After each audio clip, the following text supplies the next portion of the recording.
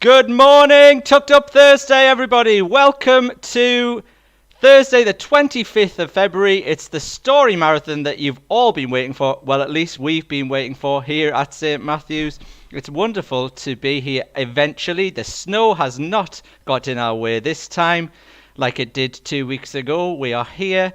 We are functional. We are working. We haven't had much sleep, but we are ready for 12 hours of back-to-back stories from our teaching staff, from our children, from our parents, grandparents, from people all over the world, and most importantly from some brilliant, absolutely phenomenal authors. And I'm going to spend the next few minutes just talking you through the day, giving you a flavour of what's in store, and then we're going to start with our first stories from 8:15. So, what's in store today? Well, you've got me, first of all, boys and girls, I'm afraid. And then after that, straight after that, we've got the amazing, the incredible Mrs. Hatley, who is in wardrobe as I speak at the minute, just getting herself ready for those first stories of the day. And following that, we've got our first challenge of the day, which is linked to the fantastic author Ross Welford, who some of you may know, books like The 1,000-Year-Old Boy and The Boy Who Came from Space. And we've got a little challenge coming up at 8:45 based on Ross Welford with some fantastic prizes as well. Then we'll be hearing from the man himself at 9 o'clock with his story recording that he's done for us. And he's also taken some time out to answer some brilliant questions put to him by our year 4 and 5 class.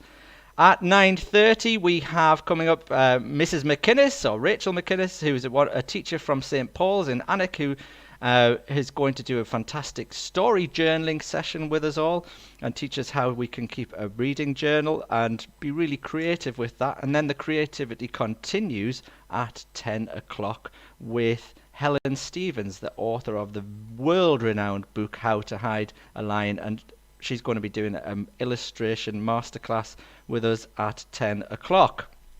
After that, even more fun in store, we've got another challenge coming up, which is linked to the Supertato series. So lots and lots of you, no doubt, have got Supertato books on your bookshelves in school, and so that will be linked to Paul Linnet and Sue Hendra, and the challenge will be set at 10:30. At 11 o'clock, we've got Piers Torday, the brilliant Northeast author. He'll be live with us from 11 o'clock doing a reading of his new book. And then following that, let's see where we're going with this. We've got more competitions coming up straight after that. At 12 o'clock, the children of St. Matthew's are invited to come together and share a great big story session at 12 o'clock with me. That's something to really look forward to as well. And then at 12:30, we've got our little international hour. We've got stories from all over the world coming up at 12:30 today. We've got far-flung places such as Luxembourg, such as Florida, such as Canada, such as Australia, such as Spain. We've got places all over the world covered for our international hour at 12:30. Then at 1:15, we have the amazing Gabrielle Kent, who's going to be reading some excerpts from her Knights and Bikes book and from the Alfie Bloom series. So it's great to have Gabrielle on board as well. 2 o'clock, we will welcome live Paul Linnet and Sue Hendra, who will be reading Supertato's Carnival Catastrophe book, which we can't wait for that, and there'll be some recap on the competition from earlier in the day. 2:30, this will be a highlight for lots and lots of parents, no doubt. We've got our class stories, which have been recorded by some of our classes in school, and we're going to be sharing those at 2:30 today. Then we've got stories for an hour back-to-back with our amazing staff here at St. Matthew's. They will be sharing lots and lots of stories with us right up until 4 o'clock, when we'll be joined by a special guest, a good friend of mine from Texas in America. Haley will be joining us to share some traditional Texas tales with us from 4 o'clock as well. And then coming up closer to 5:20 to 5, we've got brilliant up-and-coming Northeast author Jenny Pearson, and Jenny will be with us for a question and answer session from 5 o'clock as well. Hopefully you'll all still be with us by that point, because it'll be definitely worth tuning in for. At 5:30, we've got a bit of a poetry section going on, and we'll be hearing lots and lots of different poems, and that will run us right the way through until 6 o'clock, where we'll be having our parent hour. So we'll have lots and lots of stories that have been recorded by our wonderful, fantastic, amazing family of parents and grandparents at St Matthew's, and they'll be sharing some of their favourite children's stories as well. And then, to finish the day, to bring it to its climax, we have the sequel to The Day the Crayons Quit, which lots and lots of children and parents from St Matthew's may recall the last Tucked Up Thursday special bonanza video that the teachers did of The Day the Crayons Quit. We have got the sequel, The Day the Crayons Came Home, and that will be the climax of our Tucked Up Thursday.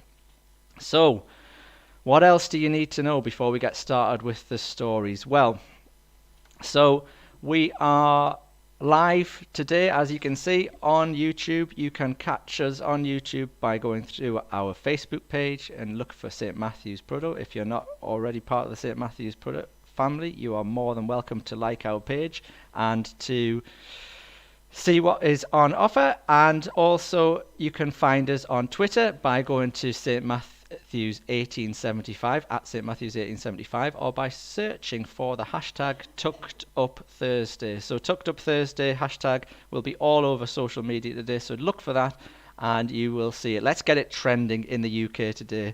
Tucked Up Thursday. I'm sure we'll get it trending in Prudhoe at least. As I said, we've got lots and lots of competitions throughout the day. We've got some fantastic book prizes to be won, signed copies by different authors. It's going to be brilliant, and I can't wait to get your entries to the competitions. How do you enter the competitions? There's a couple of ways you can do that.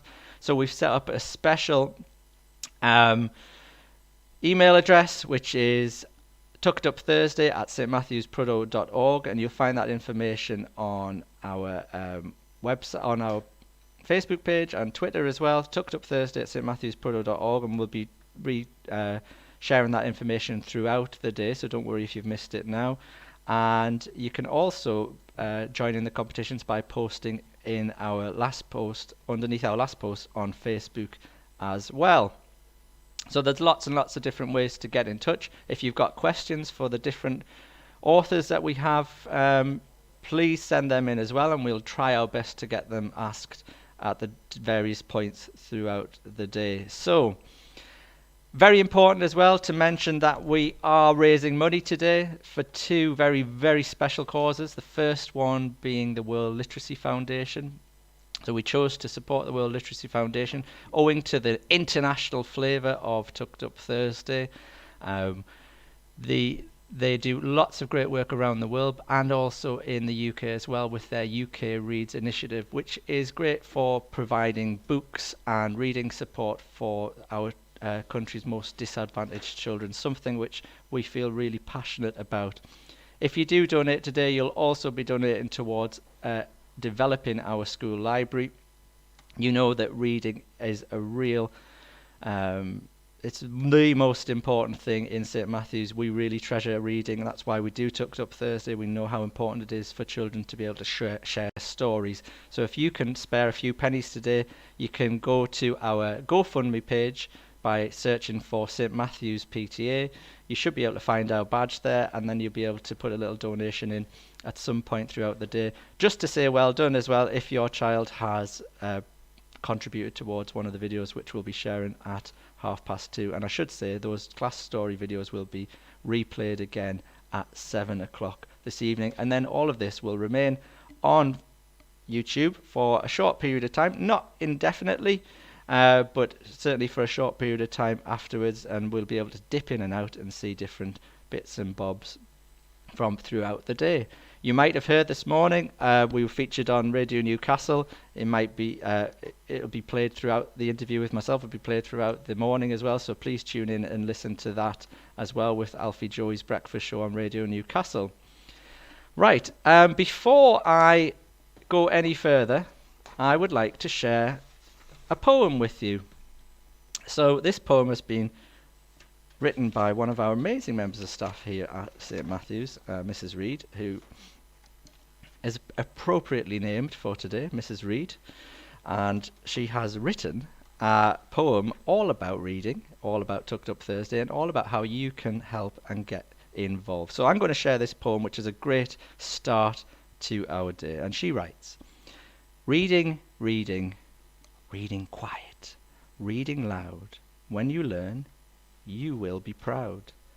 Listening, listening, shh, quiet now. I can't read to you if you don't allow. Titles, words, sentences and pictures too. Books with lots of text and pages. I could simply read for ages. Yes, that's definitely true. Books have many different features, and they're not all just about funny or weird creatures. Reading books is so much fun. Some books can entertain. From others, knowledge you can gain. For our marathon read, a good working pair of ears is what you'll need. If you want, give us a donation.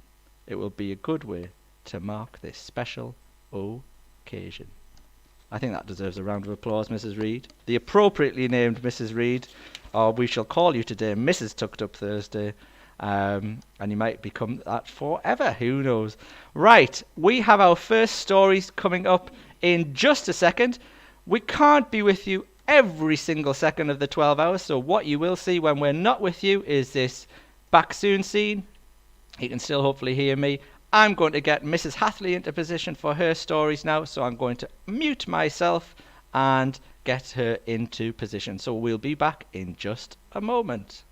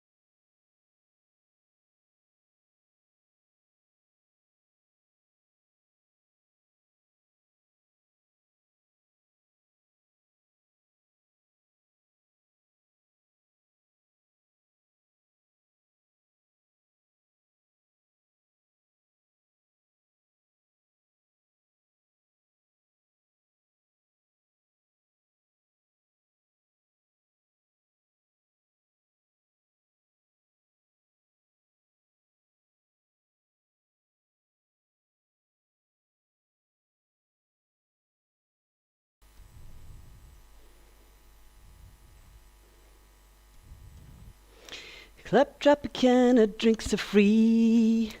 Sun and sunshine, there's enough for everyone. Hello. I'm what?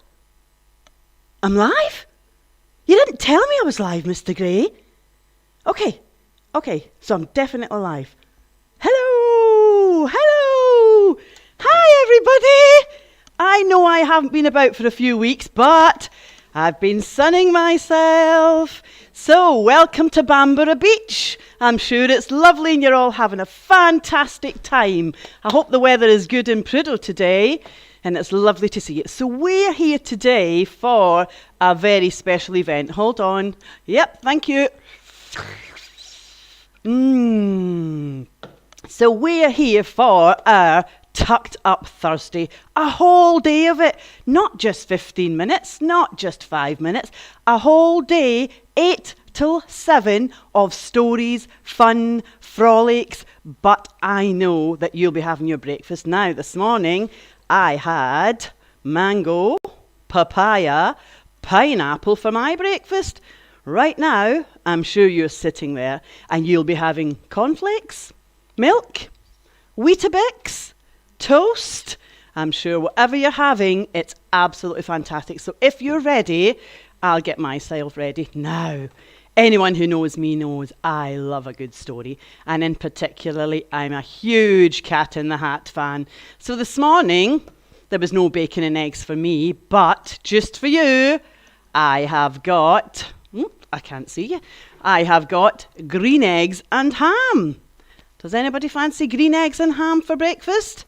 If you're ready, then I'll begin. Are you ready? Get yourself sorted. Mix it up. Go on. Make your chocolate milk with your Cocoa Pops. Are you ready? Are you ready? Here we go. Green Eggs and Ham by Dr. Seuss. I am Sam. Sam, I am. Oh, that Sam I am. That Sam I am. I do not like that Sam I am. Do you like green eggs and ham? I do not like them, Sam I am. I do not like green eggs and ham. Oh dear. Would you like them here or there? I would not like them here or there. I would not like them anywhere. I do not like green eggs and ham. I do not like them, Sam I am. Would you like them in a house?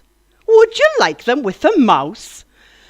I do not like them in a house. I do not like them with a mouse. I do not like them here or there. I do not like them anywhere. I do not like green eggs and ham. I do not like them, Sam I am. Would you eat them in a box? Would you eat them with a fox? Hold on. That's better. Daiquiri. Not in a box, not with a fox, not in a house, not with a mouse. I would not eat them here or there. I would not eat them anywhere. I would not eat green eggs and ham. I do not like them, Sam I am. Would you, could you, in a car, eat them, here they are. I would not, could not, in a car. You may not like them, you will see. You may not like them in a tree. I would not, could not, in a tree. Not in a car, you let me be. I do not like them in a box. I do not like them with a fox. I do not like them in a house. I do not like them with a mouse. I do not like them here or there. I do not like them anywhere. I do not like green eggs and ham. I do not like them, Sam I am. A train, a train, a train, a train. Could you, would you, on a train? Not on a train, not in a tree, not in a car. Sam, let me be. I would not, could not, in a box. I could not, would not, with a fox. I will not eat them with a mouse. I will not eat them in a house. I will not eat them here or there. I will not eat them anywhere. I do not like green eggs and ham. I just do not like them, Sam I am. Say, in the dark, would you, could you, in the dark? I would not, could not, in the dark. Would you, could you, in the rain? I would not, could not, in the rain. Not in the dark, not in a train, not in a car, not in a tree. I do not like them, Sam, you see. Not in a house, not in a box with a mouse, not with a fox. I will not eat them here or there. I do not like them anywhere. I need a drink. You do not like green eggs and ham. I do not like them, Sam I am. Could you, would you, with a goat? I would not, could not, with a goat. Would you, could you, on a boat? I could not, would not, on a boat. I will not, with a goat. I will not eat them in the rain. I will not eat them on a train. Not in the dark, not in a tree, not in a car. You let me be. I do not like them in a box. I do not like them with a fox. I will not eat them in a house, and I will not eat them with a mouse. I do not like them here or there. I do not like them anywhere. I do not like green eggs and ham. I do not like them, Sam. I am. You do not like them, so you say. Try them, and you may. Try them, and you may, I say. Sam! If you will let me be, I will try them, you will see.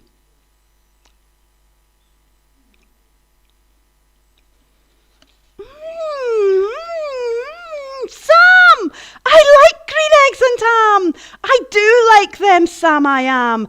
I would eat them in a boat, and I would eat them in a goat, and I will eat them in the rain, and in the dark, and on a train, and in a car, and in a tree. Oh, they are so good, you see. So I will eat them in a box, and I will eat them with a fox, and I will eat them in a house, and I will eat them with a mouse, and I will eat them here and there, and I, Sam, I will eat them anywhere. I do like green eggs and ham. Oh, thank you, Sam, I am. So, after all, Sam I am did like green eggs and ham, didn't he? So I hope this morning your mum, dad, granddad might make you some green eggs and ham for the rest of our story time. Okay, so that's just one story. This morning we're going to get so many different stories, but I'm not sure everybody will be like Mrs. Hatherley and be in the Caribbean. They won't all be being an influencer in the Caribbean. Some of them might still be in Prudhoe, some of them might have stars, some of them might be elsewhere, but we just have to remember we're here for the stories. So SMP, #LifeSong, living it big, all day long with story time. So, how's the Cocoa Pops going down? Yeah? Everybody enjoying it? Or the Weetabix? Maybe put a bit of honey on your Weetabix this morning. Spice it up. Honey, banana, I don't know, maybe some blueberries, all lots of different things, okay? I'm going to have a very tropical platter for my breakfast, but I think it's time for a next story. Have I got time? I have. So, this story is a real favourite with lots of people, and it is called The Tiger Who Came to Tea. So it might be in your house this morning. It might be the tiger that came to breakfast. So lock the cupboards, close the bathroom door, turn the taps off, and do not let a tiger come into your house for breakfast. Do you hear me? So this is The Tiger Who Came to Tea, and it was written and illustrated by Judith Kerr. Are we ready? One day there was a little girl called Sophie, and she was having tea with her mummy in the kitchen. Suddenly there was a ring at the door. Sophie's mummy said, I wonder who that could be. It can't be the milkman, because he came this morning. And it can't be the boy from the grocery store, because the Waitrose van hasn't delivered yet. And it can't be Daddy, because he's got his key. We'd better open the door and see. Sophie opened the door. And there was a big, furry, stripy tiger. The tiger said, Excuse me, I'm very hungry. Do you have anything I could have to eat? And could I have tea with you? Sophie's mummy said, Well, yes, of course. Come on in. Would you invite a tiger in? I'm not sure I would. I think I would give him some food and put him out in the back garden. So the tiger came in and he sat down at the table. Sophie's mummy said, would you like a sandwich? But the tiger didn't take one sandwich. He took all of the sandwiches on the plate and he swallowed them in one big mouthful. Oh, what a greedy tiger. And still he looked hungry. So Sophie passed him the buns. But again, the tiger didn't eat just one bun. He ate all the buns in the dish. And then he ate the biscuits and the cakes until there was nothing left on the table. So Sophie's mummy said, Would you like a little drink? Oh, yes, I would love a drink. That's lovely. And the tiger drank all the milk in the milk jug and all the tea in the teapot. And then the tiger looked around the kitchen to see what else he could find. He ate all the supper that was cooking in the saucepans, and he ate all the food in the fridge, and all of the packets and the tins that were in the cupboard. And he drank all the milk, and all the orange juice, and all of Daddy's beer, and all the water that was in the tap. Then he said, "Oh, thank you for my nice tea. I think I'd better go now." And off he went. Sophie's mummy said, "I just don't know what to do. I've got nothing for Daddy's supper. The tiger has eaten everything." And Sophie found she couldn't have her bath because the tiger had drunk all the water in the tap. Just then, Sophie's daddy came home. Sophie and her mummy told him what had happened and how the tiger had eaten all the food and drank all the drink. And Sophie's daddy said, I know. Let's go. I've got a good idea. Let's put our coat on and we'll go to the cafe." So they went out in the dark, and all the street lamps were lit, and all the cars had the lights on, and they walked down the road to the cafe. And they had such a lovely supper with sausages and chips and ice cream. And in the morning, Sophie and her mummy went shopping, and they bought lots more things. And they also bought a very large tin of tiger food, just in case that tiger should ever come back. But you know what? He never did. The tiger never came back. So be aware, if you see a tiger, I wouldn't let him in my house, okay? Let's not let the tiger in the house. Give him some food and let him be outside. Much happier tigers outside. Okay, so that's 2 stories we've had. Is everybody a bit more awake now? Give yourself a shake. I'm sure some of you are still sleeping. Give yourself a shake, but make sure you don't shake so much that you tip over the milk and it spills all over the floor. You know what'll happen then. But accidents happen. So just get a cloth, wipe it up, and things will be absolutely fine.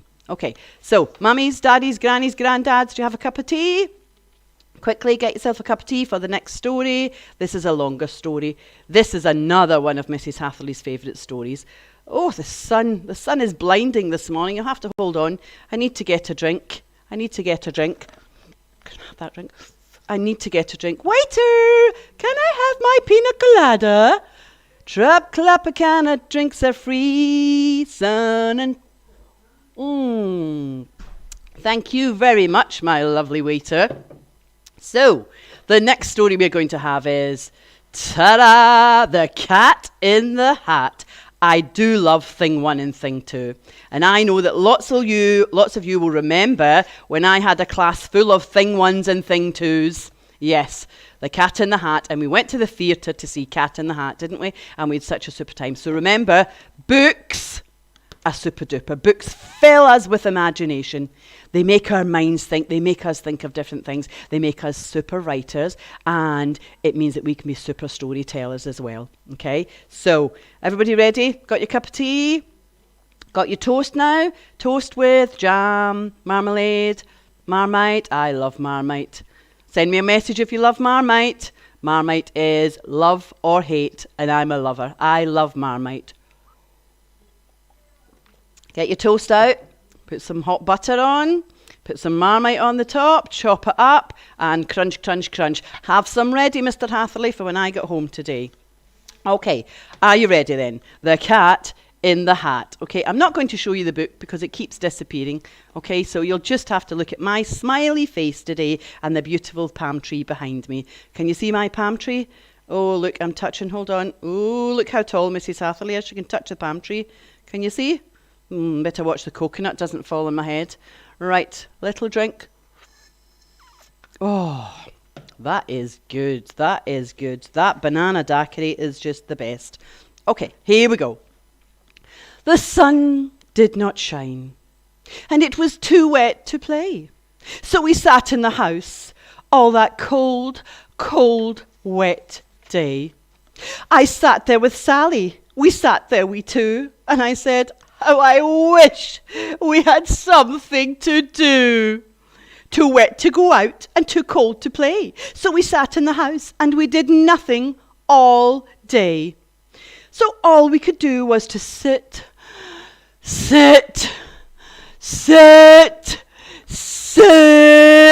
and we did not like it, not one little bit. And then something went bump. How that bump made us jump. We looked and we saw him on the step on the mat. We looked and we saw him, that cat in the hat.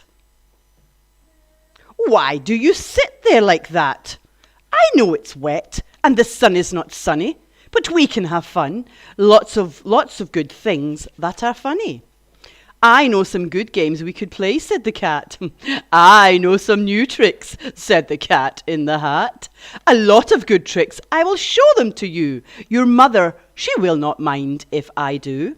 Then Sally and I did not know what to say. Our mother was out of the house for the day.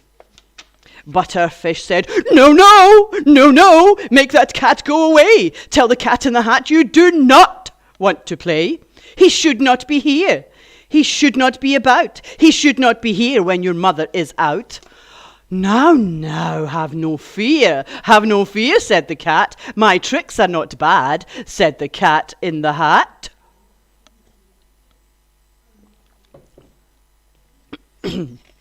Why, we can have fun, lots of good fun if you wish, with a game that I call Uppity Up with the Fish. Oh, did you see that little fish? Did you see that little fish behind my hair? Behind my head, did you see him? Yep, he's an angelfish. We find them in the Caribbean. Put me down, said the fish. This is no fun at all. Put me down, said the fish. I do not wish to fall. But have no fear, said the cat. I will not let you fall. I will hold you up high as I stand on a ball, with a book in one hand and a cup in my hat. But that's not all I can do, said the cat. Look at me now, said the cat, with a cup and a cake on the top of my hat. I can hold up 2 books, I can hold up a fish, and a little toy ship, and some milk on a dish. And look, I can hop up and down on the ball. But that is not all. Oh no, that is not all. Can you see him? Can you see him? I sense trouble. Look at me now. It's fun to have fun, but you have to know how. I can hold up a cup and the milk and the cake. I can hold up these books and the fish on a rake. I can hold the toy ship and a little toy man. And look, with my tail I can hold a red fan. I can fan with a fan as I hop on the ball, but that is not all. Oh no, my friend, that is not all. Look at him. Oh, look at him. Can you see him? Oh, I sense some trouble coming up. That is what the cat said. Then he fell on his head. He came down with a from up there on the ball, and Sally and I, we saw all the things fall. And our fish came down too. He fell into a pot and he said, do I like this? Oh no, I do not. This is not a game, said the fish as he lit. No, I do not like it, not one little bit. Now look what you did, said the fish to the cat. Now look at this house, look at this, look at that. You sank our toy ship, sank it deep in the cake. You shook up our house and you bent our new rake. You should not be allowed here. You should not be here. Not when our mother, she is not here. You get out of this house, said the fish in the pot. But I like to be here. Oh, I like it such a lot, said the cat in the hat to the fish in the pot. I will not go away. I do not wish to go. And so, said the cat in the hat, so, I will show you another good game that I know. And then he ran out, and then as fast as a fox, the cat in the hat came back with a box. A big red wooden box. It was shut with a hook. Now look at this trick, said the cat with a look. Then he got up on the top with the tip of his hat. "I call this game fun in a box," said the cat. "In this box there are two things I will show to you now. You will like these things," said the cat with a bow. Need a drink? "I will pick up the book. You will see something new. Two things, and I call them Thing 1 and Thing 2. Can you see them?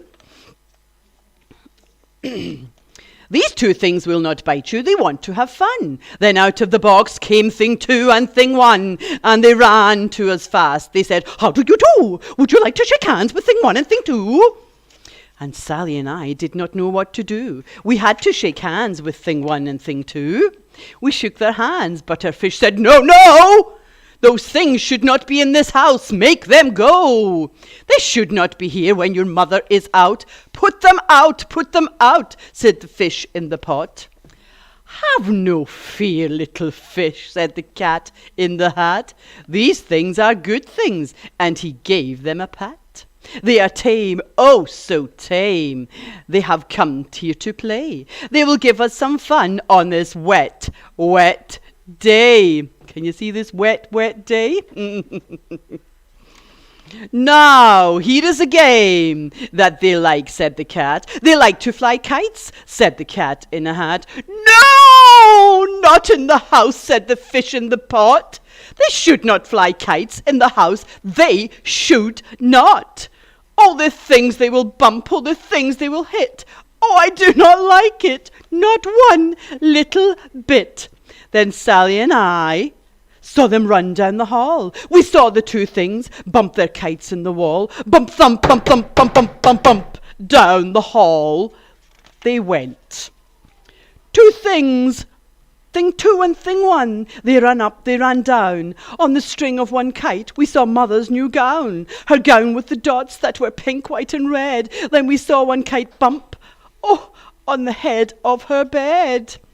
Those two things ran about with big bumps, jumps and kicks, with hops and big thumps, and were all kind of bad tricks. And I said, "I do not like the way they play. If Mother could see, oh what would Mother say?" Then our fish said, "Oh, look, look! Your mother is on her way home. Did you hear? Oh, what will she do to us? What will she say? Oh, she will not like it to find us this way." "So do something fast," said the fish. "Do you hear? I saw her, your mother. Your mother is near. So as fast as you can, think of something to do. You'll have to get rid of Thing 1 and Thing 2. So as fast as I could, I went after my net, and I said with my net, I can get them, I bet. I bet with my net I can get those things yet. Then I let down my net. It came down with a plop. And I had them at last. Those two things had to stop. Then I said to the cat, "Now you do as I say. You pick up those things and you take them away." Oh dear, said the cat. "You do not like our game? Oh dear, what a shame, what a shame, what a shame." Then he shut up the things in the box with a hook, and the cat went away with a sad kind of look. "Oh, this is not good," said the fish. "Has he gone yet?" "Yes, your mother will come. She will find this big mess. And this big mess is so big and so deep and so tall, we cannot pick it up. There is just no way at all." And then, who was back in the house? Why, the cat. "Have no fear of this mess," said the cat in the hat. "I always pick up my playthings, and so I will show you another good trick that I know." Oh. Then we saw him pick up all the things that were down. He picked up the cake and the rake and the gown and the milk and the string and the book and the dish and the fan and the cup and the ship and the fish. And he put them away. Then he said, "That is that." And then he was gone with the tip of his hat. Then our mother came in and she said to us two, "Did you have any fun? Tell me, what did you do?"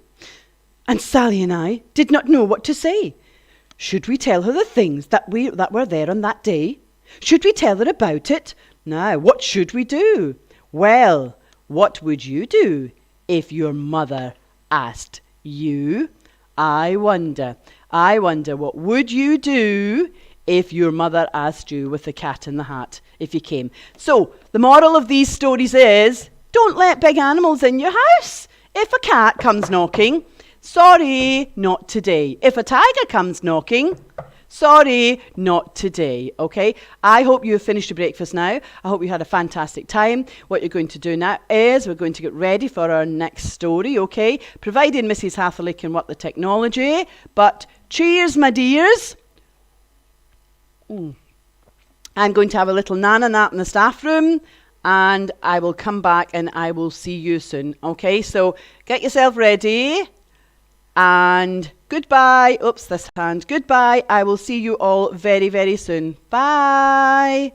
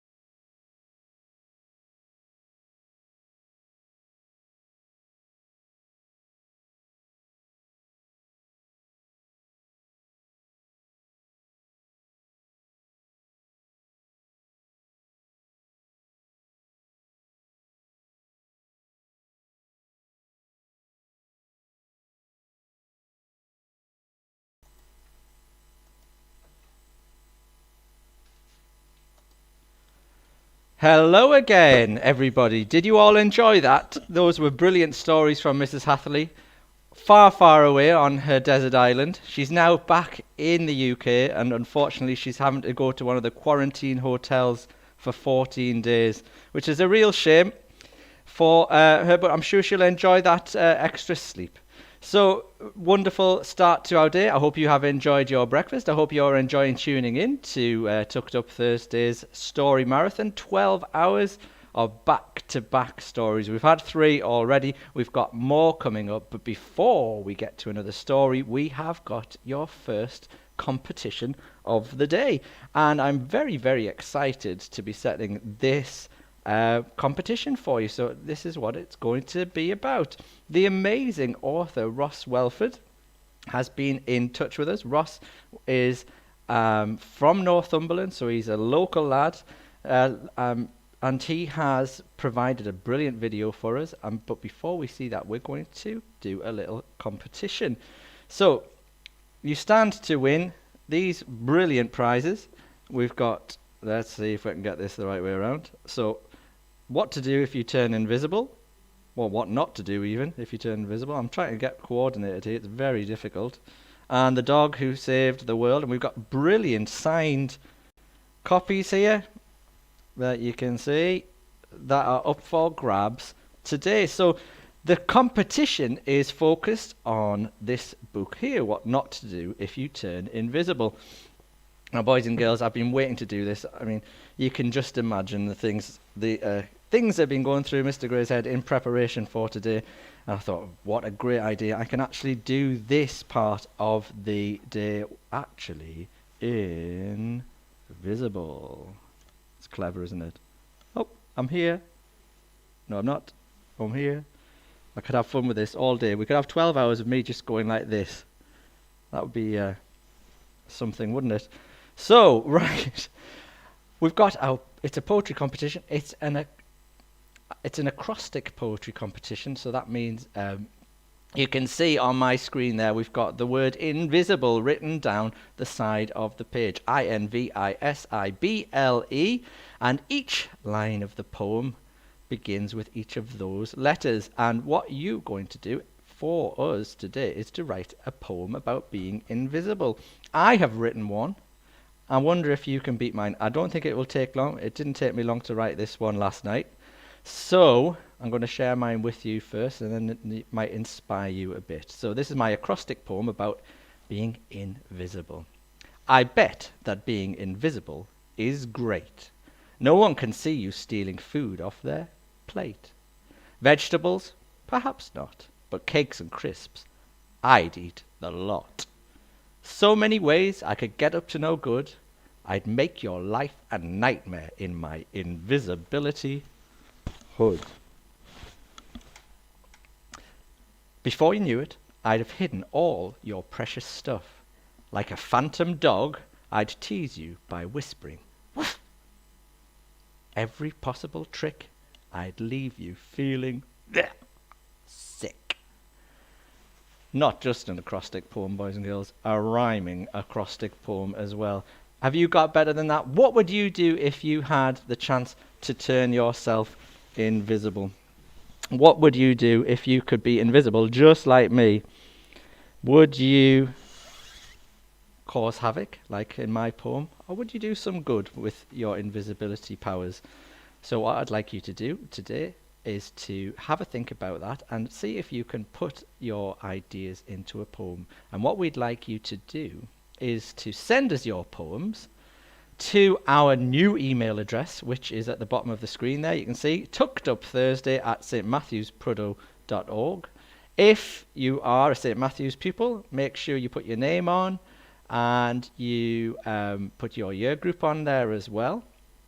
And if you're not St. Matthew's pupil, if you're from somewhere else around the world, around Northumberland or around the world, you are also welcome to join in the competition as well. Just make sure you put your name and your school on there and your school's address as well, so that if you do win, we can send you these amazing prizes. What not to do if you turn invisible. As I said there before, Ross Welford's amazing book, or this one, The Dog Who Saved the World. He's not going to be reading from either of these books in a minute. He's going to choose one entirely different one. Now, Ross couldn't be with us live today. He would have loved to have been, but he has sent us a video. And in that video, he's also taken some time to answer some of the questions from the children in our Year 4-5 class. So if you're in that class particularly, listen out. You might have your question answered by Ross. And I'm going to sign off now. So don't forget, your invisible acrostic poem, they need to be submitted by, and I nearly forgot this, they need to be submitted by 5 o'clock this afternoon, and the winner will be announced at 5:30. I'm getting a nod from the technical team beside me here. 5:30, the winners announced. Will be sharing, let's say, all of your poems. Let's say if we get thousands, which, who knows, we might not be able to share all 1,000. If we get 3, we'll share them all. But let's hope that you can send those in to tuckedupthursday@stmatthewsproto.org, or if you're feeling really creative, you can put it in the comments on our Facebook page as well. Don't forget, any posts on social media today, use the hashtag #TuckedUpThursday. Let's get it trending in the Tyne Valley. So I'm going to switch screens just temporarily, and you're going to be coming back in a few moments with the amazing Ross Welford.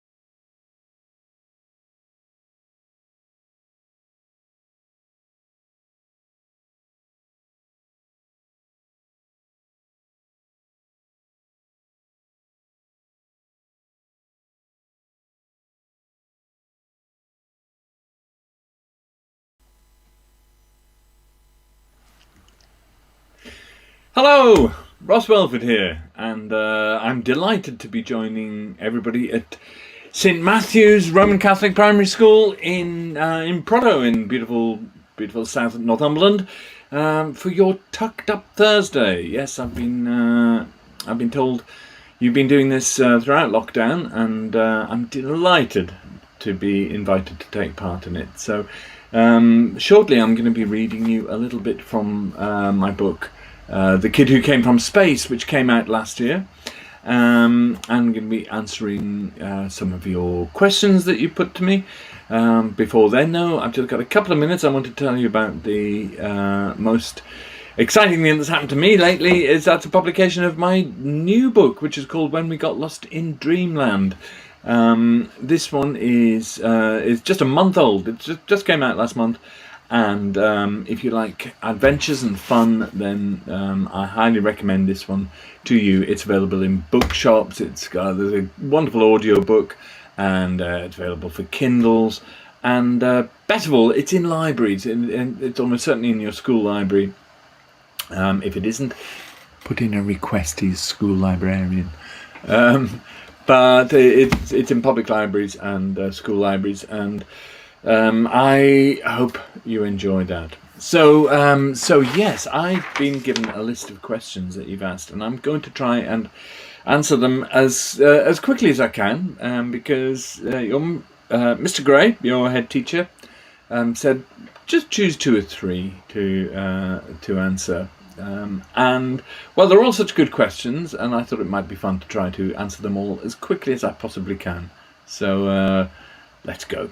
Okay, Matthew says, why did you become an author? The answer to that one, Matthew, is I was unemployed. I had lots of time on my hands a few years ago, and I had no excuse not to become an author. So that was the answer to that one. Brandon and Ava say, where do you get your ideas? I get them right here. This is right here. You can't see here, but my computer monitor is there, and I sit here and I keep writing and writing and writing until something happens, and it nearly always does. Martha, when did you start to love writing? I always love writing as soon as it's finished. That's when I love it. Writing a book is really hard work, and so when did I start to love it as a job? Well, that was as soon as my first book came out, and I realised that people liked reading what I wrote, so that's nice. Connie says, how many books have you written in your whole life? The answer to that is 6, Connie. Isabel says, why do you love books and what got you into them? I love books because I think they can provide a window or a door even that you can go through into another world. Anything that you can imagine is possible in books, and I've been reading them ever since I was very, very little. Eve says, when did you publish your first book and what was it? Well, my first book was Time Travelling with a Hamster, and that was published in January 2016. Katie says, how long does it take you to write a book? The answer to that is about a year, Katie. I'm just starting writing, and just now I'm starting writing my next one, which will be out in January 2022. So it takes about a year. Nia asks, are any of your stories based on reality? Not really, but they are based in real places. So all of my stories take place in the northeast, some places you may be familiar with. Tynemouth, Cullercoats, North Shields, Whitley Bay, Kielder, they all take place in and around there. But the actual stories themselves are fantasy stories that don't have any reality base behind them. Isaac says, do you always enjoy writing or do you sometimes struggle? Very good question, Isaac. Yes, I often struggle. It's part of the job. Writing books well isn't easy. It's not an easy job. So yeah, I do struggle. It's part of the process, and it's part of the thing that makes it so satisfying. Harry says, who's my favourite author? I think the author that I've read most of, and I've read nearly all of her books, I think, certainly when I was a child, is Enid Blyton. I still recommend her. I think probably my favourite writer for adults is a Scottish writer called Ian Banks. Ben says, what inspired you to become an author?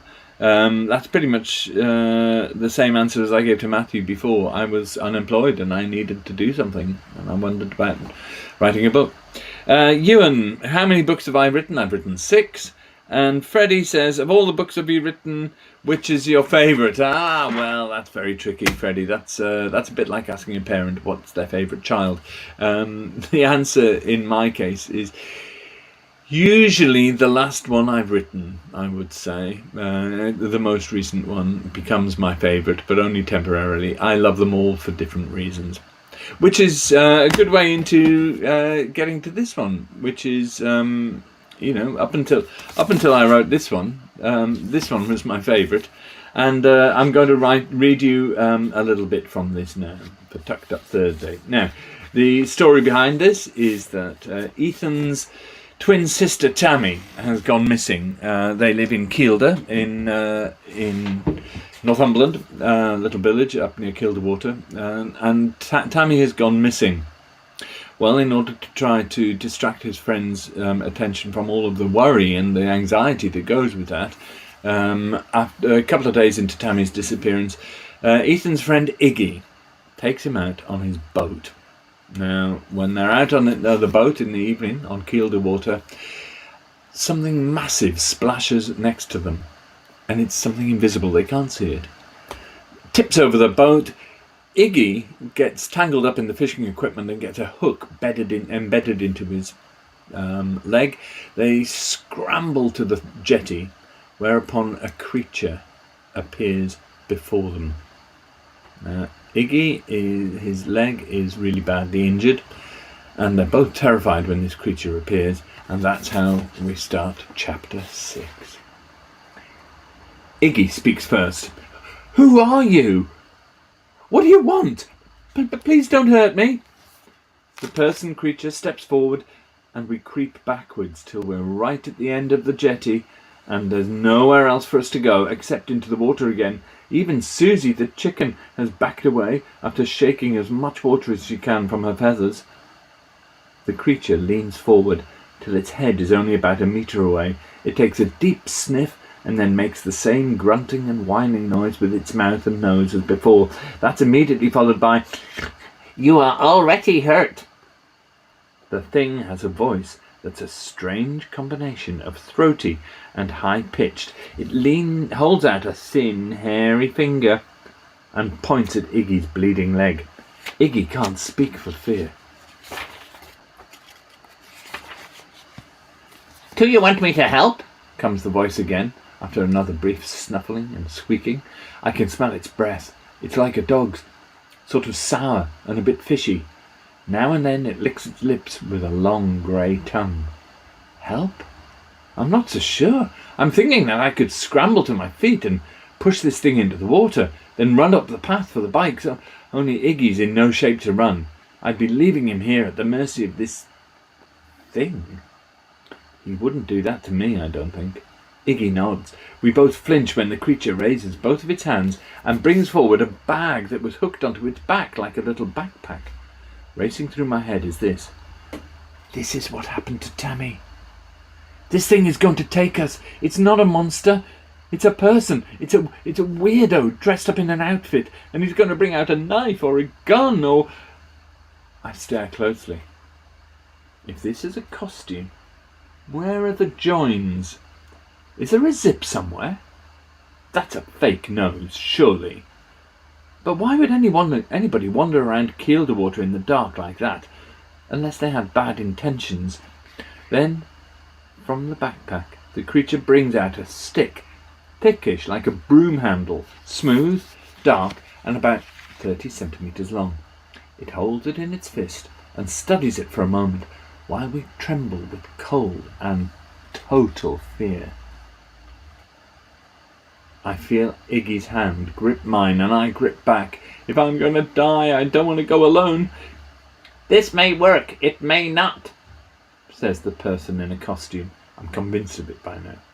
Your cellular structure is almost identical. Put your leg out.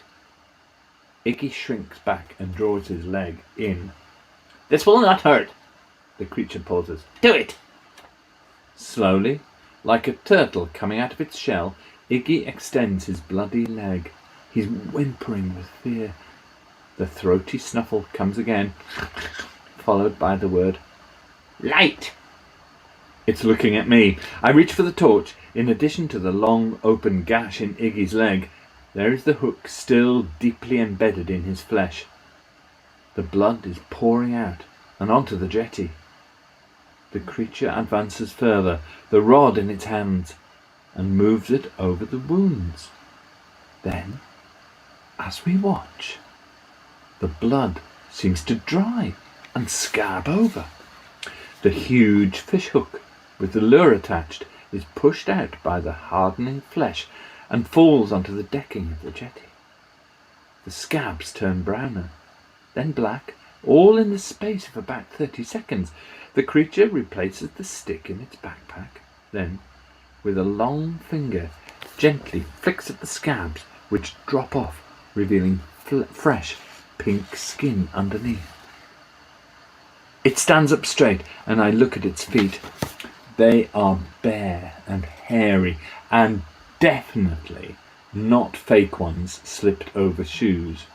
She is smallish, but not tiny. Not as tall as me. It isn't hunched over and creepy like Gollum in The Lord of the Rings, not at all. And though it's stark naked, it doesn't seem at all embarrassed by the fact. When she stands still, when she stands up, the still, cold air gives a waft of her smell. Block drains?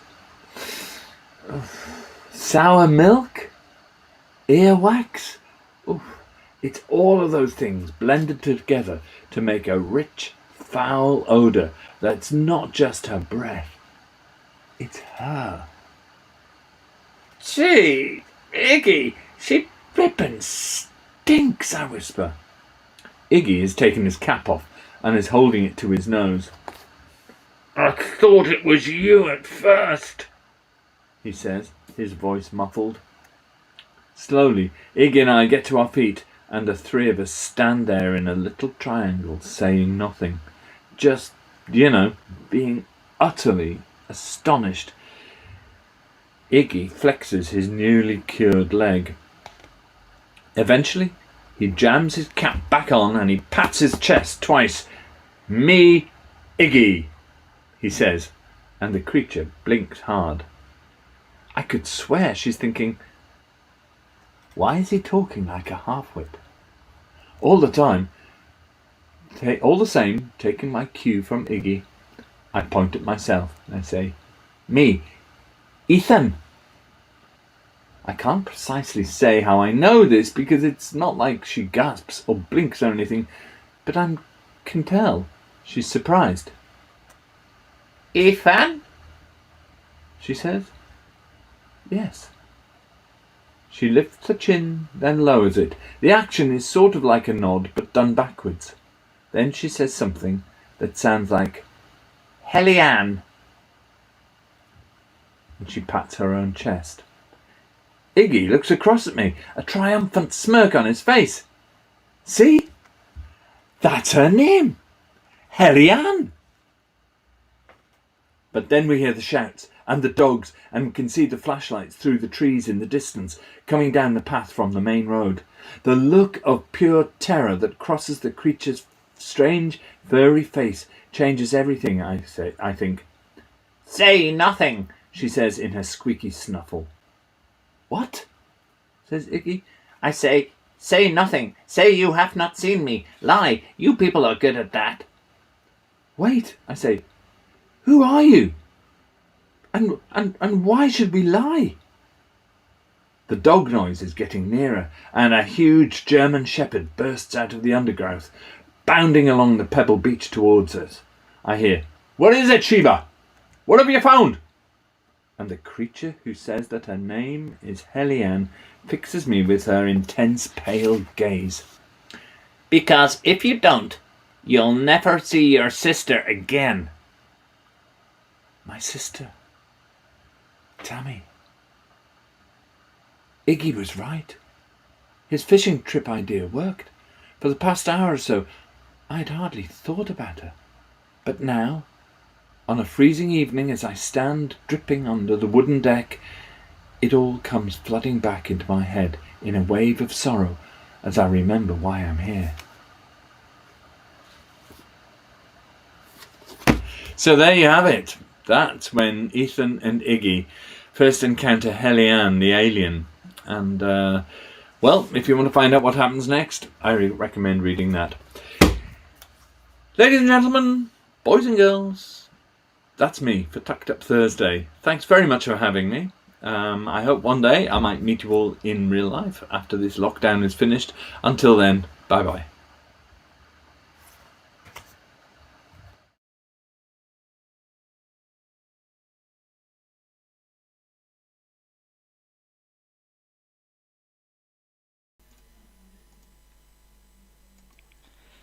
So thank you very, very much to the tremendous Ross Welford for sharing that brilliant story with us, or part of it. It was brilliant for him to get involved. We thank you very, very much for that. So we've had some really good entries starting to come in for our first competition, where you can win this book. Let's get to the right screen for this one. So just a reminder on this competition, link to Ross Welford's book, What Not to Do If You Turn Invisible. Remember, you're writing an acrostic poem using the word invisible for this competition. I've got one in already from Oliver, who writes the following. So you've got to imagine now the letters are down the side of the page. INVISIBLE. He writes, I have turned invisible. Not forever, but for a long time. Violin practice is no more. In the cupboard is where the instruments are stored. So, goodbye chores. I won't do them again. But eventually Mum will realize, living without me, even that is a punishment. Oliver, bravo. That was done in record time as well.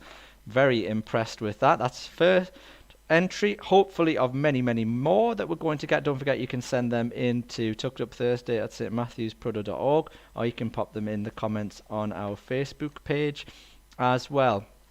Coming up in just around 10 minutes time, we've got the fantastic Mrs. MacInnes, who's going to be doing a reading journaling session with us. For this session coming up, you're going to need some paper and pencils to hand, so you can join in and do it as we go, and then that's going to be a project hopefully that you can work on throughout the day while you're listening to the stories in the background throughout the day.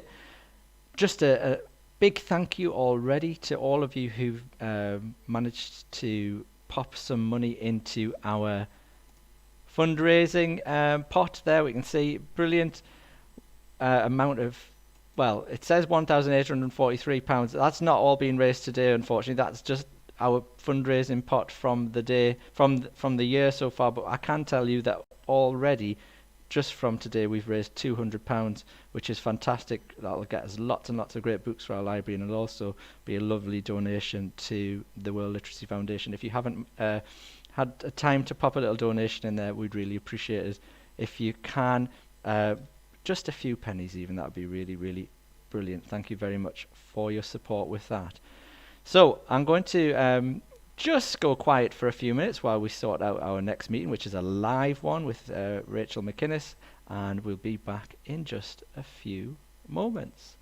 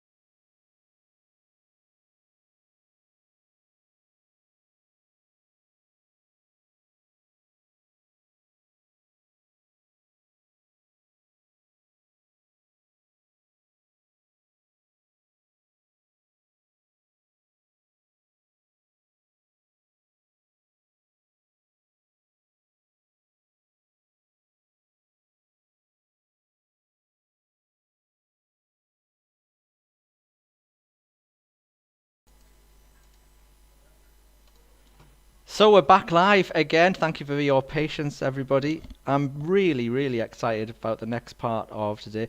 If our Tucked Up Thursday had gone ahead on the day that it was scheduled to go ahead, and that's the number next to my head, lazy Mr. Gray didn't remember to change the date on the poster behind him. It said the 11th of February. We wouldn't have had the pleasure of Rachel MacInnes, who's joining us next. Rachel does some fantastic book journaling. I'm not going to say much more because I don't know much more about it, but I'm going to pass you over now to the amazing Mrs. MacInnes, and I'm going to find the right screen for that. Here we are. I can see Rachel. You're very welcome, Rachel. Hello. Hello, it's lovely to be here. Thank you so much for asking me to come along. Thank you very much for joining us. Now, Rachel, I'm going to disappear off the corner of this screen. You can't see me, which is, as I say, a blessed relief for you probably. You'll have to watch it back on YouTube later. I'm going to disappear and let you do your thing. So, boys and girls, I'll pass you over to Rachel for the next half an hour or so. Thank you very much. Thank you. Okay, I'm hoping all the tech is working and you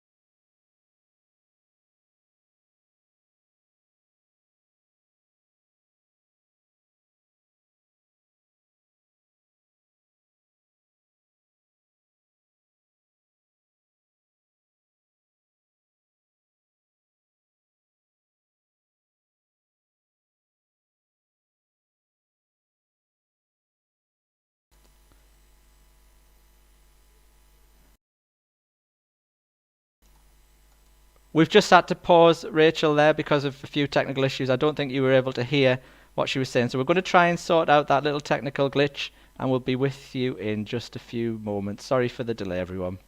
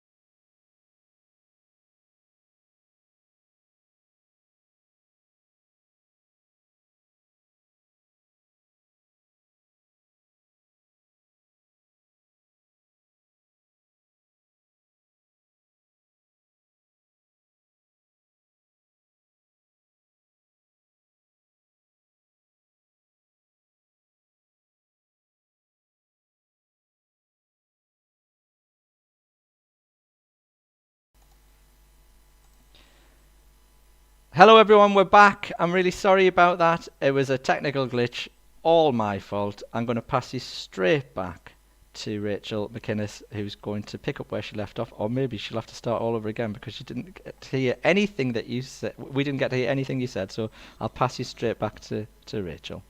Here we go. Hi everyone, I hope you can hear me this time. Thank you so much again for inviting me along. I'm really thrilled to be part of your Story Marathon Day. I'm a teacher and an artist, and I really love reading and I really love drawing, and I'm going to show you today how I like to put them together. If you want to join in while I'm doing some journal pages today, you'll need some paper, maybe a ruler, pencil and a pen. If you've got any paints or pencils knocking around, you could grab those, but you might just want to watch and then have a go yourself later on. So I'm going to show you what my reading journal looks like. And I'm going to share my screen with you now, and hopefully that's going to work okay. And I'm hoping that you can see a black book, which I'm going to open for you now. We can see it. Thank you very much.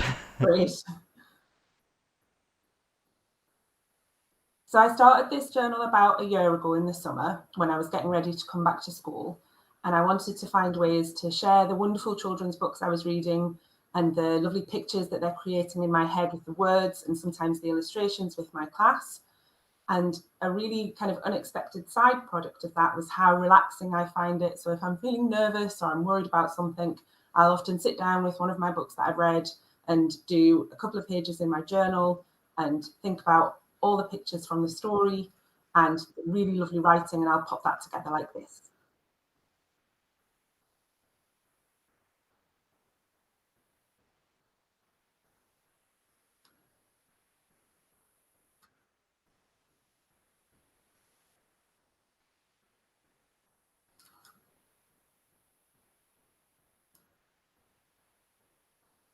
Okay, the first thing that I do is find a book that I want to work with. And at the moment with my class, I'm working on Darwin's Dragons. We've been reading lots of dragon stories, and this book is absolutely fabulous. Normally, obviously, I would read the whole book first, which I have, and we definitely don't have time for that today. So I'm going to just give you a little synopsis of the story and what I found really interesting in it. And hopefully you should be able to see that on your screen now. Now, all these illustrations are by Gordie Wright, and the author of the book is Lindsay Galvin, and all this material is published courtesy of the Chicken House Publishing Company. So I wanted to get that in because this is not my work, this is theirs. So hopefully you can see the front cover, which is really beautiful and really well drawn, and you're probably getting quite a lot of clues from that front cover about what's going to be in the book, what it's going to be linked to. I love a map in a book, really obsessed by a map in a book, quite excited by this compass rose too. At this stage, when I'm working on my journal, I might just have some doodles and words on a piece of scrap paper. So anything from the front cover and from the blurb, I might jot down just to make sure that I'm understanding what the book is about and pulling out those really main themes in it. For example, this giant tortoise is really, really cute, so I'm definitely going to draw some of that. The dragon obviously is really important too. The synopsis I'm going to read to you just really quickly so you can start to maybe note down some of the words and phrases for then get a picture of this book in your head. 1835. Cabin boy Sims Covington is on the voyage of a lifetime to the Galapagos Islands with the world-famous scientist Charles Darwin. But when Sims falls overboard during a huge storm, he washes up on an unexplored island. Stranded there, he makes a discovery that could change the world. Now it's not just his own survival at stake. The future of an undiscovered species is in his hands. How to Train Your Dragon meets natural history with real science. So this book appeals to lots and lots of people. People who like science, people who like history, people who like dragons. I think you can probably all guess what the undiscovered species he discovers is. So once I've done that, I then want to think about how I'm going to set out my page. And I do that by, I'm going to show you now, and I'm hopeful that you'll be able to see me actually working on it in just a second. I'm hoping you can see my workspace now with my little doodle sheet already there. So I had to go at copying the title. I had to go at doodling some of the things that had popped out. There's my little cute little tortoise. There's my goat, my dragon. And I want to take this and put it into a more formal spread. I always use 2 pages, and I like to work landscape, but you might prefer portrait. And I'm going to start on this side first. Very first thing that I do is take my ruler and my pencil, just a normal one. If you're lucky and you've got one of those lovely sets of pencils where they have all the different softnesses in, HB is absolutely fine, which is what a normal pencil is anyway. And then the very first thing that I do is I pop a border around the page. First of all, putting a border around any picture always makes it look really important and amazing, and it kind of makes it, it frames it and makes it stand out. So that's a good tip for any picture that you do. But it helps to make sure that on my journal page, I'm not going too tight to the edges. If you've ever tried to make a poster and you end up having to squish up the last word because you haven't planned it out, this can really help you with that. So most of my illustrations are going to go into this central part, and I'm going to also just roughly, I'm not going to measure or get too carried away, divide it in half. Again, this is really just to help me make sure I'm putting everything I want on the page. So first thing I want to get in is my title. And because I quite like that kind of mappy, kind of old historical document, I'm going to steal that for my title. And I'm going to just sketch out where I want the title to sit. Title is really important. Author's given it a lot of thought. It's going to help me remember the book when I see the title, so I'm going to make it really big. Now, I need to do a little bit of maths, not some really tricky maths, don't worry. I need to count how many letters, including the space, so that I've got an equal size letter for each one. So I've got 1, 2, 3, 4, 5, 6, 7, 8, 9, 10, 11, 12, 13, 14, 15. So that means the middle one, 2, 3, 5, 6, 7, oh, is the space. Lovely. So right here in the middle of my page, I'm going to leave a space. First letter is going to be the D, and the last letter is going to be the S. So I've done the first and the last one, and the middle is my space. So I'll just leave a little line there so I don't fill it in. Then I can fill in the word dragons without going over the edges and trying to make them all as even sized as possible. If I need to squeeze one in, I just make it look like a style choice, and I make that letter a bit smaller and higher up and make it look like I meant that all the time. So I've got my dragons. Now I'm going to put in my Darwin, and I'm going to go for that handwriting style as well. Lovely. So I've kind of spaced it out and made sure it all fits in. My banner's a bit too big, so I'm just going to chop that off and paint over my extra bit later.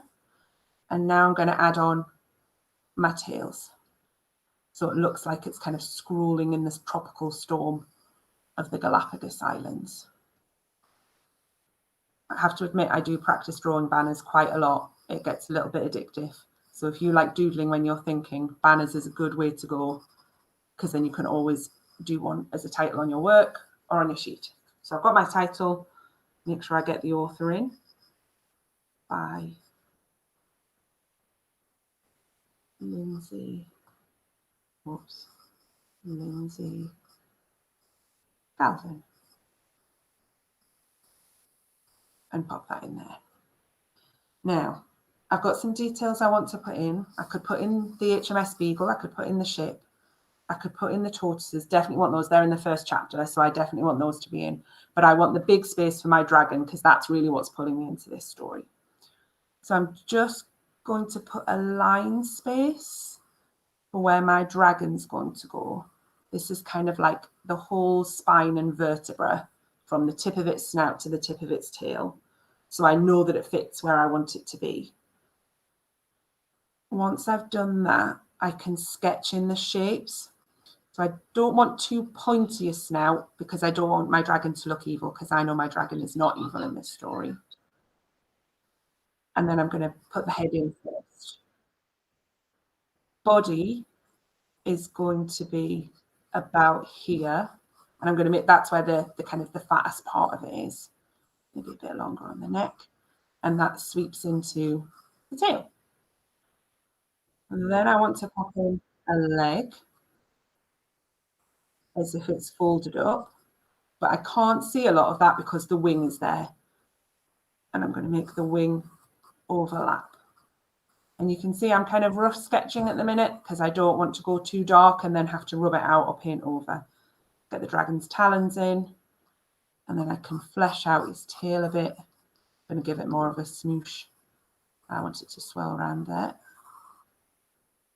Add the horns and finish off the neck, and then this foot, which is crouched up with its back talons as well. Let's get the mouth in. Not too straight a line, otherwise your dragon's going to look too serious. And then it has almost a cat's eye just there. Perfect. Now I want to add some of that ridge of spines that you see running across the back of a dragon or a dinosaur. But again, just rough sketching it in.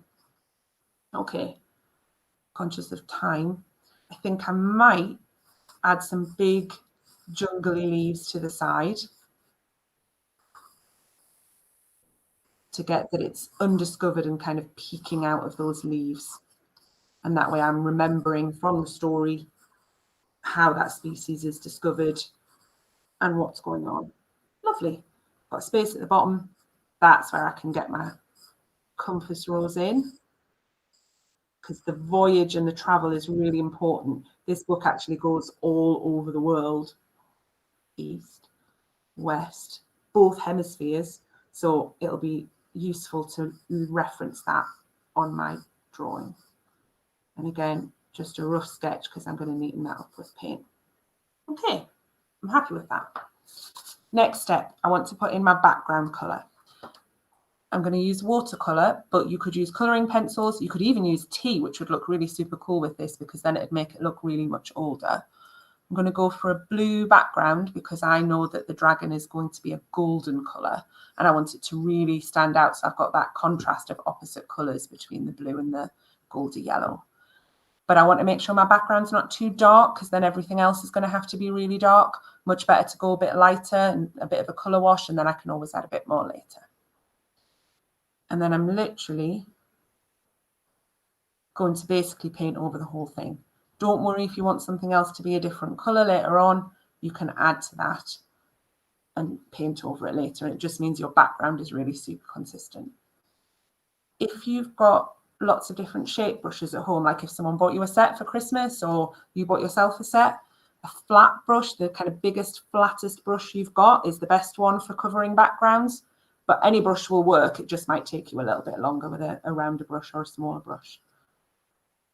And I'm not worried about being neat because it's just going to be the background, and anywhere where it's a bit splodgier, it's really just going to look like it's the sky and that's a darker bit, or a lighter bit, it's going to look like a cloud.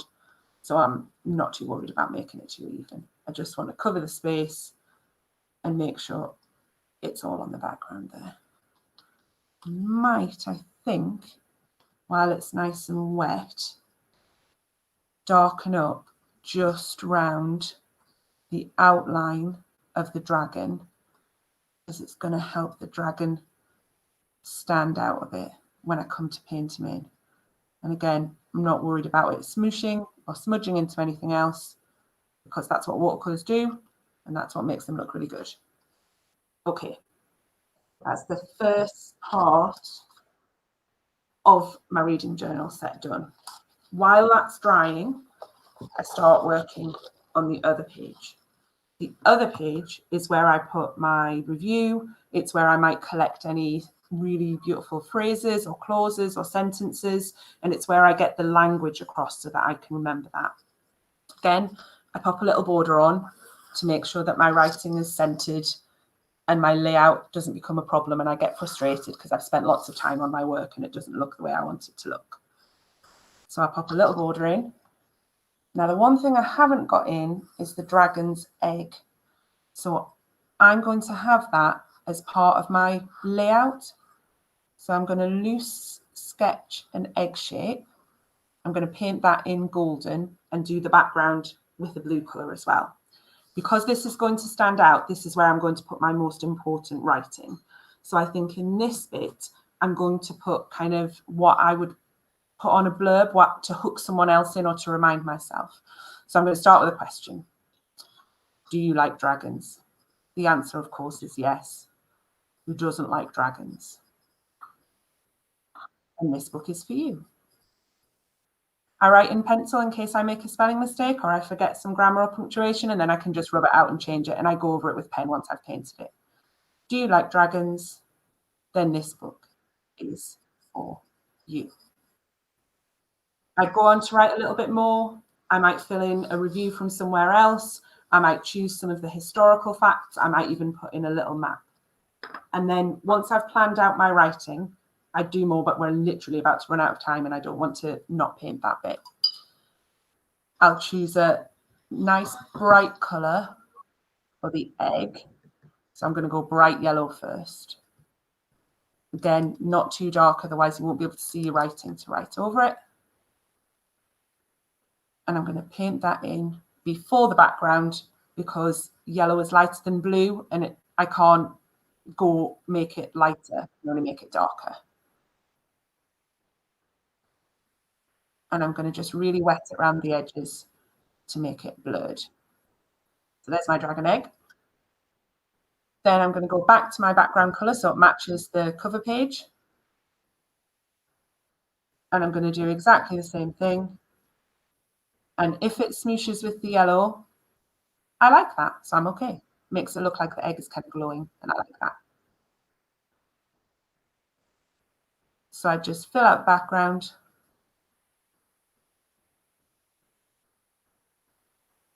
Oh yeah, I like that. Yeah, that's working out okay.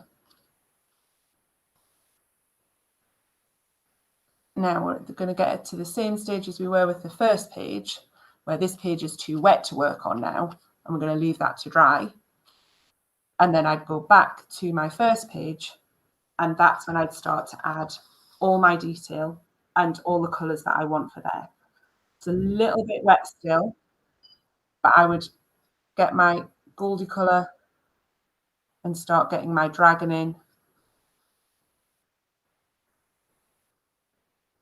And then the leaves and its wings. And you can start to get an idea of what your reading journal pages might look like. But once you get into the habit of doing it, there's literally nothing you can't do. You can add little envelopes with secret maps. You can add lift the flaps or tracing paper. And it's just a really nice creative way to have a little connection with a book that you've really, really loved. Okay. I think I'm finishing about 30 seconds earlier than I was asked to, which I think is like... I think you've done a tremendous job there, Rachel. Thank you so much. I've just been transfixed by your artistic work. It's been really good. It's been nice and therapeutic, actually, after a very stressful morning, just to watch you do that. And I think that's the key. Chill break there. I think that's the key to it. It's really therapeutic, isn't it? Yeah. If any of your children in school do any journal pages, I'd love to see pictures of them. So if you if they send them to me, or if you could, pop them up somewhere, I'd be thrilled. That's a fab idea. Actually, what I will do then, I will just bring the children's attention to, where am I going here? Wrong one. But I can go to this one. So any boys and girls, I know that actually we've got a school full of children making them at the minute, Rachel, which is great. Oh, fab. So we will definitely send you some. I'll get the children to send them in first of all to tuckedupthursday@stmatthewsproto.org, and then I will forward them on to you, Rachel, and it'll be lovely for you to be able to see them. I've got to say it's a great way to spend a quiet lockdown day, isn't it? It's really lovely, and you do feel all calm and centered, and you've really got that story in your head, so you can carry on and maybe write your own stories after that, or make your own illustrations. So yeah, it's a lovely activity. So a huge thank you to you. I'm on the wrong screen now. I'm going to back to you now. A huge thank you to you for volunteering really to do this. It really is. We really are very appreciative, and I can't wait to see some of the finished products that our children produce.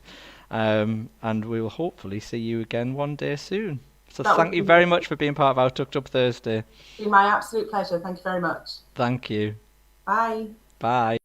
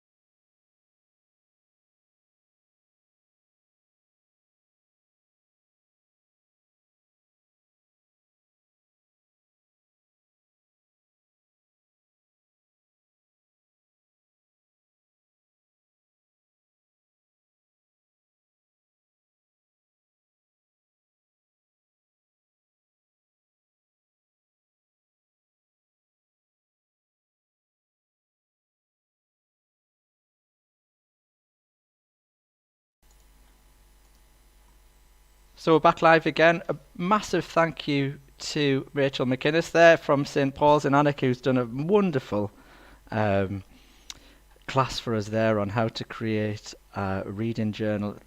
Some of the work that it was just, like I said before, very therapeutic and just a lovely creative way to get your ideas down on paper.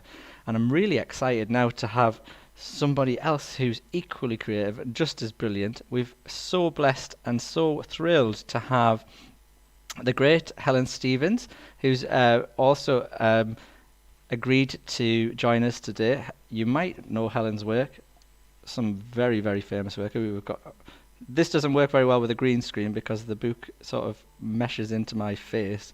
But we've got How to Hide a Lion here, a very, very world-renowned book, and also theatre production, I believe. So I'm going to just very quickly bring in Helen and welcome her to St Matthew's into our Tucked Up Thursday marathon. So let's see if we can do this, and we can see you now, Helen. So you're very, very welcome to St Matthew's and to Tucked Up Thursday. Oh, lovely. Thanks for inviting me. It's so lovely to be here. So I've got a pile of books beside me. You might know some of them. This is How to Hide a Lion and How to Hide a Lion from Grandma. It's important because grandmas might be scared of lions. How to Hide a Lion at School. I don't know whether your schools allow lions. It's it's one of those rules that can be different in each school. They're not very good at social distancing. That's the problem at the minute. They're not, are they? And How to Hide a Lion at Christmas. Oh, and then I've just brought this Greek edition along as well because they're published all over the world. And I don't do the translation. Somebody else does that for me, but there is a Greek edition. But before we dig into those, I'm going to introduce you to one of my pets. So I'm just going to flip my camera so that you can see my desk. Just a second. Settings, blah, de, blah. There we are. Okay. Oh, I have to give it permission. Okay. So you should be able to see my desk now. And I have this bottle of ink. These are my favourite drawing materials here I've got today. This is a dip pen, which is like a metal. This is so dirty you can't tell it's metal, but it's a metal nib stuck into a wooden handle, and it doesn't store any ink inside the handle. So every time I want to use it, I have to dip it in a pot of ink to use it. It's a bit like a quill, you know, on Harry Potter, where they all draw with feathers. It's a bit like that. Anyway, I'm going to introduce you to one of my pets. See if you can guess what she might be. Here she is.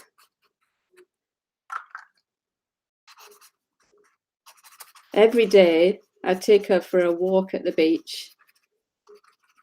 There she is. Her ears are flying behind her. I think before she was born, there must have been too many puppies squashed together because her tail is stuck around the side of her body like that. You can barely see it in amongst all the curls. Anyway, there she is. She's running on the beach.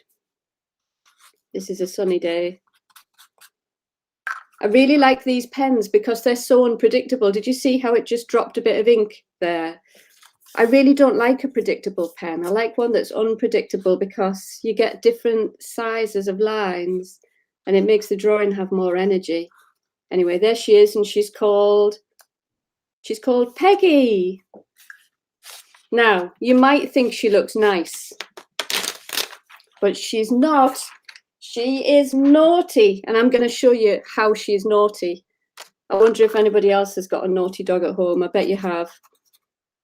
So this is the really annoying thing that Peggy does every day when I take her to the beach. So it's hard to tell what she is yet, but you'll get it in a minute. So she's lying on her back and she looks very, very pleased with herself because she really, really loves doing this very, very annoying thing. She loves it. So that's her. Those are her front paws, and here's her face. Her ears are flying in the air. Here's her back legs. There we are. Right. So I'm going to give you a clue. She's rolling in something very, very smelly that you get at the beach. Oh, it's disgusting. She's rolling around, the sand going everywhere. I'm going to draw what she likes to roll in now. So here we are.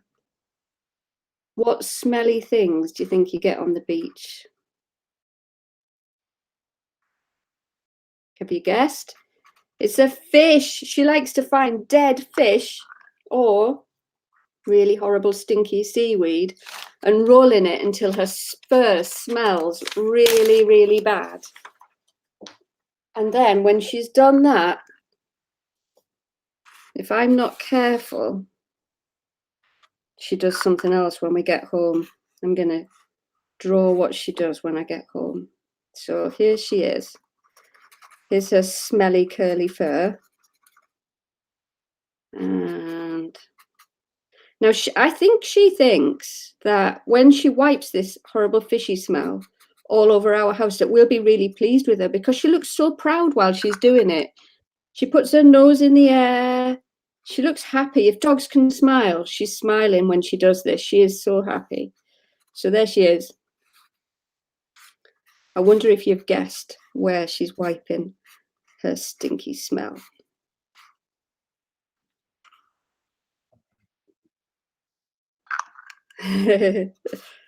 If I could hear you, I'd be guessing lots of people would be shouting out a guess now. Anyway, there she is. I'm sure you got it right. She's wiping her stinky smell all over the sofa. Oh, it's disgusting. There it is. Pooh, smelly Peggy.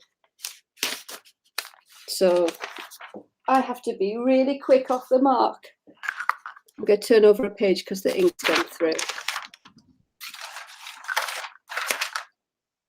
I have to be really quick, and before she can manage to do that, I have to do something else so that she doesn't wipe her smell everywhere.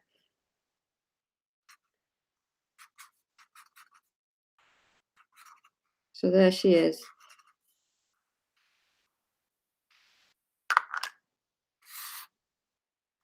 I wonder if you've guessed what I have to do to stop her wiping her stinky smell all over my legs, all over the sofa, all over the rug. Here she is. So, what do you think I have to do? So, I bet you've guessed. She is in the bath, but we've got one of those baths with something over the top. Maybe you've got one as well. We've got a bath with a shower over the top. She doesn't look very happy, does she? She doesn't particularly like a shower. There she is, having her shower. Get rid of that horrible stinky fish smell. Oh, because she doesn't really like a shower, the next thing she does, as soon as I lift her out of the bath, I'll throw a towel over her, ready to give her a bit of a dry. But before I can do anything else, she is, what is she doing? Let's see. You might be able to guess what she's doing. There's her little whiskers sticking out the front. She's got a towel over her head. And she is running somewhere. She's running down the stairs as quick as she can to get away from me before I give her another shower.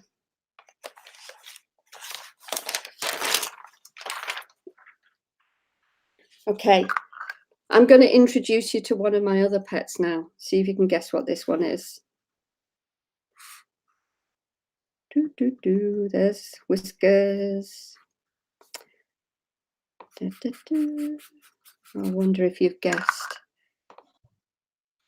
I bet if I could hear everybody, there'd be lots of shouting. Do you know, when I go to schools, when I draw this one, I don't know why, but a lot of people shout hedgehog. It's not hedgehog.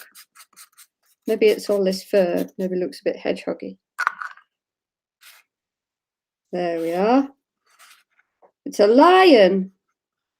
Do you know what, though? I haven't really got a lion as a pet. But I'm an author and I make up stories. So I just made that up. Right. Lion has got a friend. Here's Lion's friend. If you've read How to Hide a Lion, you might know what Lion's friend is called. There she is. She's called Iris. Okay, I'm going to draw something on the end of Lion's nose. There we are. He's got a bird sat on his nose. Okay, right, I'm going to flip back to camera.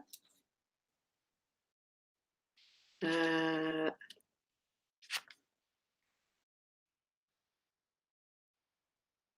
we are. Right. You'll have to give me the address of your school and I can send you those drawings this afternoon because I'm going to the post office. Right, what I'm going to do now is I'm going to read How to Hide a Lion, but I've got it on my screen because it's probably easier to see it if I read it from a PDF on my screen. That sounds like a good plan. We are all absolutely transfixed by everything that you're saying and doing here, by the way, Helen. And believe me, that there are lots and lots of children shouting out about what they can see.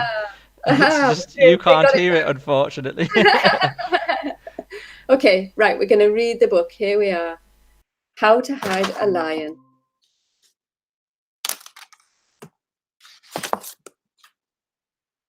So one hot day, a lion strolled into a market square to buy a hat. I wonder if you can all see the hat in the window. Can you see which one he's got his eye on? That green one in the window, look. But the townspeople were scared of lions. Can you see they're chasing him with lots of scary things? There's a rake, a rolling pin, a dustpan and a brush, and a loaf of bread, a French stick. Do you think lions are scared of French sticks? Well, this one is, look, because he ran away. And he ran as fast and as far as he could. And he hid in a house in a garden. It was a playhouse and it belonged to a small girl called Iris. You can't hide there, said Iris, who wasn't scared of lions. That house is too small for you. It is, isn't it? He can't stay in there. Her mum and dad will spot him. So they went inside so Iris could hide the lion properly. They just had to be quiet, as mums and dads can be funny about having a lion in the house. I wonder if your grown-ups would be funny if you brought a lion in the house. The lion let Iris pull the leaves out of his mane, and he showed her his paw where he'd stepped on something sharp. I'll put a plaster on that, said Iris. It wasn't easy hiding a lion. He was just too big. Now, I'm such a good illustrator, and I've hidden that lion in this picture, so I bet none of you can guess where the lion is. Have you seen him? And I've hidden him on this one as well. Look, he's too fluffy, and Iris is trying to stuff him inside the bed covers. And he's too heavy, especially when he was asleep, and lions sleep a lot. But when no one was looking, the lion could come out to play. Who plays bouncing on the bed? Yeah, it's a good game. They just had to be careful not to be too noisy. Can you see their dad looking around the door there? One evening, Iris's dad said, they still haven't found that lion. I bet he's a kind lion, said Iris from behind the sofa. There's no such thing as a kind lion, said her mum. All lions will eat you. Does it look as if that lion's about to eat Iris? No. The lion was worried, but Iris comforted him. Then she read him his favourite story. It was about a tiger who came to tea.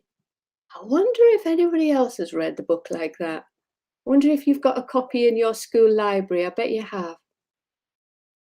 He fell asleep halfway through because lions sleep a lot, and that's how everything went wrong. Iris heard her mum coming up the stairs. but it's hard to wake a sleeping lion. However, most lions will wake up if a mum screams at them. Ah! The lion raced out of the house. Can you see him? He's come out of the house there where Iris and her mum are.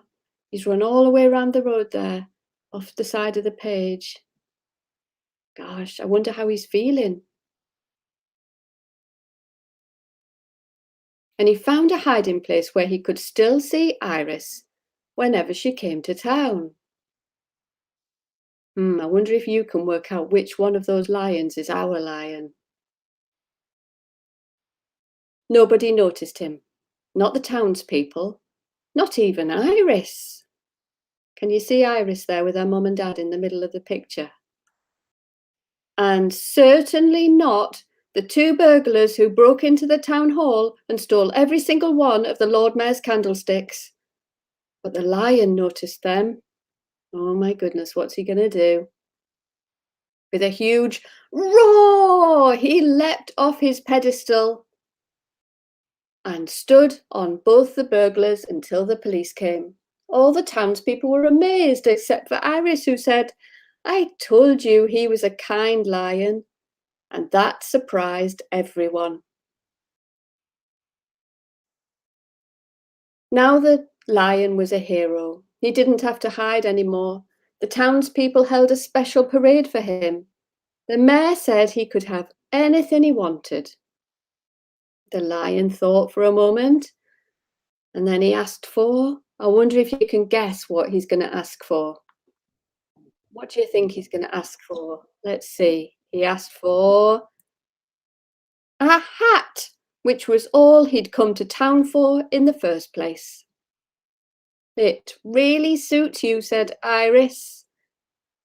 There they are, look, wandering off into the distance. Okay, I'm going to come back. There we are. Okay, so I have a little film to show you next. So I'm actually sat at the table where I work, where I make my books. I actually have two workspaces. I have a room downstairs and a room upstairs. And I'm going to show you my upstairs desk where I'm sat now. I'm going to show you a little film about the desk. Here we are. Okay.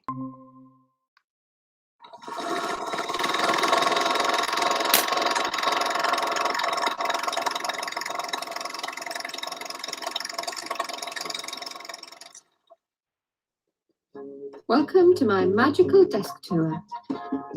Okay, so those are my dip pens, which I have to dip in ink to make them work. I like them because they make unpredictable lines. Those are the pots of ink, and I always stick them onto pieces of cards so that I can't knock them over and spill them all over my artwork.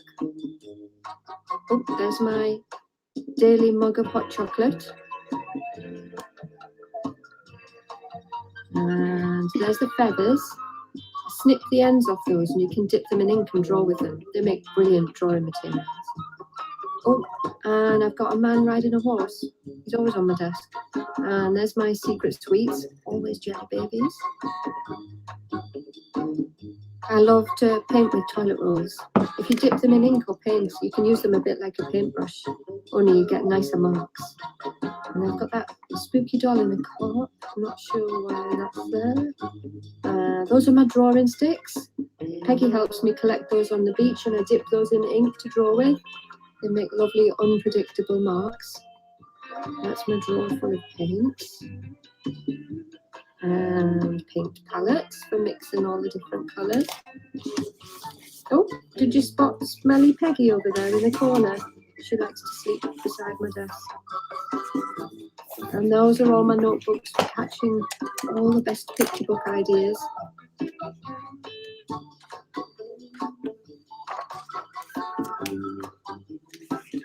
Hang on a minute. I just found my secret sweet stash.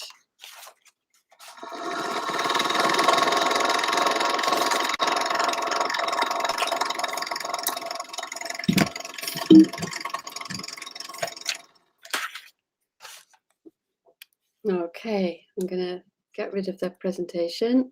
There we are. Okay, you can see me again. Right. I'm going to do a drawing, and I'm going to hide my lion, and you have to see if you can guess where I'm hiding the lion. And then after that, we're all going to draw lions together. So I'm just going to switch my camera so that you can see what I'm doing. Right.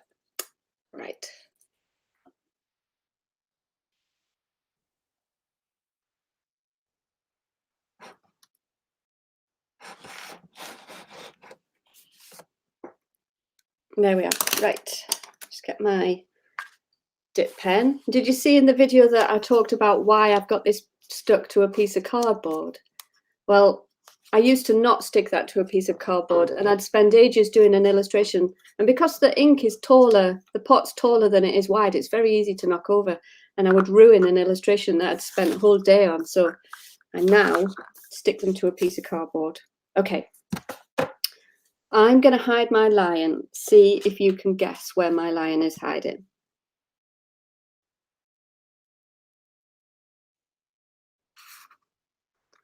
I'm going to give you a clue because this is probably something that you have at school. I'm hiding my lion somewhere at school. Okay, so here we are.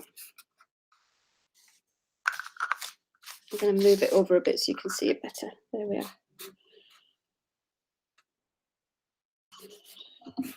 Or the illustration she's doing, she's going to say, both.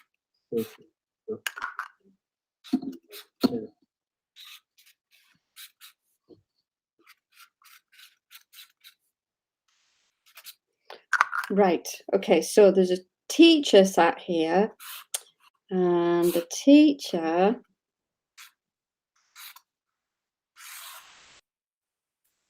I wonder if you can work out what the teacher's doing.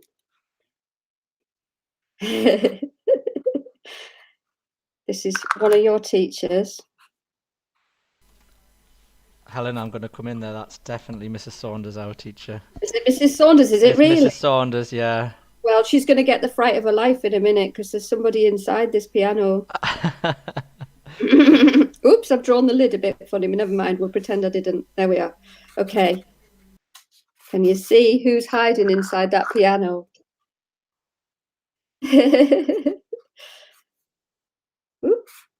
Well, it's a bit of a funny drawing, but it's good enough. You can work out what's happening. There we are. Is it Mrs. Sanders or Mrs. Saunders? Mrs. Saunders. Mrs. Saunders. She has a piano in her room. Here's Mrs. Saunders looking inside the piano and finding a lion. You might see the picture backwards, I think, actually. I'm not sure why. No, we can see it the right way around. You can? Good. Yeah, we can. That's awesome. Thank you. Okay, so has everybody got a piece of paper and a pencil ready? I might give you a minute while you get your piece of paper and a pencil.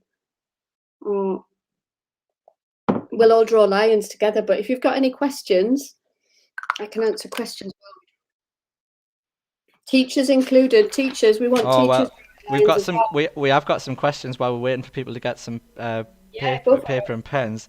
So obviously we've got loads of budding artists in school. Like lots of children love to draw. How old were you, Helen, when you first realised that you had a bit of a talent for drawing? Well, apparently when I was about 4, I declared to my mum and dad that I was an artist. So I was really little when I knew I was an artist. It was just always the thing I loved doing above everything else.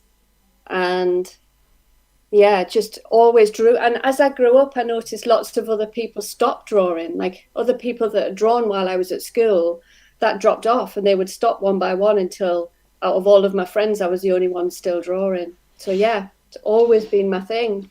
And when you were young, did you have a favourite thing that you liked to draw more than anything else? Do you know I didn't? No, I definitely didn't. I liked drawing absolutely everything. We lived in the middle of, I grew up near Barnard Castle, near Darlington, and we lived in a house in the middle of nowhere. And during the summer holidays, I didn't see any of my friends because we were in the middle of nowhere. No mobile phones weren't invented then. And I used to spend the whole summer just drawing. I used to draw outside a lot because I always, even now, drawing outside is my favourite thing to do. Roaming around, wandering around the fields, notebook. Yeah. Sounds idyllic. Everything. And you said before while you were reading How to Hide a Lion, one of the first stories we shared this morning, just after 8 o'clock this morning, was The Tiger Who Came to Tea, which is definitely one of our favourites, and is most certainly in our school library. It was so exciting because after I wrote How to Hide a Lion and it had been out for a while, one day I was working at home and the telephone rang and I picked it up, and it was Judith Kerr who wrote The Tiger Who Came to Tea. Wow. So she was in her 90s. Sadly, she's died now. But when I was a kid, I loved that book. Loved that book. And she just rang me up to say that she'd seen it in How to Hide a Lion, and she rang to say congratulations, which was just amazing. I didn't take advantage of the moment very well, though, because I was in such shock. I was so starstruck that I didn't ask her anything. And I put the phone down afterwards and thought, it was Judith Kerr, and I could have picked her brain about all sorts, but I was just too starstruck. Oh, I can totally understand that. I've got to say, the Mog books are a particular favourite in my household. She's brilliant. She's absolutely brilliant. We've got our paper and pencils ready now, Helen. So we're ready to do our lions. We're going to switch back so you can see my piece of paper again. 1 second.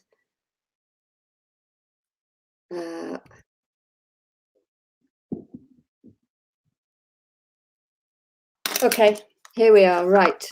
So we're going to draw lions. Let's see if I can get the angle of my paper a bit more in line with the... Let's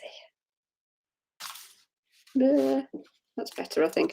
Okay, so if you've got a big piece of paper, we're going to try and make the picture fill your whole piece of paper.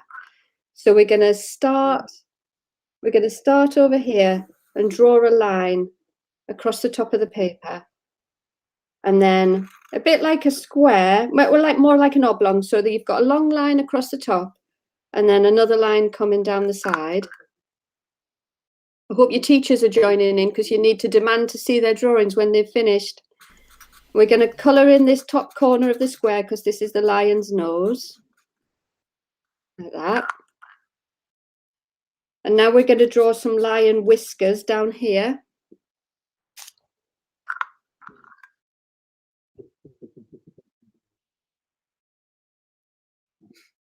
I can hear you, Mr. Gray, and I'm very strict about this. And I have ways of knowing whether the teachers are doing it or not. Come on, teachers.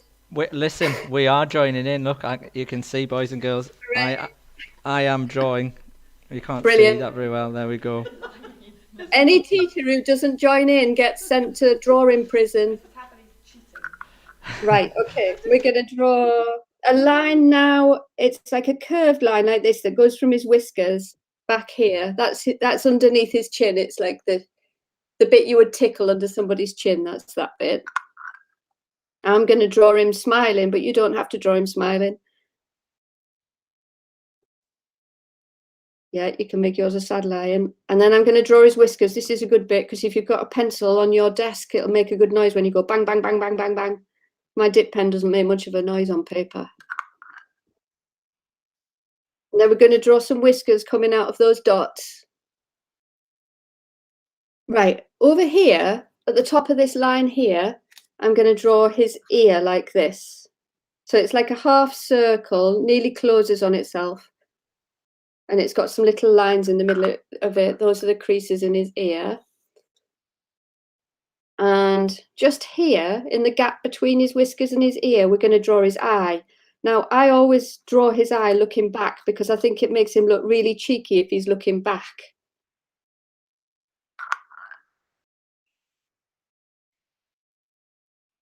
I give everybody a moment to catch up in case they've got a bit behind. I wonder how everybody's lions are looking. Right, now for the good bit. We're going to draw his mane. So you get scribbly here. Really, really scribbly.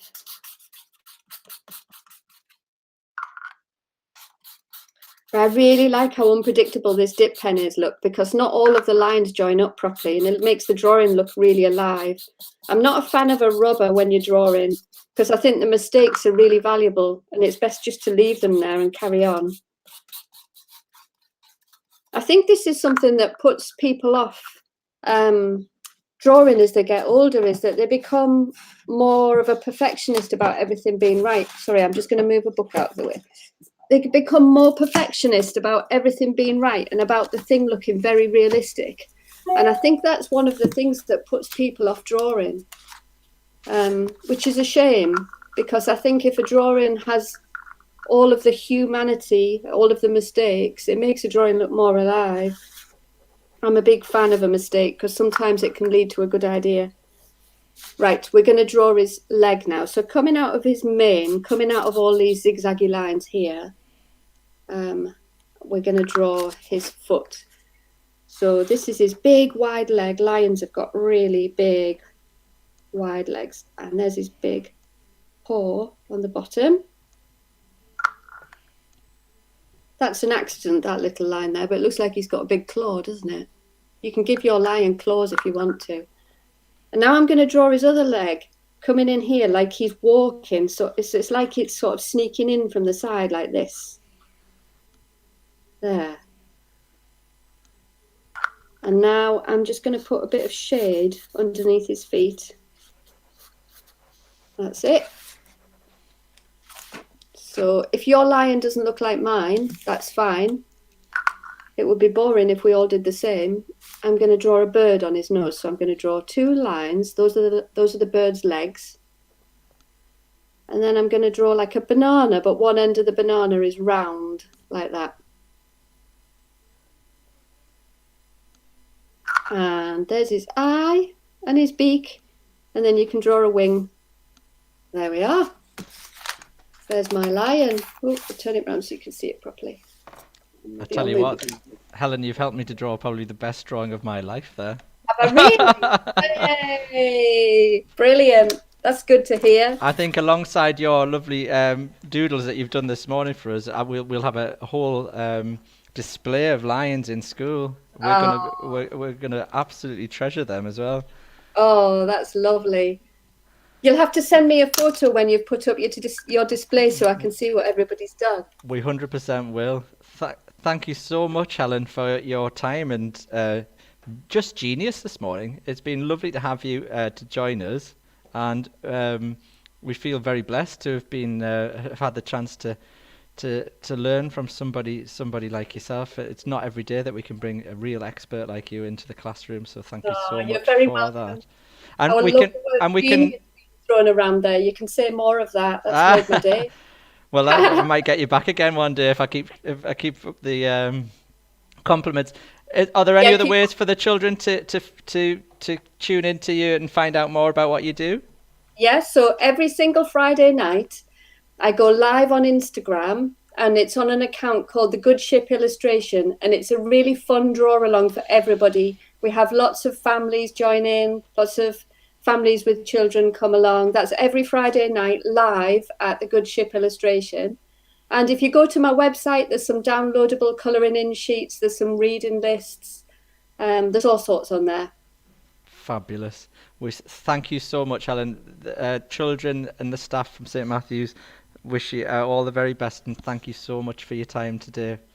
Oh, you're very welcome. Have a lovely day. It looks like you've got a good lineup for the rest of the day. We're very, very blessed. So take care and God bless. All right. Bye, everybody. See you later. Bye-bye.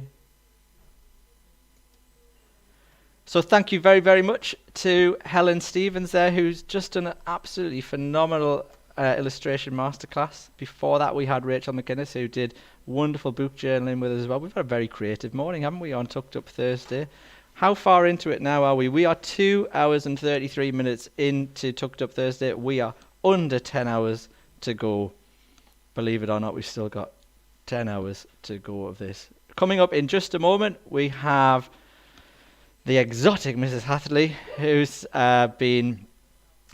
she's been let out of the quarantine hotel, and she's actually gone back to the tropical island that she was on before. So we'll be with her in just a few moments. I'll see you soon.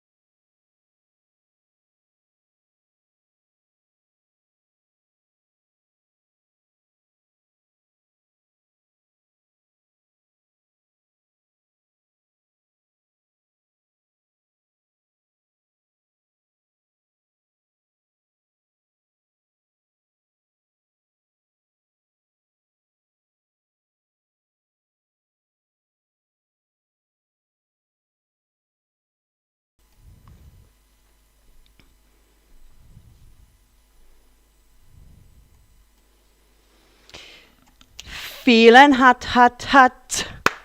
Are you feeling hot, hot, hot? Are you feeling hot, hot, hot? What? Again? I don't want to be live. I'm feeling hot, hot, hot in the Caribbean, thank you. No. Waiter hasn't brought my drink yet. Oh, hold on. Here it comes. Right, okay. Right, bye, Mr. Gray. Yep, okay. I'll go live now. Okay, bye, Mr. Gray. Bye. Yeah, bye. Goodness me, I'm on holiday. Wish you wouldn't call me when I'm on my holidays. Hey, tap, here we go again. Are you ready, SMP? Come on. Send your messages. Send your well wishes. Feel the love. More than that, feel the sun. Oh, take it in. Oh, can you feel it? Whoo, it is hot. It is hot today. It is hot. Okay, now I have to let you know that I have just drawn a line with you, because for all I'm lying in the beach, I'm actually still watching you all and I can see everything that's happening. So make sure you're getting on with it, because I'm everywhere, as you know. Okay, so now this morning I thought one of my favourite books is I'm in the Caribbean. There's a tree. It could be a flum tree. Shall we take a journey with Jack and we'll go in search of the flum tree, shall we? So this is another. Mrs. Hathaway's got so many favourite books, honestly. I wish I was an author. But this is Jack and the flum tree. And it's another Julia Robertson and illustrated by Julia Donaldson. Oh, sorry. You see, the sun's gone to my head. Hold on. Let me get a drink. Okay. Lovely. Okay, so Julia Donaldson and David Roberts. Are we ready? Has everybody got a little snack? Let's have a little snack. It's round about that time, isn't it? Every time you see Mrs. Hathaway, it's cake time. Okay, here we go. Are you ready? Are you sitting up? Well, I'm not seeing you all sitting up. Come on, shake yourself. Get yourself ready for the story. Right, here we go. Jack had a granny, and had granny had spots. Great big purple ones, lots and lots. The doctor came and he shook his head. Your granny has the measles, the doctor said, and the only cure in the world, he said, is the fruit that grows on the flum tree. And the only place that the flum grows is the faraway isle of Blow Your Nose. So Jack built a boat, and Jack found a crew. Red-cheeked Rose, a bit like me today, and stubble-cheeked Stu. And he said to Stu, and he said to Rose, we're off to the Isle of Blow Your Nose. Everybody still with me? Come on, stop looking at that background. Stop looking at those dolphins swimming. Okay, back on me. And Granny came down to the dock with Jack, and she gave him a bulgy patchwork sack. And in that sack there was a pair of wooden spoons, a porridge bowl, tent pegs, some red and blue balloons, Granny's old skipping rope, a pack of chewing gum, 3 spotty hankies and a tum-tum drum. And Jack said, Granny, what's the use of those? Aha, said Granny as she tapped her nose. Aha, I wonder. Then off sailed Jack with Stu and Rose to the faraway Isle of Blow Your Nose. Sharks! Oh, sharks, cried Rose. Lots, cried Stu. They'll gobble us up, they'll guzzle us. Whatever shall we do? Don't get your knickers in a twist, said Jack. Let's have a look in the patchwork sack. Red balloons, blue balloons, they should do the trick. Hold on. Puff, puff, blow them up, let them go quick.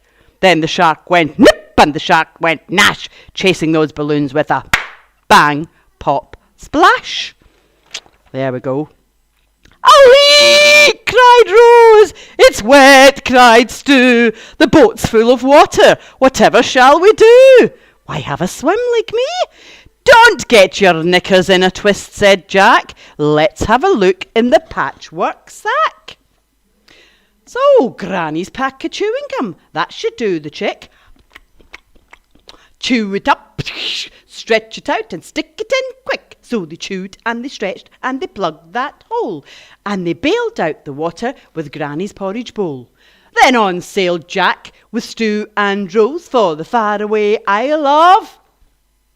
Excellent. Blow your nose. You're good at this. Keep going. Whoops!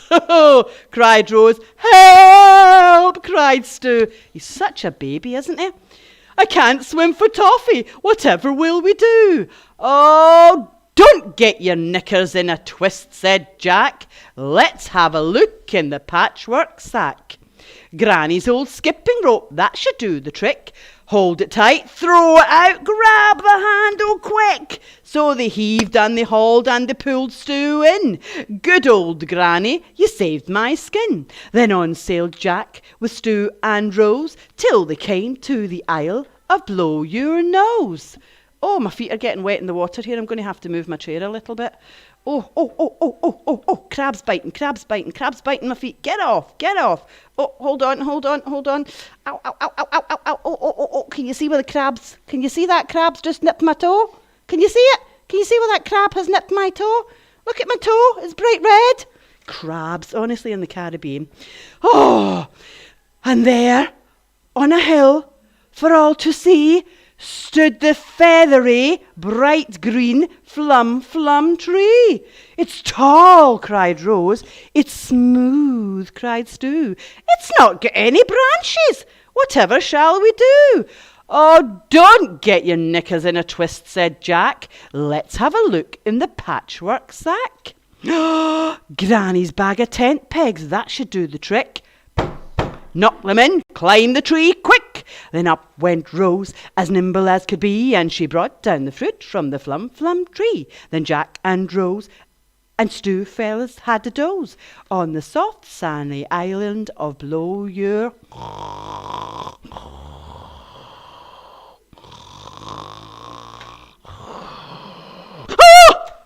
A thief, cried Rose. A monkey, yelled Stu. He's got a precious flum. Whatever shall we do?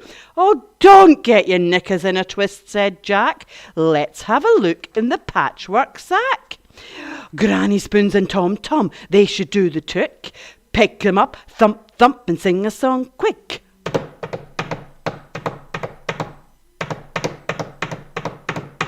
The monkey crept closer, he listened to the tune. He put down the flum and grabbed the wooden spoon. Then back sailed Jack with Stu and Rose, all the way home from Blow Your Nose. Granny ate the flum, the measles disappeared. She's cured, cried the doctor, and everyone cheered. And Jack said, are you ready? I need a drink. And Jack said, thank you for the wooden spoons, the porridge bowl, the skipping rope, the red and blue balloons. Thank you for the tent pegs, the pack of chewing gum. And thank you, Granny, for the tom drum. But the 3 spotty hankies, what was the use of those? The hankies, silly, were to blow your nose. I do like that. Oh, did you see that? Did you see up there? Look. Did you see that monkey? Where is he? Oh, he's not there. He's there. Can you see that monkey up in that tree? Right there. Well, I tell you what, he better not be here to steal my pina colada. That is tasty. That is very tasty. Okay, so I hope you enjoyed that story. I do particularly like the don't get your knickers in a twist. Quite often I say that, oh, stop getting your knickers in a twist. What will be, and it will happen when it happens, okay? So, another of my favourite stories. Let's go for another story. I have to watch my time, I've been told. But I think you all know that I've got a little black dog. And if you don't, if you're listening from far off in the world, I have a lovely little black dog. He's a very special little dog, but sometimes he looks a bit like this dog. And this dog is Hairy McCleary. Now, you'll know that I like rhyming books, okay? So this one is called Hairy McCleary and Zachary Quack, okay? So it's by Linley Dodd, and are you ready? A nice bit of rhyming going on. Everybody ready? Everybody ready? No, I can see some of you. Come on, get yourself up on the sofa. That's it. Okay, so here we go. Oh. It was drowsily warm, with dozens of bees lazily buzzing through flowers and trees. And Hairy McCleary decided to choose a space in the shade for his afternoon snooze. I think Harry McClary's a bit like me, isn't he? I've chosen a space to doze for the afternoon. He dozily dreamed as he lay on his back when... Pittery, pattery, skittery, scat, zip! Round the corner came Zachary Quack. Now, those of you that don't know Zachary Quack, can you see Zachary Quack? There he is. There's Zachary Quack and poor Harry McClary hiding. Such a softy, Harry McClary. Oh, Zachary Quack, who wanted to frolic and footle and play, but Harry McClary skedaddled away. Over the lawn in the asparagus bed went Harry McClary to hide in the shed. He looked in the shadows all dusty and black, but pittery, pattery, skittery, scat, zip round the corner came Zachary Quack.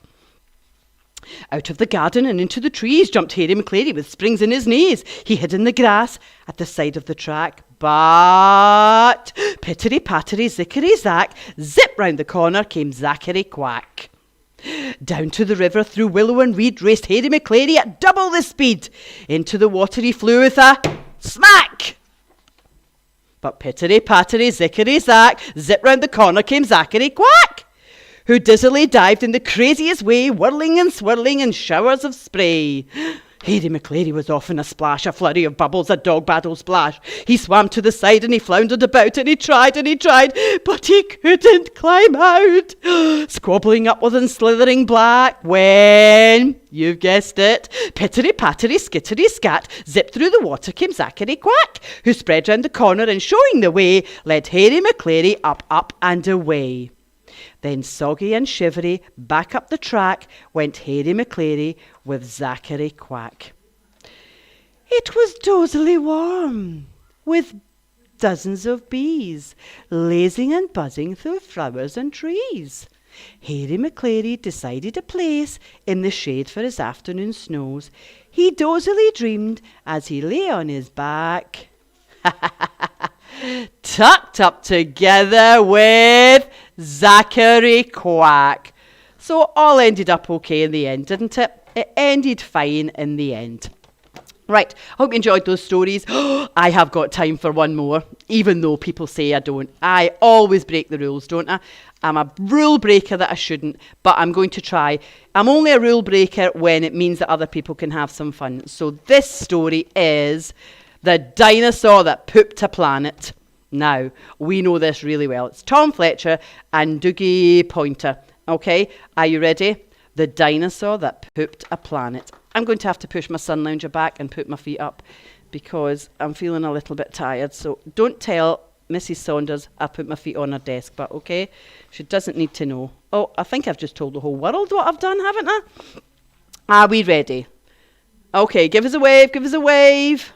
Give us a wave. Let's have a feeling hot, hot, hot. Feeling hot, hot, hot. Are you feeling hot, hot, hot? Okay, I am boiling. I am boiling. I think I need somebody to bring me another drink. Here we go. Right. So remember, don't forget, you want to help us. We're looking to buy some new things for school. We're looking for a new library. Our love of books. Keep it going. Keep putting your donations in. It's on the website where you can pop maybe £1, £2, whatever you can give. We would truly appreciate it. It will help us buy some new books. It means I won't have to read the same books all the time. Don't forget. It's all there. It's all on St Matthew's page. So go find it and donate. And you will reap the rewards. Honestly, you will reap the rewards. So let's start with Dinosaur That Pooped a Planet. So, Danny and Dinosaur liked to have fun. Some days they had lots, and well, just some days they had none. One day they were bored. They had no games to play. Danny said, Dinosaur, what shall we do today? We could mow the lawn. We could tidy the place. We could do our chores, or we could go to space. But you mustn't forget to have lunch, said their mummy. You cannot have fun without food in your tummy. So they packed a packed lunch for the Science Museum where rockets were kept if you wanted to see them. There were hundreds of rockets and spaceship surprises, tall ones and small ones of all shapes and sizes, and one that was really ready to launch with a door big enough for a boy and his pet dinosaur. They ignored all the warnings. They couldn't care less. They pressed all the things that they shouldn't have pressed. T-5, 4, 3, 2, 1, ignition! They started their intergalactic space mission. They flew higher than houses and buildings and cranes, much higher than birds and even than planes. We're in space, Danny yelled as he floated around, but the dinosaur's tum made a rumbling sound. It's time to have lunch. Danny looked at his watch. Then he looked all around for the dino's lunchbox. Danny started to worry, then started to panic. They'd left their lunchboxes back home on their planet. So with no food on board, not the smallest of crumb, a disastrous dinosaur feat had begun. It gobbled up gadgets and gizmos galore. Nothing was safe from the space dinosaur. Robots and ray guns and blinking red blinkers, eating things thought up by NASA's great thinkers. It's too hot, actually. I'm just getting a drink because the sun's beating on me. The hyperdrive gamma ray reactor machine was swallowed along with the space tractor beam. I'm getting the evil eye from both two people because I'm running over. I'm going to lean over you, Mrs. Ashley, and pop you on the next background down. Okay. Pop it on that one below. Oh, apparently. Use the mouse. That's it. Oh! Did you see that? I wanted to be in the Caribbean. Oh. Are we ready? It chewed and it chomped on the spaceship controls. The rocket was dotted with dino tooth holes. Inside it was bare, the spaceship was empty. Outside there was more things to eat. There was plenty. It broke down the door with a ninja cool chop. Out into space, dinosaurs are much harder to stop. It chomped on the moon like a big chunk of cheese, then shoved even more into its mouth with a squeeze. It munched on the Martians from Mars and their cats. Their cats are like ours, but their cats wear cool hats. Satellites, Saturns and 6 supernovas, shape-shifting saucers and 7 space rovers. Oh, that's a lot to say, let me tell you. It guzzles 5 gallons of fuel from the tank, and Danny's jaws dropped as he watched what it drank. With a crunch and a crack and a nom nom nom nom nom. In one dino gulp, the rocket was gone. Now nothing was left. All Danny could see was a fat dinosaur where the rocket should be. Can you see that fat dinosaur? Look at the size of him. He's huge. He's absolutely huge. And they were stranded with no way back home, just Danny and Dino in space, all alone.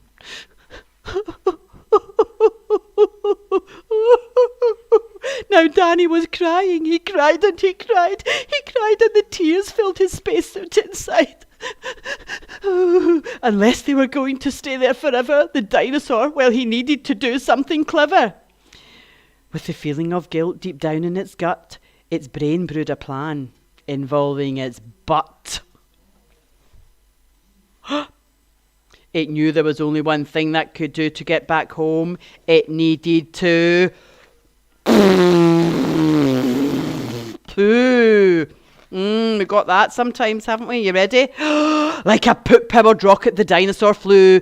Dan hopped on its back and he watched as it pooed. It pooped out the robots and ray guns and blinkers, the things that NASA's thinkers thought up were now stinkers. It pooped out the moon, it pooped out the stars, it pooped out the space rovers, and it pooped out the Martians from Mars. Can you see? That is just properly gross, isn't it? I love it. Sniff. Can you smell it?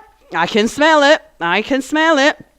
When Danny looked forward, he could see a poop trail from far out in space to the dinosaur's tail. Then he headed to Earth. As far as they started to orbit, it pooped out the clouds, but the clouds just absorbed it. Oh no, that means the clouds were full of not rain, but poo. Can you imagine if it pooed? Oh, if it was raining poo. They flew past the building and streets of their town, leaving the houses all smelly and brown, and finally landed down on the ground. Hooray! Cried Danny. We're home safe and sound. They looked at the sky, and the things that were pooped had formed a poop planet right next to the moon. And so Danny promised to listen to Mummy, because fun is not fun without food in your tummy. And just when you thought all the pooping was done, a Mars cat plopped out of the dinosaurs. I'm not saying the word. Okay, right. I hope you enjoyed that story. Okay, now I have to go on to another screen. But you'll have to wait for a minute because I don't know which screen I'm... Oh, here we go. So, to get you quite excited, we have got Super Potato Challenge for you. So, your Super Potato Challenge, should you wish to accept it. Are you ready? This is a mission for Super Potato. Are you ready? So, you have to design your own vegetable or fruit inspired superhero. But it has to be a sidekick. So, it's a bit like Mr. Grey and Mrs. Satherley. Woo! Batman and Robin. Yes? Have we got it? So that's what we're looking for. We're looking for a superhero, can be fruit or vegetable, and send it in to us at tuckedupthursday@stmatthewsprodo.org, and you have until 1:30 today, 1:30. Get in the cupboard, get the fruit and veg on the table, have a look. How does a potato look? How does a tomato look? Have you got oranges? Let's turn these things into superheroes. Don't use all your mum and dad's fruit and veg. You'll get me in serious trouble if you do that. But you can draw them. Like when we drew the lion, you can draw them. Send them in to us. I'm looking forward to it. And you're not allowed to have a Mrs. Hatherley and a Mr. Grey. We are not. We're just ordinary people. We're just very ordinary people. But we want you to make superheroes, okay? I want to see a potato looking like a superhero. Right. Guess what? That is me. I am off back to the Caribbean. I might see you at some point this afternoon, but get excited because something amazing is going to happen just after I leave you. Are you ready? Goodbye, everybody. I will see you all soon.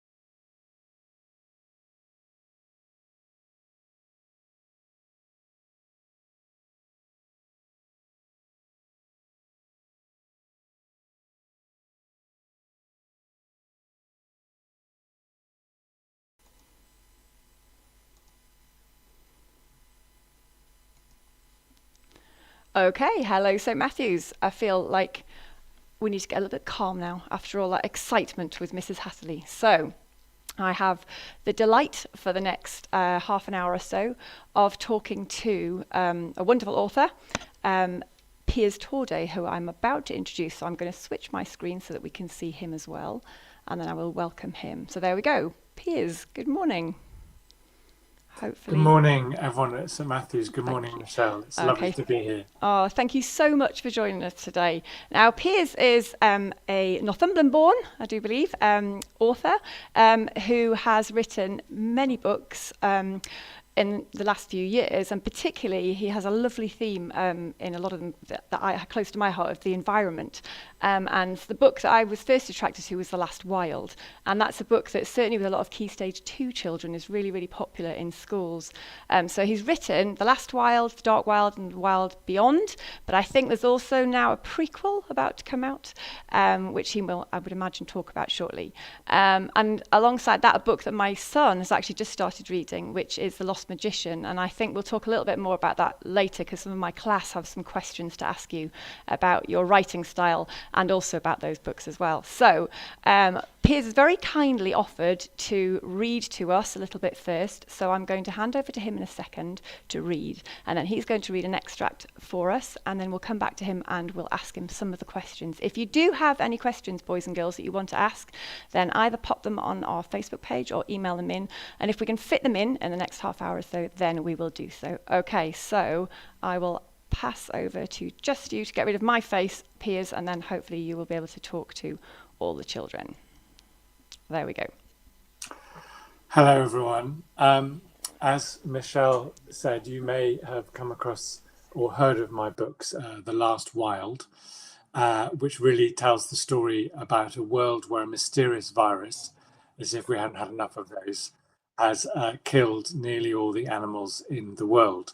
But a boy called Kester, who can't talk to people for various reasons, which the book explains, discovers he can talk to animals. And he manages to save the last few wild animals left alive in the world, which he finds a great stag, a wolf cub, a dancing mouse. And that's really the story of The Last Wild. But the new book I have coming out in August is called The Wild Before. And The Wild Before is a prequel to the whole Last Wild series. And it explains how the world got into this mess in the first place. How did the world end up as a place with completely turned upside down by a lethal pandemic, killing all the animals? How did that happen? That is the story of The Wild Before. And what I'm going to do before I chat more with Michelle is I'm just going to read you the opening chapter of The Wild Before. And I must hasten to add, this is a real sneak preview. This book is not even published. No one has seen this apart from my editor and my agent, literally 2 people in the world. So you are the first people to hear this chapter, a bit of this story. So I really hope you like it. And I think it's self-explanatory, but it's the kind of prologue to The Wild Before. And all you really need to know is it is set a few years before The Last Wild begins. So I'm going to read it, and then you can ask me questions about that or any of my books or anything you want. And I'm sure Michelle has some too. So I hope you're sitting comfortably. This is the hare's message from The Wild Before. Little Hare has been running for so long. His eyes are wild and his whiskers frazzled. Thorns have jabbed at his weary legs and dew soaks his tight belly. There has been barely a moment to rest or feed on his long journey over these barren hills, which is why his ribs now poke through his long, ragged fur. A glittering mist flies from his feet as he bounds over the marshy earth, a mist that has trailed him all the way. Can't stop, don't stop, won't stop, he gasps over and over until he wonders whether he will ever stop again. As he bounds over the wet grass, he keeps twisting his head behind, sniffing the wind, staring in terror. His long, black-tipped ears twitch in alarm as they have since he left the valley of his birth a whole moon ago. Can't see it, can't smell it, can't hear it, he keeps reminding himself. But he knows it is coming, faster than any hare can run, and the thought of this drives him on, over highlands and moorlands, over hedges and ditches, as if he was trying to outrun the wind itself. He runs until he worries his hare heart, powerful as it is, might burst with exhaustion. Little Hare hopes that will not happen, as he has only lived for 2 summers and would like to see at least a couple more. Here and there, as he lopes in swerving lines across the moors, he spies a sheaf of grasses or a clump of crispy, withered bracken, and imagines how sweet it would be to stop, scrabble a shallow form out of the earth behind them, and lie down out of sight and sleep. But if you stop now, he thinks, swerving over a boggy puddle, you might never get up. Besides, he has a promise to keep, one he must keep all on his own.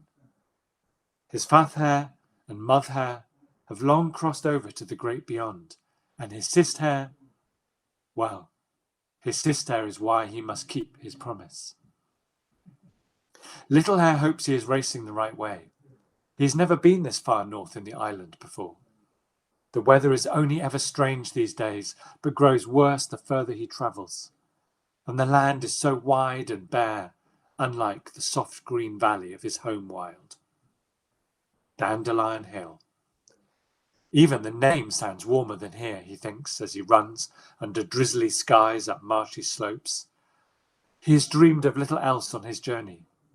The wide opens of golden wheat, the soft ash, beech and oak tall homes, and the high ridge overlooking all, with the view down to the ever-roaring fish road.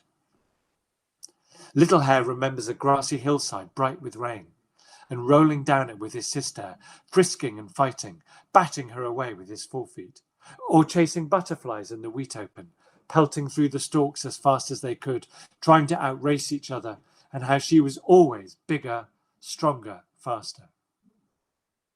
They sat on the ridge together and watched the summer sun set, a honeysuckle light that sweetened the whole valley.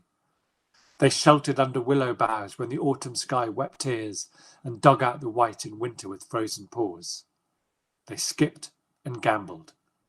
They touched noses and felt together.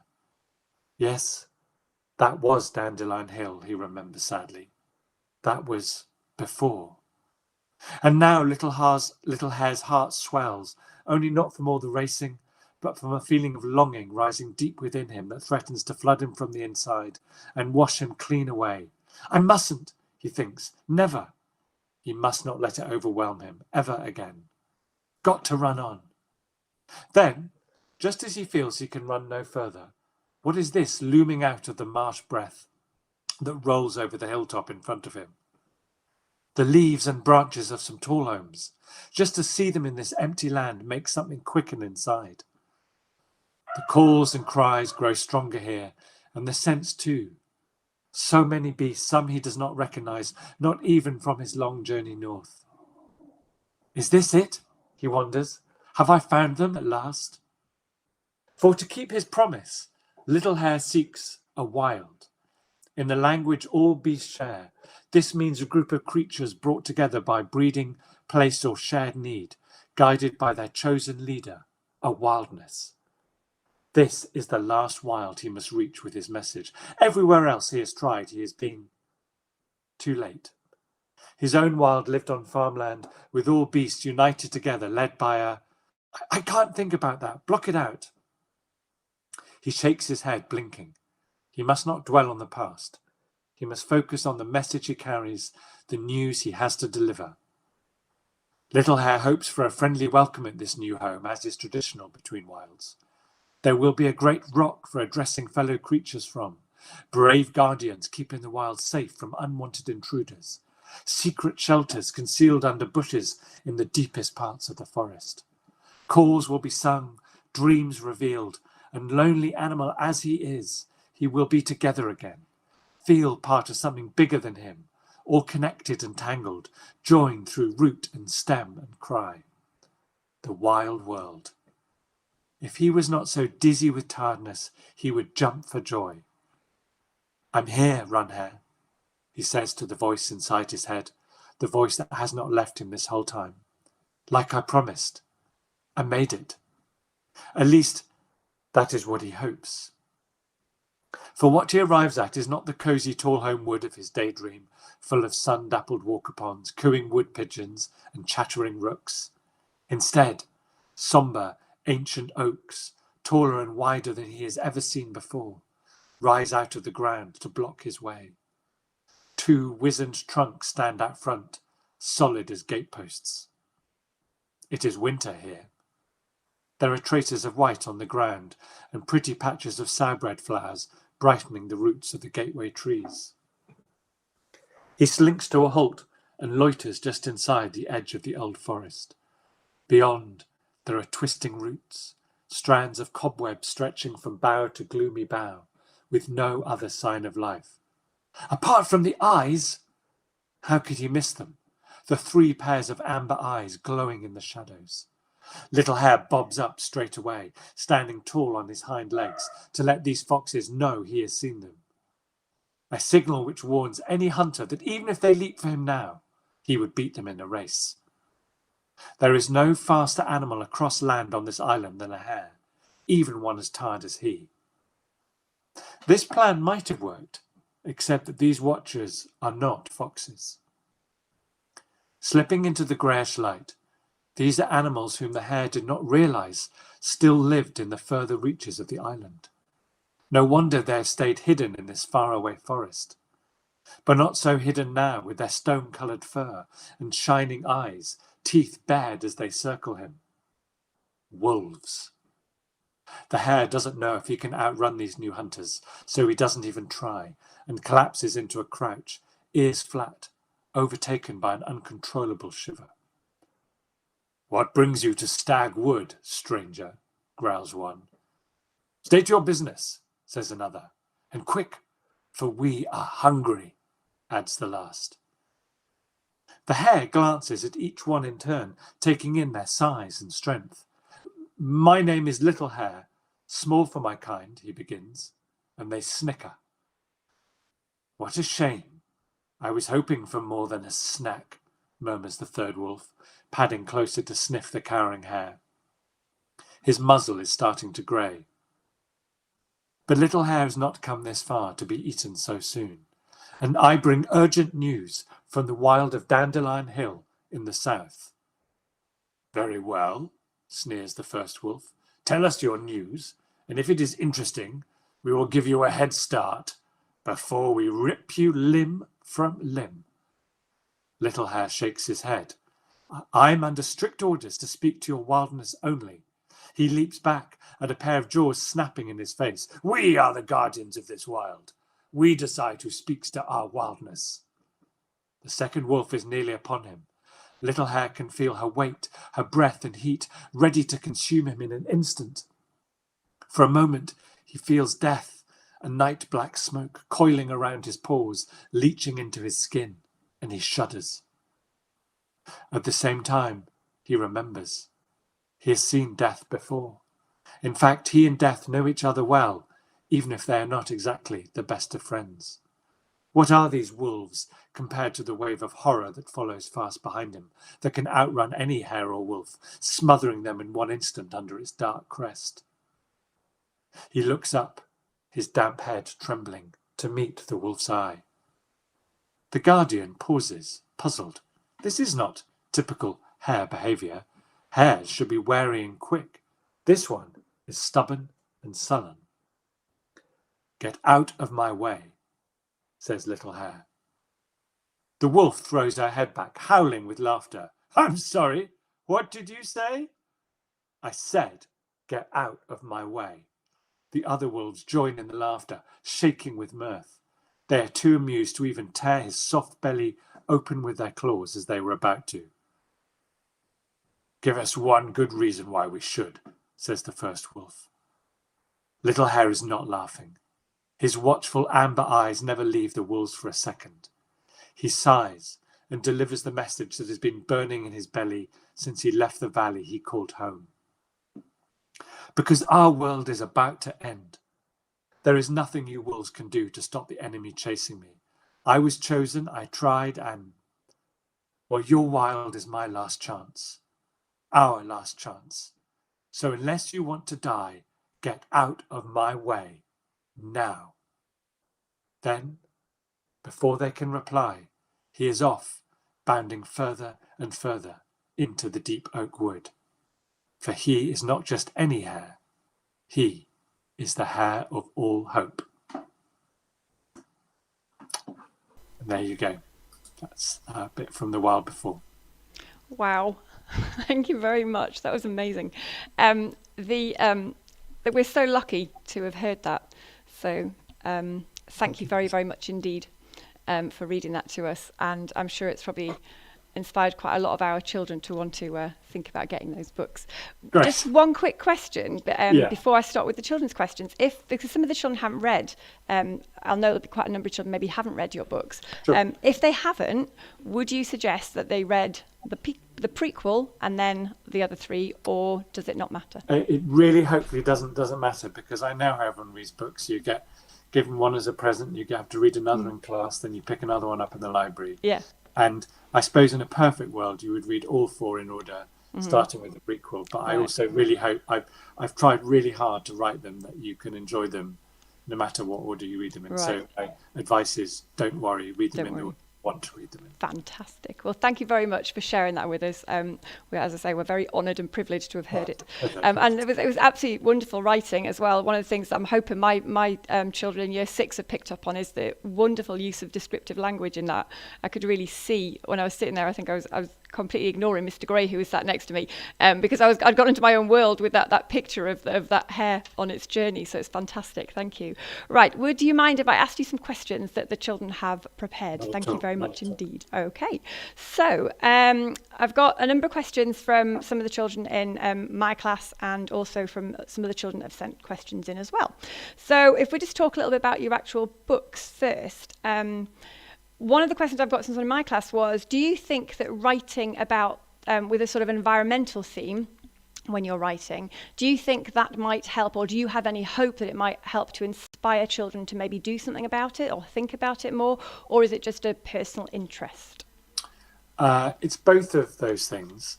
I think we've got to be careful. I mean, what will really change the fate of the planet and climate change is governments taking action and stopping gases from fossil fuels escaping into the atmosphere, protecting natural resources, protecting animals, passing laws that mean we have to behave in an environmental and sustainable way.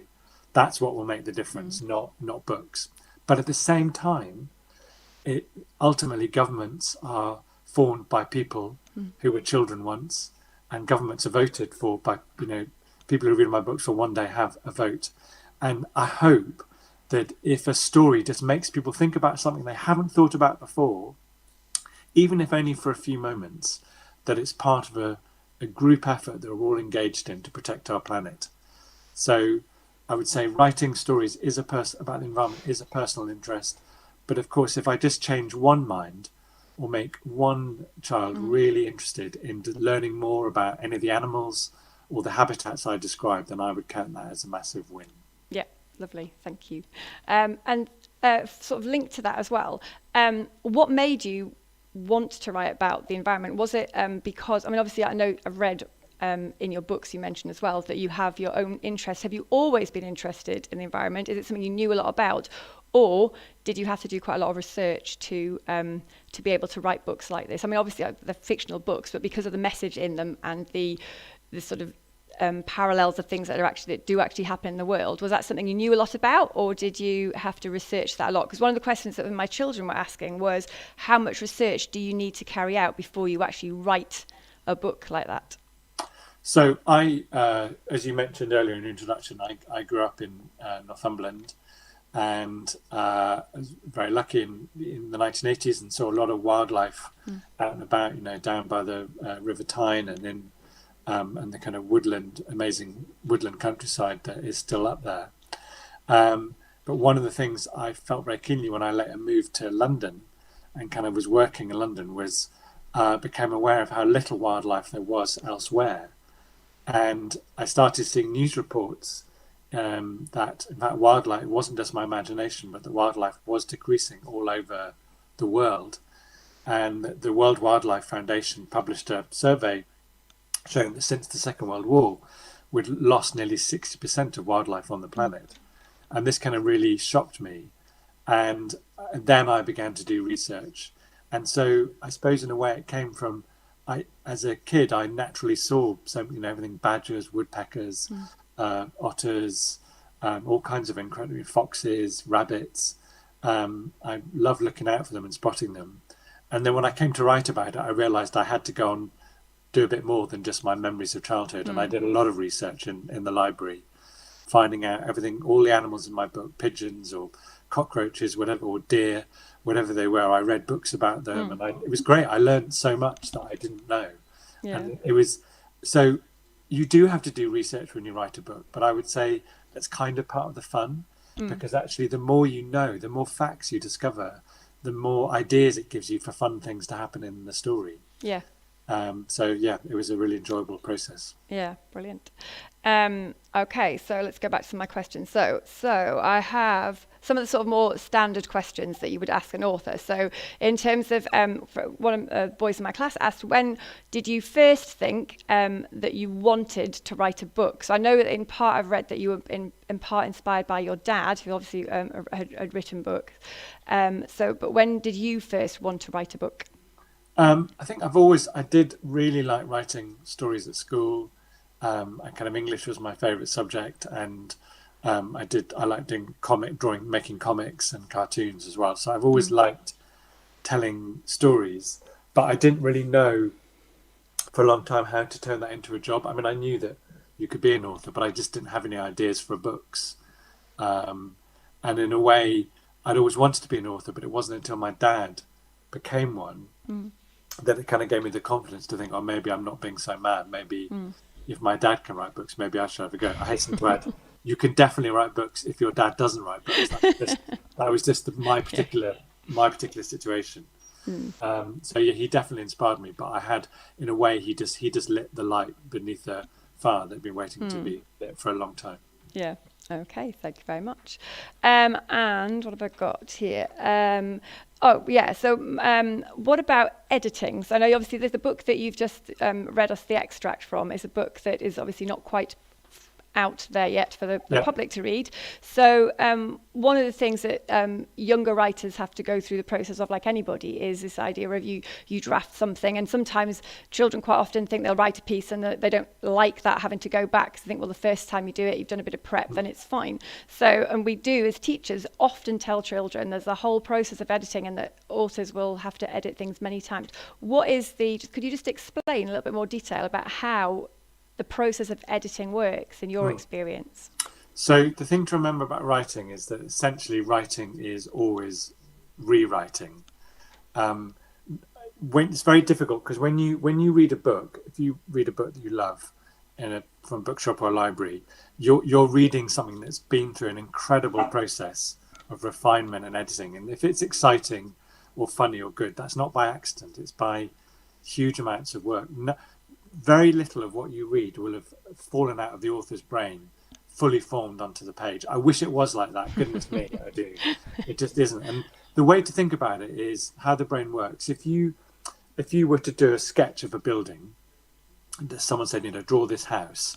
Initially, what you would do, you would get the pencil and draw the roof and the walls and maybe the door and the windows, just to get a sense of the shape of it. And then, of course, to make it a good picture, you might colour those things in. You might add detail of the brickwork. You might add some smoke coming out of the chimney. But you can't do that all at once. The brain just can't cope. And just because it's words, it's no different to a picture. So the first time you write a story, what you're really doing is telling the story to yourself. This happens, then that thing happens, and then that happens. Good, you've done that, well done. And then you go back and go, but how can I make this description really beautiful? How can I make this joke really funny? How can I make this fight really exciting? And you just keep on doing that again and again till it's perfect. Another analogy that Philip Pullman uses, it's a bit like woodwork. If you've ever seen a carpenter shaping a piece of wood. You're constantly polishing it, polishing it, till it's the very best you can be. And if you don't like editing, I suppose the question to ask yourself is, would I ever want anyone to read anything I'd written that wasn't the very best I could possibly make it? Yeah, brilliant. Thank you very much. Okay, let me have a look at my other questions down here. A question from Warwick in my class said, have you ever written with another author? And if so, how do you go about doing that? I haven't written books. There are people like M.G. Linnet and Sam Sedgman who write the brilliant railway books. Yeah. I'm not sure writing a book for me is such a personal thing. I'm not sure I'd know how to write a book with someone else. I have written sort of comedy for TV with other people. That's more common because two heads are better for one in terms of coming up with jokes. And I can imagine writing a play or a musical with someone else, again, because you just need so many ideas to make those things work. Yeah. You know, films and musicals particularly tend to be written by lots of people because there's just so many ideas you need.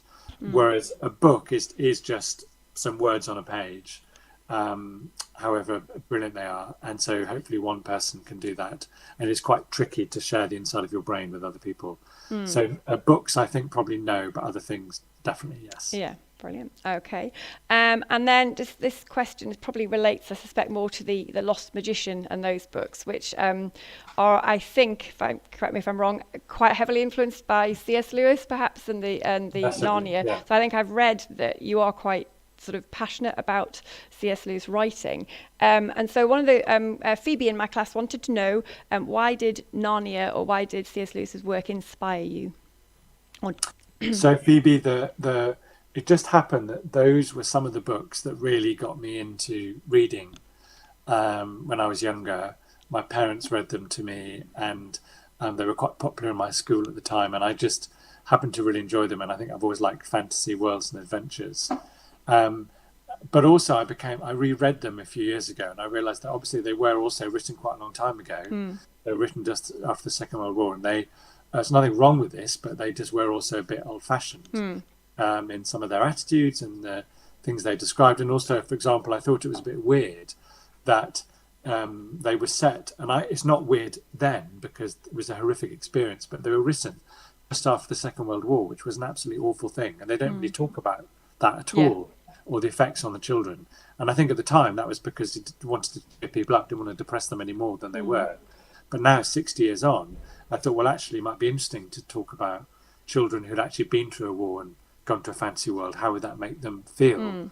And to the Narnia books are obviously some people say they're a sort of allegory to the stories from the Bible, and that's really interesting, but I wanted to look at something different, and so mine are an allegory about a big debate we're all having at the moment about facts and who gets to say whether something is true or not. So that I just wanted to kind of I loved some of the ideas in the books, but I wanted to see if I could maybe update them for younger readers today. Right. Brilliant. Okay. So obviously you liked C.S. Lewis as a young child. What other authors did you enjoy reading when you were a child? I loved Roald Dahl. I read a lot of Roald Dahl, and he's still popular today. There's another author from the Northeast who I loved, who's Eva Ibbotson. Oh, yeah.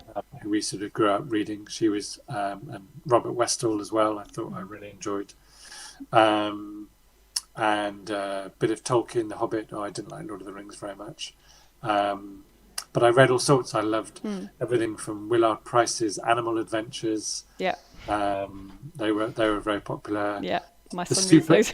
the Super Grand books. I don't know if anyone still remembers those. I used to read a huge range of things. So like from fantasy to comedy, everything. And what about now? What do you enjoy reading now? Well, children's books. I love the Philip Pullman books. Looking at my bookshelf, who do I like? Frances Harding, I think, is brilliant. She's maybe a bit older. Struan Murphy, Orphans of the Tide. That's a fantastic book. S.F. Said, he's great. Anjali Ralph. Yeah. All those kind of people. Yeah. Okay. Fabulous. All right. I think we've got time for just one more question, if that's all right. Of course. Final question from one was, if you were to give another writer some advice, what would it be? So I'd say three things. One is just try and write a little as often as you can, because writing is a marathon, not a sprint. Yeah. So write little and often. Keep going. Sometimes you'll feel really good about your writing. Sometimes you'll feel really depressed about your writing. It's completely normal. Everyone feels like that. And always finish what you start. Even if it's the shortest story in the world, always finish what you start, because unless you finish what you start writing, you'll never really learn from what you did well or what you did wrong, and you'll never grow as a writer. So that's really important. Always finish things. That's brilliant advice. Thank you very much. Well, Piers, thank you so much for your time today. I really appreciate the fact that you shared your opener to your new book, and I can't wait to read that because it sounds amazing. And there's some lovely answers to those questions, and the children will much appreciate that. So thank you for your time. Thanks and for having enjoy me. the rest of your day. Thank you. Take care, care. everyone. Bye-bye. Bye-bye. Bye. Bye. Okay, right, that's us back. So hopefully some of you might be maybe inspired to read some of this book. So I'm going to show you, we have this, The Last Wild, we have The Dark Wild, and we have The Wild Beyond. And these are going to be on offer as prizes to our next competition, which I'm going to talk to you a little bit about now. So I'm going to switch my screen to find the right background. And this is our next challenge. This is the Piers Torday challenge. So this, you can see on your screen now, is an image of Piers Torday's new book that will be coming out next month. And as he said, it doesn't matter which order you read the books in. So I know quite a number of people may well have read, we'll get it that way around, may well have read The Last Wild. And this is the first of the trilogy that came out. But if you haven't, maybe you could look at getting The Wild Before. And if you enter our competition, you could win all of the other 3 books. So the competition is about story openers, and Piers very, very helpfully read us a fantastic opener to his story. And he read us probably the first chapter, I think, of his book. We don't have time today to write a full chapter, but we are going to set you a challenge of writing an opener to a book. So I just thought before we go into this competition, we'd have a little bit of think about what makes a good story opener. And it's the sort of thing that lots of us do at school as children. You quite often have to work towards writing your story, don't you? And you have to think, what is it? What are you trying to do in your story opener? If you were only given a short paragraph to write something, how are you going to hook your reader to want to read the rest of your book? So I was looking through some of the books that I had at home to see what it was about those books that made me want to read. And sometimes it's not massively exciting. Sometimes it's just a quirky or interesting starter. Sometimes it might just be a sentence that hooks you in. Sometimes there might be a cliffhanger, but not always. The beginning to Piers Torday's Lost Magician actually is very, very similar to the beginning of C.S. Lewis's book. And it just starts, this is a story about 4 children called Simon, Patricia, Evelyn and Larry. And that's the first sentence of the book, which is quite an ordinary sentence. But once you read on, you think, well, actually, I would quite like to find out what's going to happen to those children. So I'm going to read you just a very short opening of about 50 words of a book that I know some of the children in my class have read this book, and my children at home have. This is the boy at the back of the class. And this has got, I read this at home with my daughter, and it's a lovely book, a very interesting book. And again, I think the opening paragraph, those 50 words, just really want you, sort of hook you in to make you want to read and find out what happens next. So listen, this is chapter 1, and this is just the first paragraph of chapter 1. The empty chair. There used to be an empty chair at the back of my classroom. It wasn't a special chair. It was just empty because there was no one sitting in it.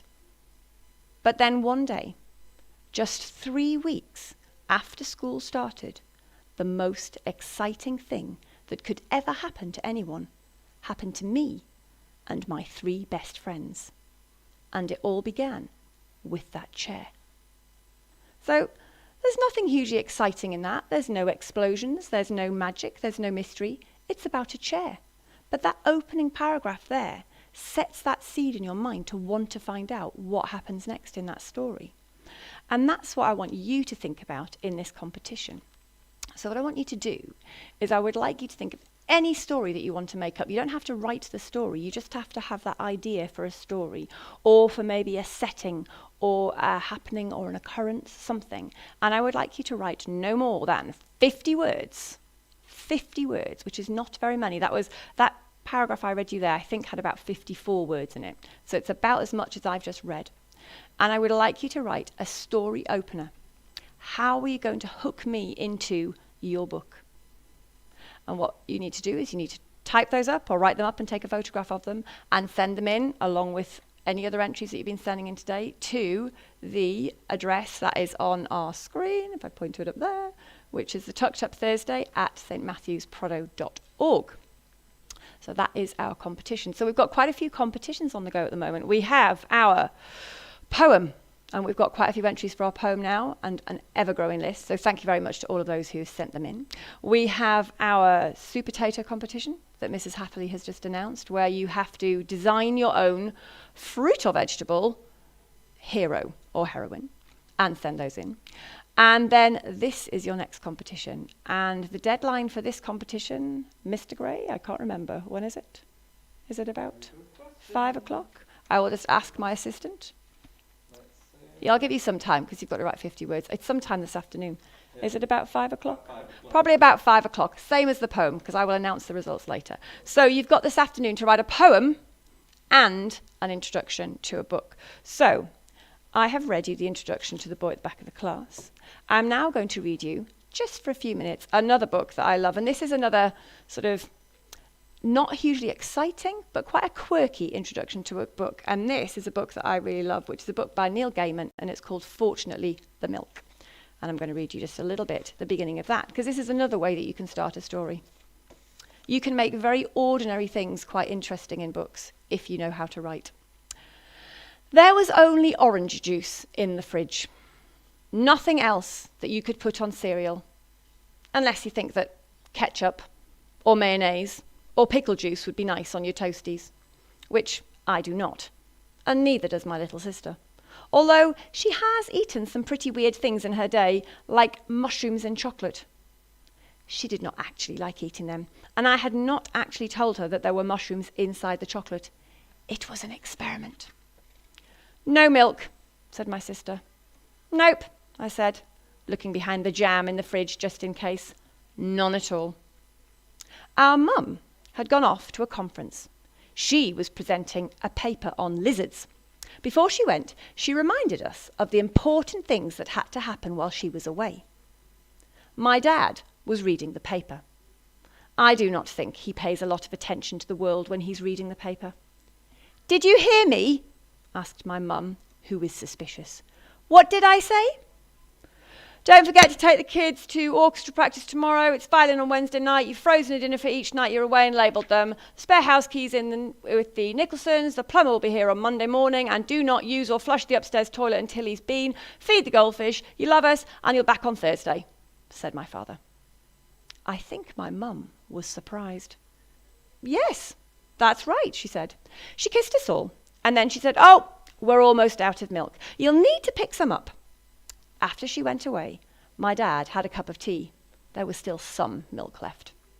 We defrosted meal number 1, but we made a bit of a mess of things, so we went to the Indian restaurant.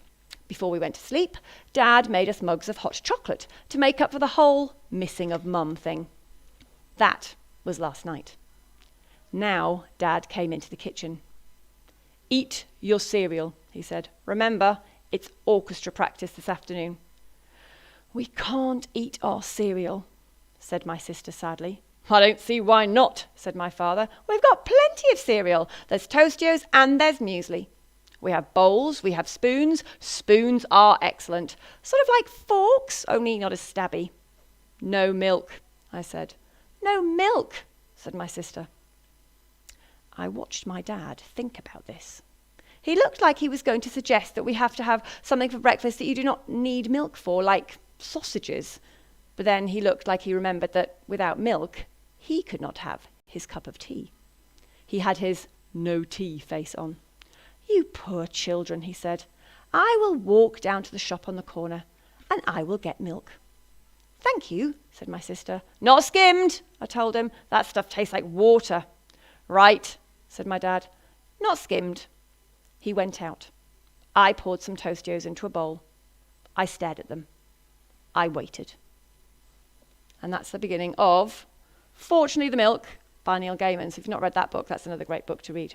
So that is about it for me for now, because we're going to have a little break now so that we can get ready for our whole school meet, which is at noon. Is that correct, Mr. Gray?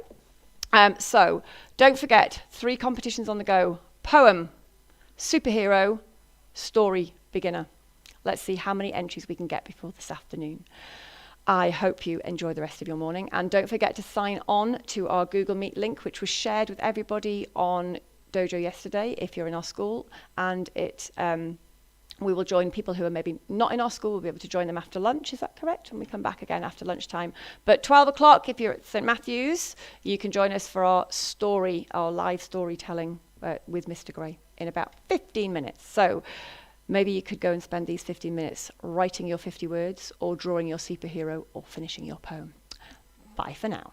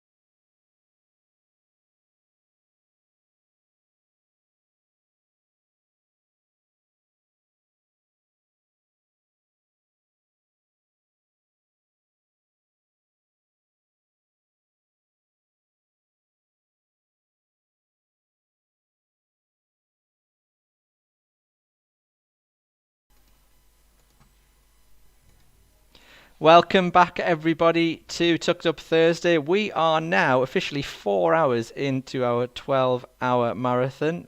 We've only done a third of it.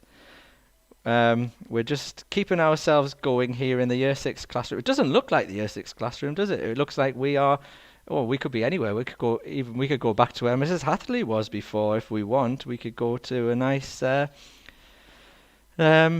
tropical island if we like, but instead of that, what we're going to do is we're going to go and see some of the wonderful children from St. Matthew's. Can everybody give me a wave who's on screen now? Hello to everyone. I tell you what you can do, you can unmute yourselves and you can say hello to the world as well. Hello. Hello. Hello. Hello. Hi. Thank you so much for joining us, boys and girls. If you keep yourselves on mute while I explain what we're going to be doing for the next 20 minutes or so, we're going to have a little game. All right? This is called, I don't know what it's called. It's called Pass the Sentence, if we like. Pass the Story. We are going to start a story off. I'm going to start a story off, and I'm going to pass it round the window. You can see me pointing at the window.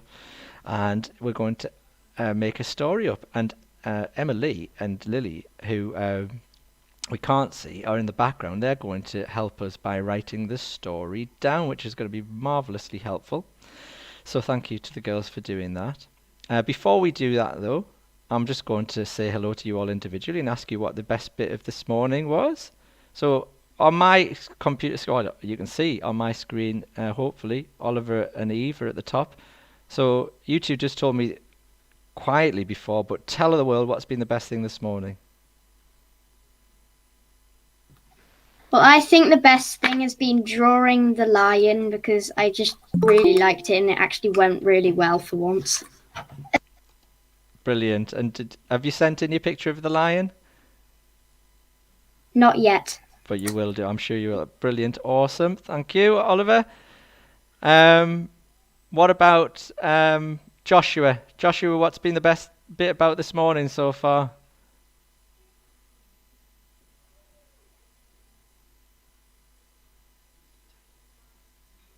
He's typed in the bottom. He says he's enjoyed the questions with Ross Welford. Oh, thanks for letting us know that, Joshua. Excellent.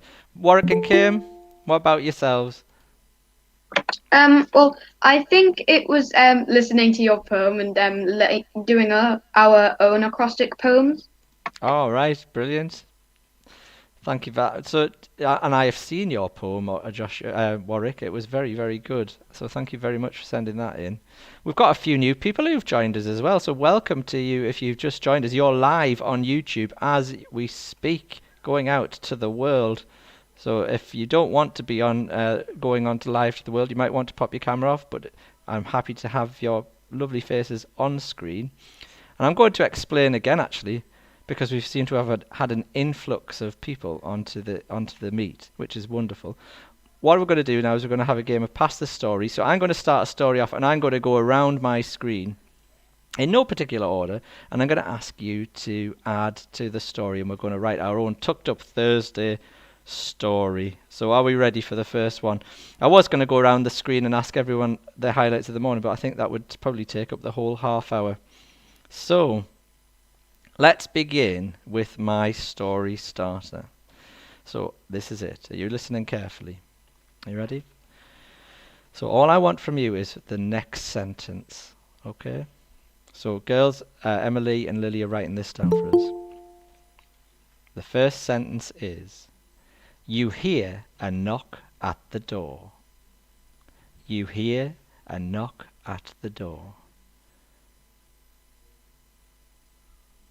Right, let's go. I'm going to go from the top along. So Eve and Oliver, you hear a knock at the door. What's going to happen next? You decide that...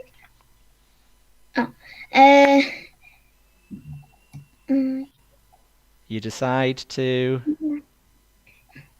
go to the door and open it.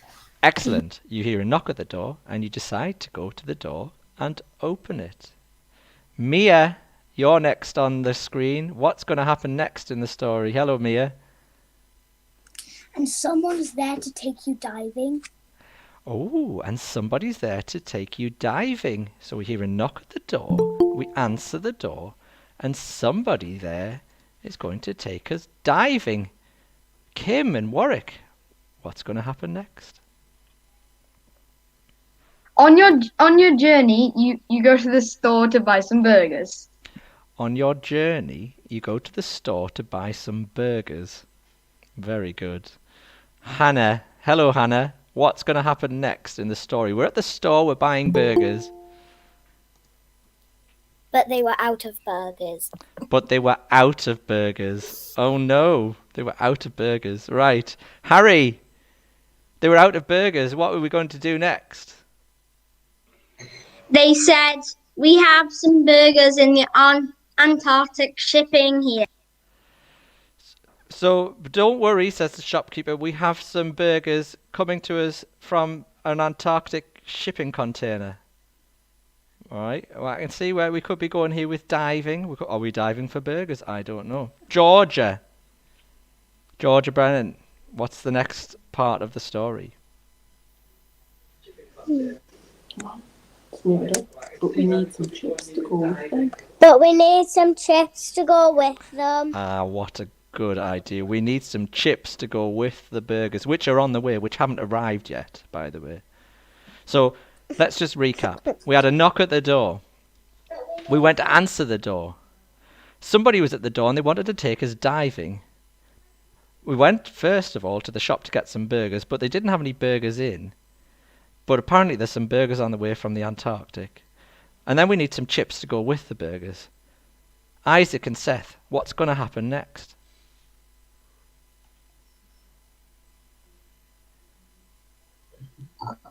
But the fish, but all the fish have now turned into chips, so you can go diving for chips.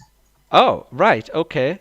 So, we're going diving, but all of the fish in the sea have turned into chips, so we can go diving for chips. So we're diving for burgers and we're diving for chips, I believe, is where we're at the minute. What a story to pick up Matilda and Phoebe. Where are we going with this next? But then at the bottom of the sea, the sand turns into ketchup. And lo and behold, at the bottom of the sea, there wasn't sand, there was ketchup. Gabriel, what is going to happen next? I think we're all suffering from a lack of sleep, boys and girls. You need your lunch. Gabriel, what's going to happen next?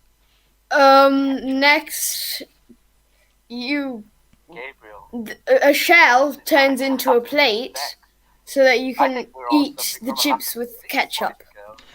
Awesome idea. A shell turns into a plate so that we can eat the chips with the ketchup. This is like an undersea banquet we're going for now, isn't it? Erin, what are we going to do next? The seaweed and the plants turn into fish. So the seaweed and the plants and all of the different corals and things like that start to turn into fish. Are we talking, Erin, here, battered fish like from the fish and chip shop? Or are we talking actually live fish? Put yourself back onto microphone so we hear. Battered fish. Battered fish, right. Okay, so we've got an undersea fish and chip shop with burgers. Yeah, this is like a really strange game, isn't it, boys and girls? Natalie, we need this story to go somewhere now. We need a problem. What's the problem going to be? We've got many, but what's the next one going to be? Natalie. A shark came in and started chasing them. A shark appeared and started to chase you with your chips and ketchup. Joshua, can you speak, or are you going to type your bit? The fish, you escaped from them, but you realised that all of your food was soggy from being in the water. Okay, so you escape from the shark. Do you get back up to the surface? Yes. But all of your food is now soggy and not really worth eating. What a strange story. Nia, we're on the surface of the sea. We've got soggy burgers and chips. What's going to happen next?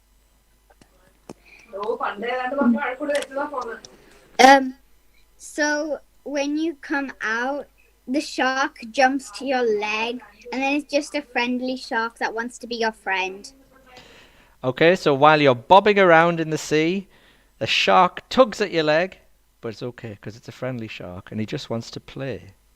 Spencer, what's going to happen with the friendly shark? You share your food with the shark. You decide to share your soggy burger and chips with the shark. What a friendly Spencer. William and Henry, what's going to happen next? We've shared our burger and chips with the shark. I don't know what to do. And then the shark eats you up because you didn't give it enough food. But then the shark turns nasty and realizes that burger and chips just doesn't satisfy him. And so he starts to gobble your legs up instead. And we need a story to end. Logan, what's going to happen at the end of the story? You're the last man standing here.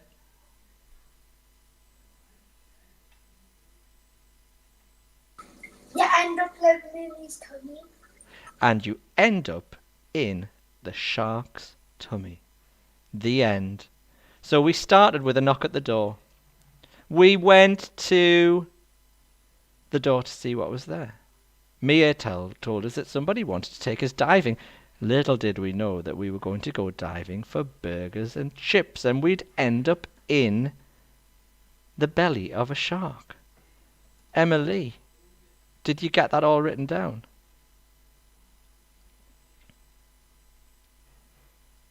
I can't see Emily now. I wonder if she's still there. She might have given up. I wonder if it's because I can't see everybody on my screen. Actually, let me see if I can see everybody on my screen a little bit more. I can change the layout and see if I can get some more people on here. Aha, I can. Yeah. Brilliant, Emily. I tell you what, I don't think I asked Evie for her part of the story. So, shall we do one more, boys and girls? That was bizarre. What would we call that story? Have you got an idea? Put your hand up if you've got an idea for what that story might be called. Gabriel, what might that be called? The shark that wanted food. The shark that wanted food. How can we improve that title? It's very matter of fact, Gabriel. I'll give you that. Harry?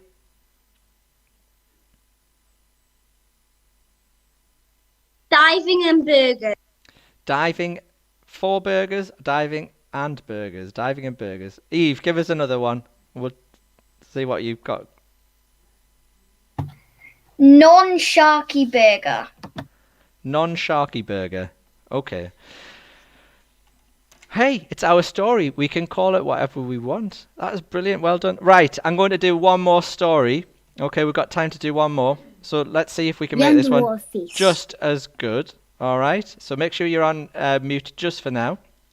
Remember, we're live on YouTube doing our Tucked Up Thursday. And we're going to create one more story. So it's brilliant that you've all joined us. And this story starts... I'm going to go the other way this time. This story starts with this line. When I woke up, I noticed that I had grown 10 inches. Or 20 centimetres in new money. When I woke up, I noticed that I'd grown 10 inches. I'm going to start right at the bottom of my screen, behind my head, with Hannah. When I woke up, I noticed that I'd grown 10 inches. What happened next? Don't forget to unmute yourself.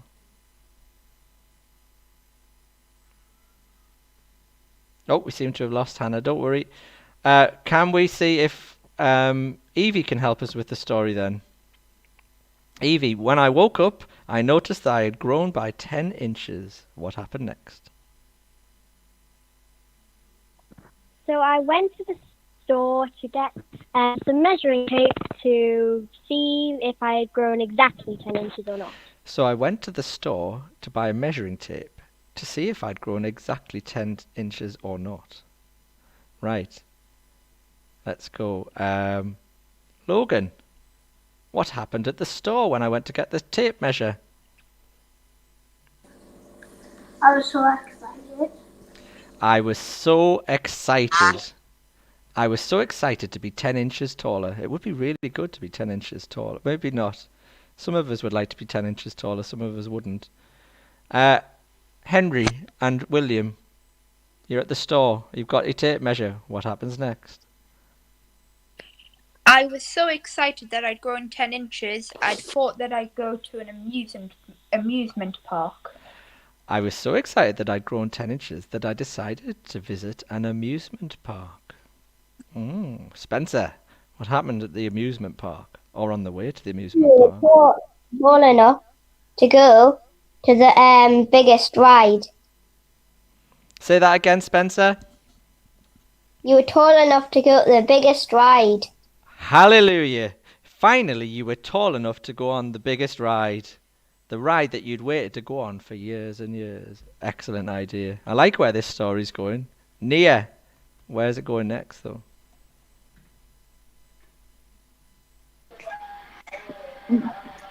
We were too big to fit in the ride. But lo and behold, my legs were too long to fit on the ride. Had I kept growing? Was I still growing? Joshua? You noticed that your fingers were growing. Everything was growing. I noticed. You became taller than every single person in the amusement park. I noticed. I looked at my fingers. They were growing. They were growing and growing and growing. All of a sudden, I noticed that I was taller than everybody else in the whole amusement park, even the grown adults. Natalie, what happened next? You're growing so tall. The people were so afraid of him because he was so tall. And they thought that he was very strong. Okay, brilliant idea. So everybody around me in this amusement park started to scream because I was growing so tall. Everyone was so frightened. What was it going to do? Erin.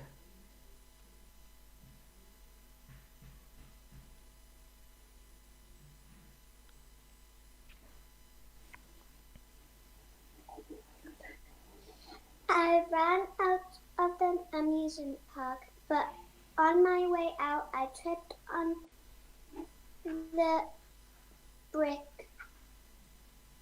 Okay. And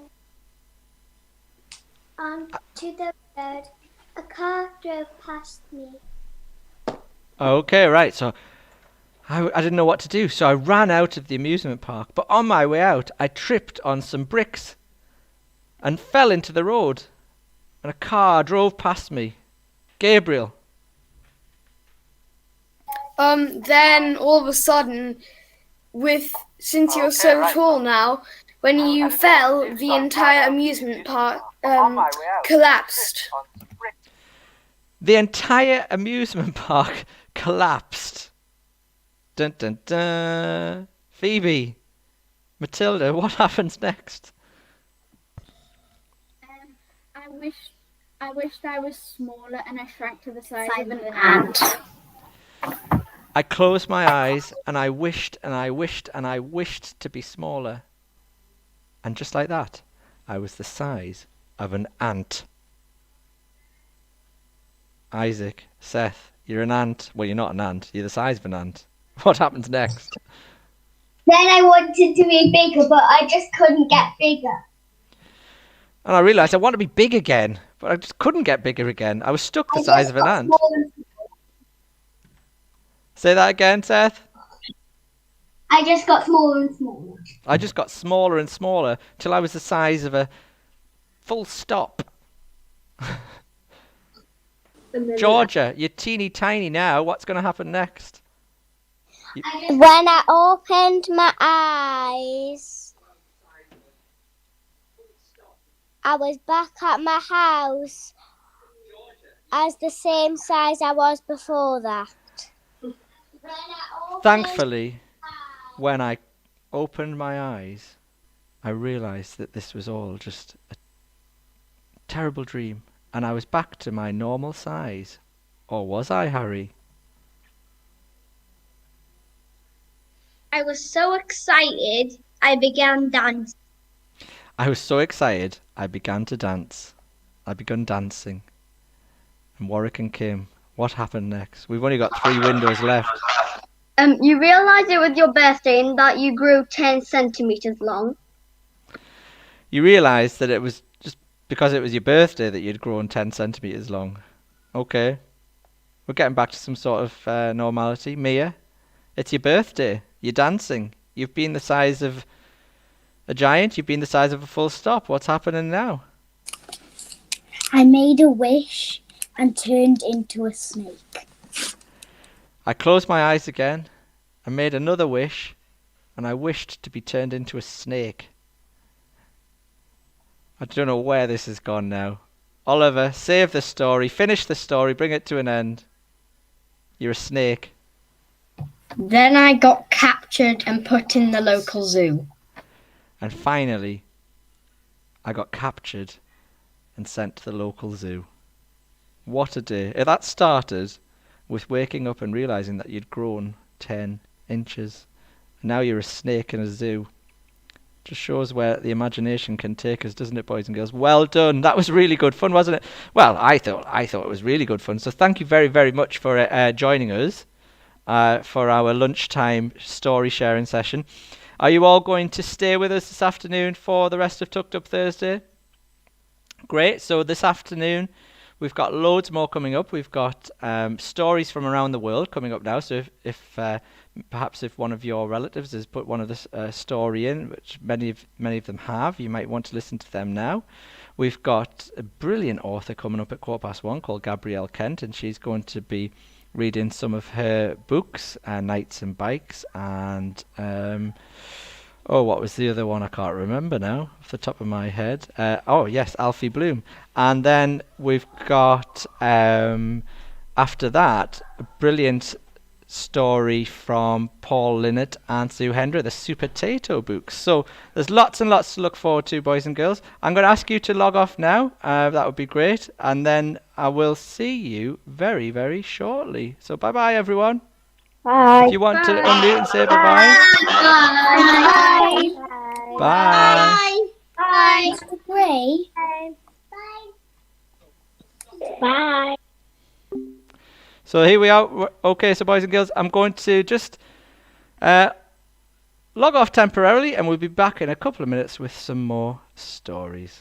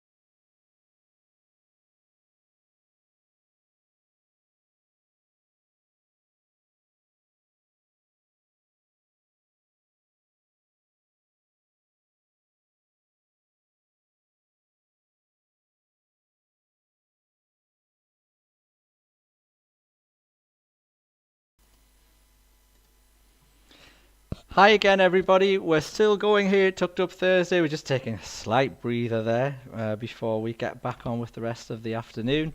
I hope you're enjoying the day. I'm just so thrilled by the level of the entries that are being sent in for the competitions. Remember, there are 3 competitions ongoing at the minute. We've got the Super Potato Design fruit or vegetable inspired superhero competition. Send them into Tucked Up Thursday at stmatthewsproto.org or put them on Facebook, or if you're at school you can put them on Dojo as well. We've got the Invisible poem, acrostic poem, which is to win the Ross Welford books. And we've also got the Piers Torday story beginning competition as well going on as well. So there's 3 competitions running concurrently, and the first one that'll be finished will be the Super Potato one. So get those in as quickly as you can. A huge thank you to everybody who has donated to this to this cause today. We've raised £300 so far today, which is a lovely amount of money. Love it if we could make a little bit more. If you haven't had a minute to do that yet today, please find your way to our Facebook page, where you'll find a link to the GoFundMe page, or you can go directly to GoFundMe and look for St Matthew's PTA, where we're raising money for the children's books to extend our library provision, and also to make some money for the World Literacy Foundation, and particularly the UK Reads initiative, which helps children of disadvantaged backgrounds with their literacy. So really important, worthwhile cause for us to support there this afternoon and today. So we've got lots and lots coming up over the course of the next 8 hours, or just under 8 hours now. We've got, as I was saying before, Gabrielle Kent, brilliant local author, coming up at 1:15. Paul Linnet and Sue Hendra, the Super Potato authors, coming up at 2 o'clock. We've got a brilliant feature coming live from Texas in America at 4 o'clock with a lady called Haley Young. And we've got brilliant author Jenny Pearson coming up at 5 o'clock. Just before 5 o'clock, I should say, 22:05 this afternoon. And then in the middle of all that, we've got the stories that have been put together by the teachers with all of our wonderful children in as well. So we'll be sharing those at some point very soon. But before we do any of that, I've got some stories that have been sent in from all corners of the globe for our Tucked Up Thursday this afternoon. And we've got them, as I was saying, right at the beginning of the day, from America, from Australia, from Spain, from Luxembourg. We've got them from all over the place. And so what I'm going to do now is I'm going to start sharing those stories with you. So the very first story that I'd like to share with you this afternoon is from a lovely lady called Leona, who is a relative of Mrs. Curry, and she is in Luxembourg. So I'm going to share I'm going to get rid of myself, I should say, and share that story with you. Hello, St Matthews. I'm Mrs. Curry's cousin Leona, and I used to live in Germany, but now I live in Luxembourg. And today I'm reading a story called The Stellar One by Daniel Errico. Enjoy. When the universe was young and the sky was filled with planets and stars and stardust and many, many rocks, one of those rocks was a bit more special than the rest. She was unlike any that came before her. She was a kind and happy rock who always floated near a big blue planet. Sometimes, when the light hit her surface, she would glow a brilliant green. At times like those, she almost didn't look like a rock at all. As she moved from day to day and week to week, the rock would see planets far off in the distance. She would wonder what it would be like to go to them. Week after week and month after month, she would wonder, until one day she decided to go find out. The rock had never gone anywhere before and wasn't sure how to go about it. She started to rock back and forth, and then she started to spin. Soon enough, she was flying through the sky. As she left, clouds swirled on the big blue planet, for it was sad to see her go. And when planets cry, there is a rainstorm. At first, the rock was not good at moving. She would spin too far to the right or too far to the left. Slowly she learned how to travel whichever direction she liked, and she enjoyed exploring space. She saw a planet filled with water, which was not a speck of land. Then found a planet all dried up, with beaches made of sand. She swore she met a planet who looked suspiciously like her, and then she saw a planet that was, well, she wasn't sure. One planet she discovered had grown forests made of green. Another one was very shy, not fond of being seen. She flew right by a planet that was frozen icy cold, and then she saw a planet that was made of jewels and gold. She started to notice that each planet seemed brighter than the last. They were all so different and also pretty. It became hard for her to decide where to go next. If each planet she visited was more beautiful than the one before it, then how could she decide which way to go next? And how could she decide where to stay? So she continued traveling, afraid to miss a single planet. Eventually, she came upon the big blue planet that she had once circled, but she found that it was not the same. It was shining in a way that it never had before. It was more blue than it had ever been, and certainly more beautiful. This made her stop for a moment. "I do not know where I should go next," she said out loud. "Each direction is filled with wonderful planets, and I cannot stop, knowing that the next planet will be even more beautiful if I continue on. Even my big blue planet has grown more beautiful every day in my absence." The big blue planet overheard this. "Can you not see why I am brighter?" it asked. "You are the brightest planet I have ever seen," she said, "but I do not know why you glow brighter today than you did when I left you." "You have brightened me," it said. "But I am just a rock," she replied. "You are no longer just a rock the day you left me," said the big blue planet. "You have grown bold and bright. Now you are a shooting star, and you are the reason that I shine. And while you are worrying about which direction to go, all of the planets in space are hoping that you will come their way to brighten them." And so the shooting star, who was no longer just a rock, finally understood. It did not matter where she went, the light was her own. So the rock sat there for a moment by the bright blue planet and wondered, should I keep traveling, or should I fly around the big blue planet and grow brighter with it each day? She thought, until she knew exactly what to do. And since then, she flew around the big blue planet, growing brighter and brighter with each and every day. I hope you enjoyed, kids. Bye-bye.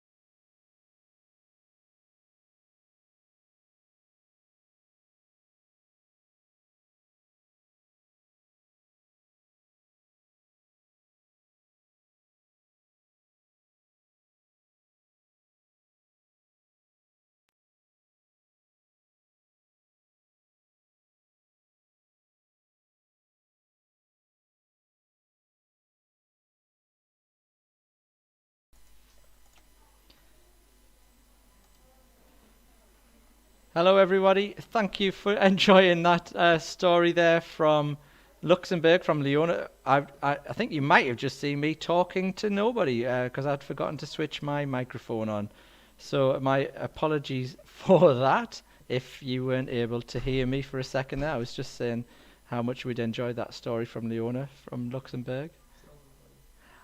And so the next story I'm going to share from around the world is from, let's see where we're going to go. Where should we go in the world now? Should we try Spain? Let's see if we can go to Spain. We've got the lovely Christina who sent in a story, a friend of Mrs. Robson, and she sent this one in from Spain. So hopefully this one's going to work now. Here we go. Hi, St. Matthews. Hi, hello, everybody. My name is Christina. I've been invited by one of your teachers to take part of this 12-hour reading marathon that you're doing, which I think it's a brilliant idea. And I'm going to do it, but I'm just going to tell you that I live in Spain. And I saw you in the map, just in case some of you don't know where Spain is. This is United Kingdom. That's where you live. And this is Spain, and that's where I live. And this is going to read you the story from here. So I've chosen, the story I've chosen, it's called 10 Teddy Bears. It's a book that helps you to count down from 10 to 1. And it is actually, still is, I think, one of my children's favorites. So here we go. See that? Yeah. 10 little teddies having lots of fun, eating a picnic in the bright warm sun. One little teddy walks off in a line, hop, skip and jump, and then there were 9. 9 little teddies paddling in the pool, splashing all around trying to get cool. One little teddy leaves, it's getting late, hop, skip and jump, and then there were 8. 8 little teddies playing at the fair, going on the rides, whizzing here and there. One little teddy leaves at 11, hop, skip and jump, and then there were 7. 7 little teddies sailing to and fro. The wind begins to blow and off they go. One little teddy has a sail to fix, hop, skip and jump, and then there were 6. 6 little teddies flying kites up high, swapping and diving in the sunny sky. One little teddy goes to the beehive, hop, skip and jump, and then there were 5. 5 little teddies playing by the sea, collecting shells as happy as can be. One little teddy wants to find some more, hop, skip and jump, and then there were 4. 4 little teddies playing on the swims. They love the slide and the other fun things. One little teddy says, I'm off for my tea. Hop, skip and jump, and then there were 3. 3 little teddies feeding ducks in the park, having some fun until it gets dark. One little teddy has other things to do. Hop, skip and jump, and then there were 2. 2 little teddies both cycling along, joking and laughing and singing a song.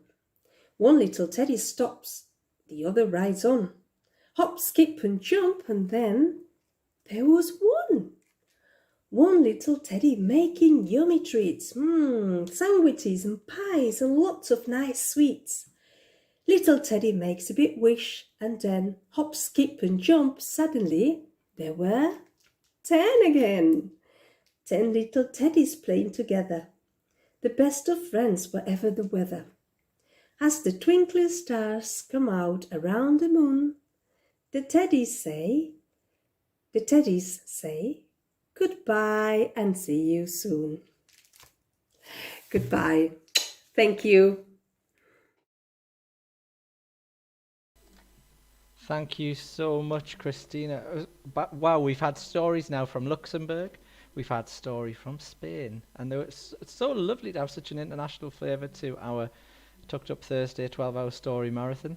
We're going to go now across the Atlantic Ocean, I think. We're going to go across the Atlantic from Spain all the way to sunny Florida, where we've got a fantastic story coming up from another relative of ours as well. So let's see if we can hear from Kerry in Florida. Hi everyone, my name is Carrie Paisley and I am Matthew Paisley's aunt. I am recording this from Orlando, Florida in the United States.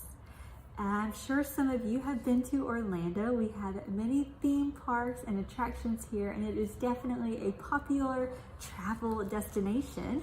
And does anyone have any guesses what Orlando or what theme park Orlando is most famous for? Any guesses? I think I heard a few of the correct answers. So if you don't know or need some help, I've got a little hint for you. All right, does that help? My ears? Of course, Orlando is most famous for being the home of Disney World. And Disney World is known as the happiest place on earth. And if you've ever had the pleasure of visiting, then I'm sure that you understand why, because it really is a magical place. So, since I am recording this from the happiest place on earth, I thought I would read you all a story on happiness. This story is called Where Happiness Lives, and like Disney, the main characters are little mice. Sorry, they're not Mickey and Minnie, but they are just as cute. We have a little white mouse and a gray mouse and a brown mouse, and the back of the book says that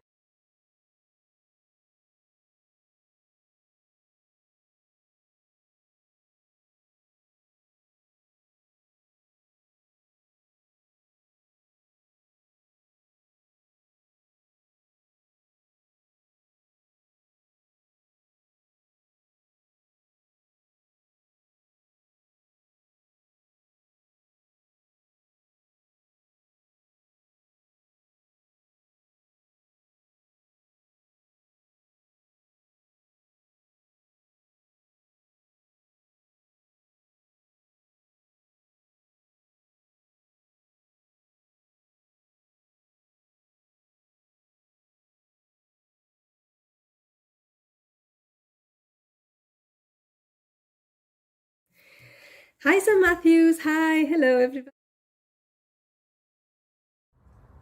Hi everyone, my name is Carrie Paisley and I am Matthew Paisley's aunt.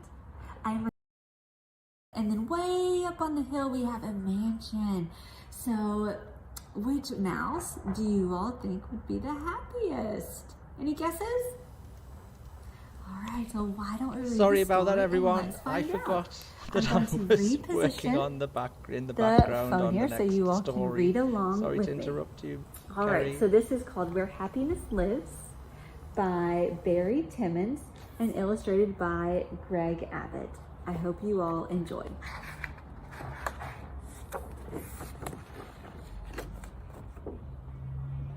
This is Gray Mouse in his sweet little home. He is happy and safe here and never alone.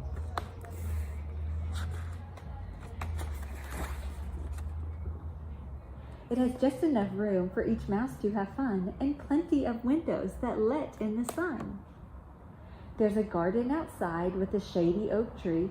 I'm lucky, says Mouse. This home is perfect for me.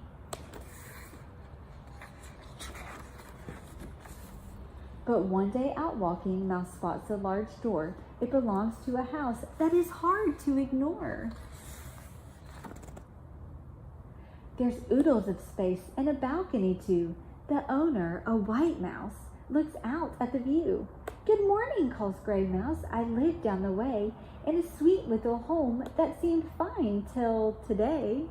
But your home's much bigger. I wish mine was grand. You must be the happiest mouse in the land.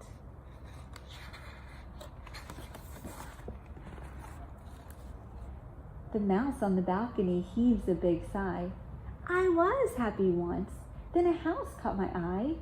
From my favorite chair, I gaze up at its tower, and now I'm more jealous with each passing hour. It's simply amazing, like nothing I've seen. Please show me, says Gray Mouse. It sounds like a dream. So they scamper along, never pausing to look at the glittering fishes that leap in the brook. And they don't see the dance two bright butterflies share, or hear the bird song, or sniff the sweet air. There's a mountain to climb, but the mice don't give in. The house at the top makes their furry heads spin.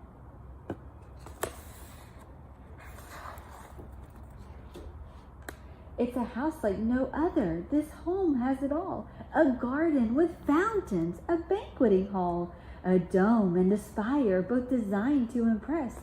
The brown mouse who greets them has jewels on her dress. "Welcome," she cries. "Won't you please step inside? There's lots to explore here, and I'll be your guide."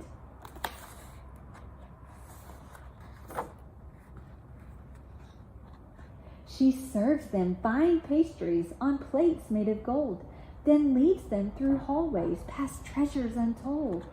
The game room, the parlor, my room for guitars. And this is the dome where I gaze at the stars.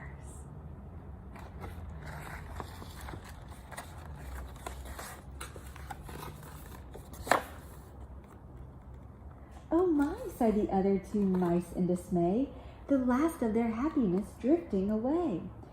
"We once were contented, but now we feel poor. The happiest mouse is the house who has more." The brown mouse says nothing, but points to the stand where a telescope rests, looking over the land.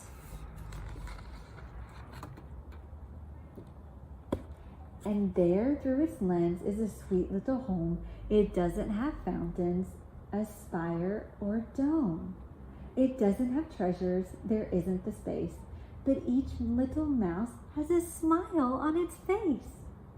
"It's lonely up here," says the wealthy brown mouse, "but it brightens my day just to look at that house. What a treasure it is! Oh, the joy that it gives. For this is the house where true happiness lives."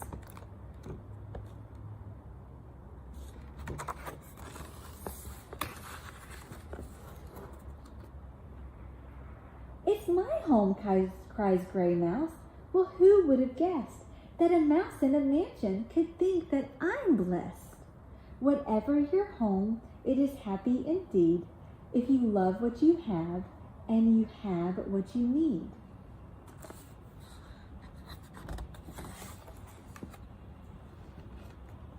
"How true," cheers the white mouse, his eyes shining bright. "I don't need a high tower. My home is just right." The brown mouse brings cocoa and sweet cherry pies, and they gather round as the moon starts to rise. Then the three of them gaze at the stars hand in hand, the happiest mice in the whole of the land. The end. Well, I hope you all enjoyed the story Where Happiness Lives. Thank you all so much for reading along with me, and so long from Orlando, Florida.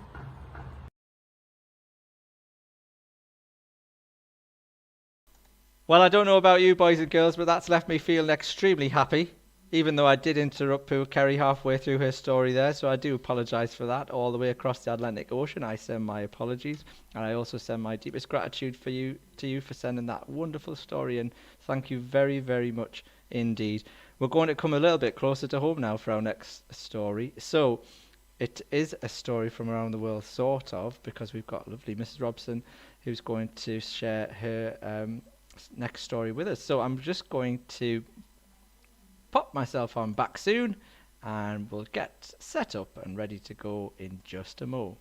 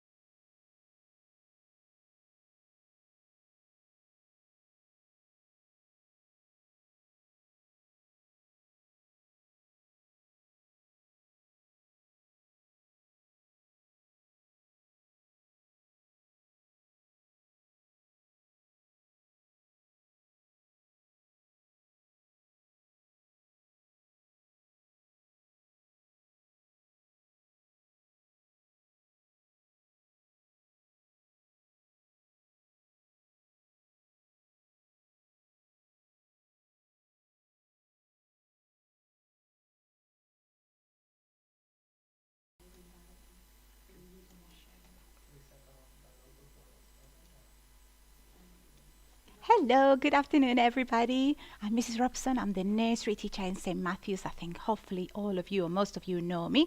And I have got a story for you. It's a story that I really, really like. And I used to read to my children when they were younger. And this story is called Fonchito y la Luna. So it's a story that's written in Spanish. And it means Fonchito, that's the name of a boy, and the moon. I'll try and show you a picture. There's Fonchito, and he's a boy. This story was written by Mario Vargas Llosa.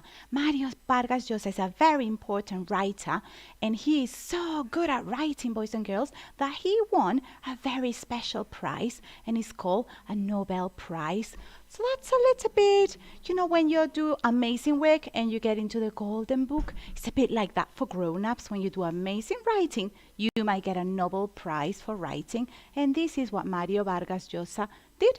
He got a very special award, okay? So I'm going to start reading you this story. It's in Spanish because it comes all the way from Peru, which is in South America. So I'm just going to say to you in English so you can understand what is happening. Are you ready? Okay, I'm going to start the story, Fonchito and the Moon. I'll show you the picture first so you can see what Fonchito's up to. There's Fonchito in school, and the story says, Fonchito was dying to kiss Nereida on her cheek. Nereida was the most beautiful girl in his classroom, so I think he likes Nereida. I'm going to show you a photo of Nereida. This is what she looks like.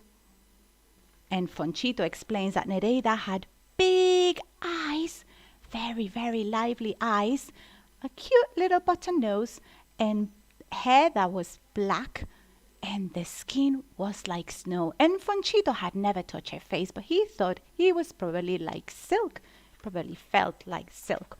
Okay, one day when it was break time and he was feeling really brave, Nereida was sitting all by herself. So Fonchito went and sat next to her, and he whispered in her ear, I would like to kiss your cheek. Do you think you would let me do that one time? I'll show you the picture. There they are, sitting together, and he just whispers onto her ear, can I kiss your cheek? What do you think she's going to say? Is Nereida going to say yes or no? She's probably thinking about it, okay? Nereida went all red. She blushed, and she looked very serious at him before saying, I might let you kiss my cheek if you catch the moon and bring it down for me like a present. Oh my. So Fonchito was thinking, what could this possibly mean if not that Nereida was never going to let him kiss her cheek? How could he possibly bring the moon down? That sounds impossible, doesn't it? I'm going to show you the picture. How? The moon is all the way up there. How could he possibly do it? How do you think he would be feeling now, Fonchito? I'll tell you, Fonchito felt very sad because he thought he could never bring the moon down. But since that day, he started doing something which he had never ever done before.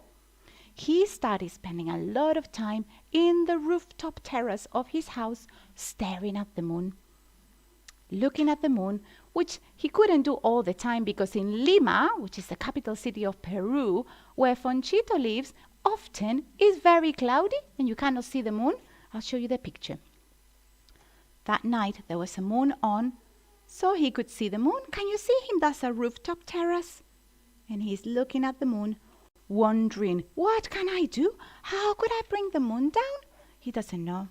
Okay, one of those days, when he was strangely enough, the moon was shining beautiful in the sky in Lima. It says, look, I'll show you, round like a cheese. Can you see? Round like a cheese. Beautiful. Okay.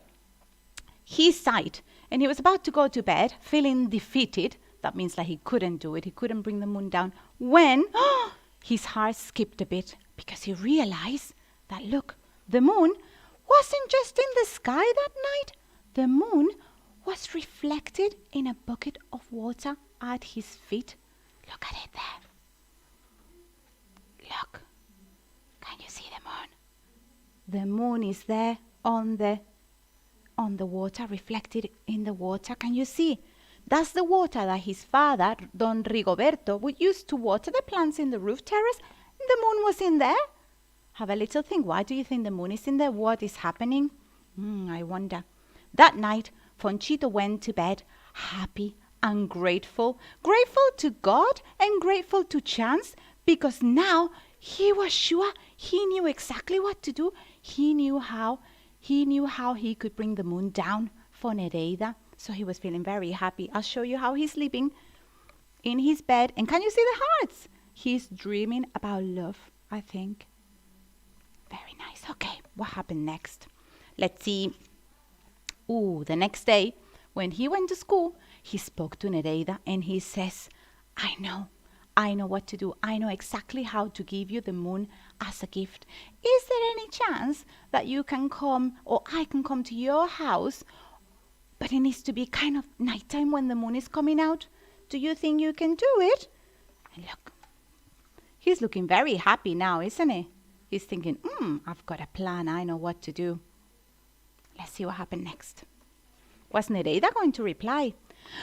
Nereida said, while she was thinking, never. I don't think you can. Unless it is a Thursday. Because on a Thursday, my papa goes to the club with his friends and my mama plays bridge with her friends. Mama and papa is how we say my mom and my dad in Spanish. Watch.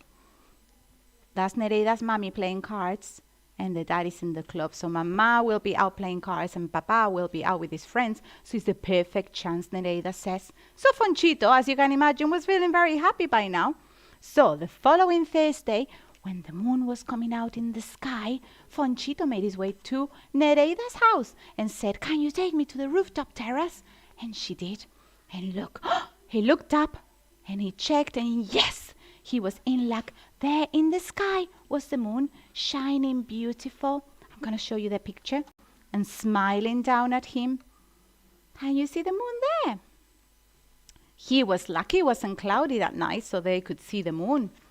And then he asked Nereida, can you get me a bucket of water, please? And she did.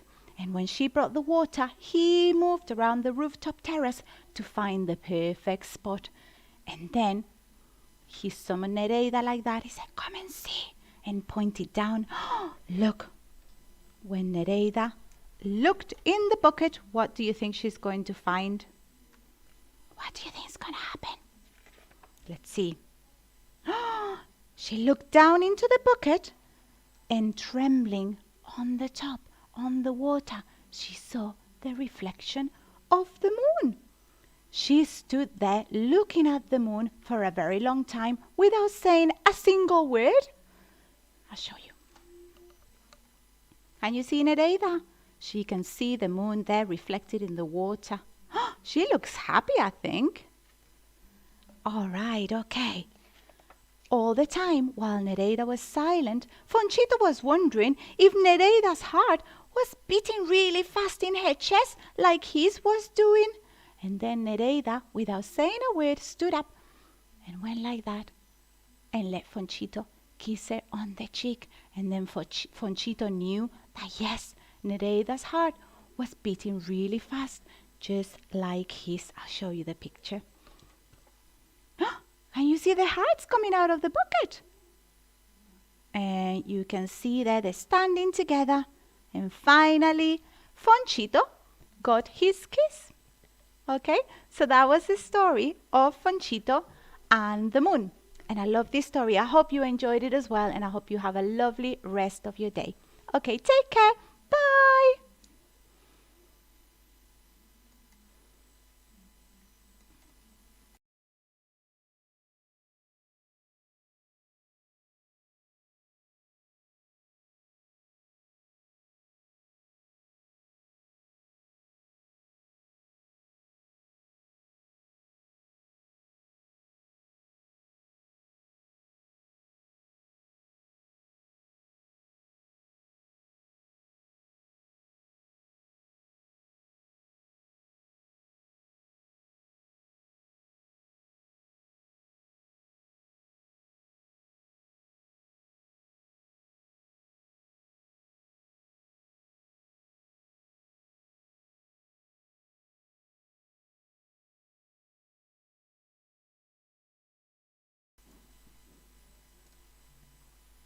Thank you very, very much, Mrs. Robson, for that story. Fonchito, he got his kiss in the end.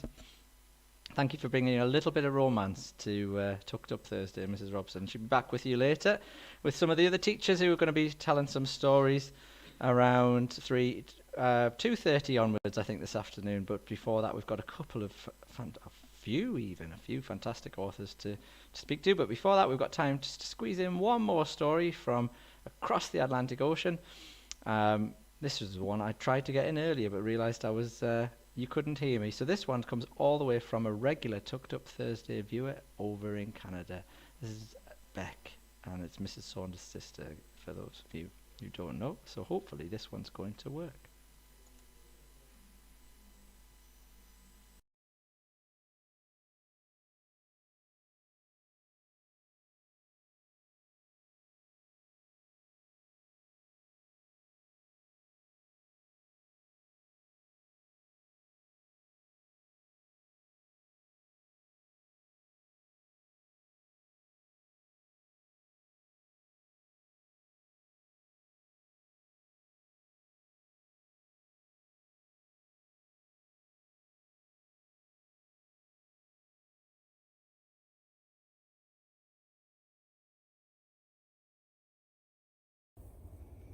Hi, my name's Beck, and I'm the Mulligans and Saunders auntie, and I live in Fernie, British Columbia, which is in the west of Canada.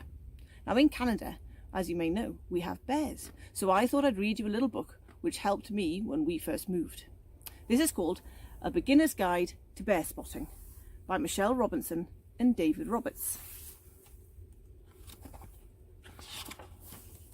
Going for a walk in bear country? You'd better make sure you know your bears. This is a black bear, figure 1, black bear, Ursus americanus. And this is a brown bear, figure 2, brown bear, Ursus horribilis. And that is just plain silly. I don't think you're taking this very seriously. You ought to, you know. Bears can be very dangerous. If you get them muddled up, either one of them could eat you. Now are you paying attention? Okay, here's what you need to know before you start walking.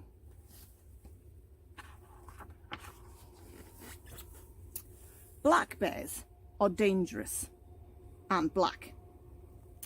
Brown bears are dangerous and brown. Although sometimes brown bears can be a little black and black bears can be a little brown. Don't worry, chances are you won't even see a bear. Oh, you lucky thing! I think it's a black one. It must be. Brown ones can't climb trees. Did you know black bears weigh around 400 pounds? With a black bear, the best thing to do is back away slowly.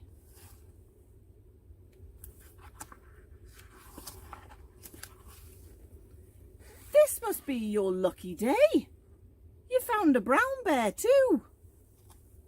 With brown bears, the best thing to do is play dead.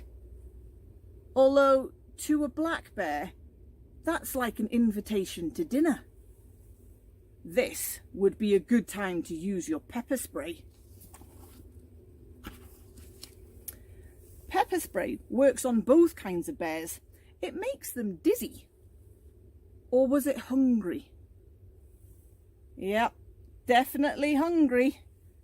Got any porridge? Gum?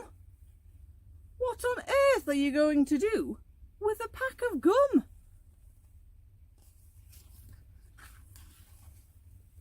Pop! Of course! Why didn't I think of that? Quick, run for it! Oops. Well, I'm afraid I'm all out of ideas. No. Got anything else in the bag? No. Too flashy. That will never do. What did I tell you about bringing that silly thing? It's soft, and it's silly, and it's wonderful. It's working. Well, I never. I take it all back. Bears can be dangerous, but they can also be very, very sweet. Psst! Don't forget the golden rule of bear spotting. Real bears aren't this friendly. You should really only ever snuggle up to the stuffed kind. Don't say I didn't warn you. And that was A Beginner's Guide to Bear Spotting by Michelle Robinson and David Roberts. Well, I hope you enjoyed it, and I hope you enjoy the rest of your stories today. So it's goodbye from me, and goodbye from my little stuffed bear.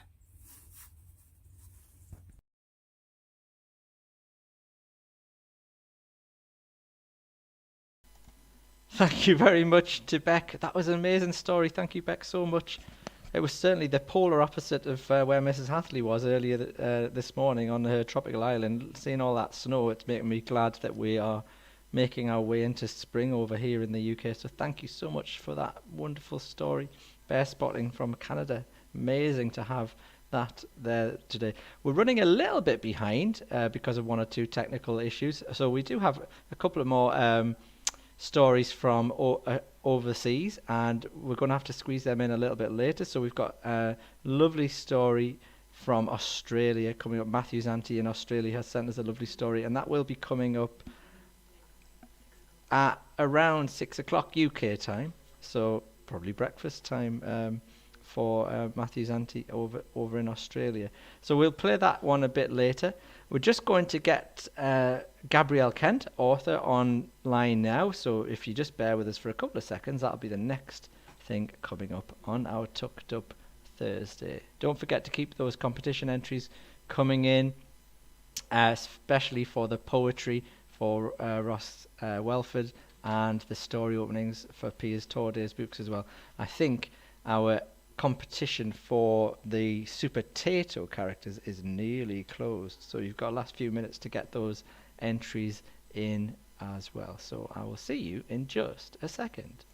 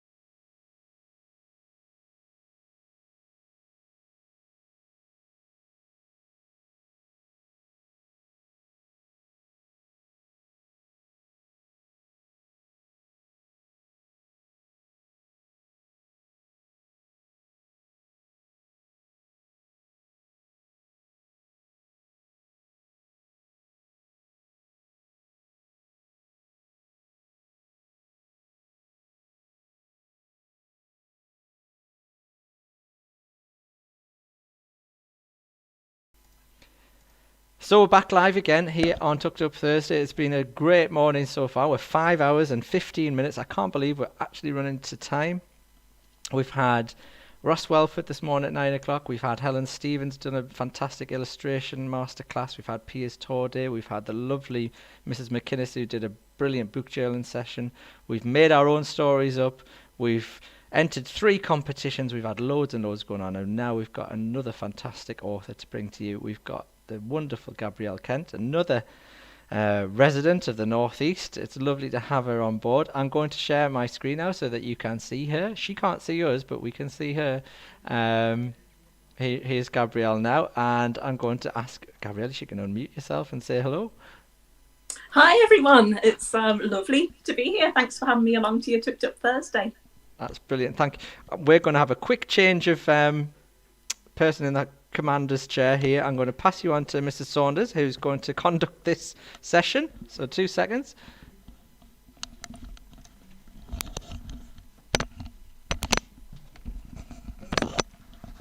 Hello. Hi, Gabrielle. Hi. Hello. Right. Okay. Well, I've actually had, Gabrielle won't remember this, but I have actually had the pleasure of meeting Gabrielle before, because when you first brought out your first Alfie Bloom book, you did a book signing at Forum Books in Corbridge, and that was where I was introduced to the character of Alfie Bloom, and where my son and now my second son really developed their love for your books, and that's why we've read them since then at school, because of when I met you then. So yes, I'm really, really pleased that we've got you here today. So thank you. Thank you for coming. I think that was one of the very first events I ever did. Was it? Well, it was very nice, and I bought that book for my son, and then we sent it to my nieces, and so as a number of people, and then I brought it to school, and so my current year 6 class, they read it when they're in about year 4 or 5 with their teachers, so we quite often use it as that first one as a story, just from that meeting. So there you go. Oh. Right, so I'm going to hand over to Gabrielle now, because she's going to very kindly read some little extracts from a couple of your books. I think one from, because Gabrielle writes the Alfie Bloom series, and we'll talk a little bit more about that later, and she might talk about it too. But she also has another series of books based on her other side of her life, which is probably more predominant, I would imagine, really, which is Gabrielle is somebody, as well as being an author, she is a games designer, and we'll maybe ask her some questions about that afterwards. So I'm going to hand over to you, Gabrielle, to read your story extracts, and then I will come back to you afterwards. Okay? All right, there we go. Lovely. Right, so I can't see you all, but I'm imagining you're all there and you haven't all fallen asleep with all of these fantastic stories yet. But yeah, I'm here to just to chat a little bit about my books, the answer to any questions you have. And I'm going to do a couple of readings from some of my series. So I've written 2 series so far. I've actually written another 2 books that are going around publishers at the moment. But my series are The Secrets of Hexbridge Castle, which is based in the Northeast. It's a fictional town. It's the town of Hexbridge, which is actually a cross between the names Hexham and Corbridge. It's a good way to come up with names for places and characters by mixing 2 names that already exist. So I imagine that this is set in the Hexham-Corbridge area, and it mentions towns like Newcastle and some little villages in Durham a bit later in the series. So I think I'll read you a little bit from this first. Now, I should have thought about this beforehand. I'm just going to think about which bit to read to you. Now, I normally read the prologue where something nasty happens to a not very nice person. But I think I'm actually going to read from the first chapter where you meet Alfie Bloom instead. So instead of the prologue, I'm going to start reading from chapter 1. Now, I've never read this out loud before, so I hope I don't find any mistakes that I should have spotted before. So this is chapter 1 from The Secrets of Hexbridge Castle, and this chapter is called The Raven. As Alfie Bloom rocked back on his chair and enjoyed the lively chatter that filled the classroom, he had the strange sensation he was being watched. I'm just going to move you back a little bit so you can see the book. It doesn't look like I'm just reading from my knees. He had the strange sensation he was being watched. It was the last day before the summer holidays. The sun streamed through the windows, promising 6 weeks of glorious freedom, and Mrs. Harris had declared a free afternoon. Most of the pupils had brought in board games and were arguing loudly over who was winning and who was cheating. The arty students were drawing and painting pictures or scribbling biro tattoos onto each other's arms. Alfie had been happily daydreaming about nothing in particular when the feeling hit. It was beginning to irritate him. He glanced around the classroom suspiciously. Everybody seemed to be minding his or her own business, or each other's. He turned his attention to the playground, briefly catching his reflection in the window, a red-brown mop of hair falling across green eyes. Gazing beyond, he realised who was spying on him. It was a large raven out in the school field. The raven gave a little hop, then strode from side to side, looking back at the classroom window over hunched shoulders. Alfie could swear it was trying to act casual after being caught out. There wasn't another bird in sight, and he began to feel a little sorry for the solitary creature. Alfie knew what it was like to feel alone. The last day of term always seemed so exciting, but tomorrow he'd face being stuck on his own all summer while his best friend, Amy Sue, went on holiday with her gran. His dad was always so busy with his inventions and part-time jobs that Alfie knew he'd hardly see him. Forfeiting the staring contest with the raven, he stretched and turned to watch the card game at the next table. Amy seemed to be winning. Glancing back at the field, he froze. In place of the raven, a tall man in a Victorian suit and cape was looking directly at him through a small brass telescope. Alfie nearly fell off his chair. "Amy! Amy!" he called, waving frantically at his friend. When he looked back at the field, the man had vanished and the raven was back. "What's up, Al?" asked Amy, joining him. "This had better be good. I was just about to win Phil's pen, the one that writes in space." "There! See that raven?" Alfie eyed the bird warily as it pecked nonchalantly at the feathers under its wing. "Does it look normal to you?" "Let's see." Amy leaned over his shoulder and gave the raven a good hard squint. "Well, it's got all the usual bits: feathers, wings, beak. So, yeah, that's a normal bird, all right. Is that all you called me for?" "Yeah, sorry." Alfie started to feel a little embarrassed. "It's just that, well, it looked different for a second." "Okay." Amy patted him on the head and went back to her game. The classroom was still as noisy as ever. Mrs. Harris was trying to get everyone to put away their paints and games. No one else seemed to have noticed anything peculiar happening outside. Alfie was still staring at the raven, wondering if he'd imagined the strange man. When the school bell sounded, everyone jumped to their feet as a resounding cheer went round the classroom. He looked back at the field just in time to see the raven run a few steps before taking flight. "Settle down, everyone," shouted Mrs. Harris. "Well, your junior years have come to an end. I hope that you all work hard at Hillston High after the holidays, and that some of you take the opportunity of starting a new school to turn over a new leaf." Alfie noticed her glance at a couple of students in particular when she said this, but they were too busy inching closer to the door to take in the hint. "Please put your chairs on your tables, quietly!" And the rest was drowned out under the roar of chairs being dragged across the floor and plonked on tables, some of them falling off as everyone shoved to get to the door first. Mrs. Harris tried to shout a few words of farewell over the din, then flopped on a chair with a sigh of relief that yet another year was over. Alfie pulled off his tie, slung his bag across his shoulders, and threw himself into the midst of the wild, whooping mob flowing out of the school. He passed Amy just as she was getting into her Gran's car. "Gran says to come over on Sunday for lunch, Al." "Woo! No more school!" Alfie dallied more than usual on the way home, enjoying the raven mystery and the warm weather. His daydreams ended abruptly as an empty Coke can hit the back of his head. "Oi, bloomers!"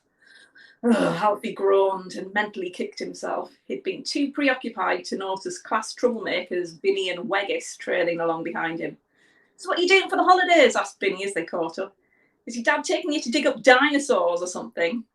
"He's an inventor, not a paleontologist." "Whatever, he's still a nutter. Anyways, we thought we'd walk you home as we wouldn't see you till September. I can't wait though. I hear the toilets at Hillston flush for ages and your hair could use a wash." "Get lost," Alfie muttered under his breath, walking faster to leave them behind. Their insults and taunts about his dad had been chipping away at him for months, but he hadn't dared to say a word back to them for fear of making things worse. "What was that, Bloomers? Did you really just tell us to get lost? Get his bag, Weggis." Alfie tried hard to yank his bag away as Weggis lunged for it, but he was too slow. Then he began rummaging through it, throwing out Alfie's sports kit. Lame trousers." "They're okay." Weggis let go of Alfie and joined in. "My dog will have them." He pulled out an exercise book and flicked through it before tossing it aside and grabbing another. Alfie sighed. He knew this routine. He'd seen it so many times in the playground. They'd go through everything in his bag and then throw it to each other if he tried to take it back. He sat down on a garden wall and tried his hardest to look bored, despite the blood pounding through his veins. "Don't you want your bag?" spat Weggis, clearly annoyed that Alfie wasn't making any attempt to get it. "You seem to want it more than me," said Alfie, hoping his voice wasn't shaking. He got up and began walking away. "Keep it." "Oi, we don't want your stinky stuff," shouted Vinny, running over and shoving him in the back. Alfie stumbled forwards and span round to face him. "At least we can afford decent trainers." Alfie slammed his palm into Alfie's shoulder this time. Alfie felt as though someone had lit a fire in his chest, and it was melting away his fear of Vinny. "Bet your dad couldn't afford to buy you another pair if you lost these." Alfie curled his fingers into fists. Another push. Alfie snapped. He charged at the two boys, catching them completely by surprise. The bag slipped out of Vinny's hand as Weggis fell on top of him. It sailed over Alfie's head to land in the road. Alfie ran to pick up his things before they untangled themselves to chase him. His eyes felt hot and blurry as he grabbed his books and trainers. He shoved them quickly into his bag while checking over his shoulder for Vinny. A woman's voice called out sharply from behind him. "Look out!" He turned and froze on the spot. A car was speeding towards him. The driver spotted him and slammed on his brakes, but it was too late. Everything seemed to be moving in slow motion. The woman stood helplessly on the curb with her dog, her arms stretched out towards him. The car was so close Alfie could see the face of the driver in great detail. A middle-aged man with glasses and a moustache, his hands gripping the wheel as his mouth opened into a silent scream. Unable to force his legs to move, Alfie closed his eyes and half-crouched in terror, waiting for the impact as the car screeched towards him. Then, nothing. There was an eerie stillness. After a few seconds, he realised that all sounds in the street had stopped. No voices, no birds, no traffic. The air felt different too, colder, with an earthy smell like old leaves. When he opened his eyes, he was astonished to see that the street had gone, replaced by a cool greyish mist. The adrenaline flowed out of his veins as he uncurled. He wasn't hurting anywhere. His clothes were starting to feel damp. He held out his hand, and tiny droplets of rain splashed onto his palm. Could you get wet if you were dead? A pigeon cooed somewhere above, breaking the stillness. The ground squelched under his feet as he stepped back to look up into the ghostly trees that surrounded him. Another noise cut through the air, a distant axe, chopping wood. As he strained to hear more clearly, it began to fade along with the earthy smell and the mist. The familiar shapes and colours of the street began to reappear like coloured paint spreading across wet paper. Voices were shouting and a scream grew louder as if someone was turning up the volume. "Where did he go? Is he under the car?" Alfie blinked and looked round in surprise. He was back in the street at the side of the road. The car had stopped over the exact spot where he'd been standing moments before. The driver was sitting with his hands on the wheel, shaking with shock. "There he is!" cried the woman who tried to warn him. She was staring in amazement, her dog barking wildly as it strained at its lead. Barely able to believe he hadn't been hurt, Alfie slowly picked up his bag and began walking away. He passed the two bullies who were frozen like statues and picked up speed as they began to call after him. He wanted to get as far as possible from whatever had just happened. The blood started to pound in his ears as he broke into a run. By the time he turned into Abernathy Terrace, his side hurt and his breath was coming in gasps. The row of grey Victorian terraced houses seemed to stretch out for miles in front of him. His side hurt, but he kept running, past the house of the purple door, past gossipy Mrs. O'Reilly's, past the tree he'd fallen out of and broken his arm 4 years ago, past the window with the yappy white dog that always leapt up to bark at him. As he ran, he noticed a raven flying above him. Was it the same one? It swooped down to glide alongside Alfie as he tore down the street, then flapped its wings and soared up and away over the rooftops. So that's the first chapter where you get to meet Alfie Bloom, and he sees this mysterious raven and wonders if it actually turned into a strange-looking Victorian man on the school field. And then later on, he gets to meet that person who tells him something very, very surprising about himself, and he learns that he's inherited a castle of his very own. So that's the first book I ever wrote, and I've really enjoyed writing that series, and I do like to imagine it's set in the Northeast. Miss, would you like me to read a little bit from Knights and Bikes? I'm just going to check the time. Knights and Bikes is actually a fair bit shorter. Yeah, maybe you could. Yeah, that would be nice if you could read just a little bit of it. That would be good. Yeah. I mean, I don't have to. I could go straight to questions. No. If you want, maybe just give us a flavour of it, because I think there's quite a lot of our boys and girls might like that style of writing as well. So yeah, that'd be grand. That's the first time I've ever read that chapter. I love that chapter. A little bit longer than I expected. That's fine. Don't worry. Okay, so I'm going to read you a little bit from actually I'm not going to read you from the first Knights and Bikes book. I'm going to read to you instead a little bit from the third book, because this is quite a fun chapter, and I can just read you a little fun bit from that. So this book is about two girls, Nessa and Demelza, who go on amazing adventures on the island of Penfersey. They also have a pet goose, Captain Honkers. Demelza lives in a little caravan right next to the house where she really lives with her dad. And she's in her caravan at the start of this book, waiting for a friend to come up the hill. The way Demelza sees things isn't quite the way the rest of the world sees them. Now, this chapter is called Invasion of the Snot Goblins. Monsters! Screamed Demelza as she peered through between the flowery curtains of a little caravan with one eye. Honk! Her pet goose, Captain Honkers, squawked from under her armpit as he poked his head through the curtains next to hers. Look at them, Honkers, drooling, screaming, stinky invaders. They're everywhere! We're surrounded, and Nessa's on her way up the hill. She'll never make it through the horde.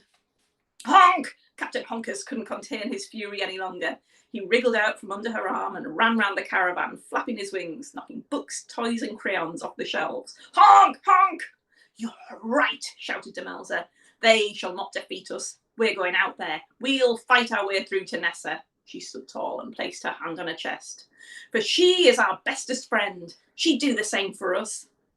She grabbed two foam swords from under her bed and slotted them through the straps on the back of her dungarees. Pulling her game gauntlet out from under her pillow, she slid it onto her hand and made a fist. Ready, Captain? She asked her goose. Will you brave the rabid horde with me and risk your life? Nay, your very soul, to save Sir Nessa, trespasser extraordinaire, founding member of the Penfersey Rebel Bicycle Club and the awesomest spit sister in the history of spit? Honk, said Captain Honkers, head tilted to one side. Then let's go, cried Demelza. She kicked the door of a caravan open and braced herself against the overwhelming, shrieking, cackling, shouting and singing of the army of monsters. She pulled out her swords, took a deep breath, and leapt down the steps with a roar. Penfersey Rebel Bicycle Club, to the rescue! For one, for all, for Nessa!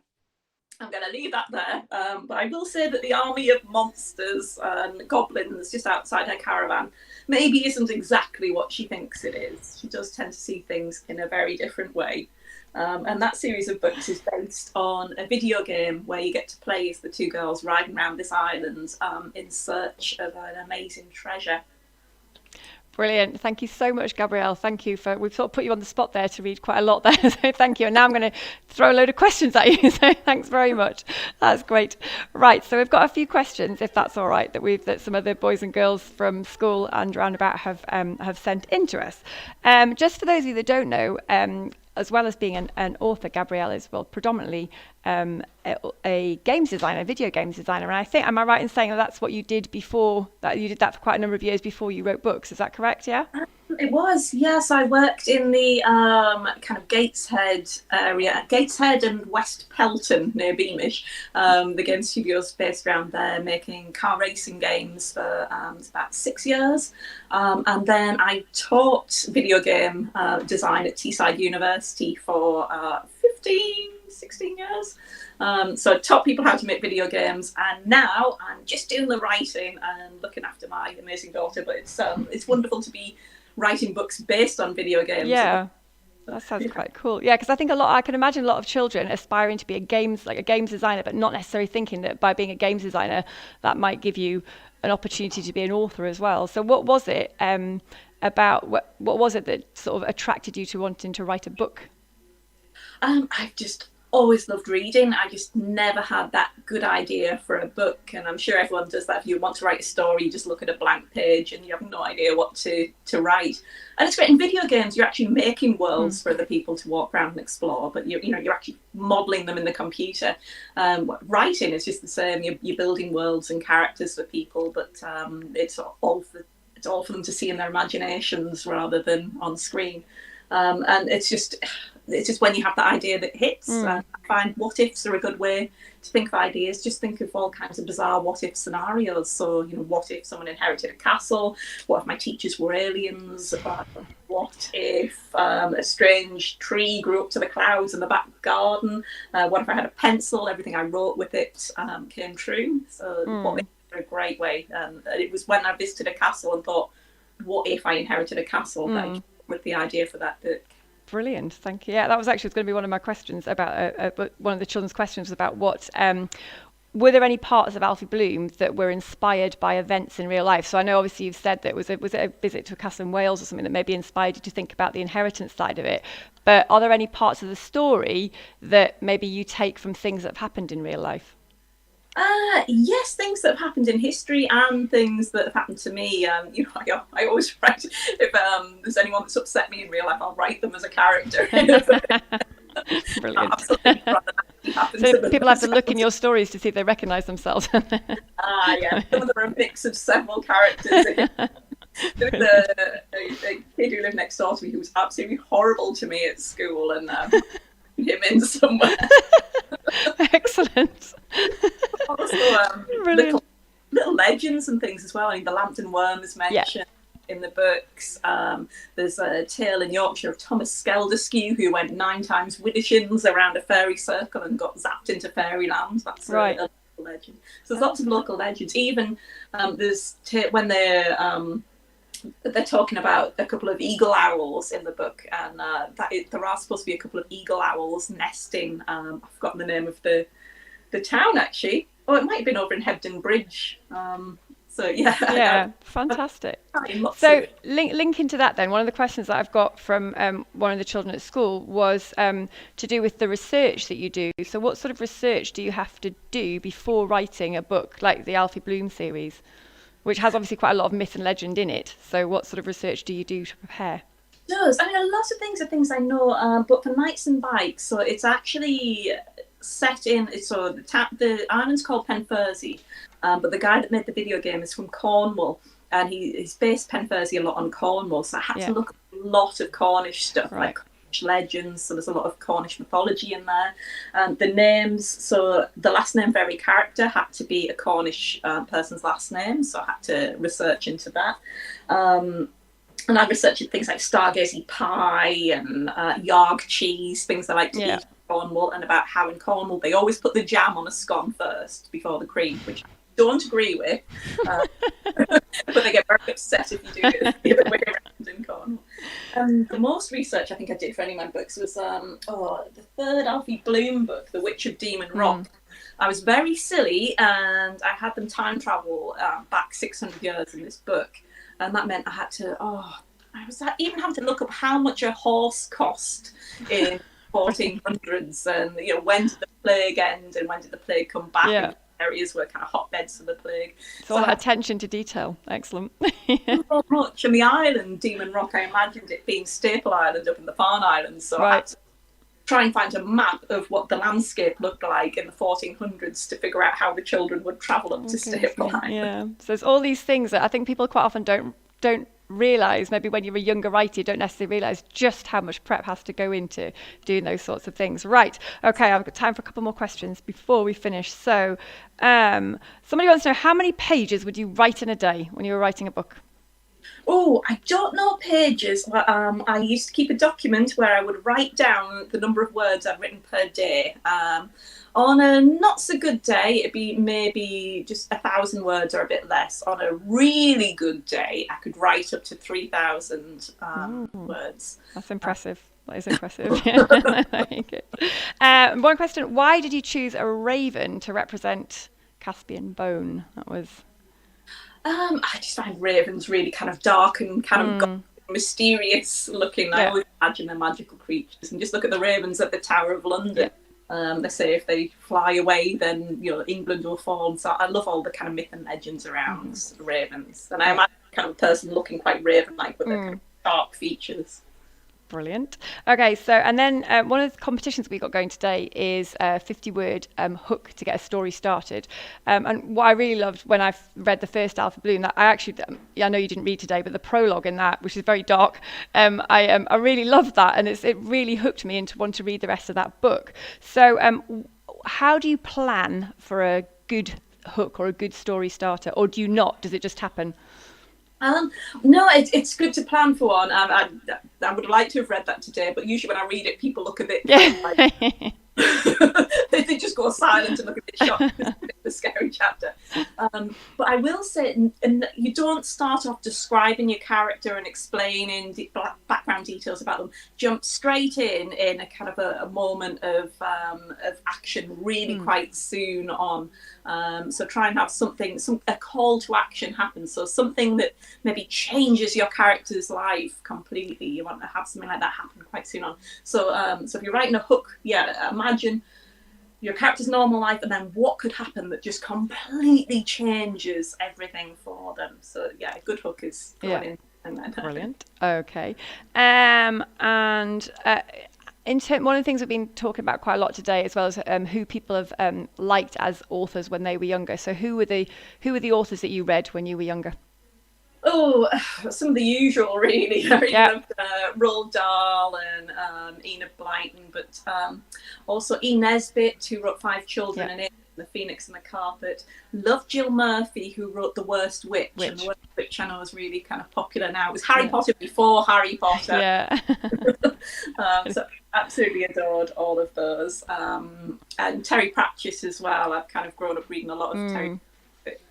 Right, that makes sense with your writing as well, actually, Terry Pratchett. Yeah. And so, what about now? Do you see any? Do you read any children's books now, or do you look at any of the authors now? Do you? Mainly children's books. Yeah, that's. I've just been reading now. In fact, my best friend, who's kind of Rhianna Pratchett, has written this book, which is Crystal of Storms. So it's a fighting fantasy book. Ones where you'll read a little bit and then you have to make a decision. Okay. You'll turn to another page. So I'm really enjoying reading that at the moment. It's a kind of game-based book. But Sophie Anderson's House of the Chicken Legs.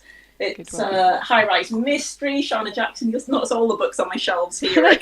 Children's books. That looks like my bookshelf. Yeah.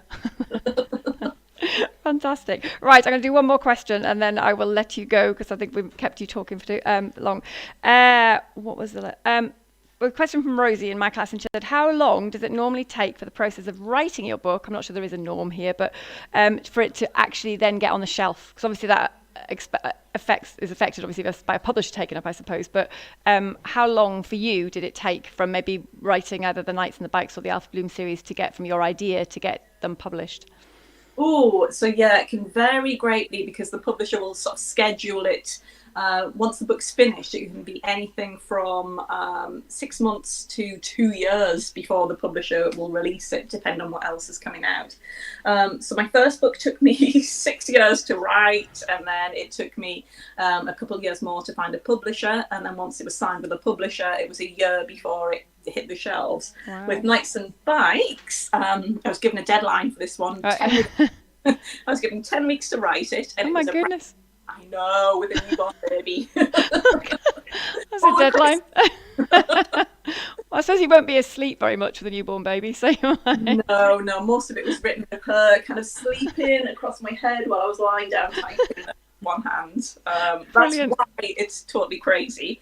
So that was written 10 weeks and edited within a couple of weeks. And because it was a brand new publisher that wanted to publish very quickly, I started writing it towards the end of November, and it came out, I think it was in July, right at the beginning of July. So that was a very quick time. So you've got the two extremes there, haven't you? Yeah, fantastic. Absolutely. Right. 10 years too. And a few months. That's fantastic. Well, just finally, just say a huge thank you from everyone at school and everyone else watching for joining us this afternoon. I really appreciate it. We've got 2 signed copies of Gabrielle's books in our school library now, which is fantastic. And I think there'll be some children who perhaps haven't seen the Knights and Bikes books before who might be tempted to read those now. So after listening to your story this afternoon. So thank you very much. Have a lovely afternoon. And it was really nice of you to join us. Thank you. You're welcome. Bye. Enjoy the rest. Bye. Okay, so shortly we will have some more stories. I'm just going to pop you on our back scene so we can get set up for our next session, which I think we have got 2 lovely teachers waiting in the room to come and talk to you.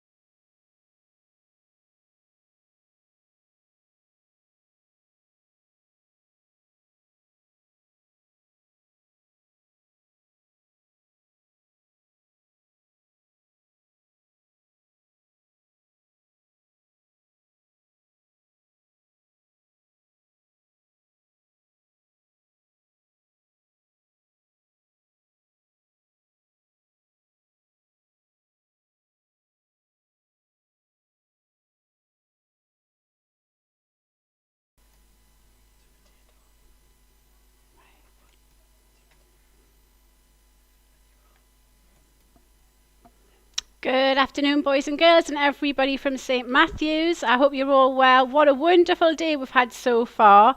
We've been really lucky to have some interviews and some stories being read from some wonderful authors.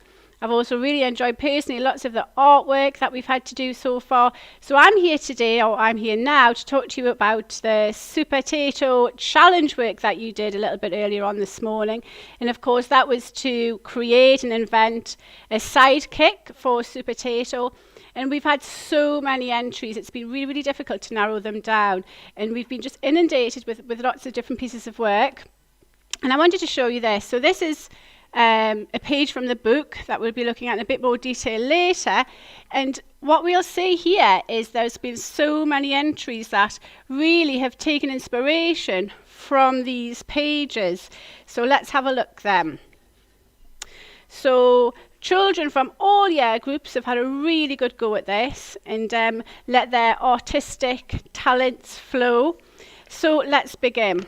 So this one here, I hope you can see it, or there's two here from the older children, and I'm sure some of you may recognise them already. So we've got the first one, Billy, and I think Billy is a banana. And this is by Isabel, and Isabel says, "My sidekick has a mask on because when he puts it on, it gives him night vision." So Billy the banana, his special power is night vision. And then moving on to this one. This one's by Ben Humphreys, and Ben's in year 5. So I can see here already this is a carrot. And it's Mystery Carrot. Mystery Carrot has a hooded cape, and it helps him float and turn invisible. So here we've got two superhero sidekicks, both with capes, both very eye-catching. So well done there. So here, moving on to Super Broccoli, boys and girls. Super Broccoli, a superfood in many ways. And Martha has decided to give Supertato a broccoli for a sidekick. My character has a belt with a button that will turn him invisible, and he has a talking cape. So the sidekick's almost got a sidekick. Lots of superhero sidekicks, I'm noticing as well, have these capes and special powers. So let's go on to Connie Lowe, Nana Banana. Some great drawings as well. And all of these drawings I've found are really, really eye-catching, taking inspiration from the authors and illustrator. And this one is, my sidekick is a banana. He is bright yellow, so he can see at night. He has a cape to help him fly, and his X-ray vision. So his goggles are X-ray vision goggles. So here's another character with a fantastic cape and a good a superpower. Let's move on to Sophie Strawberry. Again, an eye-catching drawing. And Sophie's labelled all the different parts of her superheroes. I'm going to read those out. So we've got a long pink cape, again that pink cape, the cape theme's coming up, a black mask. Again, lots of our superheroes need to be in disguise, unrecognisable during the day. The belt is black, we've got a black mask. So Sophie Strawberry, a great entry there, thank you. Here we have another strawberry from Charlotte Waite in year 5. And below, we've got Kenzie's contribution. Now, I think that looks like a green bean, Kenzie. I may be wrong, but from where I'm looking, it looks like a green bean. But Charlotte's strawberry, my strawberry is sidekick to many superheroes. Has a cape and a mask for disguise. Strawberry is actually Bob. Bob the sidekick. But a great effort from both children there. Some great illustrations, and the children didn't have an awful lot of time to do these, so they've made a really good effort. And all of them, I must say, when we were looking around school, and I know at home, when children were sharing their contributions at home, some really, really great efforts. So thank you, boys and girls, for getting so engaged in this. And you know, I know lots of you will know art is my particular you know, I love art and all things related, so I'm glad that I'm being able to share these things with you now. So Lydia has drawn a very eye-catching strawberry here. Again, the mask to enable the super strawberry to move in disguise. She did her this way so that she can escape the bad guys. Oh, and she's put a mask on Super Strawberry so that if there's anything coming her way, it would protect her and protect her vision. So that's thinking ahead and thinking about all the different things that a superhero needs to fight off the bad guys. So here's another strawberry. Clearly strawberries are a popular choice for superhero sidekicks. And this is from Isabella. And I think Isabella's in year 1. So this is a lovely eye-catching drawing of a super strawberry. And you can see here we've got a lovely green cape and a black belt to keep all the bits and bobs that she might need to help Super Potato fight all the bad guys and save the world.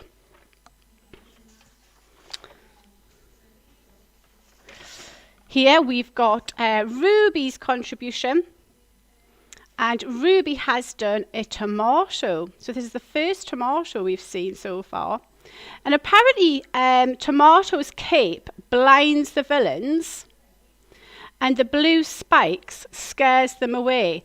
So I wonder if Mr. Tomato hurls the cape over the villains to block their view so that the Tomato and Super Potato can escape, and the blue spikes appear to keep the villains at bay.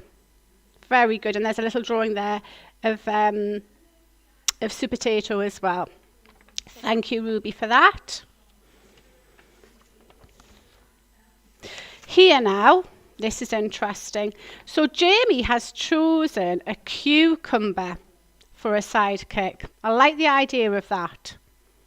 And again, look at this cape, this blue cape flowing. So Jamie says that my name is Mr. Super Cucumber. And I need my belt, you can see there, a belt.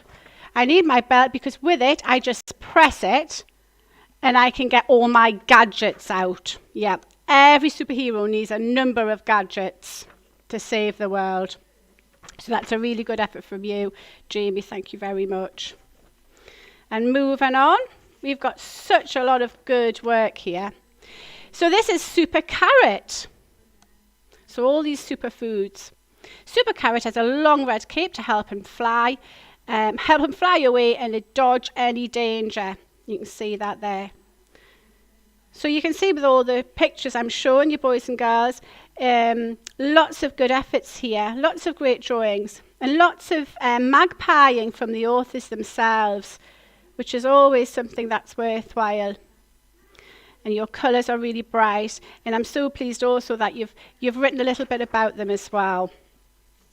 Okay, so this one here, we're coming to the end of the selection, but boys and girls, keep your entries coming in though. We want to see them, and if we get time later on to share, we certainly will. So this one's a lovely piece of work, and it's from Montana. It looks a bit like a pea, I may be wrong. This looks like a superhero sidekick pea. But this superhero sidekick is Billy. And Billy has black underpants. Most superheroes have black underpants, I must admit. And a red cape. And when Montana was drawing this, she took a look at it and she thought, do you know what? That cape looks like a piece of toast. And she's actually right, isn't she? She says, a very red, a bright red cape, that looks kind of like toast. But she wants to make clear that this superhero is sweet and yummy inside and awfully kind. So red for love.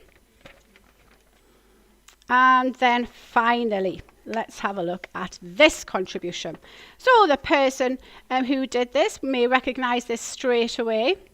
And this is for the first time we are seeing a superhero sidekick, Orange. So this is Orange.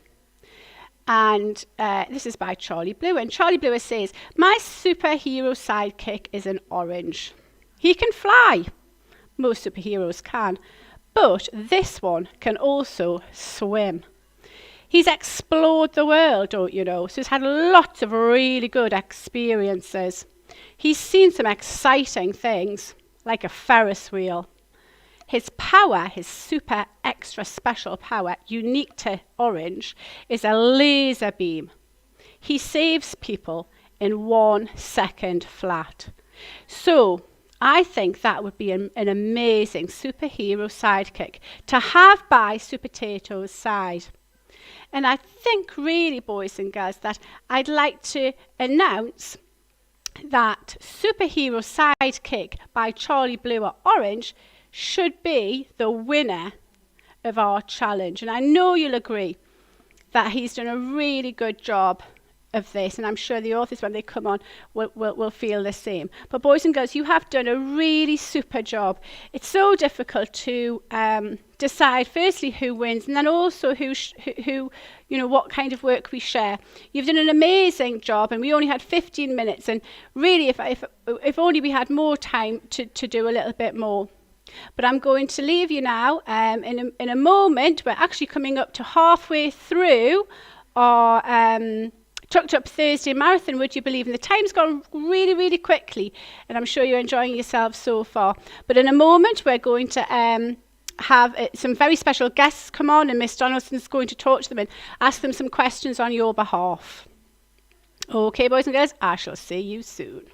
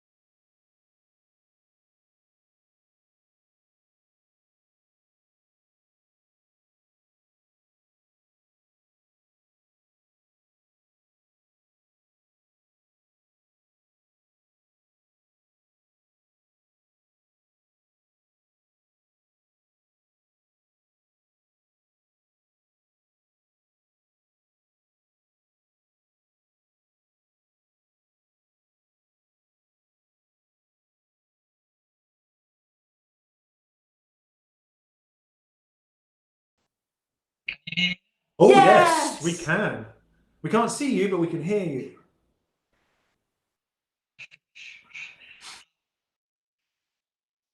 Hello.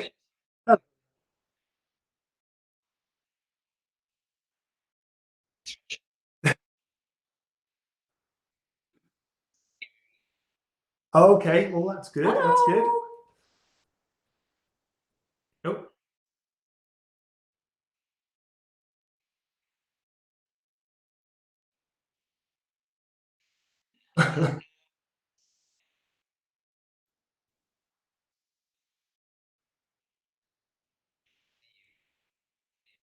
Oh, okay. So we should look at the camera then instead of our laptops.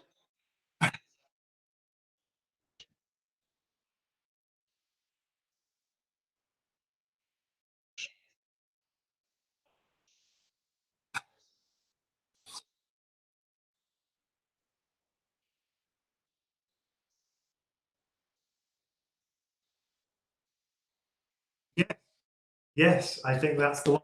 Yeah.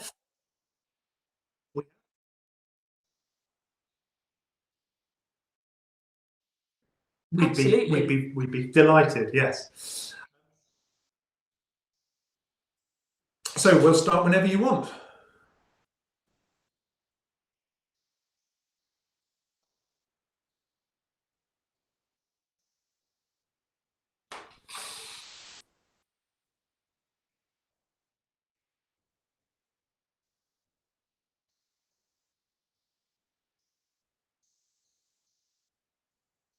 Hi,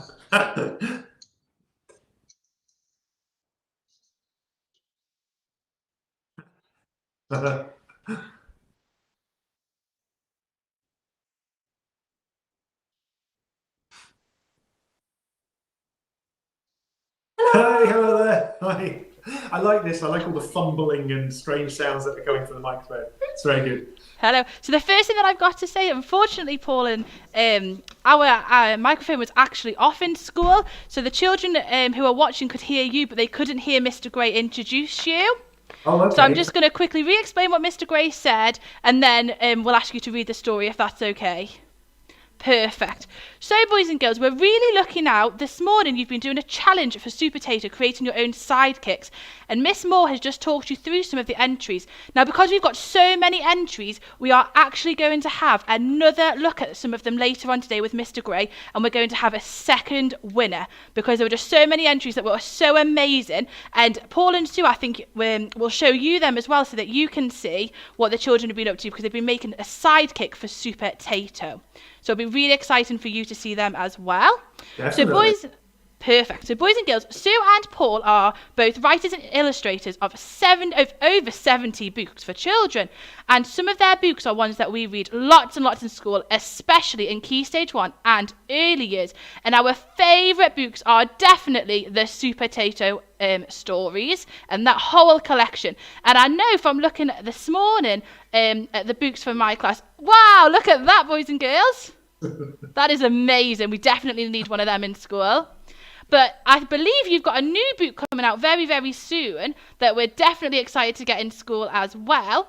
But the first thing we're going to do before we ask you some questions from our children is ask you to read one of the most amazing Super Tato books. Is that okay?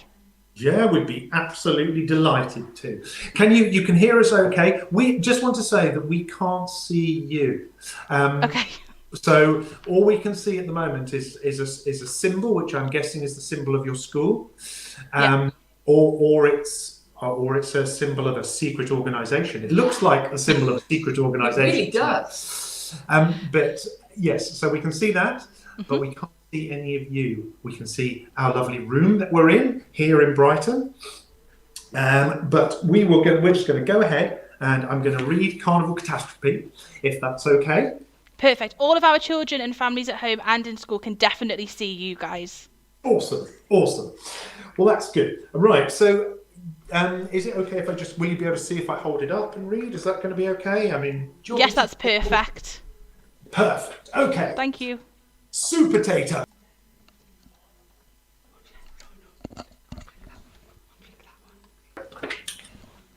Hello, Super Tato. Hello, Super Tato. It was night time in the supermarket, and our fearless crime-fighting hero was having to gather all of his strength. Look, he's doing something. To tie up some party balloons. Well, they are tricky, aren't they, sometimes, Really tying up those tricky. balloons. The veggies had been busy preparing for the supermarket carnival for months. There you go, Carrot. This place is looking amazing. How's that banner going, Cucumber? Oh yes, Cucumber's painting a banner here with orange. I'm just off to get some paint, Super Potato. Oh, let's wave bye-bye to Cucumber. Bye, Cucumber. Bye, Cucumber. Cucumber's off to get some paint.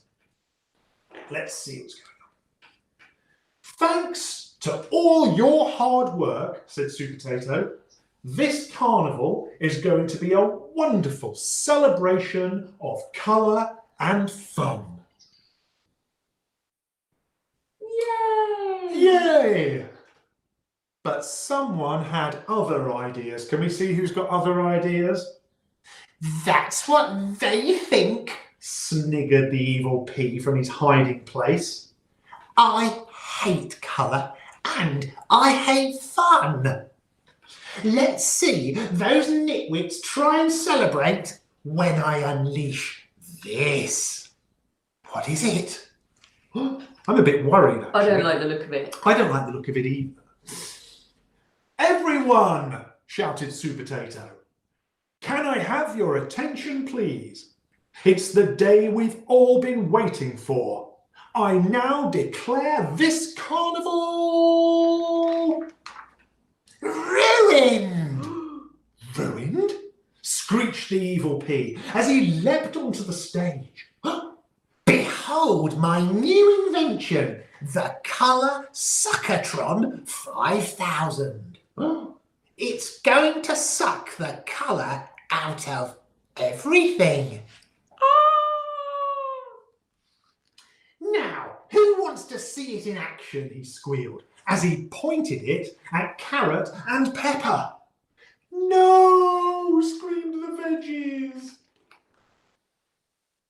And who wants to be next? How about you, Red Chili? Or should I just call you Chili from now on?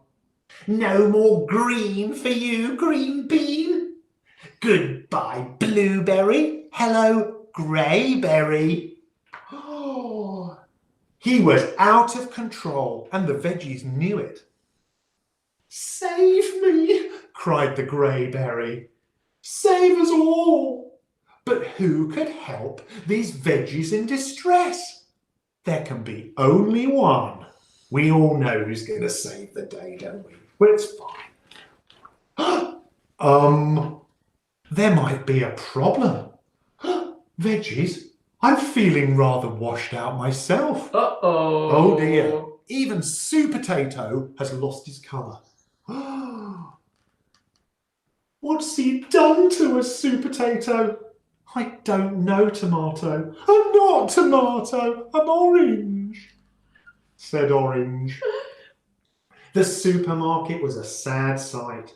The balloons, the banners, the flags, the costumes, everything was ruined.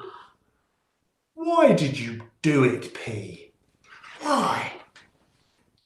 Well, Super Potato, I'm glad you asked, hissed the Pea. It's not easy being mean, but someone's got to do it. And with that, off he sped to wreak more havoc. Looks like the end for the carnival, said one pineapple to the other. Hang on a minute. Look who's just walked in. Who's just walked in? It was Cucumber. Hello, Cucumber. I found the paint, Super Potato. But then she froze. What's happened here? There you are, Cucumber, said Super Potato. The pea stole all of our colours. But you may just have given me a great idea. I wonder what Super Potato's idea is. Blueberries, I'm going to need your help. Cucumber, I'm going to need your green paint. There wasn't a moment to lose. So, Potato, Cucumber painted the blueberries, which wasn't easy. It doesn't look easy, does it? Blueberries are very wriggly. Yes. But painted the blueberries. Carrot gave them some masks. Tomato gave them some acting lessons. And Potato gave them a speech. Find that pea, pretend to be his evil pea friends, and let's get our carnival back. Blueberries, pretending to be evil peas, to the rescue! The evil pea didn't suspect a thing. About time! This is really heavy, spat the pea as he handed them the suckertron. Well, go on then, said the pea. Point it at something. So they did point it at something. How? And once the pea was in position, it was time to flick the switch from colour sucker to colour blaster. It wasn't long before tomato was red again. Ding! Orange was orange again. Grrr!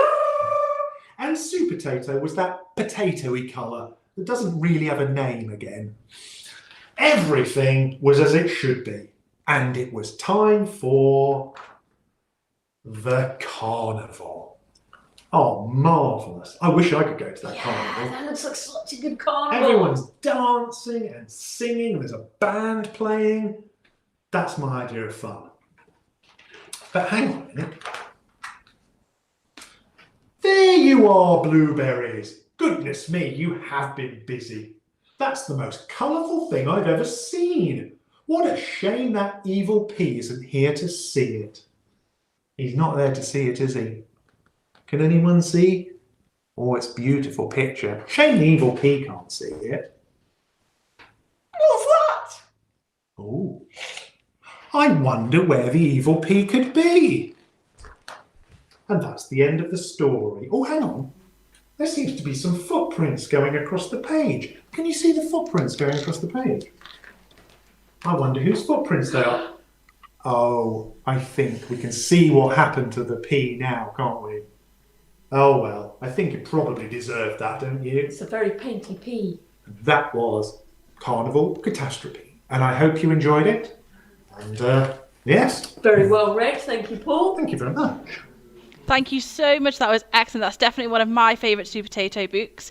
Now, Sue and Paul, if it's okay, we've got a couple of questions from you, for you, from the Key Stage 1 children, both in school and at home. So they've thought of some questions by themselves of things that they would like to find out about the Potato books. So these are their questions. Our first one is, out of your whole Potato collection, what is your favourite story? Can I go first? You go first. Evil Pea Rules. Why is Evil Pea Rule your favourite? Because it's just so shocking that the evil pea has taken over the cover of the book and he's scribbled out Potato's name. Are you a big fan of Evil Pea then? Well, I think we've all got a little bit of evil pea in us, haven't we? And a lot of Potato, obviously. My favourite, well, it's hard really, because I really, really like Carnival Catastrophe, which is the one I've just read. But I also like this one. And again, it's an Evil Pea one. And it was the one that we did for last year's World Book Day. And it's that naughty pea. And can you see what the pea's saying? He's got a little thing there and he's calling it, books are rubbish. And I was just so shocked. And I thought, this is a great story. Because the thing is, in this one, we get to find out whether books are rubbish or not. And I think you can all guess that we find out that books are not rubbish at all and that the evil pea is wrong. So I would say this is my favourite, followed by Carnival Catastrophe. Brilliant, thank you. Our second question comes from a Year 2 child, and they would like to know, which is a very interesting question, why have you chosen to use vegetables and not humans to tell the story of Potato? Well, because we can't draw humans. No, that was. I was just being silly. We can draw humans. We're just not very good at drawing humans. No, that was silly as hell. No. Well, the reason we chose vegetables, it started because the story of Super Potato. We wanted to make a superhero story, and we really like comic books, and we like Spider-Man and Superman. Well, I don't like Superman. I like Spider-Man. But we noticed, didn't we, Paul, that superheroes, they're generally very impressive and very muscly and very cool exciting and everything. So when we wanted to make a story, we thought to ourselves, what could we do that was different from that? And how could we make a story about something that people don't really think of as being a superhero? Something that was just really humble, and people didn't really, people took them for granted. They were just an ordinary thing. And we thought that the best thing that we could think of that fulfilled all that was a potato, because how often do we think about potatoes? We don't think about potatoes. We eat them. We kind of take them for granted. We take them for granted, exactly. Nobody really, we don't have sort of potato talent shows or anything. We just go, oh, it's a potato. It's a potato. So that, we thought we'd do a story about a superhero potato, and then we thought about who the Super Potato's enemy is going to be, who the baddie is going to be. And we thought what would be great for a baddie is something that is really, really tiny, because baddies are always really kind of big and scary. But we thought, what about if we had a really tiny baddie? And then we thought, but how could they be a baddie? And then we thought, well, a pea, when it's frozen, is fine, and you can eat a frozen pea, you can cook it and eat it. But if you leave a pea out of the freezer, it goes bad. And that was the idea. The idea that really bad. Right. And in real life, that would happen. If you took a pea out of the freezer and you left it in the sunshine, after a few days, it would go bad and you wouldn't want to eat it. So that gave us the superhero potato, and it gave us the pea, and then it just naturally felt then that the rest of them should all be vegetables. So that's how it happened. Excellent. Maybe that's something that our children at St Matthew's and families could try and do, and to have a look what happens to a pea if they would take it out of their freezer and leave it, so they could see why you chose to have the pea as the evil character. But you might find that it causes all manner of mischief in your house. That's true. So that there is could a risk happen. attached to that experiment. Yes. Maybe the children at St Matthew's will have to decide, do they want to take the risk and see what happens, or do they want to play it safe? Good luck. Brilliant, thank you. The other question that we had from a year one child was whether or not the super vegetables, whether or not they have any children or any families. So we see them in their books kind of by themselves, all in the supermarket. And a child in year one was wondering whether or not that, a super potato or evil pea or the carrot or broccoli, whether or not they had a family or anything like that. Well, there is a little mini sweet corn. Yeah, there are some. Yeah. There are some. And everyone in the Super Potato books are all different ages. So Super Potato's friends, carrot and etc., they're quite young. Broccoli's quite old, and he's kind of he's slightly retired, isn't he? Yeah. He's a retired broccoli. So there's all different kinds, but there are some. I don't think we got the book here now. Run Veggies Run. Let's have a look. So in Run Veggies Run, it's in the swimming pool scene. In the swimming pool scene. Brilliant. And if you look through the books, you can see that there are some. No, you haven't. That there are some who are older and some who are younger. And here, for example, I don't know if you can see this, but here's sweet corn. Can you see this? Yeah. And sweet corn is holding sweet corn's a little baby there. Oh, lovely. And there's tomato with a little Gloria, a little baby tomato. And let's have a look.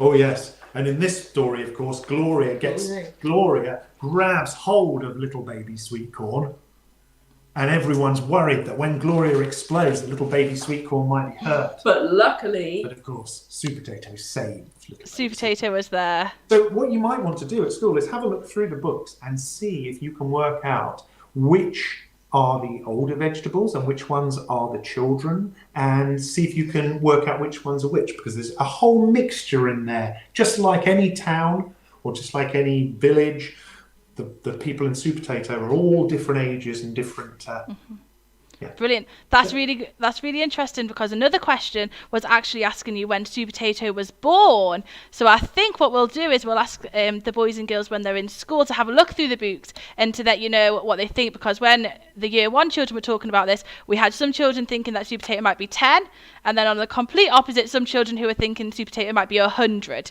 So I think getting them to look through the stories is an excellent idea to see if they can work out the age of the characters. We had another question from year 1 and year 2, which was having a look at why Super Tato decided to be a superhero. Why does the potato want to be the superhero instead of being the villain like Evil P? Right. Well, we can answer that. I mean, a little bit of that answer came before with the Evil P is evil because it came out of the freezer, defrosted and went bad. And Super Tato was born a superhero. Super Tato, in a sense, really didn't have a choice. He was born as a superhero. He was born with his powers. What his choice was what to do with those powers. So he had his superhero powers, and then he had to decide how he was going to live his life. And he decided that because he had these powers, and because with these powers he could do so much good, and he could help and look after, and that was in his heart. That's what he wanted to do. He wanted to help, and he wanted to protect, and it seemed perfect. It fitted together that he had his powers. He had a heart of someone that wanted to help and protect, and putting that all together, it just seemed natural to him to be a superhero. Oh, lovely, excellent. Thinking about the characters of the stories, who would be your favourite character? Out of all of the books, who would be your favourite character? Was that all of the books, all of the Super Tato books, or all of the books we've done? All of the Super Tato books. Right, okay. Well, one of my favourite characters is sitting behind me. Can you see Gloria? Yes, we can see. Yeah. We can't fit her all in, I don't think. She's so massive. But I do have a bit of a soft spot for Gloria. Mine, let me just get the book.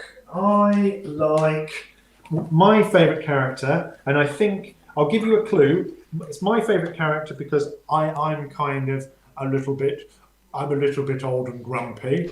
So my favourite character is someone's drawn on my face. Broccoli. Or Broccoli's best ever line. Broccoli's best ever line, which at the end of the first ever Super Tato, this jelly tastes of pea. I love it. Broccoli's my favourite character.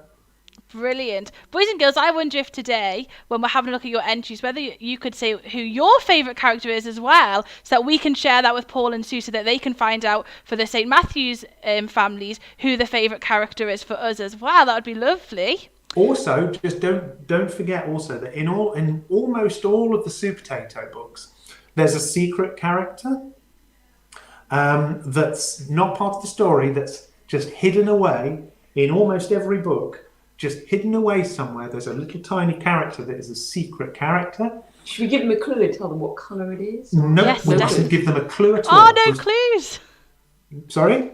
No clues for us? No clues. You'll just have to look through all the books and see if you can find there's a little tiny character. And this poor little character, I'll tell you a little bit about this character. Okay.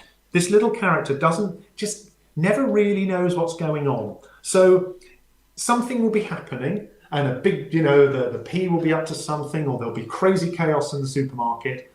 And this character will almost just sort of come out of bed and just sort of go, what's going on? And that happens in almost every story. This little character in there, totally confused, not really knowing what's going on. And we try and put this character in all of our stories. So see if you can find this particular character. That is definitely something I'm going to go and have a look through our school collection of the Super Tato books and see if I can find. For sure, I'm going to do that straight after we've had this conversation. So thank you for that. Our last question, because we are running out of time, is, so we're sharing lots of different stories today. Obviously, we're having our really long time, a full 12 hours of stories. So why do you think sharing stories is so important? It's something that we always try to do at St Matthews, and every class always share stories. Why do you feel that it's a very important thing to do?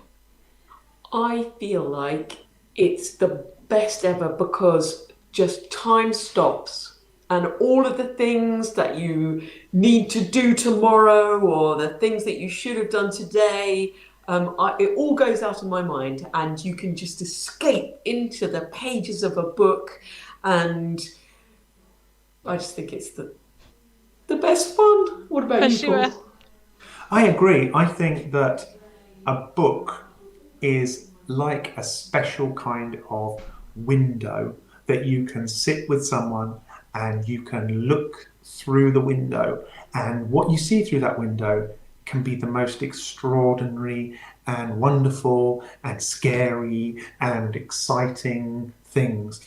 And that window is a book. And I think sharing that book with somebody else, sitting with them, talking about the book, sharing the experiences, laughing together, getting to do silly voices when you read it out. Yeah. I think that the list of reasons to share a story with one person or another the list is just too long. And I hope that those were some of the reasons why I think that it's incredibly important.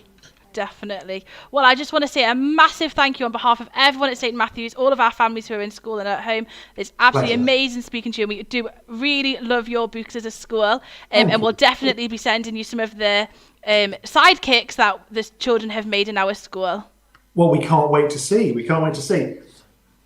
Oh, yes, the new book that's coming out. I've been given strict instructions by the publisher to wave of the new Super Tato bubbly troubly about at all opportunities. That is definitely one. Comes out on the 4th of March. Excellent. That is definitely one that we will be buying for sure. So a massive thank you, and we will speak to you very soon. Take care of yourselves. Thank you. Bye-bye. Bye. And now, boys and girls, you just got a little wait until our next reading. So hold on tight, and we'll see you very soon.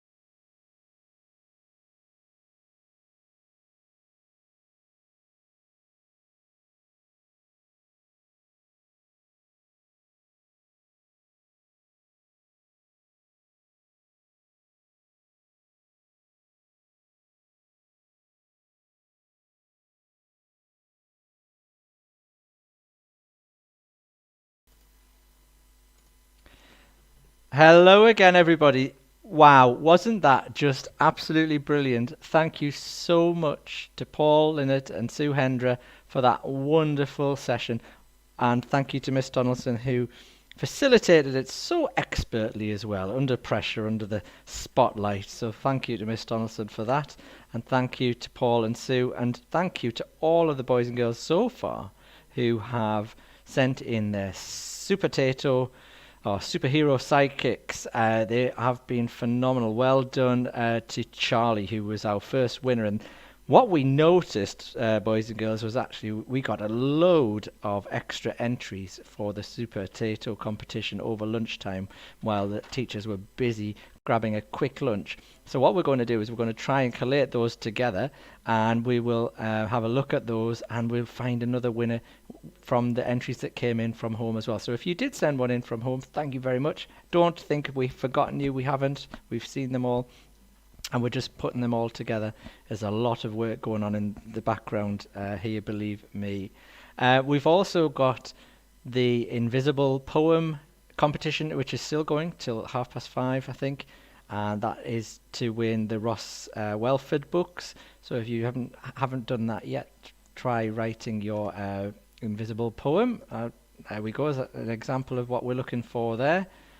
And if what we're really after as well is a lot more entries for the story starter competition. This is a little bit tricky, this one. You've got to write 50 words on, no more than 50 words anyway, to grab my attention, to hook me in, and to make me want to read more of your stories. So please keep those coming in. If you have got a spare 15 or 20 minutes at home, that's all that will take, and send them in to tuckedupthursday@stmatthewsproto.org, or send them through Facebook, put them in the comments on there as well. So we've got an awful lot going on, and we've still got an awful lot to go. Right, we've had a few technical problems, which means that what I'm going to have to do next is I'm going to have to pop myself on mute, and you might see a little bit of shenanigans going on the screen while I just get a couple of videos re-uploaded, because they seem to have disappeared into the ether somewhere. And what we're going to do now is we're going to hear some of the stories from our children in school. Pre-warning to the children in Year 4-5, Mr. Crossan's class put together a video of epic proportions, nearly 20 minutes long, and we've had some difficulty trying to download it onto our system. So fingers crossed, toes crossed, and all those things crossed, that we can play that for you. If we can't play it today, we might have to postpone it until next week, to Tucked Up Thursday next week, and it can be a special episode for Year 4-5, but we'll try and get it played in the next half an hour to an hour. So these stories coming up now, so please give us a couple of minutes, and then we're going to start with Year 1, and then Year 3-4, and then Year 4-5 and Year 6, and following that we'll have some stories from our teachers, our wonderful teachers. So I'm just going to pop back here, going to pop myself on mute, and then we're going to try and get the stories rolling for you.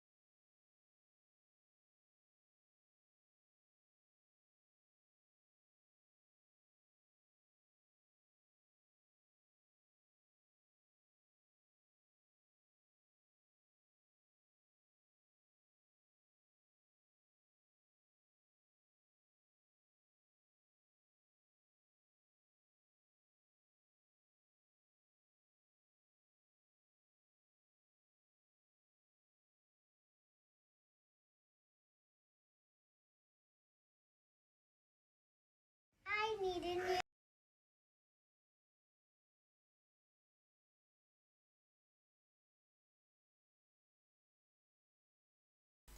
Okay, I think I might have resolved at least one technical problem, and let's sit back and relax and watch the fantastic Year 1 story.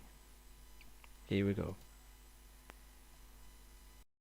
I need a new bum. I've got a crack. I can see in the mirror. A crack at the back. Did I do it on the slide? Or on a banister inside? Or when I jump my BMX?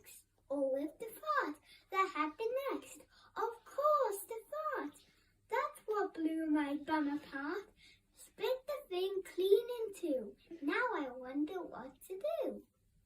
I need a new one. Green one or blue one? Fat one or thin one?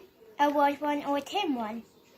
Why not an arty farty bum? One not to be forgotten with four colours on the top and unusual on the bottom. Or yellow spotted, purple dotted. A bum with colour, a bum with flair. A bum is bright, is I dare to wear. A bum is bright, is Dad's underwear. From metal like titanium. Fireproof, bulletproof, bomb-proof. I would like a bum that's safety rated. The right bum, a knight's bum, a bum that's armour-plated. What about a bump at home? Why not, I say, from a 1960s sports toupee. One made in the USA. The accessories to complement like strips of silver snugly bent, a set of lights left and right for backing round in the night. With a bumper bum, I won't be scared, because bumper cracks can be repaired. Look, a bumper bum is huge. A bumper bum wears a tongue. I changed my mind. I want a lighter one. A rocket bum or fire and frost. Whoa, whoa, bum, that bum's a must. No, I think it's all too late. This crack bum is my fate. Here on my own in this crack bum zone. No one to care, nobody to share. Wait, what's that I can hear? This is outrageous. A bum is contagious. Dad, your bum crack is showing. And Dad, there's no way of knowing just how far it's going.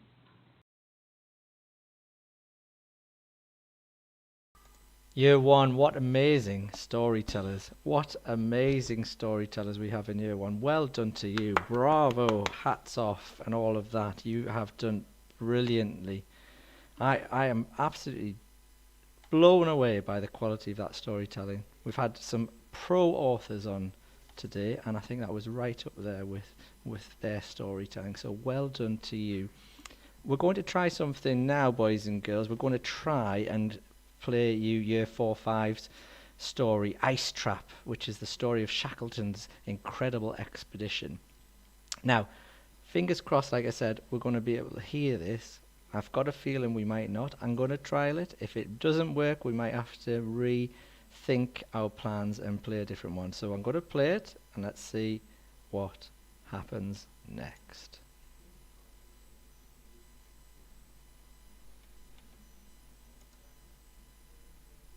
Ice Trap, Shackleton's incredible expedition. Stowaway. The locker-lid crashed back and Percy Blackborough staggered out into the bitter air. For 3 days he crouched inside the dark locker under piles of clothes while the ship pitched through the ocean. Now he felt so seasick and hungry, he didn't mind being discovered. Suddenly Sir Ernest Shackleton was standing above him, roaring his anger. Do you know, fellow Shackleton, that on these expeditions we get very hungry, and if there's a stowaway available, he is the first to be eaten. Percy looked up. Shackleton was a heavy, powerfully built man. They'd get a lot more meat off of you, sir, he said. Shackleton turned away to hide a grin. Off to the cook for some food, he said. Then we'll sign you on. So 19-year-old Percy Blackbrown became the youngest member of Sir Ernest Shackleton's great Imperial Transarctic expedition. Shackleton wanted to be the first to walk across the Antarctic continent, 1,800 miles from the coast to coast. No one even knew the actual shape of this awesome ice-covered land at the bottom of the world. But before that, Shackleton had to get his wooden ship Endurance through the thickest, most dangerous packed ice in Antarctica. Endurance entered the pack ice in high summer. The floes glittered like endless ice white fields. Week after week, the ship worked south, weaving and charging through the vast jigsaw of ice, finding open patches of the indigo blue sea, dodging icebergs. Shackleton wanted to get his men ashore as far south as possible. With all their gear and excited sled dogs, one more day's good sailing should do it. Pieces of ice crowded around the ship, so they stopped and waited. Pack ice is always on the move, shoving together, then loosening up as the pieces drift and shift. But now a gale began, packing the ice tighter. Before anyone realised what was happening, the ice had hardened around Endurance like cement. She was stuck fast, glued into a vast thick floe. "Frozen in," said the captain, Frank Worsley, "like a nut in a chocolate bar." The ice drifted, carrying Endurance with it. The men could see land in the distance, but they were powerless to go anywhere they wanted. Endurance began to drift away from the coast they had striven so hard to reach, back towards the north. The temperature plummeted. Summer was nearly over. A journey had begun. Unplanned, unwanted. Winter came with fearful cold and dreadful darkness. The sun did not rise for 79 days. The dogs curled up out in the floe on dogloos made of ice blocks. Inside the warm ship, the men argued about what was happening in the rest of the world and when they would break free from their lonely prison. They played cards and practical jokes and were bored. Outside, the silence was eerie, but every now and then ominous moans and clatters in the distance told of huge icy floes grinding together, neither giving way, massive blocks of rock-hard ice heaving up in jumbled piles. One night when the wind howled in the rigging, Shackleton talked to Frank Worsley. "The ship can't live in this," he said. "It's only a matter of time." He paced restlessly in his tiny cabin. What the ice gets, the ice keeps. Worsley couldn't bring himself to believe it. In any case, they said nothing to the others. Cheerfulness, optimism, that's what mattered. The ice would release its grip. Endurance would escape. Late in the winter, the floe trapping Endurance broke during the storm. All around, the ice heaped up into confused ridges like giant wrinkled skin. The pieces ground together against squeezing the ship. Endurance was heaved high, thrown on one side, then righted herself, but bit by bit, her strong, thick timbers buckled, bent, and splintered and cracked under the terrible roaring pressure. Day after day, the ship groaned like heaving things. The dogs howled. Awoo! And then men watched helpless. The end came suddenly one afternoon. Giant fingers of ice forced themselves through the ship's sides. Freezing black water poured into the hold and cabins. Like some terrible animal, the ice fingers held the ship, stopping her sinking. The men tumbled out onto the floe. Their home had gone. Watching their ship die was shocking. Shackleton looked around at his men's tired and anxious faces. Their safety was all that mattered now. They must believe that they would survive. "Ships and stores have gone," said Shackleton, "so now we'll go home. The nearest land was hundreds of miles across the pack ice. No one lived there, or ever had, but Shackleton ordered everyone to start marching, dragging the heavy lifeboats across the tortuous ice. The first day they managed less than a mile. The second and third days they travelled 3/4 of a mile. It was no use. They would have to set up a camp. A thick flat floor was chosen for the campsite. Men walked back to the twisted broken ship and salvaged what they could. Life on the floe wasn't bad. The cook served breakfast at 8 o'clock and they sat in their tents and ate fried seal, tinned fish and porridge with lumps of baked dough and tea. For supper they had penguin stew and cocoa. Spring had just come, so there were plenty of seals and penguins to eat.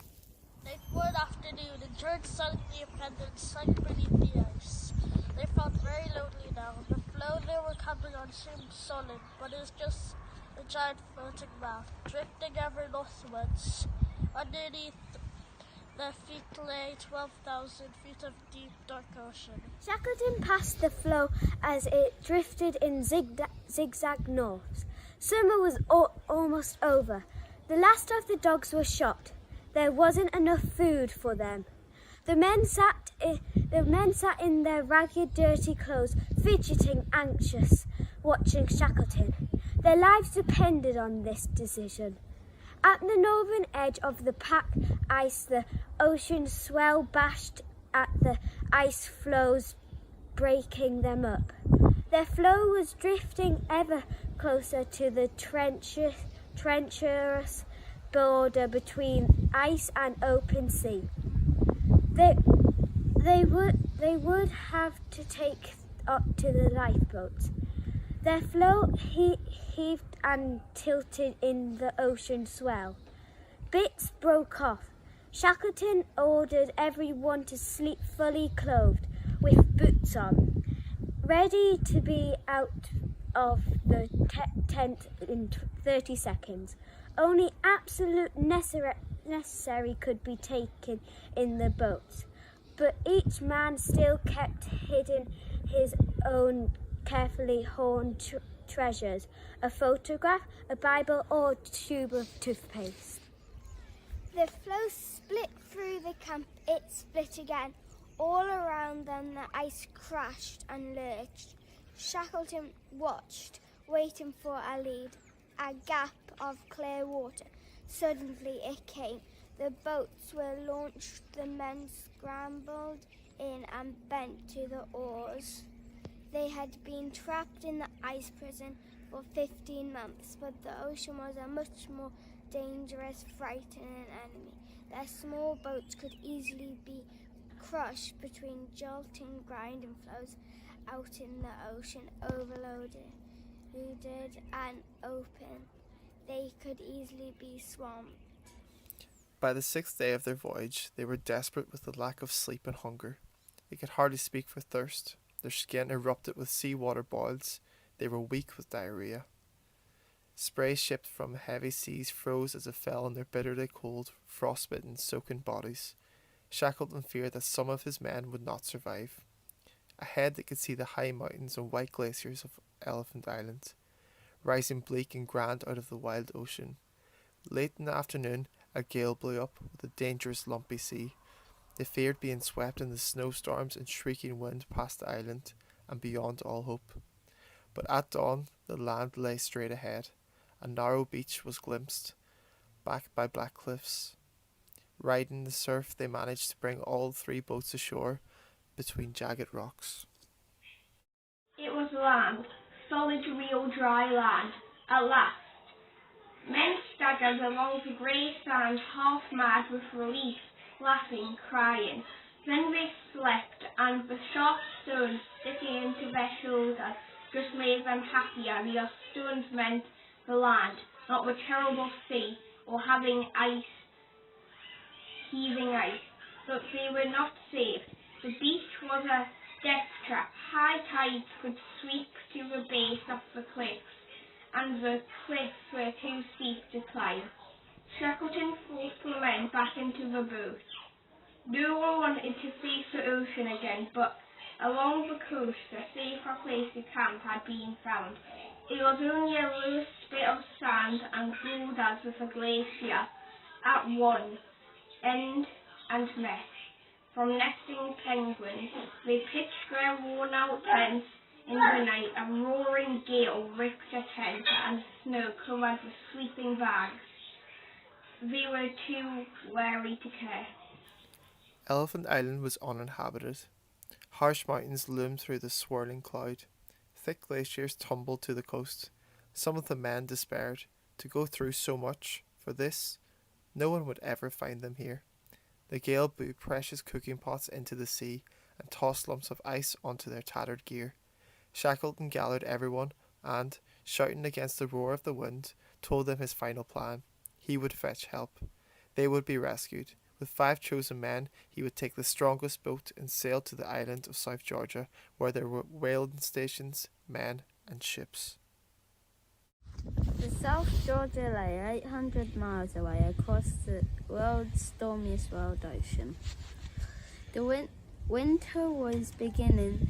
The James Caird was only 23 feet long and open a wooden lifeboat. The risk was terrible, unbelievable. Shackleton took his hands with each of his men, standing formally on the beach in their patched-in thin clothes. They cheered bravely. If anyone could get through, it would be the boss. The next morning, the pack ice closed in. Day after day, James Caird tumbled and jerked in the gale-swept seas.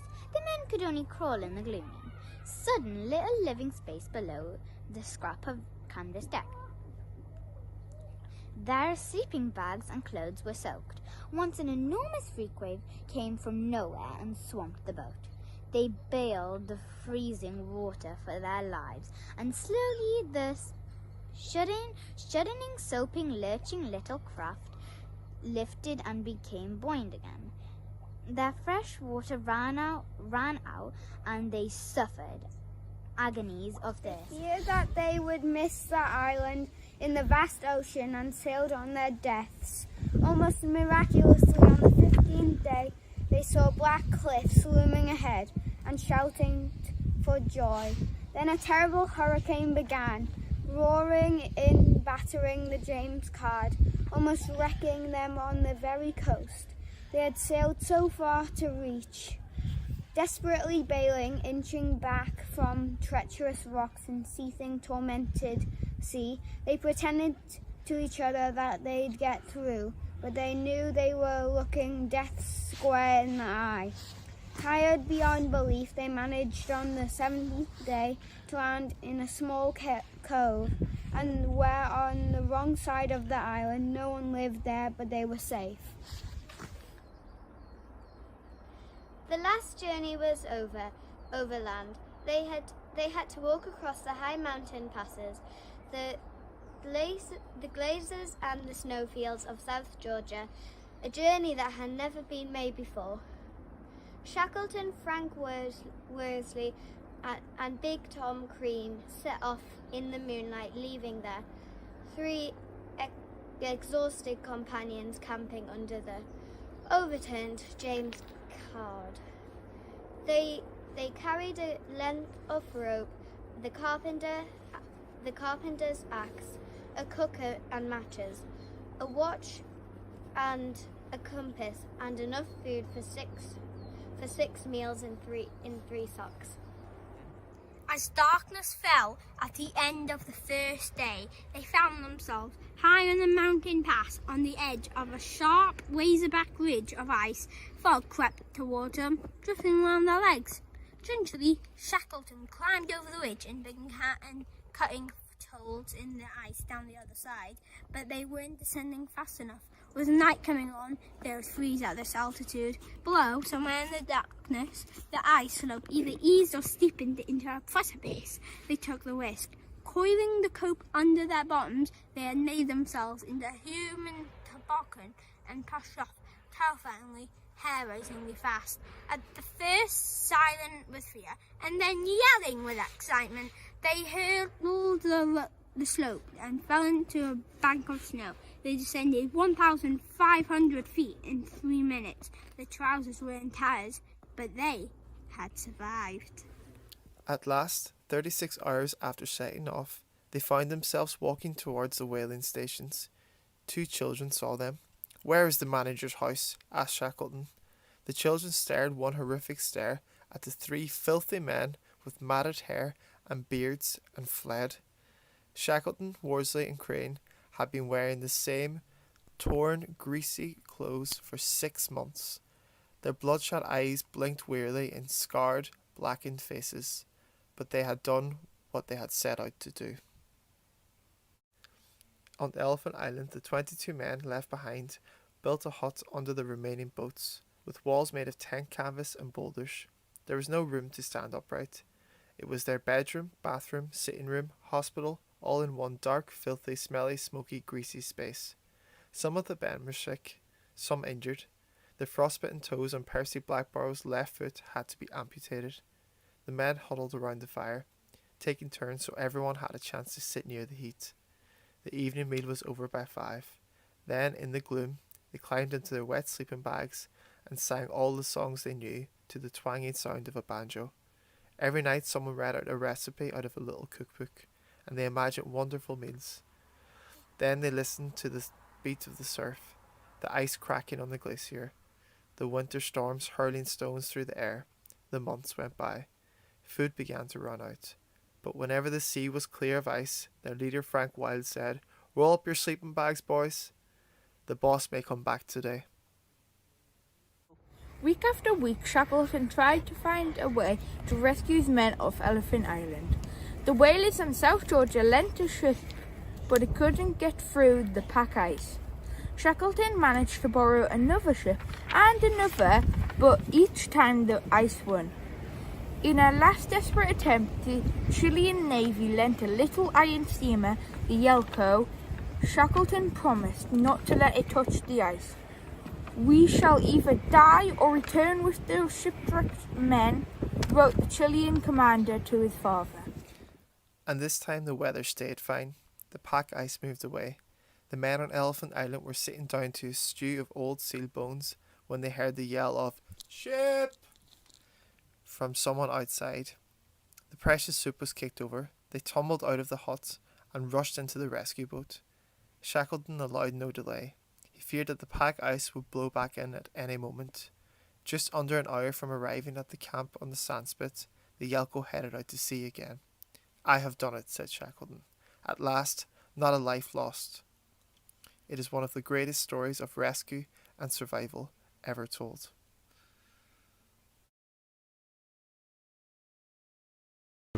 And what an absolute epic that was on so many, in so many ways. That was sort of the Ben-Hur of Tucked Up Thursday. I'm sure you'll agree. I'm so delighted that we actually got it to work, because yesterday when we were trying that same format, it didn't work. So we were in the lap of the gods today, and God has been smiling on us, as he has done all day, and he always does. Right, we've got another story coming up now, and this one comes from our Year 3-4 class. We've got our Year 3-4 class story, which is "My Monster Smells Gross." So if you've got, if you've had something to do with this story, make sure you tuck up and listen carefully and see if you can spot yourself on YouTube. So "My Monster Smells Gross," retold by Year 3 and 4.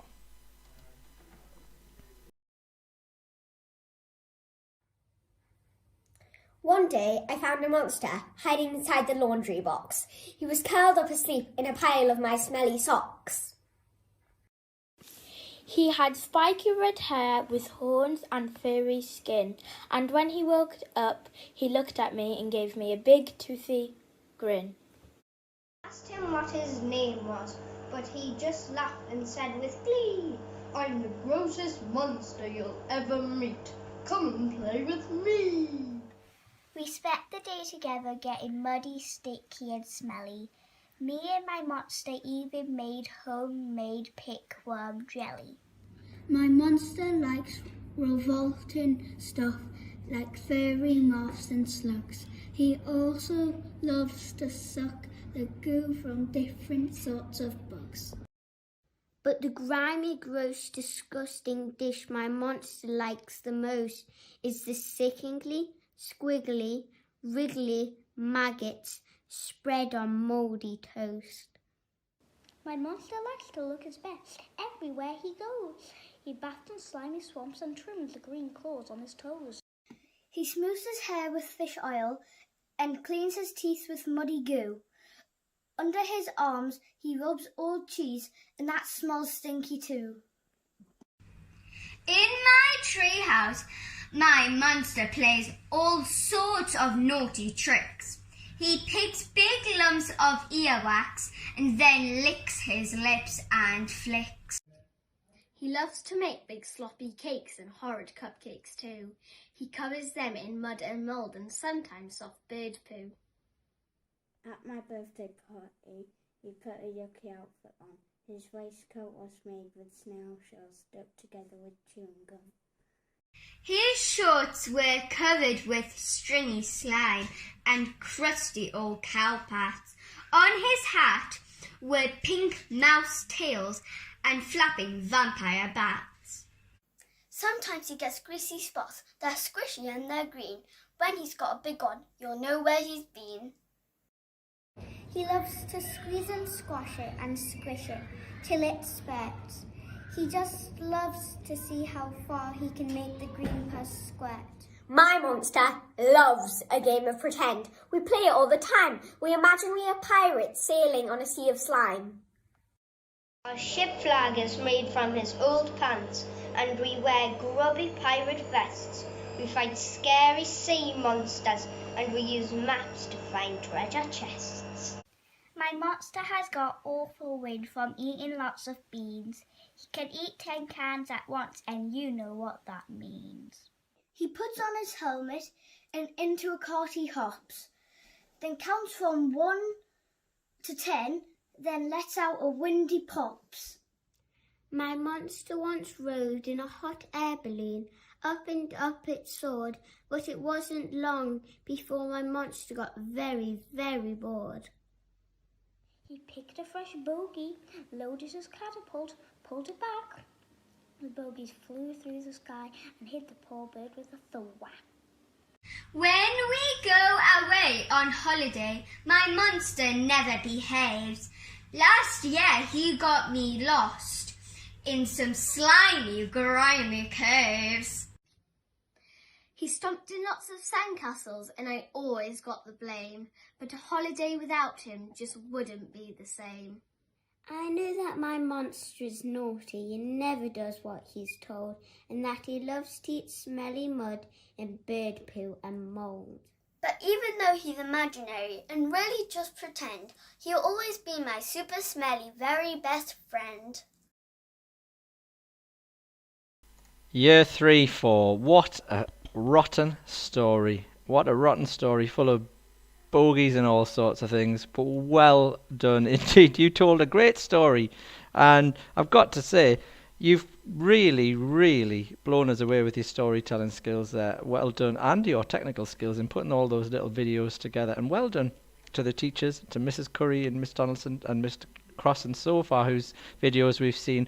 They've become technical wizards over the last 12 months because of all of the remote learning and things that we've been having to do. We've got one more class story to share with you. We're going to share all of the class stories again at 7 o'clock tonight, so we can all watch our children do their stories again. This one comes from Year 6, and it's Tale of Shifty McGifty.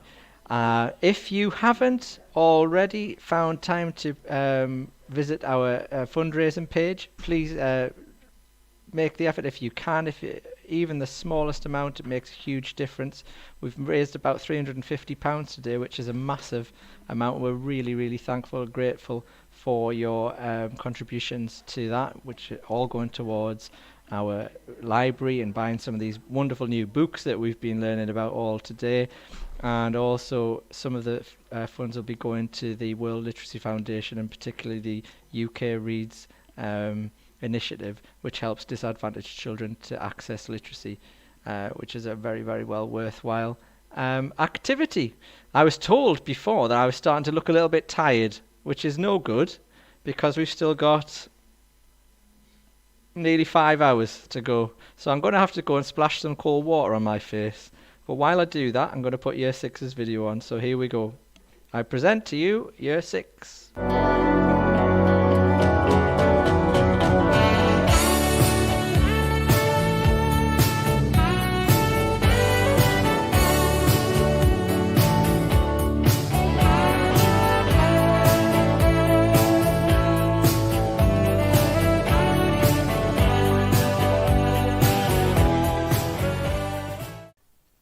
Once, Shifty and Sam used to sneak out and rob. But robbing, they learned, was a terrible job. So Shifty and Sam chucked their swag bags away. And now they are bakers, I'm happy to say. They bake for posh parties and grand houses too, where only the jammiest doughnuts will do. Oh wow, whispered Shifty, as Woofington Hall was decked out in sparkles for Lady Kate's ball. She swept down the staircase, and there on her head, her birthday tiara, real diamonds, Sam said. Come on, Shifty nudged him. Sam, let's go and bake. She can't have a birthday without any cake. So down in the kitchen they rolled and they sliced, they whisked and they whirled, they patted and iced. But Lady Kate's nephew just wanted to play, and Barnaby simply would not go away. He booted his ball. Quick, Sam, catch it, he cried. But Sam gave a squeak. Mind the cake, he replied. They took up the food to tremendous applause. Oh, yummy! beamed Scotty Dog, rubbing his paws. He tucked in his napkin, his plate at the ready. So, 1 bun for me and, one for my teddy. Hold on there, cried River. Not yet, giggled Rose. I think Lady Kate's gone to powder her nose. They all waited, all hoping she wouldn't be long, but when she came back, they saw something was wrong. A thief, she exclaimed. At my party, she sobbed. My diamond tiara has gone. I've been robbed. The whole room fell silent. Don't worry, Sam said. We've caught thieves before. Shifty nodded his head. You have? Lady Kate brushed away a big tear. Then follow me quickly. Thank goodness you're here. She hurried them out to the scene of the crime and said, I was fluffing my hair at the time. My diamond tiara was not on my head. I popped it on one of these statues instead. But then I turned round, and quite out of the blue, the statue had gone. The tiara had too. Aha, nodded Shifty. He narrowed his eyes. That statue, I bet, was our thief in disguise. So what did it look like? The statue, Sam cried. Just black, white, and statuey, Lady Kate sighed. A black and white thief, muttered Shifty. No way, I've seen black and white things around here all day. Our robbers? A penguin? Then who should we spy? That's him, that's the robber, Sam said with a cry. The penguin raced off with a zip and a zoom, then tailcoat flapping dashed into a room. Bad move, whispered Shifty. Now we've got him trapped. Tee-hee, giggled Sam. What a bird brain, he clapped. They followed him in. There was no need to run. But suddenly Sam gave a squeak. Oh, which one? Each penguin he saw looked exactly the same. So how would they find out which one was to blame? He's tricked us, scowled Shifty. That robber is trouble. Right, penguins, said Sam. Flippers up, on the double. He knew the tiara was not far away. We'll find it, said Sam, if it takes us all day. They searched every waiter, but then the last one quite suddenly winked and broke into a run. My name's Sidney Scarper, the thief cried with glee, and no one's as speedy as me. Back out the hallway, the chase now began. Past presents and bunting, they ran and they ran. The robber then saw the front door was in sight. I win, he exclaimed with a hop of delight. But as cheeky Sid raced through the posh hall, he suddenly tripped upon Barnaby's ball! Oh no, shouted Sydney. He tumbled and slid.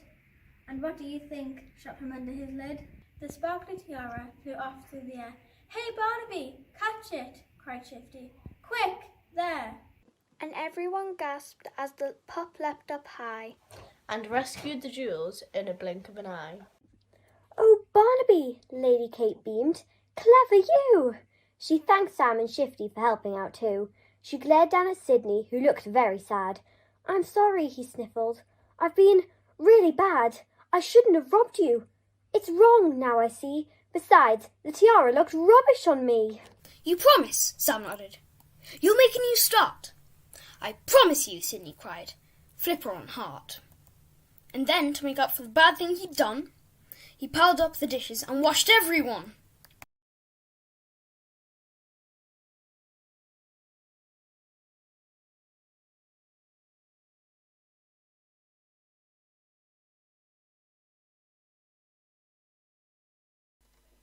Year 6, awesome.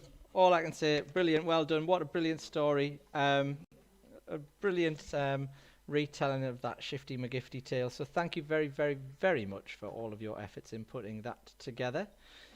Yep, so we are here now 7 hours into Tucked Up Thursday. Got teachers sort of fanning themselves in the background and just generally just shattered, aren't we all? But we're going to plough on through for another 4 hours and 45 minutes. We don't care anymore, quite frankly, boys and girls. We don't care, but we really do. So what I'm going to do now is I'm going to pass you over into the capable hands, the very capable hands of Miss Moore, who's going to share her story with you. So I will just very quickly pop you onto there.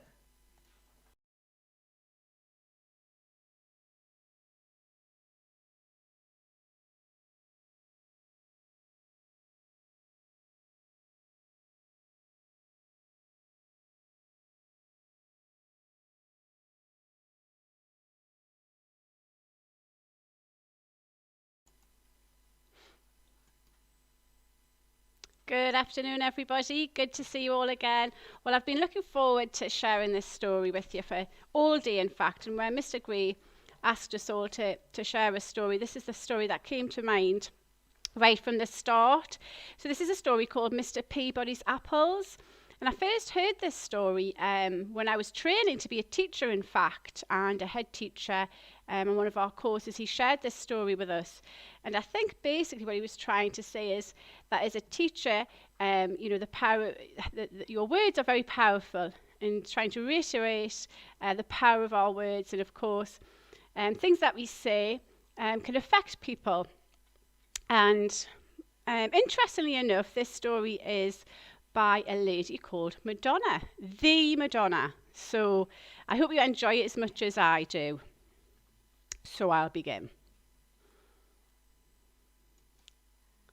In the town of Hapville, which wasn't a very big town, Mr. Peabody was congratulating his little league team on a great game. They had not won, but no one really cared because they'd had such a good time playing. Mr. Peabody was the history teacher at the local elementary school, and in the summertime he dedicated every Saturday to organising baseball games with the other schools. Billy Little, who wasn't a very big boy, was one of Mr. Peabody's students. He loved baseball more than anything and thought Mr. Peabody was the greatest. After each game he would always stay to help pick up the bats and balls, and when they were finished Mr. Peabody would smile and say, "Thanks, Billy, good job. I'll see you next Saturday." Then he would start his walk home along the main street of Hapville, which wasn't a very big street, waving hello to everyone he knew, and everyone would wave hello back. Along the way he passed Mr. Funkadelli's fruit market. He and Mr. Peabody would stop and admire Mr. Funkadelli's fresh apples. He would pick out the shiniest apple, drop it in his bag, and continue on his way. And I want to show you at this point a picture of Mr. Peabody. And there he is outside of Mr. Funkadelli's fruit market. And as you heard in the story, he's admiring the shiniest of apples. So he dropped this in his bag and he continued on his way. Across the street, Tommy Tittlebottom watched with curiosity as Mr. Peabody walked away with the apple. That's strange, Tommy said to himself.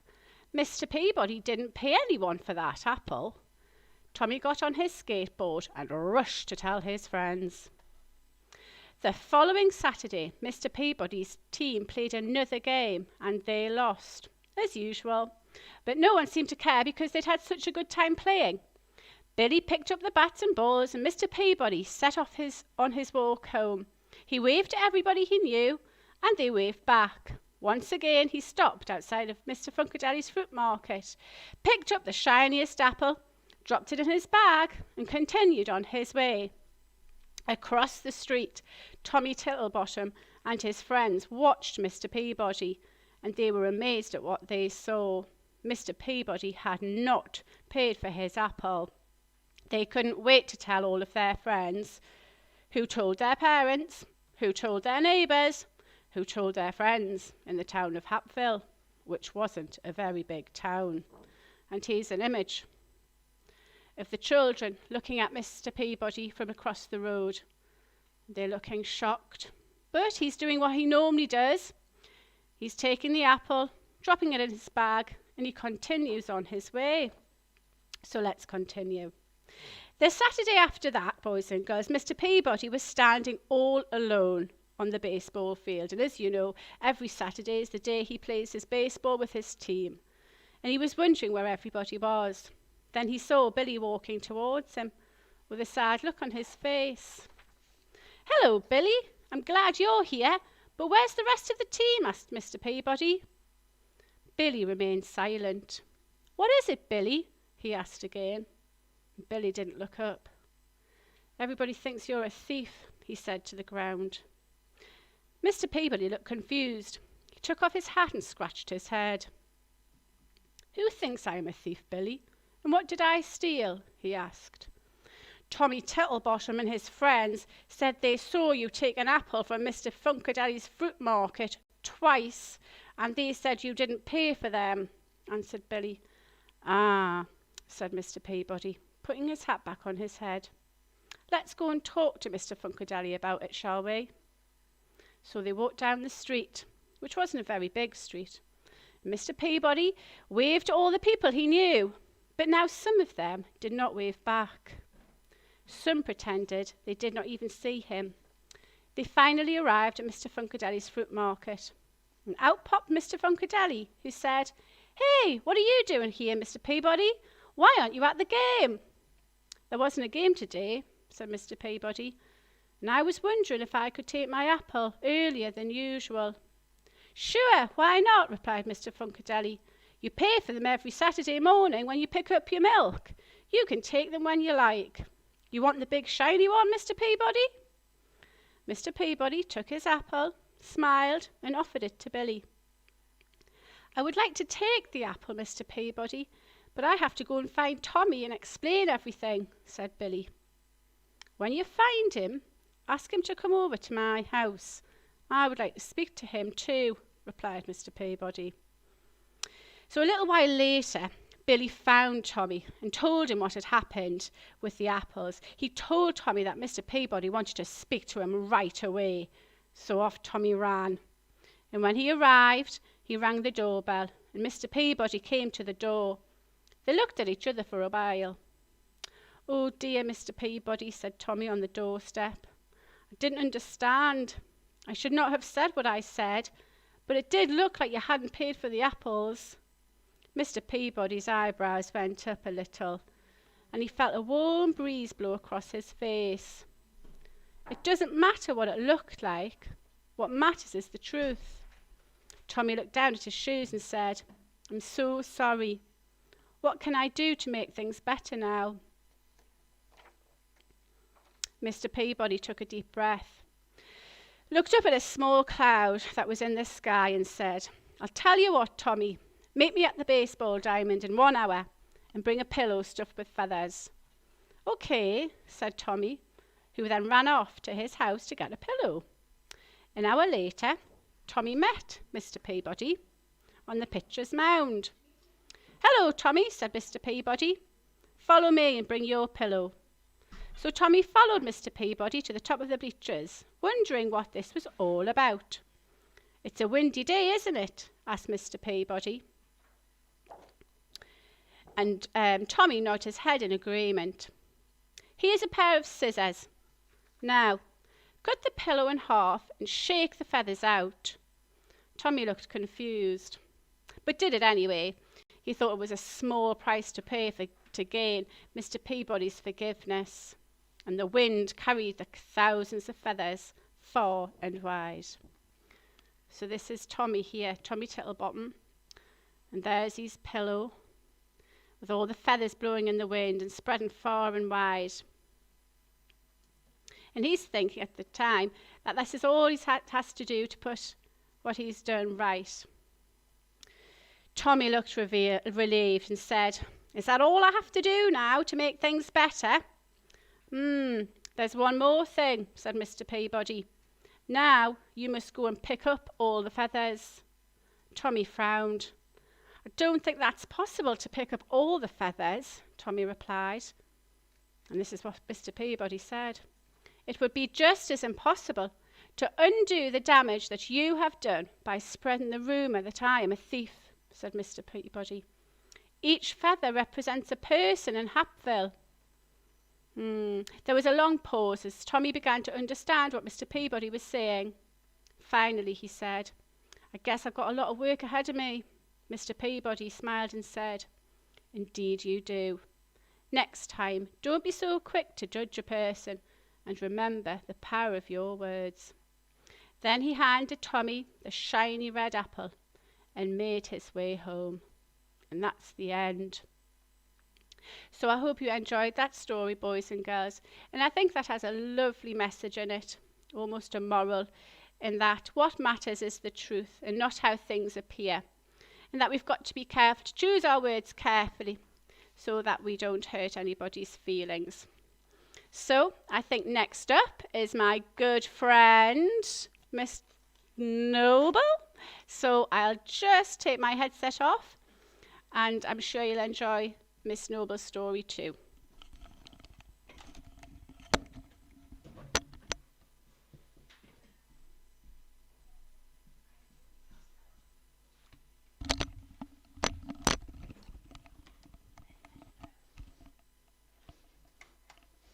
Good afternoon, guys. I am Miss Noble, and some of you will have seen me around the school, or I will have taught some of you guys, and I am currently doing my teaching placement, and I am in the Year 2 class, so I thought it'd be a really nice idea if I joined in today and read you guys a story.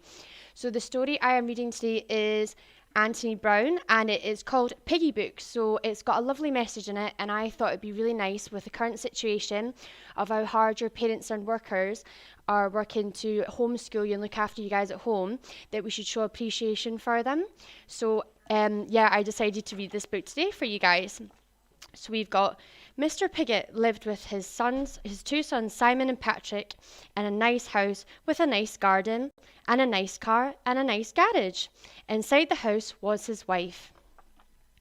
"Hurry up with the breakfast, dear," he called every morning before he went off to his very important job. "Hurry up with the breakfast, Mum," Simon and Patrick called before they went off to their very important school. After they left the house, Mrs. Pigott washed all the breakfast things, made all the beds, vacuumed all the carpets, and then she went to work. And as you can see, guys, in all these photos, she's doing all the different jobs in the house. "Hurry up with the meal, Mum," the boys called every evening when they came home from their very important school. "Hurry up with the meal, old girl," Mr. Pigott called every evening when he came home from his very important job. As soon as they had eaten, Mrs. Pigott washed the dishes, she washed the clothes, did the ironing, and then she cooked some more. And as you guys can see in this photo, Dad's on the couch and the two sons are just watching telly as well. One evening when the boys got home from school, there was no one to greet them. "Where's Mum?" demanded Mr. Pigott when he got home from work. She was nowhere to be found. On the mantelpiece was an envelope. Mr. Pigott opened it. Inside was a piece of paper. You are pigs. But what shall we do? Said Mr. Piggot. They had to make their own meal. It took hours, and it was horrible. Next morning, they had to make their own breakfast. It took hours, and it was also horrible. The next day, and the next night, and the day after, and the day after that, Mrs. Piggot was still not there. Mr. Piggot, Simon, and Patrick tried to look after themselves. They never washed the dishes. They never washed their clothes. Soon the house was like a pigsty. When is Mum coming home? The boys squealed after another horrible meal. How should I know? Mr. Piggot grunted. They all became more and more grumpy. And as you guys can see here, the sink is filled with dishes because no one's there to do them. One night, there was nothing in the house for them to cook. We'll just have to go root around and find some scraps, snorted Mr. Piggot. And just then, Mrs. Piggot walked in. So as you can see in this photo here, she's decided to come back, guys. Please come back, they snuffled. So Mrs. Piggot stayed. Mr. Piggot washed the dishes. Patrick and Simon made the beds. Mr. Piggot did the ironing. And they all helped with the cooking. They actually enjoyed it. Mum was happy too. And she mended the car. So the moral of the story, guys, for the reason I picked it is I thought it was lovely because it shows how much better everything works when you work as a team. So I think definitely through the past few months and the months going forward, it's really important to work as a team in school and at home with your families and carers. So thank you very much for listening to that story, and I'm going to pass you on to Miss Donaldson. Thank you.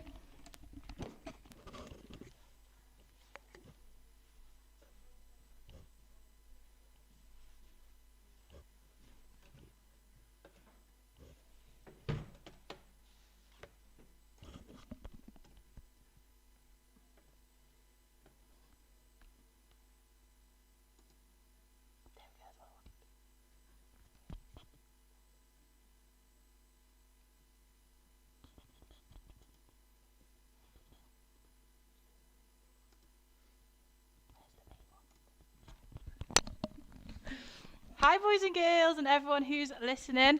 So we just had to find the right background there. So today I am going to read a slightly different story, and I'm going to read Donuts for a Dragon. So I hope that you're sitting comfortably and that you're ready to listen to this story. So, a boy called George had a brilliant idea to be like the heroes of old. He would go off and search for a dragon to prove he was fearless and bold. So George built a time machine and packed his bag with some snacks that a hero might eat. There were cakes, pies and buns, and a bottle of fizz, and donuts, the ultimate treat. Have a look at his time machine, boys and girls. Then George climbed aboard and he twisted a dial so it pointed to long, long ago. With a whoosh he was off, shooting backwards through time till his time machine started to slow. The time machine stopped and George opened the door. Was his journey through time a success? He saw something lurking behind a large bush. Then, boo, said a cheeky princess. I'm seeking a dragon, gasped George in surprise. Take this map then, she said, but beware. There are horrible monsters who lurk around here, and they'll eat you if you don't take care. Oh, I wonder what George does. George gave her a cake to say thanks for the map, and away on his scooter he flew. The princess looked lonely, then said to herself, well, then I'll have an adventure too. George hadn't gone far when he heard a strange noise. In the shadows he saw something sitting. Was a horrible dragon sharpening its claws. I wonder what happens. No, a witch was just doing her knitting. Come here, said the witch with a sinister grin. I feel peckish and you look just right. Have this fruit pie instead, offered George, because I'm seeking a dragon to fight. Eek! Shrieked the witch as she trembled with fear. A dragon's a terrible brute. It can breathe deadly fire that will roast you for sure. You'd better go home. Off you scoot. I'm not scared, said George as he rode further on, till he saw puffs of smoke up ahead. Was a fire-breathing dragon lying in wait? No, an ogre was toasting some bread. Yum, said the ogre, lifting George up. I'll have you for dinner tonight. Don't eat me, cried George. "Have these ice buns instead, 'cause I'm seeking a dragon to fight." Look how scary the ogre is, boys and girls.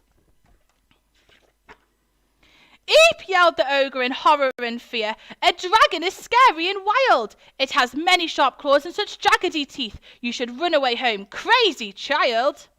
The ogre ran off with a terrified howl, and George carried up on the track. He was starting to think that he had made a mistake, but was it too late to turn back? Then he stopped as a shadow fell over the path. From the branches above came a creak. Was a hideous dragon about to attack? Then George heard a bone-chilling squeak. The fierce little dragon then narrowed its eyes. It breathed out fiery flames in a flash. George reached into his bag for his bottle of fizz. Boys and girls, before I tell you the next part, I want you to have a look at the dragon. Do you think this dragon looks really scary? Because the ogre was scared, and so was the witch. Do you think that this ogre looks scary? So George reached into his bag for his bottle of fizz, and he put out the fire with a splash. Then George pulled out a donut and threw it up high. The dragon looked up and it froze. It leapt off the ground and then squeaked in surprise as the donut fell. Can you guess what's going to happen? As the donut fell, plop on its nose. The dragon looked up and it burst into tears. "Please stop laughing," it managed to say. "I'm ever so lonely and never make friends. No one sees that I just want to play." What do you think George should do if the dragon just wants to play?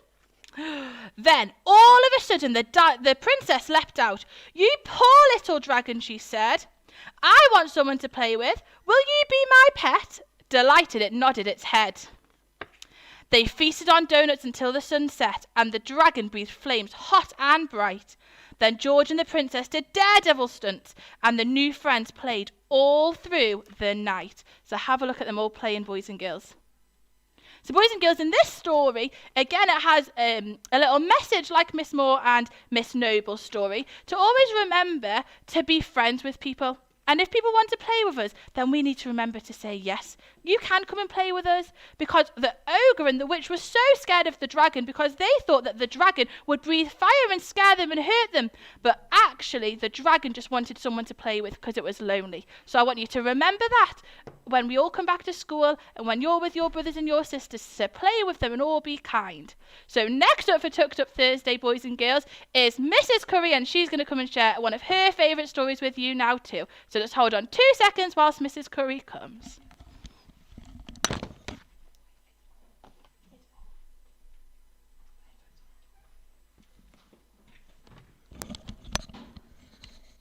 Hello everyone, I hope you've enjoyed Tucked Up Thursday so far.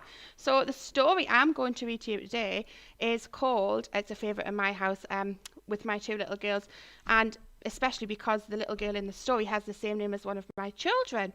So it's actually written by Helen Stephens, who is one of the authors that we spoke to this morning, who showed us how to do some illustrations. So, Gracie Grabbit and the Tiger. One day, Bobby Grabbit was taking Gracie to the zoo. He brought his swag bag with him, just in case. "If you go robbing people," said Gracie, "I'll tell the zookeeper and set the tiger on you." But Bobby Grabbit just laughed again. He was a very naughty robber. And Gracie said to him, "You are very naughty, Daddy." When Gracie wasn't looking, he stole some fish from the penguins, and a rattle from a baby, and an egg from a snake, and a hat from a lady, and then he was even so daring that he stole the key from the zookeeper's pocket.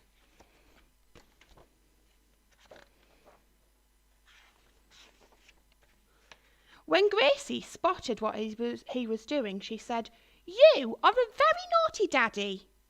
But Bobby Grabbit was too busy stealing buns from the elephants. So Gracie went to tell the zookeeper. "Mr. Zookeeper," said Gracie Grabbit, "my daddy is very naughty and he's a robber, and I need you to set the tiger on him right now." The zookeeper was too high up to hear her, but someone else heard. It was the tiger. He opened one big eye and saw just what Bobby Grabbit was doing. I don't know if you can see the tiger there just opening his little eye and having a peek around that zoo. Then he opened the other big eye and saw what Gracie was doing too.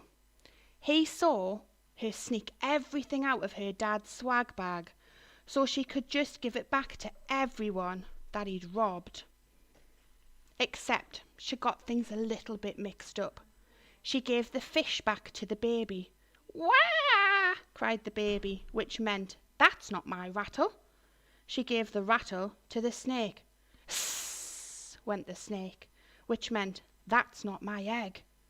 She gave the egg to the old lady. "Oops, she's put it on her head."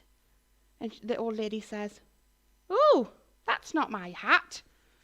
She gave the hat to the penguins. "Honk!" went the penguins, which meant, "That's not our fish." And she gave a bun to the zookeeper. "Oh, thank you," said the zookeeper, who was very fond of buns. She didn't know who the little key belonged to, though. So she hung it on a hook, where she thought the owner might find it. I wonder what's going to happen, boys and girls. She's given it to the wrong owner, hasn't she?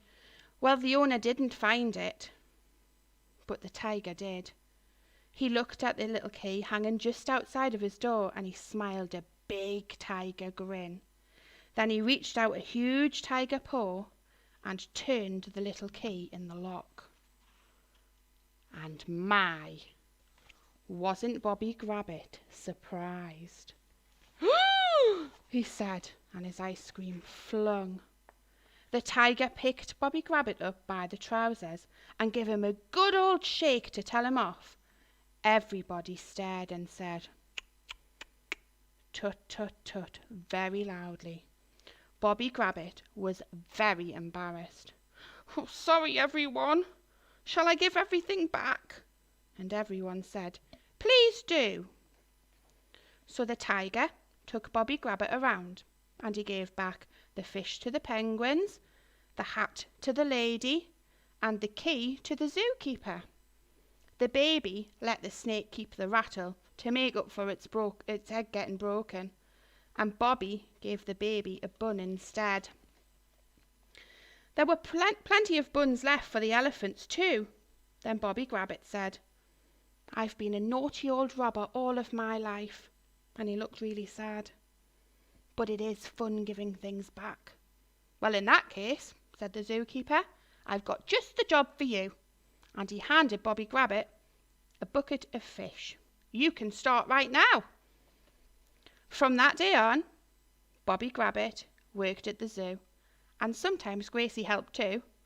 They gave bananas to the monkeys, and fish to the penguins, and a bath to the bear, and leaves to the giraffes, and plenty of buns to the elephant. And what do you think they gave the tiger? I wonder what the tiger got. Let's find out. They gave the tiger a big old hug because they were now the very best of friends. And I hope you've all enjoyed that story, boys and girls. And Helen Stephens has written some absolutely amazing books, so if you ever get the chance to read them, please do. And I will pass you over to Mrs. Robson.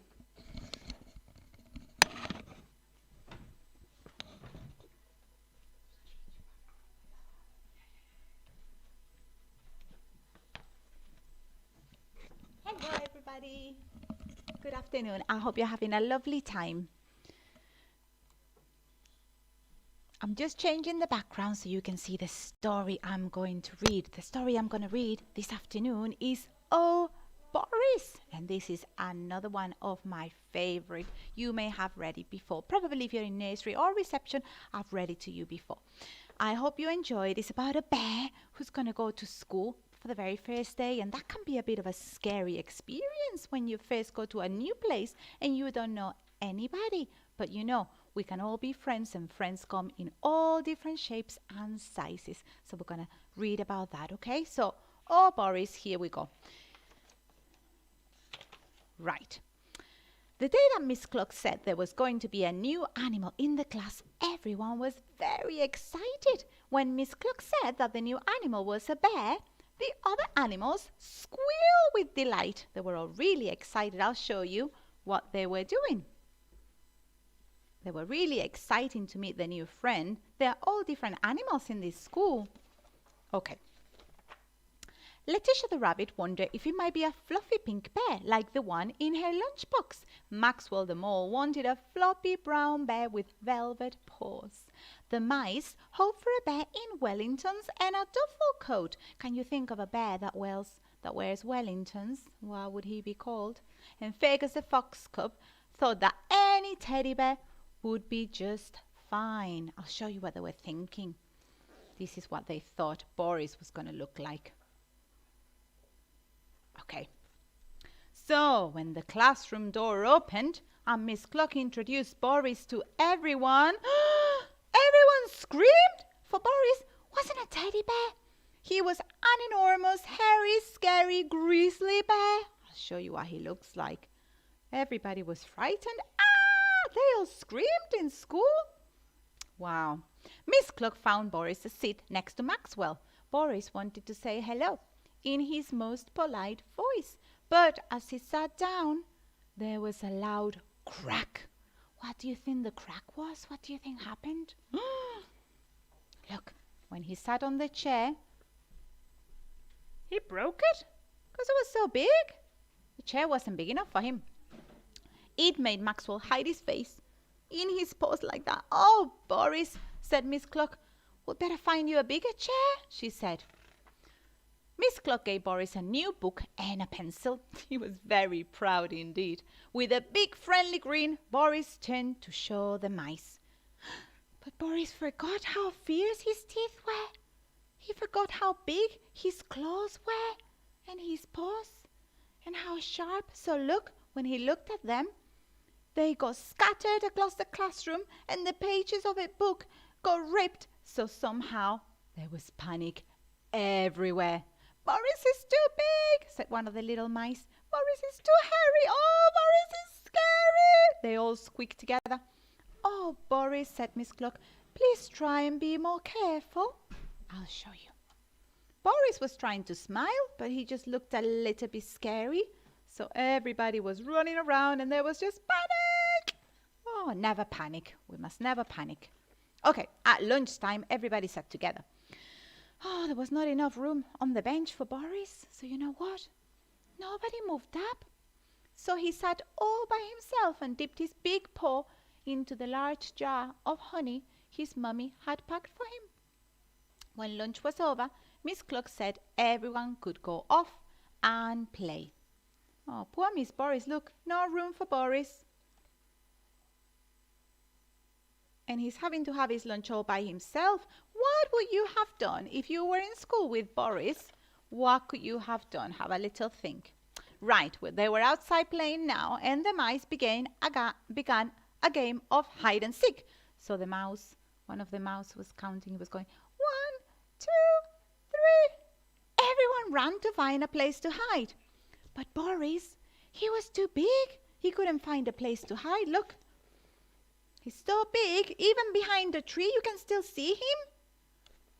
Okay, so Boris shut his eyes and counted instead. This is what he did. 1, 2, 3, coming to get you. He boomed because he had a big voice. Stop, stop, stop. Oh, his friends got frightened. Letitia shook with fear and clung to Fergus, and Maxwell ran crying to Miss Cluck. I'll show you. Oh no. Boris doesn't know why they're scared, because he was just wanting to join in the game, wasn't he? Didn't realize how loud he was.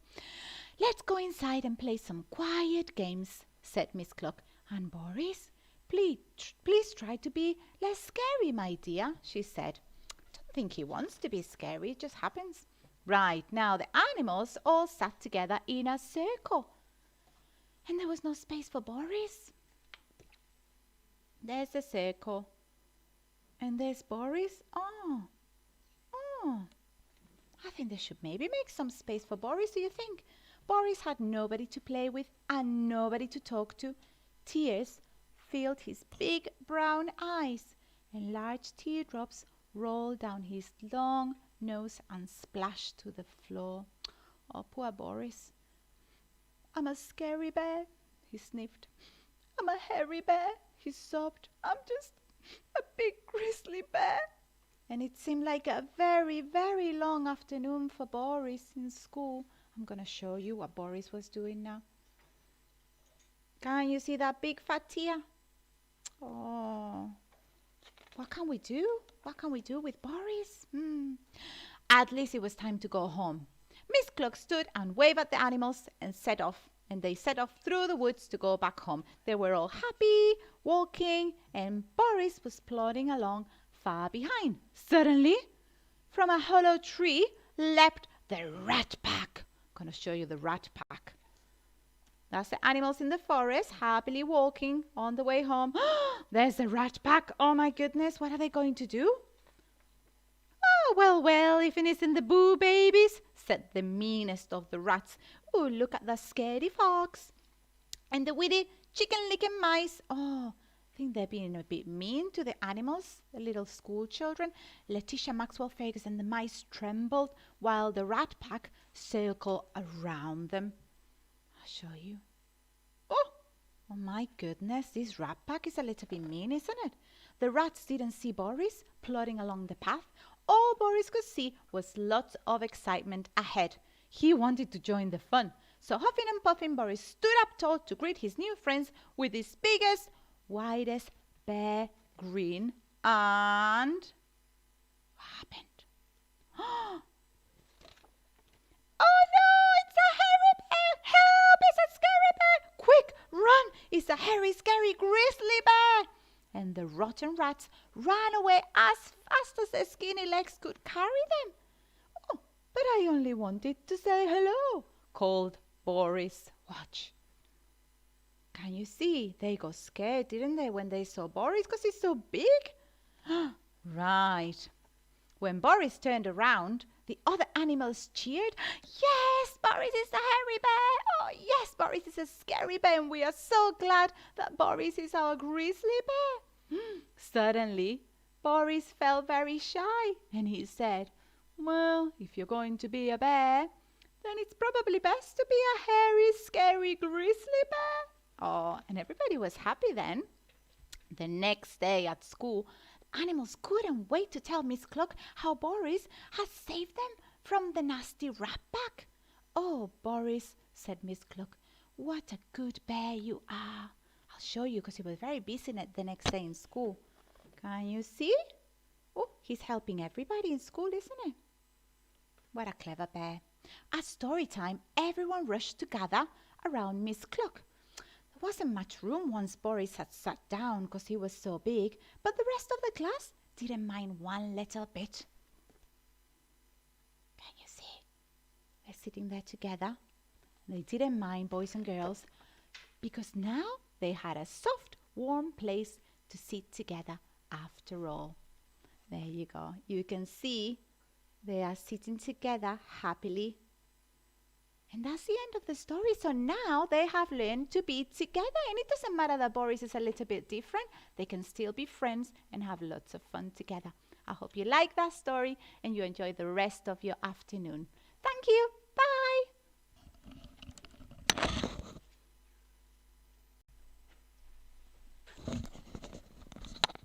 Thank you very much, Mrs. Robson. That was a lovely story. We love old Boris at St Matthew's. That was a brilliant story. Thank you very, very much. We've had a bit of a run on stories back to back. That's what we promised you, isn't it?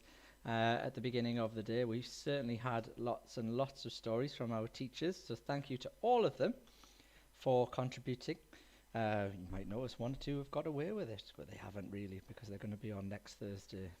They don't know it yet, but when they watch YouTube, they will. Right, so we've got still lots coming up. What time are we on? We've got 4 hours and 9 minutes remaining of our marathon session. When I first dreamt this up, I thought about doing 24 hours. And that's for next year, apparently. So we're starting to go into hibernation now, and we should be ready for that in a year's time. Right, we've got, coming up at 4 o'clock, a lovely friend of mine, Haley, who's in Texas, in America. And Haley's going to read a couple of traditional tales from her part of the world, which is going to be lovely. And we're going to have a little chat with her as well, which will be lovely. And after that, we're going to be listening to a story.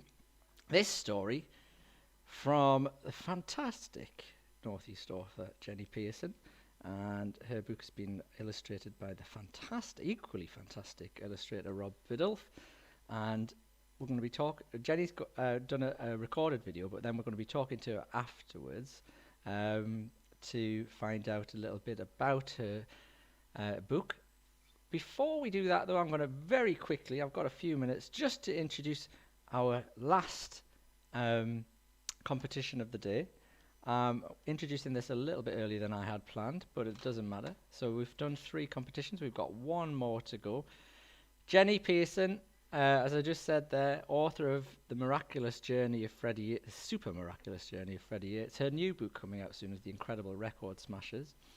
One thing I've noticed reading Freddie Yates and reading the little snippet from, let's have a look, from her new book, The Record Smashers, is that Jenny seems to like facts quite a lot, and her characters certainly do enjoy facts.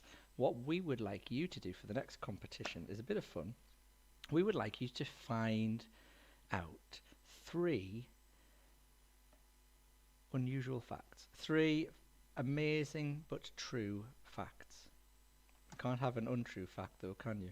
This is a conversation I was having with Mrs. Saunders when we were writing this yesterday. So 3 amazing facts. Send them in to us at tuckedupthursday@stmatthewsproto.org, or pop them into the comments on our last Facebook post.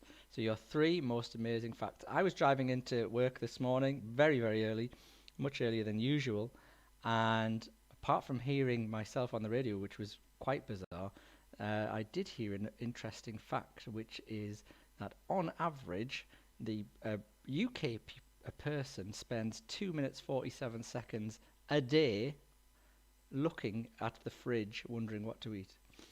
So there you go. There's an interesting fact for you. If we get better than that, I won't be surprised. Right. Okay. I'm going to very quickly log off. We're going to get Haley in Texas queued up. It's 6 hours earlier. She's live from America. So it's our first live from America slot in Tucked Up Thursday history. So I will be with you very, very shortly.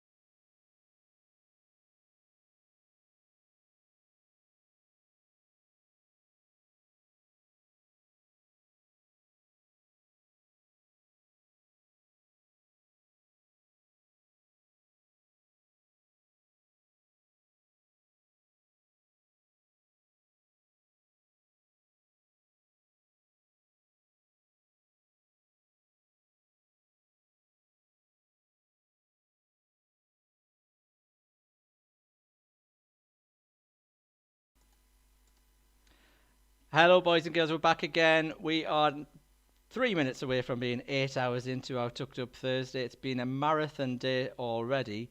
I've just been saying to our next guest that I am flagging a little bit, and it's her job to inject a little bit of life into proceedings. I'm really, really delighted to be welcoming one of my good friends all the way from Texas in America, Haley. And Haley's going to share a couple of stories, I think, with us this afternoon. Right, I should say, is it 2 stories or 1 story? I'm not sure. We'll find out soon, I'm sure. It's not afternoon, though, in Texas, but I'll leave Haley to explain. So let's say hello to Haley. Everybody can see you now, Haley, if you want to unmute yourself. There we go. Am I unmuted? Yes, you are, and welcome to you're live on YouTube. Welcome Okay. to the UK. Thank you. Thanks for inviting me. You're very, very welcome. We love reading and we love stories at our school, like everybody does, but we particularly love them here, and we really want to celebrate stories from all around the world, and that's why I thought it'd be nice to invite one of my friends from America to share some stories. So, Haley, the floor is yours. Please entertain us. Oh, goodness. All right, here we go. Well, when Mr. Gray asked me to help, I had to go down to the local library because I didn't have any children's books on hand, and I didn't have any about Texas in particular. So I scooted down to the library, and the sweet ladies there helped me pick a couple of books. So we'll just see whatever time we have. I'll start with one, and then if we have time, we'll move on to another. They're kind of similar, so we'll see what happens. The first one is called The Armadillo Rodeo. The author is Jan Brett, and she's also the illustrator. So we will just dive in. This little guy on the front here, that is an armadillo. I have no idea if y'all know what an armadillo is. They're very ugly. They get run over a lot on the roads because they cross the road when they're not supposed to. They dig in the yard, but they do eat different kind of insects, and they are very well known in Texas. So there was a lot of books about Texas and armadillos. All right. So, hey, Martin, I think you're not muted.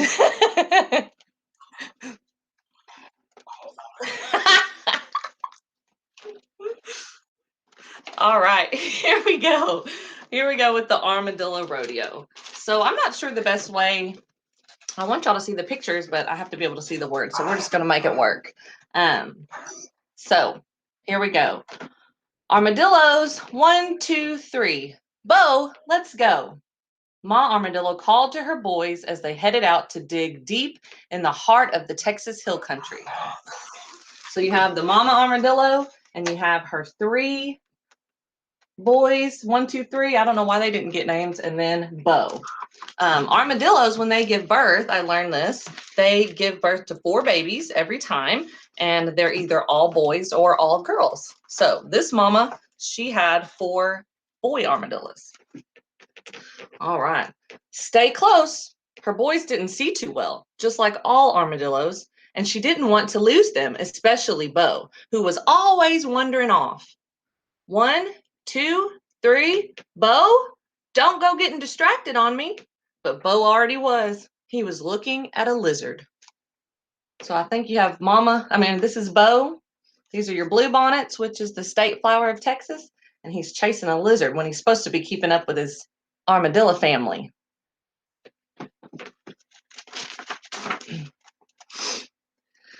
Curious as always, Bo followed the lizard down to Can Creek, just as Harmony Jean came sliding down the bank from the Curly H, wearing her brand new boots, pointy-toed, high-heeled, hand-tooled, chili pepper red boots with fancy cutwork, tall tops, and a Curly H brand.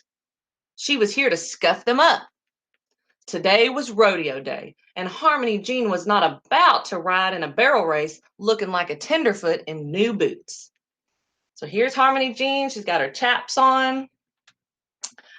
She's got her brand new red boots, and she's coming down to the creek bed to get them dirty. Got to get them broke in, because if you've never worn a pair of new cowboy or cowgirl boots, they are very stiff. And so you want to get them broke in and looking worn and ready.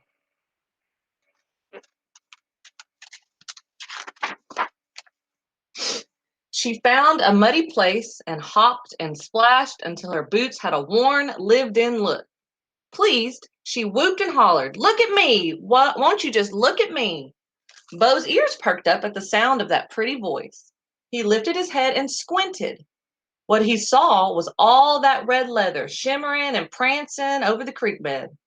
Why, for sure, it looked to Beau as if he'd found a friend, a rip-roaring, rootin'-tootin', shiny red armadillo. Beau grinned. "Howdy," he shouted. So Beau's running around where he's not probably supposed to be, and he sees Harmony Jean's boots splashing in the water.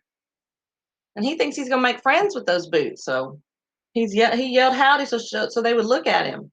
Here's his brothers over there digging, doing what they're supposed to do. I don't know what Beau's up to.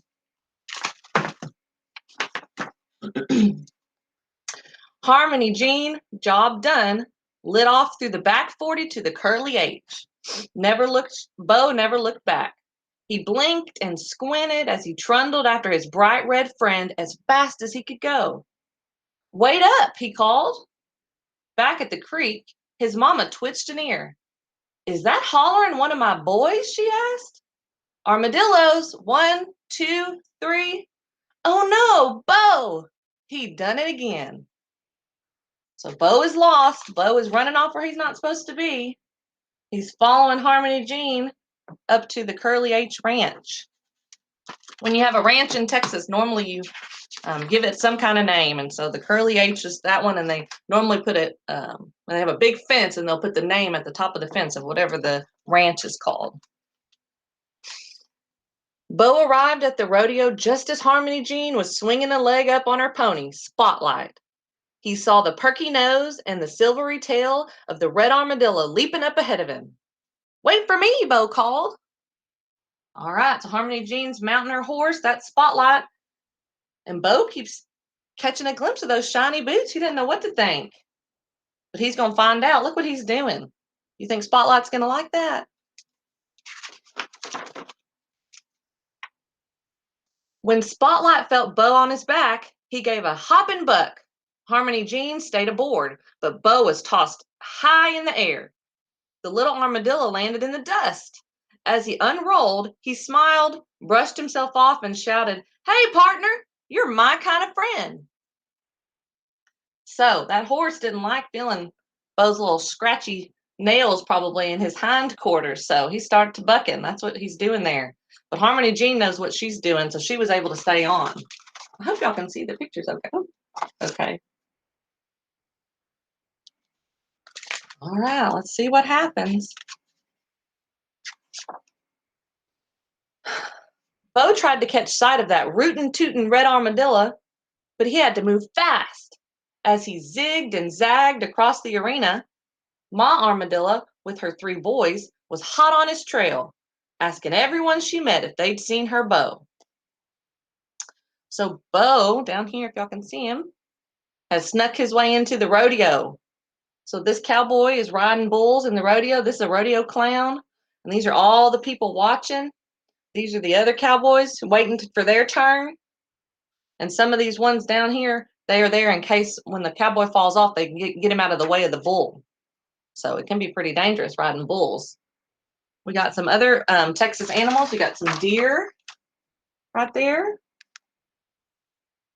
And you got, I don't know if y'all can see that, it's a rattlesnake. I don't know if that armadillo should be talking to that rattlesnake. Beau was still looking when he saw the armadillo headed for the barbecue. "I'm right behind you," Beau called. All right, so Harmony Jean's on her way over to the barbecue to get something to eat. But before he could catch up, the armadillo disappeared under the blue checkered tablecloth. Beau dove after him and peered around. His friend was nibbling on something green, so Beau ambled over and took a big bite. It was a red-hot, bright green jalapeno pepper. His mouth on fire, Beau ran out and doused his head in lemonade to stop the burn. "Delicious," he gulped. "What's next?" So he's under the table, and he found himself a little jalapeno under there and took a big old bite of it. I don't know if y'all eat jalapeno regularly, but they can be pretty hot.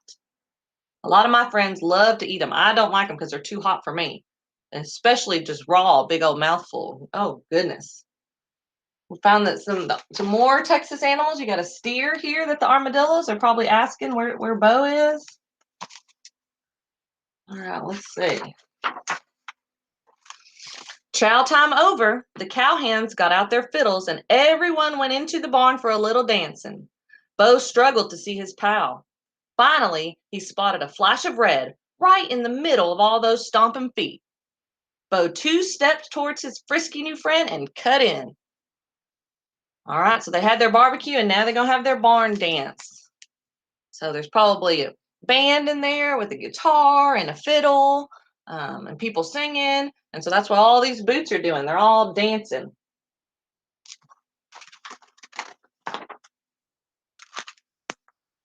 Harmony Jean went tap, slide, tap with her right foot, then heel stomped, high kicked with her left. And Bo was hurled high in the air. As he landed in the hayloft, he let out a rebel yell, Yahoo! Not far away, Ma Armadillo heard the commotion. That's my Bo, she cried. So Bo is in the thick of the barn dance, just in the middle of the circle. This is him. And Mom Armadillo and the other three boys are trying to get in to see what all the fuss is about. But Bo looks like he's having the time of his life. He's in the middle of the dance.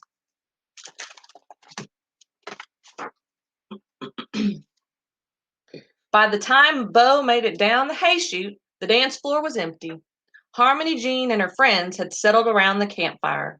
She looked down at her boots. They were starting to pinch. She slipped them off and tossed them behind her. So it's getting to be the evening time, and Harmony Jean, it looks like she's down here with her mama and daddy and maybe her little brother, and they got the campfire going.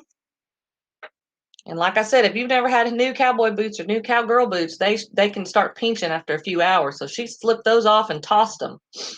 And here comes Bo, because he's ready to see what's going on.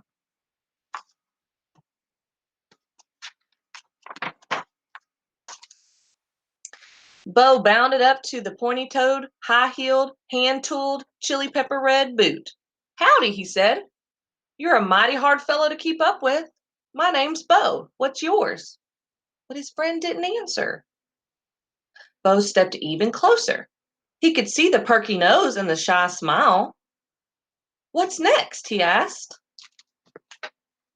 So Bo's finally getting up close and personal to that little boot. And he's trying to make friends with him. That's pretty silly, but he doesn't know that yet. But instead of answering, his friend fell over. Plop! And Bo was left looking down an opening. He stuck his head in and sniffed. It didn't smell like an armadillo. He poked his nose against the leather. It didn't feel like an armadillo.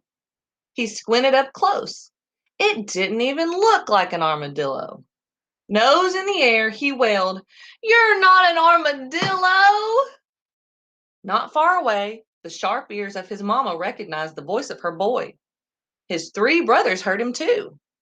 Their search was over. Boys, let's go get Bo and head on home. So I think Bo is pretty disappointed that his friend just ended up being a pair of boots.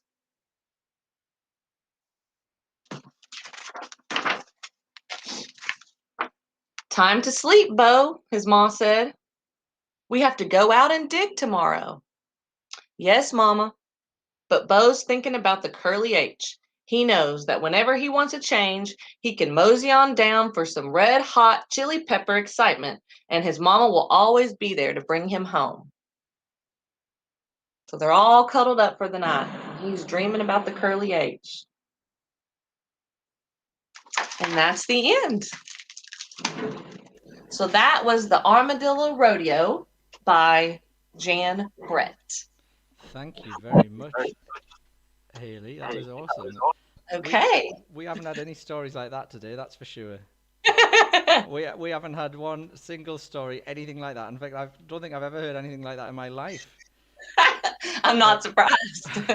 Armadillos trying to befriend pairs of boots and all sorts. You know, That's what happens in Texas, we apparently. had a story creation session at lunchtime, our lunchtime earlier, Haley, and we were sort of passing the stick around and trying to create a silly story, and I don't think we managed to create anything quite like that. So that was Now really that'll be in good. your repertoire. And it's just so fascinating for us over here to hear just to hear some of the words and the different ways that the language that's used over there. So it's really fascinating. So thank you. I very can much. imagine. Have you got another story for us? I have another book if you want me to read it. Apparently, all books about Texas have armadillos in them, because this one is also the main character is an armadillo. And this book is set actually in the town that I live in Kilgore, Texas, which is in East Texas. Texas is very big, as y'all know, and all the different parts are very different, kind of like England, how the north is different from the south and everything in between. So I have another one if you want me to read it. It's totally up to y'all. We would love to hear it, please, Haley. We've got time to kill here. Okay. Give us another story. All right, here we go. All right. Okay, so this one is called Bluebonnet at the East Texas Oil Museum. The author is Mary Brooke Cassad, and the illustrator is Benjamin Vincent. So this is the front. And see this little armadillo with the, what's that thing called? Oh, the bonnet. That's Bluebonnet. So she wears a bluebonnet, and the state flower of Texas is the bluebonnet. So that's perfectly fitting. So you're going to hear a story about a museum that's actually here in our town that we go to whenever we're in school, probably about y'all's age. I think we go in the 3rd or 4th grade, which is like 9 or 10 years old. So everyone who goes to Kilgore schools went to the oil museum, and it was a big time, and everybody loves it. And so now y'all will get to hear a little bit about it. So here we go. Bluebonnet at the East Texas Oil Museum. Bluebonnet, the traveling Texas armadillo, ambled through the pine tree forest of East Texas. Surely I'm getting close to Armadillo's burrow, she said. It had been many years since Bluebonnet and her 3 sisters, Normadillo, Armadillo, and Arvilladillo, were little armadillos growing up in the Texas hill country. Armadillo pups are born 4 at a time and are either all boys or all girls. So there you go. So East Texas is very famous for our pine trees. That's mainly what we have. They call it the piney woods or the pine curtain. We have really tall pine trees. Hey, Bluebonnet, over here. Bluebonnet turned to see her sister, Armadillo, poking her head out of the ground.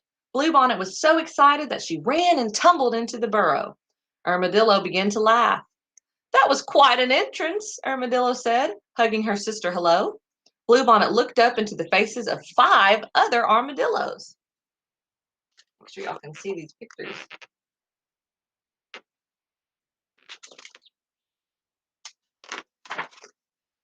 Howdy, Bluebonnet. I'm Armadillo's husband, Dad Joyner Dillo, said the largest armadillo. And these are our 4 sons, Bradford, Lloyd, Hunt, and Wildcatter. Hello, Aunt Bluebonnet, the 4 armadillo brothers said in a loud chorus. My, marveled Bluebonnet. What a fine family you have, Armadillo, and such interesting names. Their names can tell you a little bit about East Texas history, replied Armadillo. I'm named for Columbus Marion Dad Joyner, said Dad Joyner Dillo. In 1926, Dad Joyner was in Galveston. Galveston's down on the coast on the Gulf of Mexico. One night beneath a full moon, he walked along the beach. He soon became tired and lay down to sleep. That night, he dreamed he would discover a big oil field in East Texas. Soon, he traveled to East Texas and found the place he had seen in his dream. It was on a farm owned by Daisy Bradford, said Bradford. That's who I'm named after. Then he called his friend, Dr. A.D. Lloyd, a geologist, to help him. That's where I got my name, said Lloyd. On October 3rd, 1930, the oil began to spew up from the ground. Several thousand people were there to see it. The East Texas oil boom was born. So that's what our town, Kilgore, is famous for, is finding oil years and years and years ago. Soon, Dad Joyner sold several of his oil leases to H.L. Hunt, who started his own oil company, said Hunt. I guess you figured out that's where my name came from. Yes, said Bluebonnet, but what about the name Wildcatter? Wildcatter is the name given to people who drill oil wells, replied Wildcatter. The name comes from the first oil well drilled in America. That happened in Titusville, Pennsylvania in 1859 on Wildcat Creek. But the East Texas oil field is one of the largest in the world, said Armadillo. It's produced 6 billion barrels of oil, and some of the wells are still pumping. How did you learn so much about it? Asked Bluebonnet. There's a museum in the town of Kilgore, said Bradford, on the campus of Kilgore College, home of the world-famous Kilgore Rangerettes, said Lloyd. The museum was given in 1980 by the Hunt family, Hunt said proudly. And we'd like to take you to see it, Aunt Bluebonnet, said Wildcatter, the East Texas Oil Museum. Bluebonnet smiled at her nephews. Well, let's go, she said. Y'all go on and have a good time, said Dad Joyner Dillo. I've got to get back to work. I'm trying to dig my own oil well. And I'll catch up with you in a little while, said Armadillo. So they are ready. They're getting ready to go to the museum. Can y'all see some? They've got worm snacks here, which kind of grossed me out, but they're all excited explaining the history in their little armadillo burrow.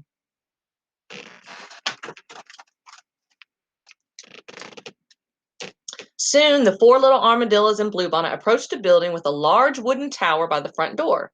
Here we are, Aunt Bluebonnet, the 4 brothers squealed. The original oil derricks were made of wood, just like that one. Bradford opened the door of the museum. Bluebonnet and her nephew scurried in. This way, Aunt Bluebonnet, Lloyd mentioned for her to follow him. So they left the burrow, and they're on their way to the museum. So that's the entrance of the museum. It looks like that today still. Look up, said Hunt, pointing to a large wall mural. When the East Texas oil field was discovered, it was the largest oil field in the world, said Wildcatter. 32,000 wells were drilled over 42 miles. Life in East Texas was very different back then, said Bradford. He held a receiver to Bluebonnet's ear. Just listen to this. Bluebonnet listened to the voices of long ago describe the homes, churches, schools, and towns of the 1930s. Then she closed her eyes. What are you doing, Aunt Bluebonnet? Lloyd asked. I'm trying to imagine what East Texas must have looked like in the 1930s when oil was discovered, she answered. The 4 brothers giggled. All you have to do is walk through these doors. Bluebonnet's eyes grew wide as her nephew guided her through a door. Welcome to Boomtown, USA, they shouted. So inside the museum, if you can see, there's an old-fashioned phone that you put put it to your ear, and it'll tell you all about what you're looking at. It's pretty cool. And Boomtown was a nickname for Kilgore and other towns that had big oil booms back in the 30s. Bluebonnet blinked. She was standing on the board sidewalk of an old-timey town. It's like we've stepped back in time, gasped Bluebonnet. Honk, honk, beep, beep. So inside the museum, they've recreated what Kilgore looked like in the 30s. And so that's where she's standing. They have like the plank sidewalks and the old-timey cars and buildings. Watch out, Aunt Bluebonnet, hollered Hunt as a car drove by, splattering mud on the sidewalk. Hey, let's have an ice cream sundae at the Overton drugstore, said Wildcatter. Soon the armadillos were seated at the soda counter, enjoying their treats. So there's an old-fashioned drugstore with a soda fountain and an ice cream shop, and they were going to go in there and get them some ice cream. Look, Dr. Lloyd and Dad Joyner are having their picture taken, said Bradford, pointing to the photography studio. Lloyd jumped down from his stool and posed along Dr. Lloyd just as the camera flashed. Lloyd, what are you doing? Cried Bluebonnet. I just wanted to have my picture taken with the man I was named for, said Lloyd with a big grin. The armadillos finished their ice cream and headed across the muddy street. So in the museum, there's 2 like replicas of the 2 men that were responsible for a lot of the building and things that went on downtown. And you can stand by them like this little crazy armadillo is doing and get your picture made. What's at the Gladewater Museum? Asked Bluebonnet, reading a sign. An elevator ride to the center of the earth, said Hunt. Climb aboard. As the armadillos took their seats in the large elevator, the doors closed and the lights went out. Bang! Thud! The elevator began to move with a jolt. What's happening? Bluebonnet whispered loudly. We're going down deep into the earth, just like the oil drills, said Wildcatter. Howdy, folks. I'm Hank, and this is Professor Rock Bottom. We'll be your guides on this journey to the center of the earth. The armadillos listened as the guides explained the layers of rock beneath the surface of the earth. Each time the elevator stopped, doors opened behind a glass window to reveal the different rock layers. So Texas was once covered by the ocean, Bluebonnet said, and the fossils of sea life created oil, said Bradford. The elevator continued its descent. We're almost to the Woodbine sandstone layer, Aunt Bluebonnet, said Lloyd. That's 3,650 feet, I don't know what that is in meters, below the Earth's surface. Where the oil is, shouted Wildcatter. And look, here comes a drill. Looks like someone is drilling for oil, said Hank and Professor Rockbottom. We'd better head back up. The elevator quickly rose until the doors opened and the armadillos stepped off. That's the deepest burrow I've ever been in, said Bluebonnet. So this is really in the museum. You get in this elevator and you go down and you get to see all the different layers of rocks. And these guys are kind of like puppets and they explain everything to you. It's very cool.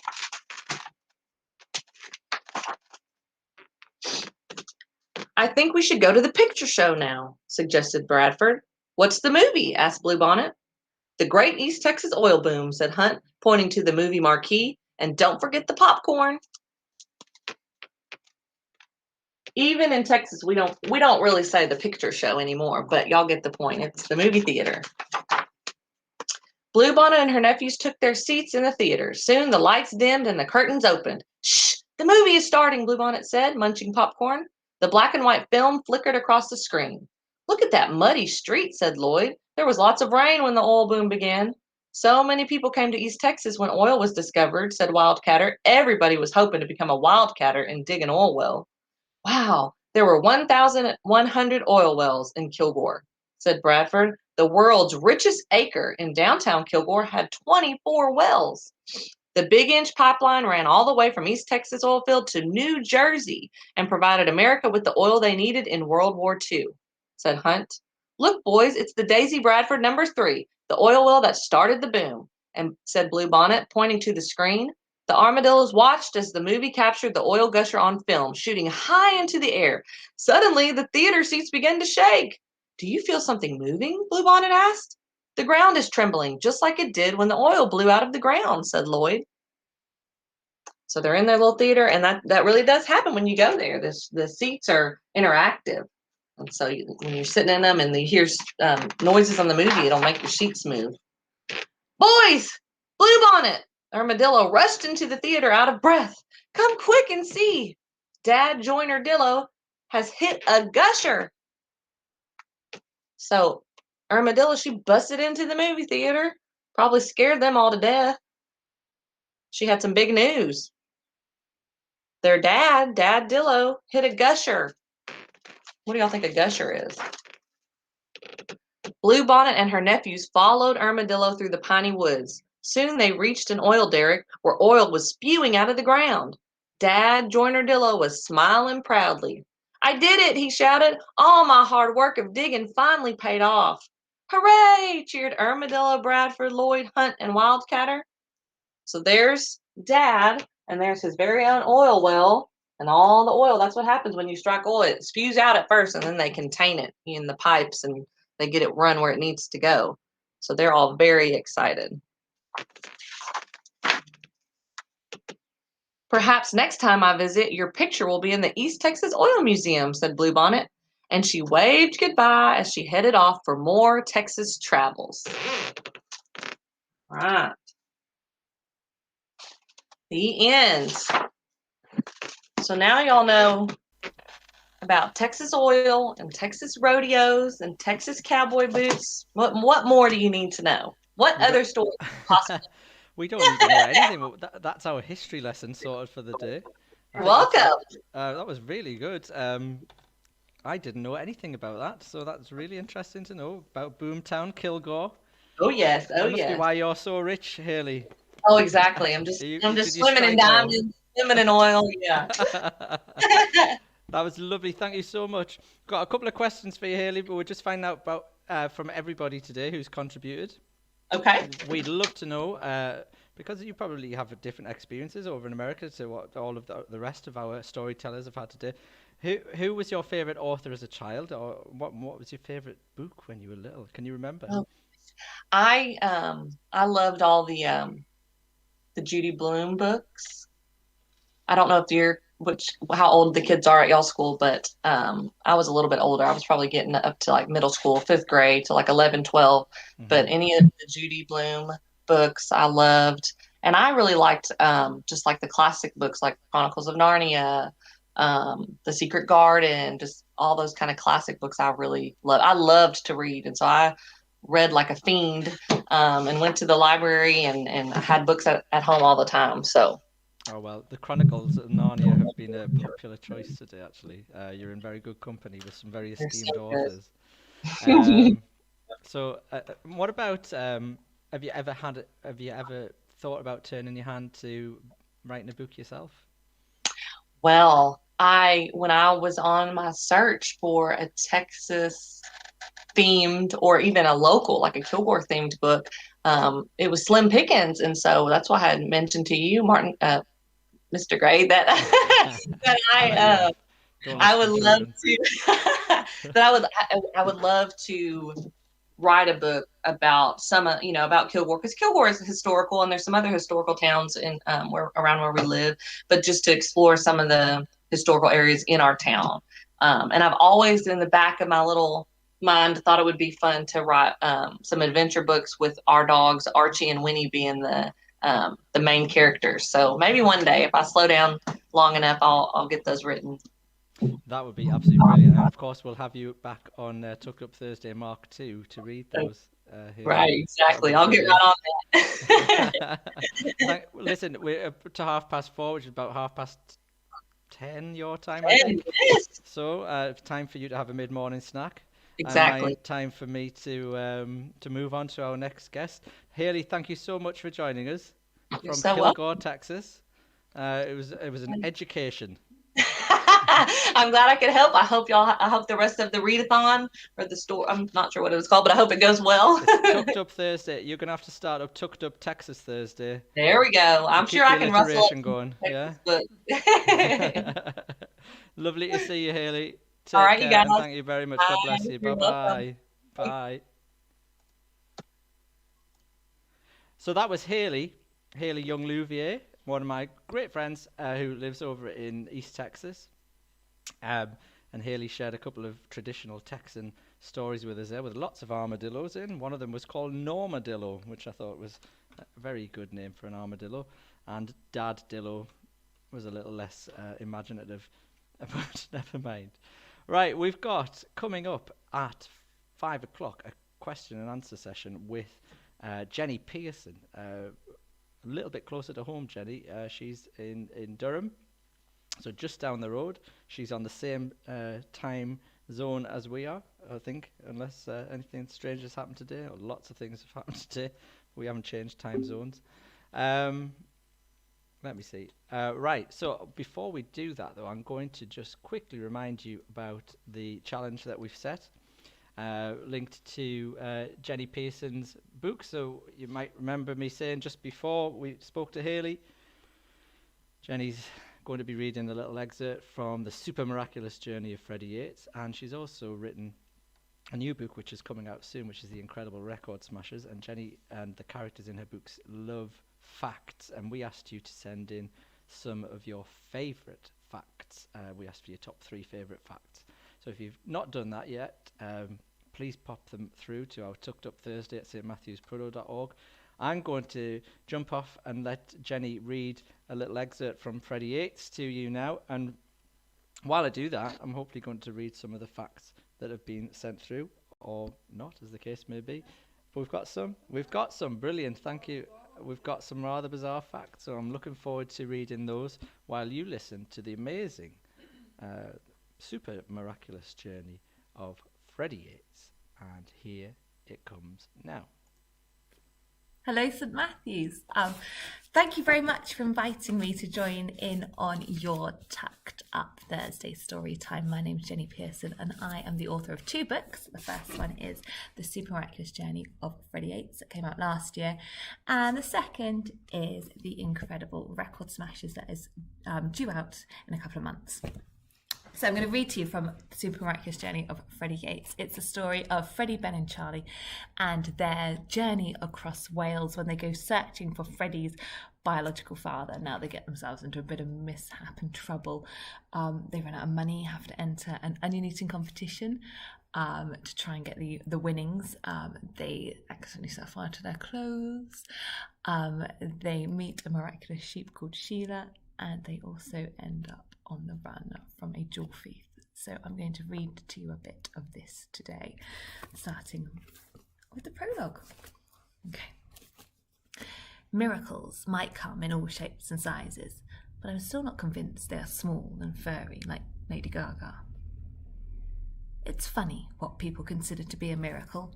After Dad had his little accident, Graham said, "Joe, it's a small miracle you didn't kill yourself." It wasn't a small miracle, though. It was Eileen from the hairdressers, and nothing about Eileen is small or miraculous. If she hadn't been walking her dog, Lady Gaga, at that exact moment, she wouldn't have seen Dad's post van roll down the hill and shouted at him to move out of the way. So, as I said, not a miracle, just good timing. Well, goodish timing. He still broke his leg. Our teacher, Mrs. Walker, once said that if she finished the school year without strangling one of us, it would be a miracle. At the end of our year 6, all my class was still alive. At least I think they were still alive. Dylan Cotano disappeared midway through the autumn term, but I heard he went back to Japan. Anyway, my point is that Mrs. Walker was wrong. Not strangling one of 6W is not a miracle, even if we were a handful. In the olden times, miracles used to be bigger, although there's no knowing if those miracles actually happened. Once, Charlie, Ben and I tried to share a bag of fish and chips from Marley's. It stretched the very limits of our friendship, and Marley's is known for its big portions. How some bloke called Jesus managed to share 3 haddock and some whitey slicey with 5,000 people, I do not know. I guess people wanted to believe it happened. Dad says people like a good story, and if it makes them happy, then why let truth get in the way? Suppose that's what happened in Wales this summer. People saw what they wanted to see, and they wanted to see miracles. If you'd asked me at the beginning of July what I thought about that, I'd have told you the truth is important, that facts are important. Back then, facts were just about my favourite thing. Some people collect Pokemon cards, some people collect stickers. I collected facts. See, once you know a fact, it's yours to keep forever. It can't leave you, and no one can take it away. But then, this summer, I saw something truly miraculous, which made me question everything. Chapter 1. You probably need to know a bit about Ben and Charlie to understand why they got involved in this whole thing. The summer should have gone like this. Ben was supposed to go to America with his dad and his new stepmum Becky. Charlie was going to some vegan sanctuary with his parents, and I was going to be loafing around the house with Dad and Grams. That's what I call my grandma. But none of this happened. On the surface, you might think that Ben had the best deal, but you haven't met Becky. Even Disney World can't cancel out Becky. Gram said she'd met women like her before. I don't know who these women were or where she met them, but I got the impression Grams did not improve. On the last day of Year 6, we sang a really shouty version of One More Step Along the World I Go in our Leavers Assembly. Then Mrs. Walker wished us and our future teachers the best of luck and led us out to the playground to be picked up by our parents. She looked pretty frazzled by then. Ben had put 5 packets of Mentos in a bottle of Coke at the class party, and there had been a massive explosion. He said he didn't know it would happen, but we all knew that was a lie, because a lively woman with striped tights and a badge that said, "I love science," had done it in assembly in Year 5. I had permission to walk home as Dad couldn't drive after his accident, and Grams wasn't allowed to drive after she crashed into the war memorial in the centre of town. I think the doctor said it was because she had guacamole in her eyes, which is odd because she wouldn't eat foreign food. She couldn't have driven me home anyway by this point because she was dead. But I didn't know that at the time. I'm telling you now so you're prepared for the sad bit later. Ben, Charlie and I were walking out of the school gates. I was heading to the newsagent's to buy my usual after-school snack of a packet of Monster Munch when Ben's new stepmum, Becky, rolled up in their new Range Rover and wound down the window. She was wearing a very low top, which Grams would have said is just asking for attention. "Hi, boys," she said, smiling, revealing a lot of teeth. "Ooh, actually, I have a fact about teeth. You might want to write this down. It's a good one. Grown-up humans have 32 teeth, which, in the animal kingdom, is not that many. Most people think sharks have the most teeth, but they are wrong. The garden snail has over 14,000 teeth. Even Becky doesn't have that many." Charlie whistled and said something embarrassing, like, "Your new mum is awesome." Ben didn't like that, so he gave Charlie a shove. Not hard, though. Ben reckons Charlie doesn't have a filter. He'll just blurt out whatever he's thinking. I reckon Ben's right about that. Anyway, Becky flicked her long blonde hair and lifted up her huge sunglasses. "Hop in, Ben. I'm taking you for a haircut before our family holiday. You're looking shabby." Ben wasn't looking shabby. He has this really cool big flicky hair. Sometimes he even has zigzag lines or patterns shaved into the sides. The girls seem to like it. Well, they like it more than the haircut Grams gave me with the pinking shears that left me with a crinkly fringe. She blamed that on the guacamole too. Ben was definitely upset by the shabby comment. He takes his hair quite seriously. He stuffed his hands in his pockets and mumbled so Becky couldn't hear, but I heard what he said. He said, "She's not my new mum. She's not even family." Becky didn't like being kept waiting. Her face got a bit ugly and she shouted, "Benjamin!" He seemed to get smaller and muttered, "It's Ben." Everyone knows he doesn't like being called Benjamin, but I don't think Becky cared about what Ben liked, because she rolled her eyes and said, "Whatever, Benjamin, get in the car. We're going to be late."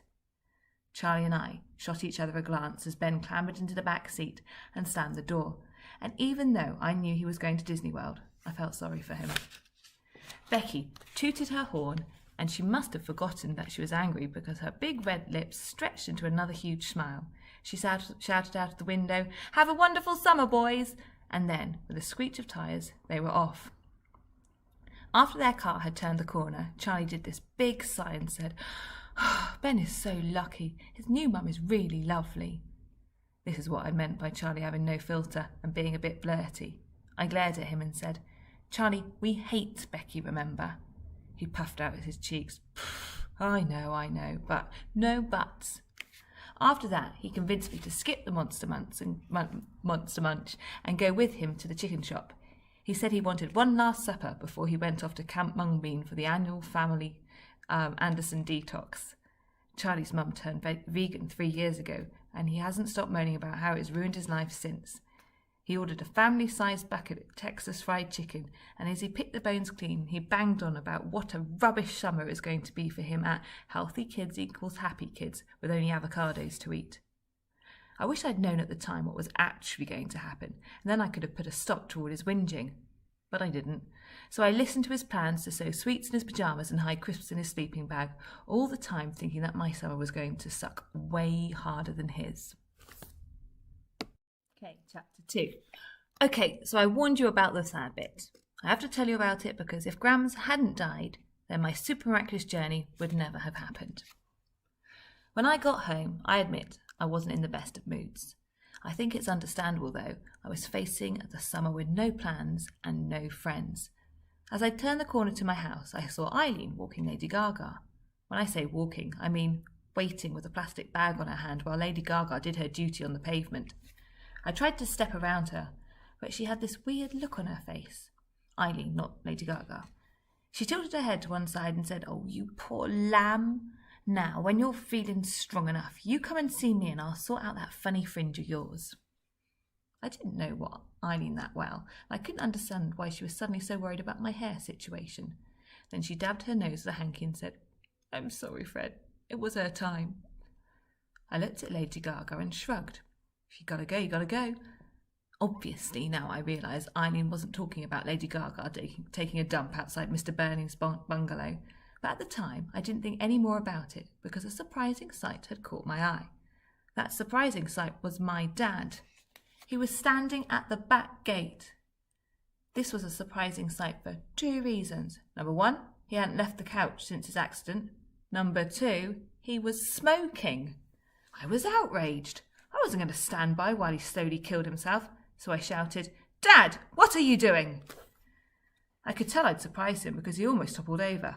I stormed up to our house, anger fueling my legs, and immediately launched into the presentation I gave in Year 5 Science on the dangers of smoking. "Dad, there are more than 5,000 chemicals in tobacco smoke. You're not going to list them all now, are you, Fred?" he said in this tired-sounding voice, which I thought was a bit rude when I was trying to save his life. One dead parent is enough. At least 250 are known to be harmful, including hydrogen cyanide, carbon monoxide, and ammonia. And among the 250 known harmful chemicals in tobacco smoke, at least 69 can cause cancer. I could not believe it when he took another puff on his cigarette. I watched the smoke billowing out of his nostrils, and I thought I was going to explode like the bottle of Coke in the class party. He must have got the picture because he said, "Sorry, Fred," and dropped the butt on the floor and crushed it with his good foot. "Why are you smoking?" "It's your Grams." That confused me, so I said, "Grams doesn't smoke." And frankly, it's a bit of a low move to try and claim that cigarette you were smoking was hers. "No, I don't mean that." "What do you mean?" "She's gone." Didn't know what any of this had to do with my dad's sudden nicotine habit. "Have you tried Mr. Burnley's?" I asked, because the last time we couldn't find Grams, she was there drinking sherry and playing strip Monopoly. Well, she wasn't actually playing strip Monopoly, but she'd taken off her cardie, so Dad and I had teased her about it for weeks. But when she threatened to stop washing our undies and baking us cakes, we stopped. "She's not Mr. Burnley's, Fred," Dad said, shaking his head slowly. "She's gone. Gone. My mind began whirring, and I did not like the places it was going to. "Dead, Fred. Your Grams is dead." Just like that. That's how he said it.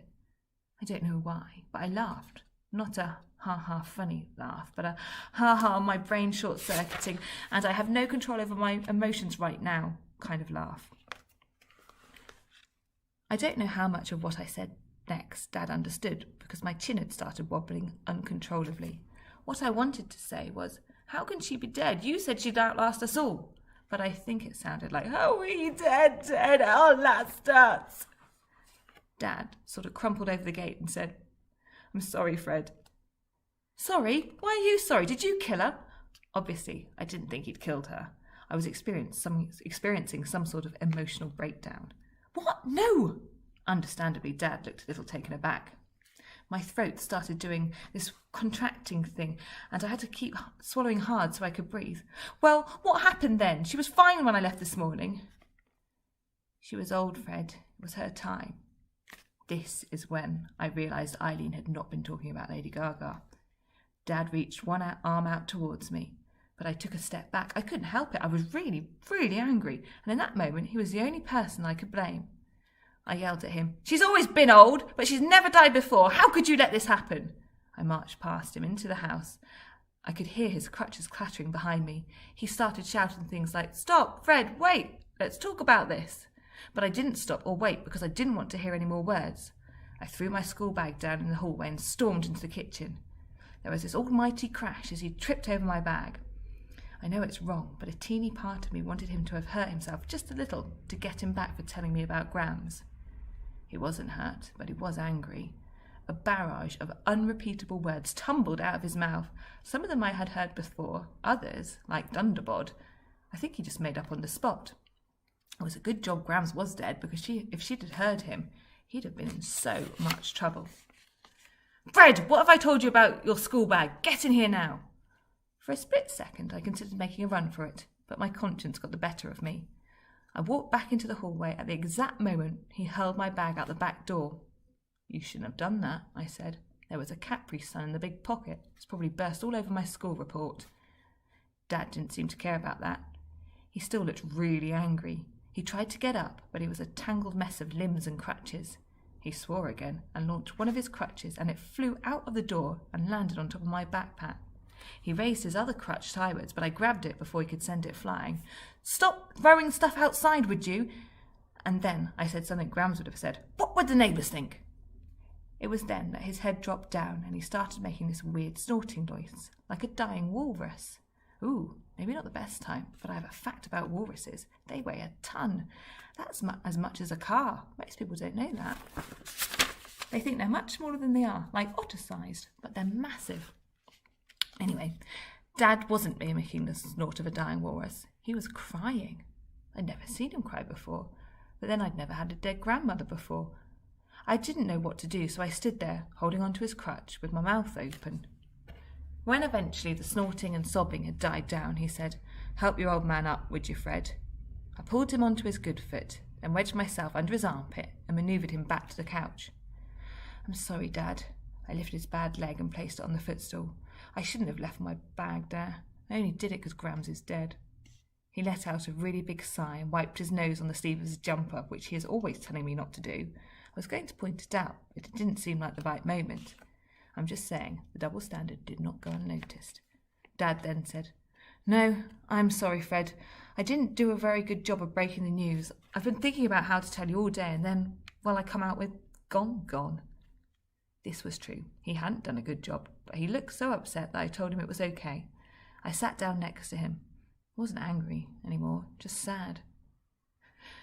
How did it happen? One minute she was sat in her chair, knitting and shouting at Loose Women repeats on the TV. Next she was gone. A stroke, they reckon. Dad looked over to Grams's empty chair. I followed his gaze. I could still see the imprint of her bum on her seat. Her knitting was draped over the arm. I walked over and picked it up. It was an unfinished jumper. There was a rainbow-coloured dinosaur on the front. I held it up for Dad to see. He pulled a face. Ooh, another one of her masterpieces for her great favourite grandson, no doubt. I don't feel great about saying this, but I can't say I was sorry she hadn't finished that one. I hadn't been into dinosaurs for ages. I placed her knitting needles on the coffee table and we sat in silence listening to the gold carriage clock tick-tocking. Around tick-tock number 46, Dad cleared his throat. "We're going to be all right, son, no matter what, okay?" I nodded, but as I looked at his leg in plaster from ankle to hip, I wasn't convinced. The most senior person in our household was someone who had run himself over with his own post van. We sat in front of the TV for the rest of the evening. Around 9 o'clock I realised we hadn't eaten. I wasn't hungry, so I left Dad in the sitting room with a family pack of onion rings and went to my bedroom to ponder. After some pondering, I headed to the bathroom, did my nighttime wee, brushed my teeth, did another little nighttime wee as I hadn't got it all out the first time, and headed back to my bedroom. But I didn't end up there. I ended up in Grams's room. I sat on her flowery duvet and breathed in the smell of her, lavender and mint humbugs. I sat there, breathing and smelling and picturing her papery wrinkles and smiling face, and my heart started to hurt. I slid open a door of her bedside cabinet. I wanted something of hers to have with me when I went to sleep. I thought that way I might still feel close to her. I rummaged around through a whole heap of lottery scratch cards. I found her reading glasses, her spare set of false teeth, and a few of her hair rollers. They weren't what I had in mind as a memento, so I closed the drawer and opened the one below. Inside, I spotted one of her hankies.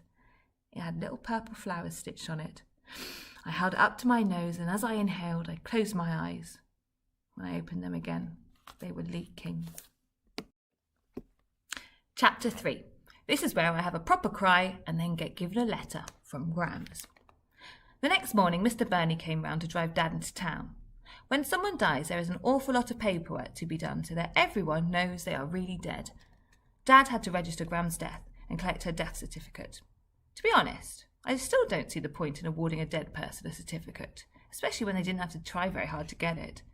I asked Dad if he was going to put it on the wall with my gold swimming certificate. Now that did require effort. I had to tie knots in my pyjama bottoms and blow them up and make floats while I was treading water. Dad said no, he'd have to send it to the bank. I still don't know why the bank wanted my Gram's prize for dying. Dad told me to keep busy while he was out, so that I wouldn't feel too sad. I logged onto my favourite fact-finding website, Factination, and learned that 1. Bees can get drunk on alcohol, but when they return to the hive, there are these bouncer bees who refuse to let them in until they sober up. Funny. 2. A male swan is called a cob, and the female swan is called a pen. The mute swan, the type the Queen owns, has a top speed of 55 miles per hour.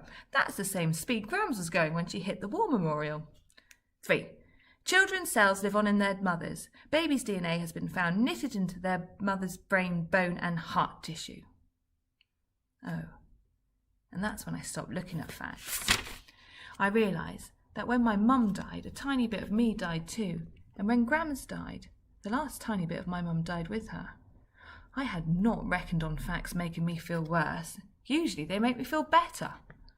After that, all I wanted to do was burrow underneath my duvet and shut out the world. I went to my cupboard and chose one of the jumpers Gran had made me. Once she told me she knitted me jumpers so I had something to hug me all day. At the time, I thought it was a bit cringy, but in that moment, more than anything, I needed one of her hugs. I chose the beige one with the brown teddy bear on the front with the words "Family makes you happy" stitched beneath. It's important, you know, that I would never wear it out in public. I think I was probably using it as some sort of knitwear comfort blanket. I hid under my duvets and took Gram's hanky from under my pillow and sniffed it deeply.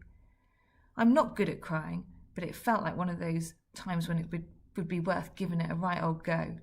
I have to admit, after a few minutes of huge, full-body sobs, I started feeling a bit better. And then I started feeling a bit hot. It was July and I was wearing a chunky knit under a duvet. Just as I threw the covers off, I heard Dad's crutches scuffling along the carpet on the landing. He hadn't made it upstairs since the accident. The door opened and he poked his head in. "You all right, son?" He pointed a crutch at me. "Is that one of your Gram's jumpers?" "Uh-huh." "Oh, that's nice. Make it feel close to her." "It does a bit. I took a hanky of hers too." I held it out. "It smells like lavender." Dad smiled this lopsided smile and took the hanky. It was when he held it up that we both realised my monumental mistake. "Oh, Freddie, you numpty," he snorted. "You've been sniffing your grandma's knickers." Okay, I'm going to stop there. That's halfway through chapter 3. I hope you enjoyed my story for Tucked Up Thursday. Thank you very much for having me, St Matthews. Okay, bye-bye. Thank you very much to Jenny Pearson there for sharing just a snippet of the super miraculous journey of Freddie. We're going to be speaking to Jenny in just a moment. She's our final guest author of the day, and we can't wait to hear from her. So we're just going to get that queued up and ready to go. We've got some brilliant facts coming in for our 3-fact challenge. I'm really impressed by some of them. We have had a bit of a giggle reading them, and also we've questioned their truth, really. So Mrs. Athley's been on her on the old World Wide Web checking to see whether or not what was it? What were the animals? Wombats really do poo in cubed shapes. So, well, apparently they do. So thank you for that fact, Eve. Right, let's see. I'm just going to pop us onto there, pop me onto mute, and we'll be back in just a tick.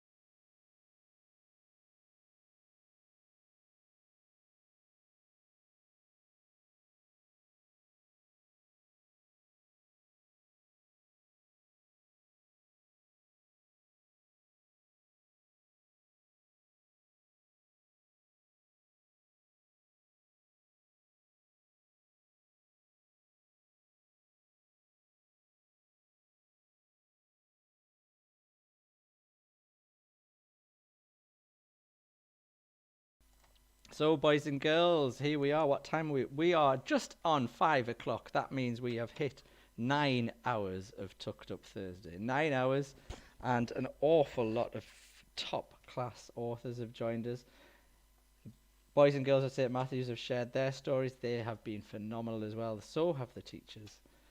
We've had people from all over the world sharing their stories as well. And we've just heard an amazing excerpt from The Super Miraculous Journey of Freddie Yates, which was written by the lovely Jenny Pearson, who joins us now. So, Jenny, welcome to Tucked Up. Hello. Thank you for having me. I'm very excited. I can't believe you've done it for this long. Yeah, 9 hours. Incredible. Yeah, we are flagging. I won't deny it. A little bit of a filter going on the screen now. But yeah, thank you so much for joining us and agreeing to help us out with our project. And I've got to say, boys and girls, Jenny was the very first author to agree to join in. So she was the catalyst for it also. You know, I am the keenest. The keenest. You'll go far, miss. And I call her miss because Jenny is also a teacher, aren't you, miss? Yeah, I am. And I think the powers of detention stretch across schools. So you better give me good feedback. Absolutely. Otherwise, you'll be in trouble. In reflection. What do you guys have? Do you have a reflection, or what do you for? Not that you have bad kids, obviously. Oh, wonderful, but you know. Do you know what? We don't. We just very fortunate here at St Matthews. We're very lucky because we beat ours with a K. We don't. No, we don't. Well, that's what happens at St Margaret's. Yeah. No, we're lovely school. Lovely school. So, thank you so much for sharing part of the Super Miraculous Journey of Freddie Yates. I know that since we spoke, I certainly went out and bought a few copies, and it's been one that I've shared with my little boy Matthew at home, and he's thoroughly enjoyed it. Thank you, Jenny. And we were having a good chat about it last night and who his favourite character was and everything. Big Trev was a big favourite. Do you know, I had a virtual meet with a school in Australia, and they were just obsessed with Sheila the sheep. Every single question was about Sheila the sheep. Yeah. There you go. Well, it's Big Trev in our house, but so I've got some questions, some nice, so hopefully easy questions that our children in our year 3, 4. Do you teach year 3? Is that right, Jenny? I'm in year 4. I was year 3 last year, and then I've gone up to year 4. But I've always been year 6, and so I think that's why I've always written kids who are just leaving year 6. But I've just moved down to year 3 last year and year 4 this year, which has been nice. So I've got some questions from the children to begin with, and the first question is from Lily, who's in year 4, and Lily asks a very simple question: what is your favourite book? That is not a simple question, Mr. Gray. No, That's a very difficult question. My favourite book, one I've written or one. Oh, let's go with one that you've read. One that I've read. Yeah.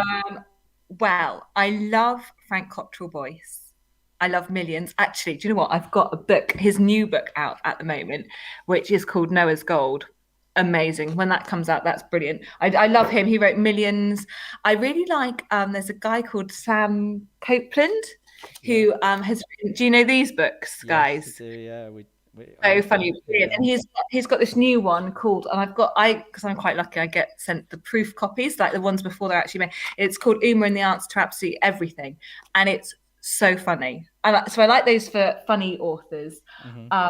When I was a kid, there wasn't as much choice. So Roald Dahl, Judy Blume, a bit of Enid Blyton, maybe Roald Dahl, but we didn't have loads of choice. I think there's a lot more authors to pick from now. But Catherine Rundle, amazing, and who else? We've just done in year 4, Podkin One Ear, which is who's that?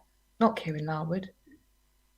Who wrote that? I've just taught a whole term of it. Don't judge me. I've forgotten the author. That will come back to me. But that was brilliant as well. But Frank Cottrell Boyce is probably my favourite author. And for year 4, Sam Copeland.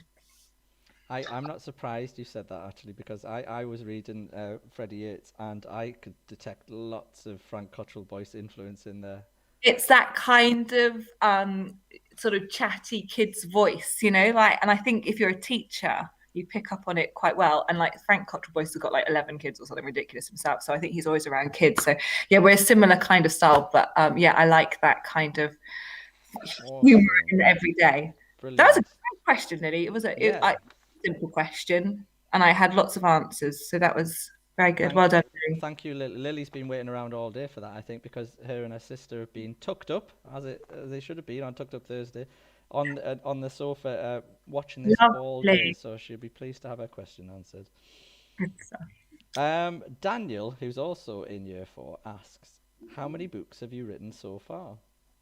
Okay, well, here's an answer for you. So I wrote one book, and this is what I speak to my kids about. So I wrote a book, and I spent a year writing it and editing it and cutting it and changing it and blah, blah, blah. And it didn't quite get published. So I had to shelve that book. So that was one. And then I wrote Freddie Yates. So that's 2. And that one's been published. The Incredible Record Smashers is out at the end of April.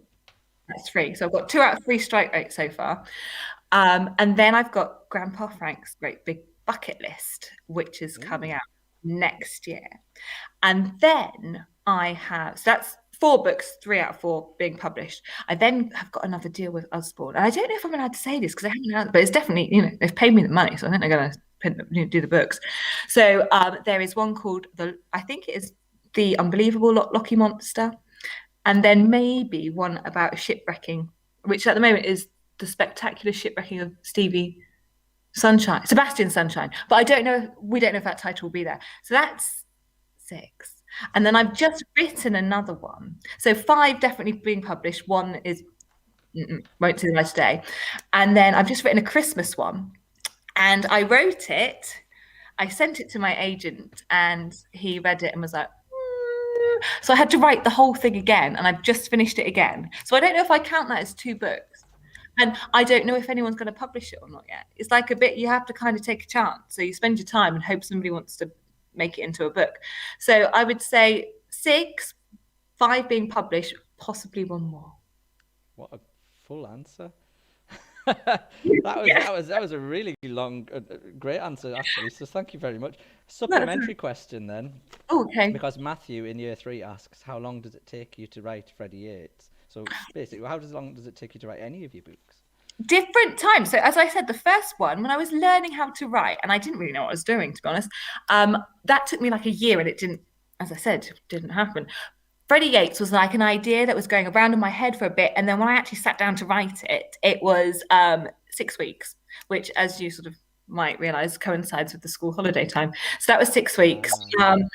The Incredible Record Smashers was a little bit longer because I was starting to do stuff. That was about 11 weeks, and then Grandpa Frank about the same, and then so it's different. I would say 3 months. But it could be, it's not sitting down all the time and writing. So I'm getting faster. But then I thought I wrote this last Christmas one quite fast, and then it was not very good. So I rewrote it again. It took a little bit more time, as you don't want to be the fastest at writing sort of mediocrity. I've learned. So, good things come to those who wait, don't they? Absolutely. A little bit of time and care into it. It helps.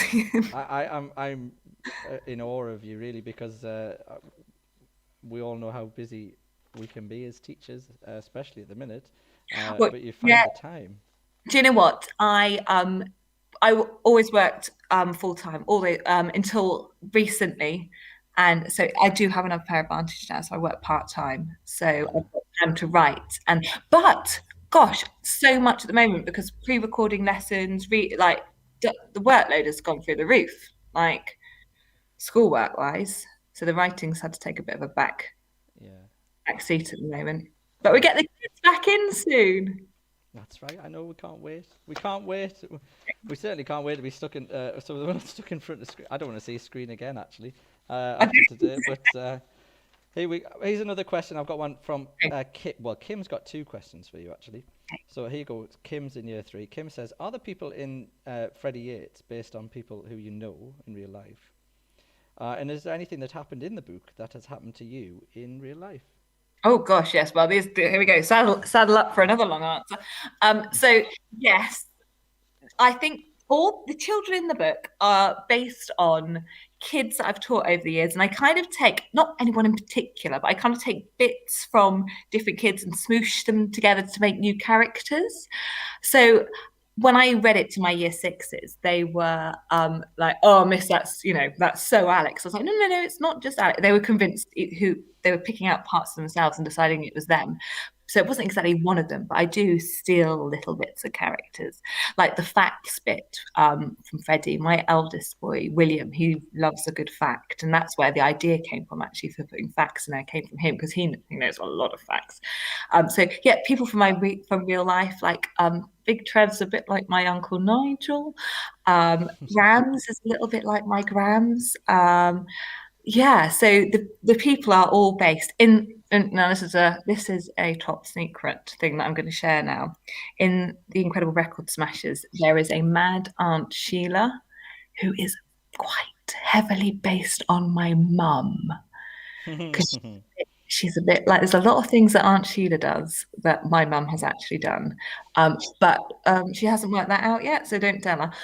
And then things that happen in real life. So there's a scene on the boat. I don't know if you've got to this bit or not, but the boys fall in the water, and Charlie decides that he's got to dry out his clothes, and he does it on the oven and cooks them. And that came, and then they sort of have to beat them with a spatula to put them out. And that was that was an amalgamation of two stories, because my dad has a friend who's a mackerel fisherman, and he went out on the boat and he had a huge haul of fish, and he was so delighted. He moored up and went to a pub and celebrated, shall we say. And when he had finished the celebrations, he missed the boat and fell in the water. So he decided to go and sort of pootle along down to like a little slipway, took off his clothes, put them on the engine to dry, and then fell asleep, and they caught fire. So then he had to walk home naked. I don't think his wife was too happy. So I thought that's a great story, and I could include it in I use a lot of actual stories in my book that I changed slightly. Obviously, I couldn't write 3 children going to the pub, because that is frowned on. Yeah, but no 3 pub. children can run away on an adventure. Exactly. When the battering of the clothes, that came from something I did after I was running a bit late for work, and I put my bra in the microwave, and I forgot that it had metal underwire in it, and that caught alight. So I then knew. So that was the sort of 2 stories that actually happened. And like in the second book, my mum likes to bleach toilets lids and not tell anyone, because she's quite germ scared, and she's right to be. But many a time, me, my dad, or my sister would run screaming through the house with a burnt circle from where she hadn't told us she put bleach on. So yes, there's lots of actual events that inspire. Lots of real life influence there, definitely. Thank you. They were great questions, Kim. Thank you very much. Really good, Kim. Well done. Matilda asks you, why did you want to write children's books and not grown-ups books? Because children are better than grown-ups. Good answer. Yeah, they are. And also children's books are better as well, because I think with grown-ups, you kind of lose a bit of imagination, and you have to be like, you're quite reined in with what you can write. Whereas with kids, you're like, they'll go along, you believe in stuff, like you'll read it and take it on board and go, yeah, we can go fly a dragon. Or an adult goes, I'm not reading a book about flying a dragon. Yeah, so you can do all sorts. There are less restrictions, fewer restrictions writing kids' books. And I just like kids, and I like to see like the reactions. Like, when you share a story, obviously you do, Mr. Gray, but in class, then you hear kids laugh or like gasp at something or cry. Actually, it's usually me that cries when I'm reading. And I like, you get more of a response than you Absolutely, do yeah. times. If I could write a book, I would write one for children as well. Mr. Gray, you can. I would say if I can write one, and you want to, you just have to do lots of reading, bit of learning. You know, we teach kids to write books, so you can do it yourself as well. Do your colleagues steal writing ideas from you when they're teaching writing at school? I don't know. They do it very quietly. And when you're teaching, do you use your own books to teach from? No. Never taught from my own books, because I think that the kids in my class will probably go and read one of my books just out of interest, if anything, because I'm teaching them. So I don't need to sell that to them. And there are so many brilliant books out there. I'd rather share ones that they might not find themselves. Fair so enough. Tend to use others. Like sometimes I'm and also it'd be really awkward. Like, can you imagine if I'm like, well, especially if they started to critique it. Well, that was the funny part, and none of you laughed. I would, do I need to explain that joke to you? So no, I wouldn't. And yeah, I do. They are very nice about the books, but sometimes, you just don't want that awkward feedback face to face. I understand. We've got 2 more questions from the children. So we've got one from Spencer, one from Jessie. They are much easier. Well, I say easier, but last time I said it was easy, it was hard. It was hard. So Jessie's question, I think, should be easier. How old were you when you wrote your first storybook? Jessie, that is... So, I don't think I was much of a writer when I was a kid. I think I was probably 37 years old, Jessie. Left it quite late. That's when I was always, when I was at school, I did all sport. Like I was big into swimming and netball and running. And I wasn't really I wasn't a big reader. Like I was at primary school, maybe when I got to secondary school, I was waking up. I swam twice a day. And I just I was always tired. And I just boxed myself into this thing where I was like, well, you're the sporty person. Like, I didn't think I was a creative writer. Didn't think I was creative. Like my family are still quite bemused about the fact that I'm a writer. But I'm really. So probably when I was about that. And I am 40 this year. I know you're going to say, wow, you look great for 40, Mrs. Pearson. But yeah. I'm well. Absolutely. Yeah, no. I've been doing it long. That's really interesting, actually, and that's a really good sort of message to the children, isn't it? That you shouldn't pigeonhole yourself as something. Mm-hmm. I can't imagine I'll be participating in the Olympics anytime soon. You never know. But you can find a niche sport. Yeah, darts maybe, or pool. What about last question from Spencer? This one's Spencer's question. Spencer asks about Freddie Yates. Mm-hmm. He asks so I told you before about Matthew, my son, who likes Big Trev. Who is your favourite character in Freddie Yates? And is it possible to answer it? It is really difficult. I like all the boys. Do you like Charlie? I like them all. I like all the boys. Like I tend to only write characters that I like, and even the bad guys I quite like in the end. I'm not very good at writing characters I don't. Is it possible to write a character that you don't like? Have I done that in any of my books? No. And because I like because I think if you're writing a big, like far-reaching fantasy kind of thing where you do have a big bad guy, then you probably don't want to like them. You probably want to have a little bit of, something about them that are just not one thing, so they're a bit more interesting. Mm-hmm. But no, I tend to like them all. I do like Grams, and I think that is because she's very based on my Grams. Like Tough Love is my Grams. Mm. And I think we genuinely thought that she did used to go and play strip poker with Norman down the road. So not strip poker, strip Monopoly. But, that makes it better then. I like all. It's difficult. I've been put on the spot before, actually. Fun Kids Radio tried to make me pick, and I wouldn't. Well, fair enough. We'll let you off because it is a hard question. Right, I've actually written some questions now, so these might be a little bit more deep, but they might not be. Well, I'll start with a less deep one. So you've got 2 young boys, am I right? I do, William and Douglas. What books do you enjoy reading together with William and Douglas? All sorts. Like they're both good readers, actually. like William reads way more than I do. We are at the moment reading The Midnight Guardians at night time, which is good.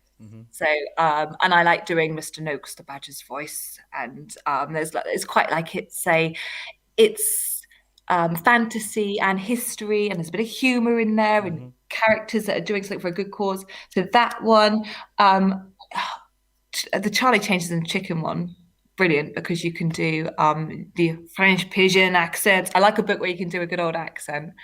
So yes, what did we read before? We read Podkin. We loved that. They were really into those little bunnies. What else has he liked? The M.G. Leonard and Sam Sedgman, the train ones. Oh yes. Down there. Maz Evans. Actually, we didn't read this one together, but Vice Spy that's just come out went down really well with William. So yeah, those. And also, do you know what we really liked that we used to read together is a book with no pictures, because it makes the person reading it, I don't know if you know, it makes the person reading it say really silly things, which they'd find. Right. Yeah, so that's a good one. Because they're 3 years apart, so you've got to try and find one that fits in the middle. Thank you very much for that answer. Right, let's go with this one. Back to Freddie a little bit. Back to the story we've just heard a little bit about. So he's got his things that make Mum proud notebook that he keeps, which brought a little tear to my eye when I read about it. Oh. Can you tell us 3 things that you feel proud of yourself? 3 achievements that you feel proud of?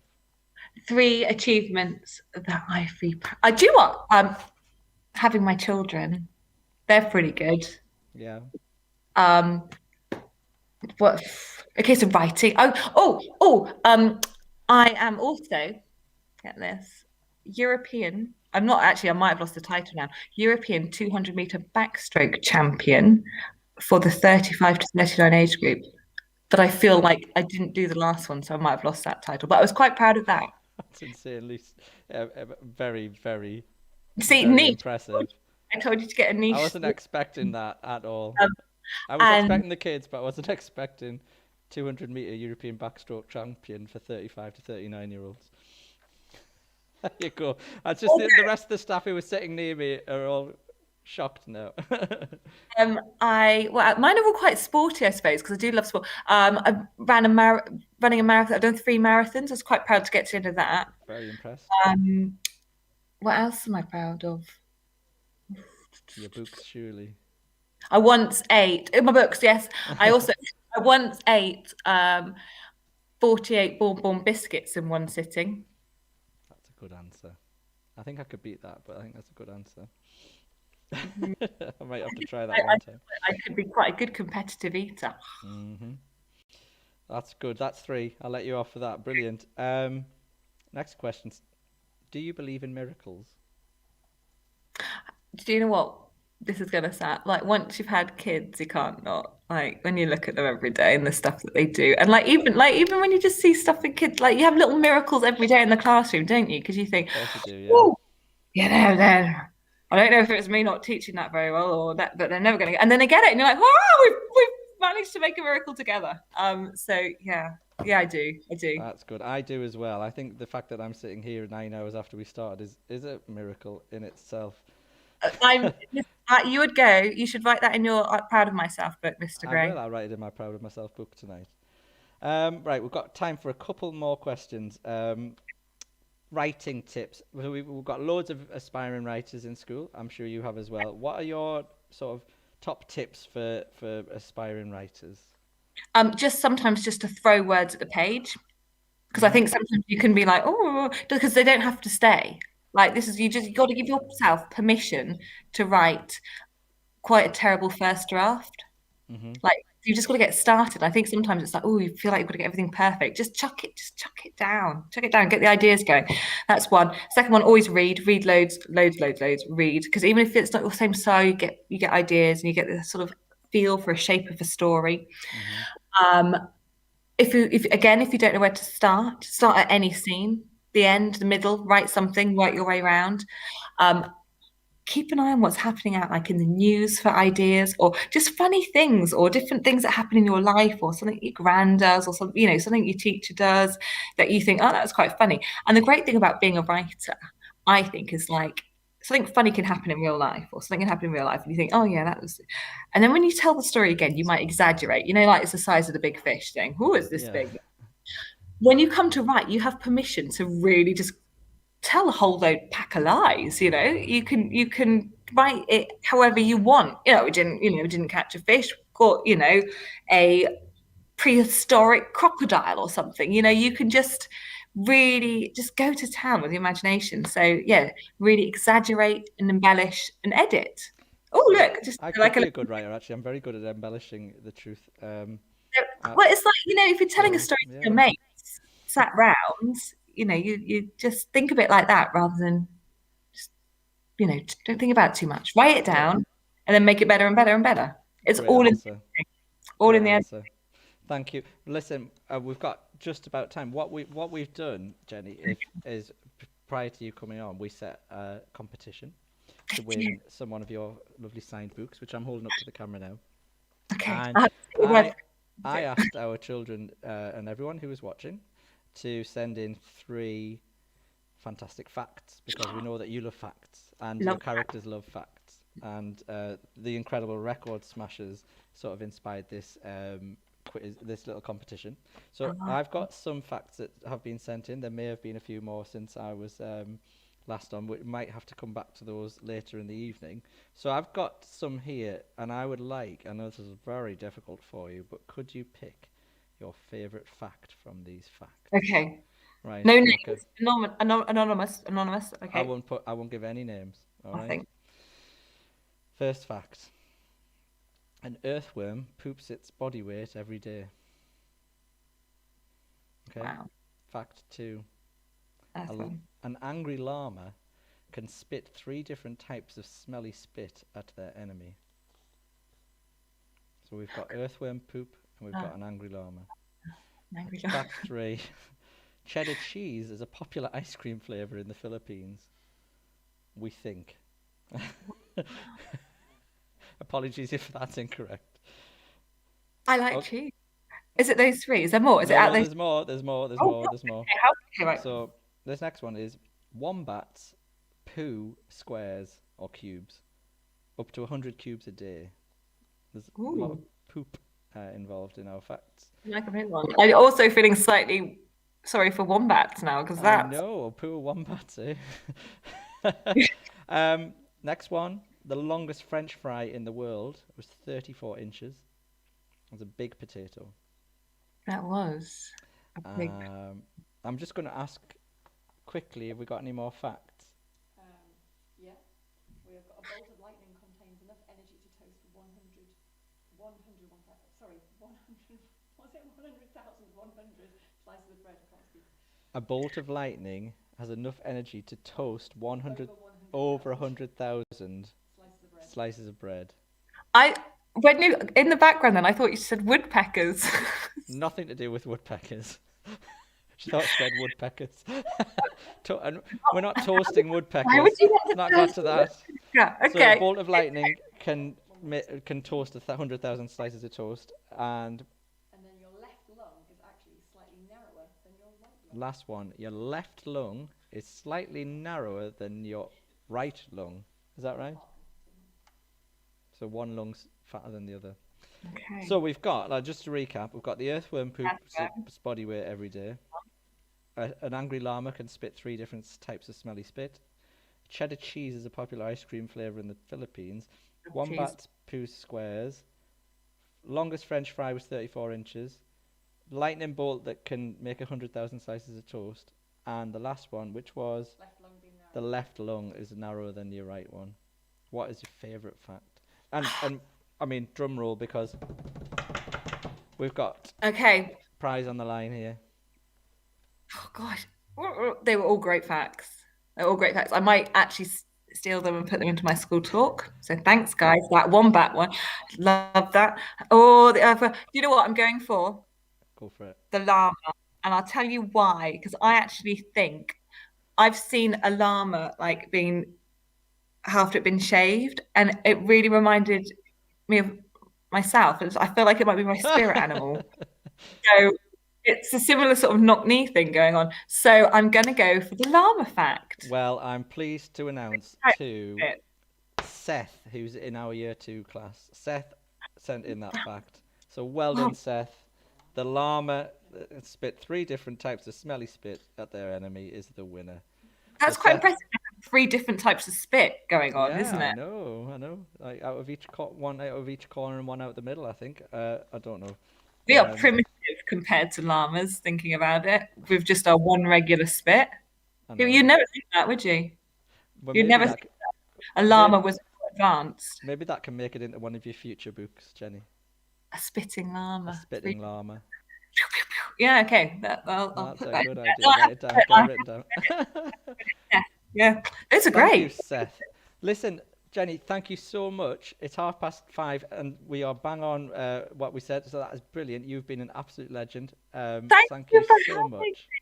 It was so much fun. Great questions. Loved that.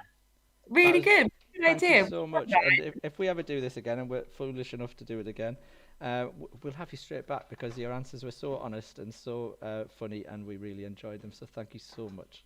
I would just like to say that we probably should keep the bra, the microwaving the bra one, just like. Yeah, we'll not put that one out loud.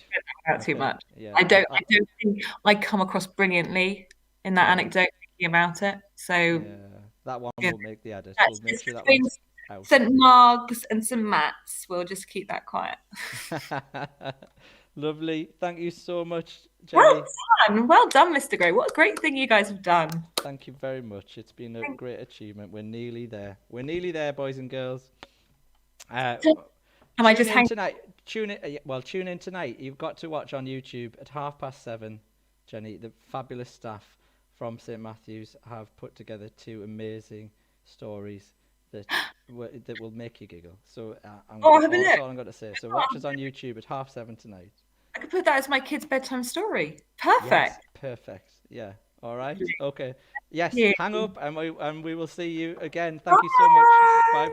Bye bye.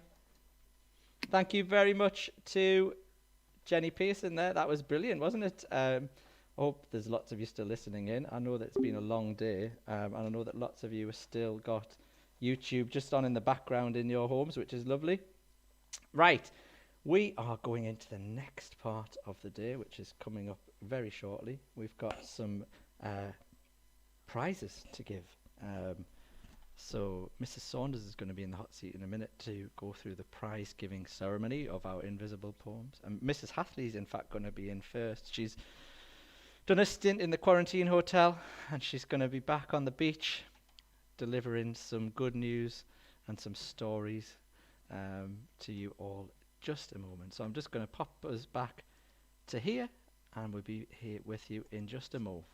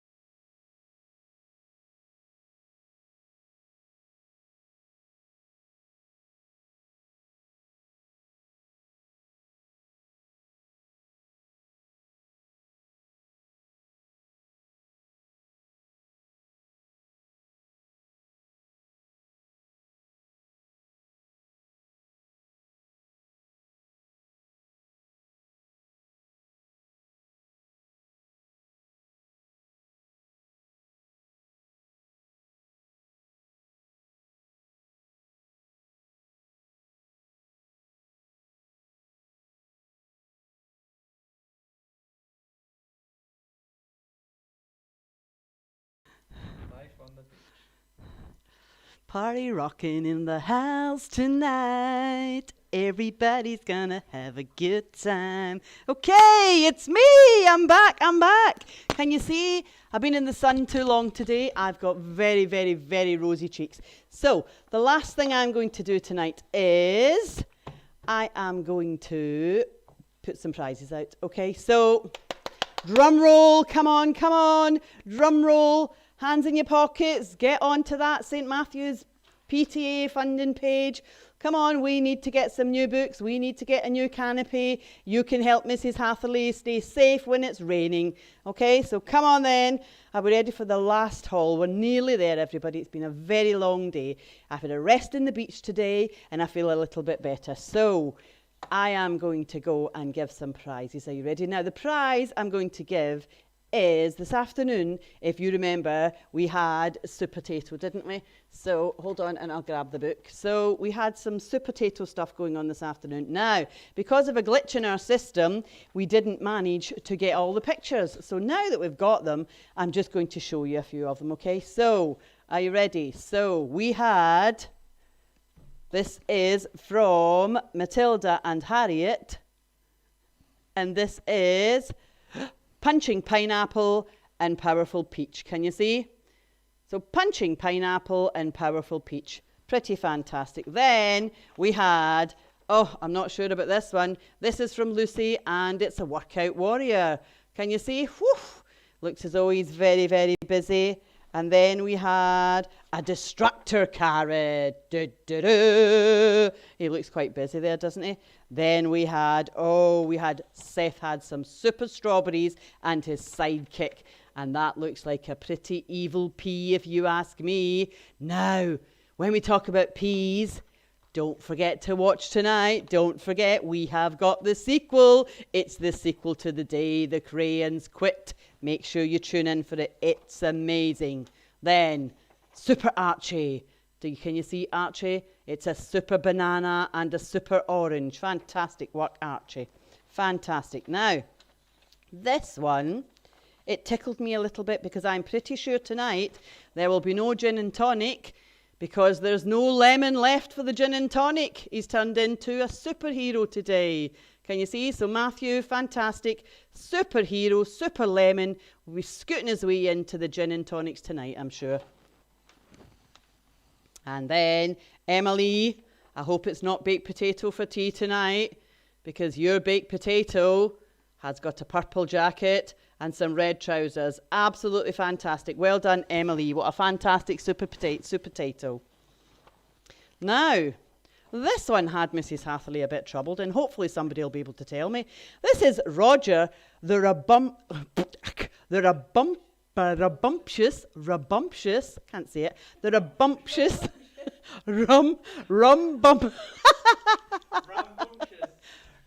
Well, anyway, you have a look and you tell me, okay? So it's ram, bunk, It's very late in the day for Mrs. Hatherley and she's got COVID brain, okay? So, I don't have it, but I do have the brain that goes with it. And apparently, he throws berries and then they explode. So, absolutely fantastic. I'm sure that was Harry Clubs that sent that. It has Harry Clubs written all over it. So, well done, Harry, for that. And one more we got from Natalie. She has a broccoli and a carrot. And the broccoli is, believe it or not, the superhero, and the carrot is the villain. Now, there was another two that I got sent in, and I thought they were super duper. This one came from Eve Saunders. Have a look at it. Can you see it sparkling? Can you see the glimmering glitter that's on it? It's beautiful, isn't it? Eve, what an absolute beautiful picture. I can even put it up on my tree, Eve. Look, it can sit on the tree like a flum-flum. Well done, Eve. Fantastic. Now, we're not at the winner yet, but we're at the one that made Mrs. Hatherley laugh the most. It made me giggle. I looked through them all, and Oliver Saunders, you made me laugh so hard. Supermarket. This is Supermarket. I'm sure you'll all agree it is absolutely amazing. So, Oliver, fantastic. I'm going to get you a super prize, Oliver. But the winner, drum roll, drum roll, is, he is, can you see? This is Corona Carrot. This is Corona Carrot. How fantastic. And Corona Carrot wishes that he could just vanish the corona away. And if you press the red button, he becomes invisible. And then Georgia wrote, I love it. Well, do you know what, Georgia? I love it as well. And for you, Georgia, there is a super prize of how to hide a lion. I'm not quite sure how we'd hide the lion. I'm sure I can make him hide. Are you ready? Woohoo! Lion gone, lion back. Lion gone, lion back. Okay, so Georgia, big round of applause for Georgia, for everybody that's listening. Georgia from year 2, your super Corona Carrot is the winner of our Super Tato competition. So well done, fantastic. So that's me finished, but don't forget, 7:30. It's the sequel, you know, like we have lots of sequels of movies. We've got Jurassic Park. Tonight we have The Cranes. So come back and you'll see an amazing performance by all of the wonderful staff at St. Matthew's. So ka-ching, ka-ching, pennies in the bank, books in the library, canopy to protect us from the rain. Ka-ching, ka-ching, have a fantastic evening and I will see you all very soon. Bye everybody.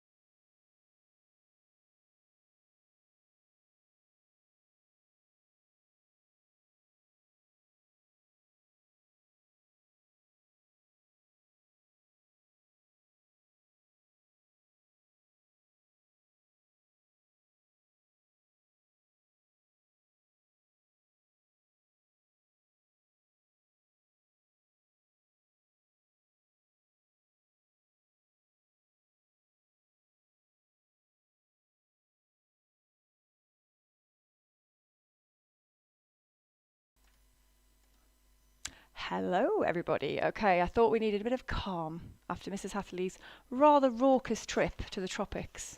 Got a nice little starry background to keep us calm as we take ourselves into the evening. I am here, boys and girls and ladies and gentlemen, to announce some winners. So we've just heard who won our prizes for the art competition, for our superhero competition. But I have now got in front of me rather a lot of paper with some poems and some story openers on.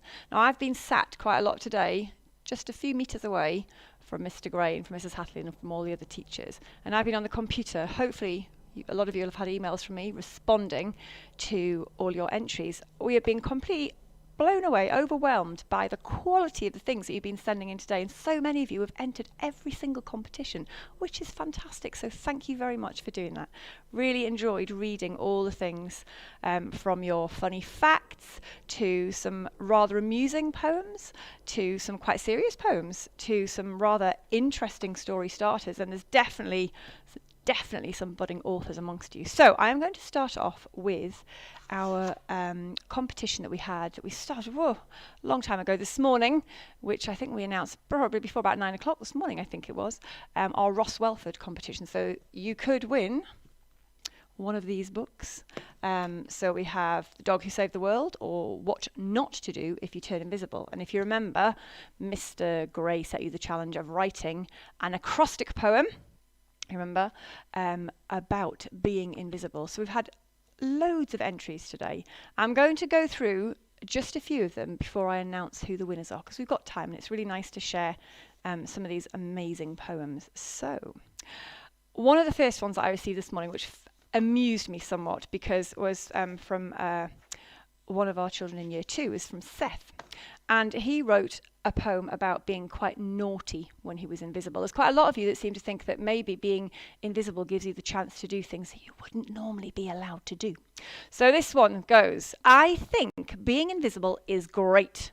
No one knows what being invisible is like except me. Vrooming through the world, I steal the food like meat. So many ways to get up to mischief. I love meat so much. But money is great as well. Like vegetables, I like those as well.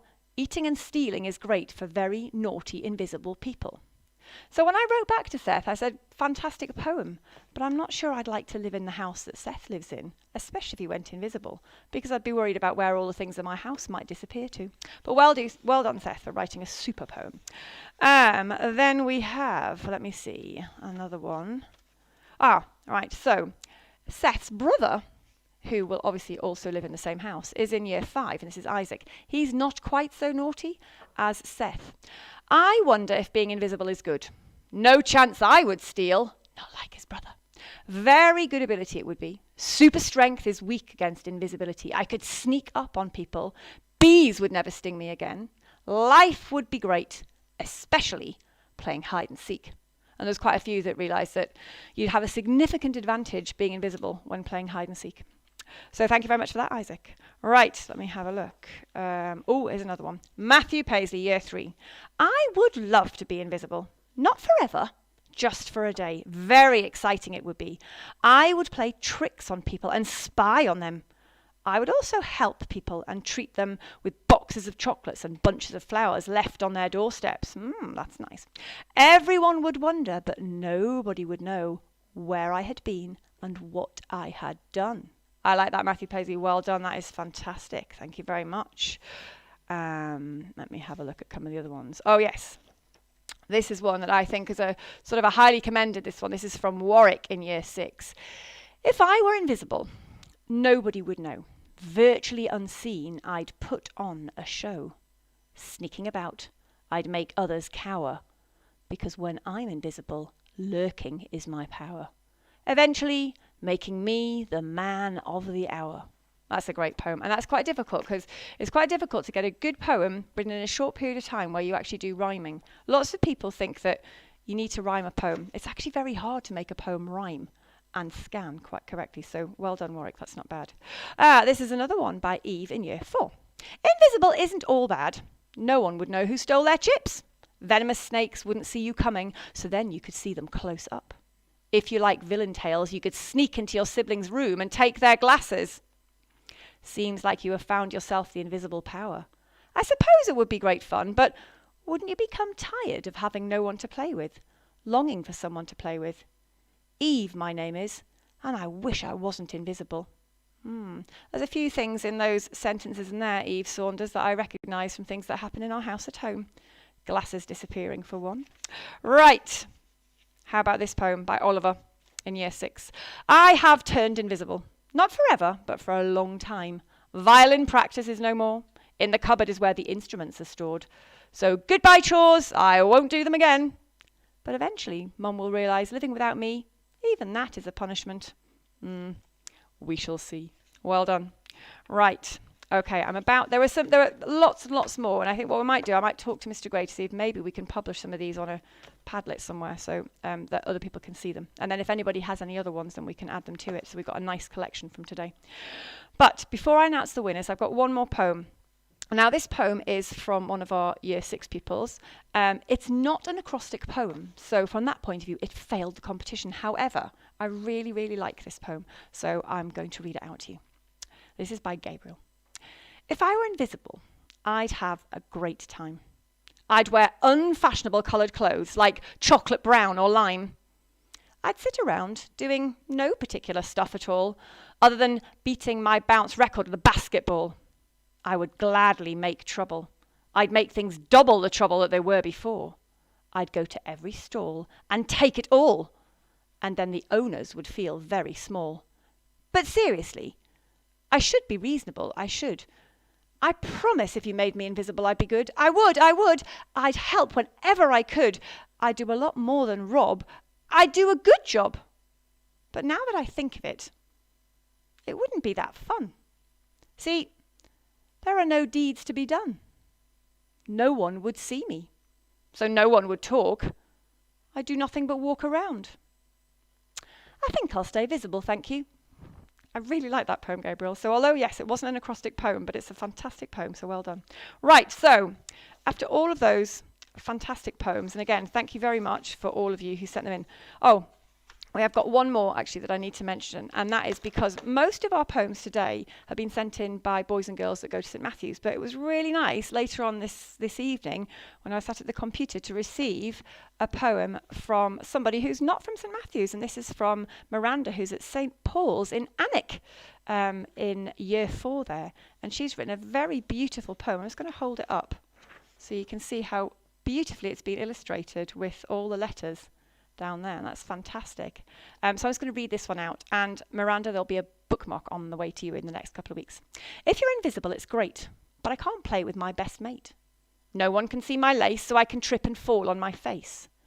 Very sad the other day. I turned up to work, but I didn't get my pay.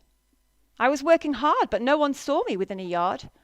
Sadly, one day, I sat in a chair, but no one knew I was there. I now feel a little flat, and now look at me, I'm like this mat. But hang on, this can't be. I've just realised you can't see me. Let me be heard, even though I can't be seen. Exactly why to be invisible, you should not be keen. That's marvellous, Miranda, well done. Thank you very much for sending your entry in. So, our runner-up and our winner this evening. For our runner-up, who will be winning this book, The Dog Who Saved the World by Ross Welford, we have, are you ready? This poem. So see if you recognise whether this is your poem, and then I'll tell you who it is at the end. I once was a normal boy. Never had to do what I'm told. I can hide. Very fun, sneaking into the cinema for free. I've never wished for anything so good. Sneaking, stealing cookies and spying on Santa. I'm the cheekiest trickster in town. Bedtimes are fun, as Mum can never find me. Lots of tricks and games to play. Everyone is jealous of my superpower. And that was written by Spencer from Year 4 in our school. So well done, Spencer. You will have a copy of this book. Fantastic. So I'll put your poem with that book, and then when you are back at school, you can collect that. So our winner, and as I say, it was quite difficult because for lots of different reasons, many people could have won. But when the 3 members of staff that have been looking at these poems over the last hour or so had a look at this one, and we all agreed that this one was quite a nice poem. And I quite like the message in this one. So see if you recognise your poem. I am invisible, not for long, venturing everywhere and anywhere. I'm the best at hide and seek now. Shall I cause mischief? I think I might. Being invisible is so much fun. Look at me now. Oh, wait. You can't. Ending my adventure because I am not invisible. And that poem is by Lizzie in Year 6. So Lizzie, well done. You have a copy of Ross Welford's What Not to Do If You Turn Invisible. And so thank you very much to all of you who sent in your entries. Really, really lovely to see them. And hopefully we'll be able to share those on a platform that more people can read them, and some of the ones that I haven't been able to read out today. So fantastic. Right, that now leads me on to, if I can find my bits of paper. There we go. The second competition that I have the pleasure of announcing the winners for, which is our Piers Torday challenge. Now, when I spoke to Piers Torday earlier today, we talked quite a lot about what makes a good story opener. And I also talked to Gabrielle Kent about that. And Gabrielle Kent talked about maybe just jumping straight into your story and not thinking about having to describe a character particularly or having to describe a setting, just maybe launching into it, whatever's going to happen. And when Piers Torday was talking, he said again, just, you just start your story. He built up a really nice opener to his story. And when I read Gabrielle Kent's Alfie Bloom book, she did the same. But quite often, sometimes just launching yourself in there or just making a statement. You don't have to think that you've got to describe a setting or you've got to do it in a particular order. Sometimes you just put yourself right in the middle of the story and then you can work from there. So we set you the challenge of writing no more than 50 words to start a story. And we have had quite a few entries. And I think of the ones that we've got, I'm going to read out a few of them. And then I've picked 2 people that I think deserve to get a prize today. So we've got some Piers Torday books to give away. I have these books here. I'll hold them up. Just so that, oh look, it's disappearing in the inky sky. Right, here we go. I like this one. This is Isaac's. The dark, looming figure seemed to look at me. I ran and ran and ran. Oh, did I forget to tell you about the time this happened before? Well, I'll tell you about the unexpected things that happened to me before. And that's from Isaac. I quite like the beginning of that because I like the figurative language in that, so well done, Isaac. And also there's a nice lot of punctuation in there as well. So that'll be well prepared for you for when you get to year 6. Okay, let me have a look. Who's next? Phoebe. This is a lovely one by Phoebe. Blackness. The only light came from the candle in the middle of the table. The house was abandoned, but the candle flickered on. Crash! The glass from the front window exploded into the room. In the blink of an eye, the candle went out, and darkness ruled. Ooh, I quite like the idea of that story. Sounds quite dark, Phoebes. Well done. All right, here we go.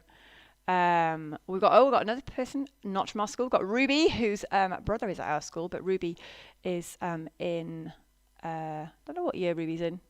What year is Ruby in? Are you in? I think you might be in about year 8 by now, Ruby, I think, yes. So this is, again, another one with some really nice figurative language at the beginning. It was a dark, misty night, and the moon was beaming, giving off a golden tinted light. Dark clouds scattered the sky, blanketing the moon in a black fog. It's very nice. The carriage was rickety. It swayed vigorously from side to side, leaning into and away from the resting hill. I love that. I love the language in that, Ruby. Well done. And then Ruby's brother Spencer. One gloomy night, a golden tinted light speared through the night sky. Nice verb. Suddenly, Sam heard a loud bang. It came from the basement. Sam jumped from his bed, shivering in fear. Creaking noises echoed through the hall. Sam stood afraid, knowing something wasn't right. That's a good opener as well, because you want to know what's happened there, don't you? You want to know what that noise was. Brilliant. Then we've got from Connie in year 5. Once there was a young girl called Zara, and she loved magic. Her brother always said that magic was not real, but she didn't listen. All she said was, "You only say that because you're old." Her mother used to be a similar person, but something happened to her that had never happened to her before. Connie, that sounds quite interesting. Isabel. Once there was a young girl called Lily that was 9 years old. She thought everything was ordinary. Alarm went, got up, opened blinds, picked out an outfit to wear, say hello to the sleeping dragon in your wardrobe. What? Say hello to the baby dragon sleeping in my wardrobe? So there you go. That's an ordinary start that chucks something quite extraordinary in, just in a normal sentence. And that's a good opener for a story there. Okay, I think we are pretty close to telling you the winners. I've got one more to read out. One winter day, there were 3 children called Michael, Simon, and Leon. They liked going outside, but then something happened on the horizon. It was funny at the start, but then they realised what was really going on. That made me think that there was something quite dark going on there. Seth, well done. Okay, so our runner-up today is one of our year 5 pupils. And this made me laugh out loud when I read it because A, I could imagine it happening because I know this boy and I know their family. And B, because it's the sort of thing that probably used to happen to me when I had my dogs. So here we go. Ah! Who left the door open? Cried Dad. The dog has got out! Dad sprinted after our dog Scout. You see, Scout wasn't trained. Dad had tried, but he just wouldn't listen. Scout darted into the woods. Dad said a very naughty word, and I was so scared. And then Harry's written, I hope you like reading it. Well, Harry, I did very much like reading that because it reminded me of when I had my dogs when they were puppies, and anytime anybody opened the door, they would just shoot out. We had two, so they went in completely different directions, whereas at least you've only got one to catch. So, Harry Clubs, this is for you, and I hope you enjoy it. So well done. Brilliant. Made me laugh, that. Right, and finally, okay, Mrs. Hathley's keeping a record. There we go. Thank you very much. So, our winner. Now, this writer is somebody who I know because they're in my class. But this was a unanimous decision by all the teachers.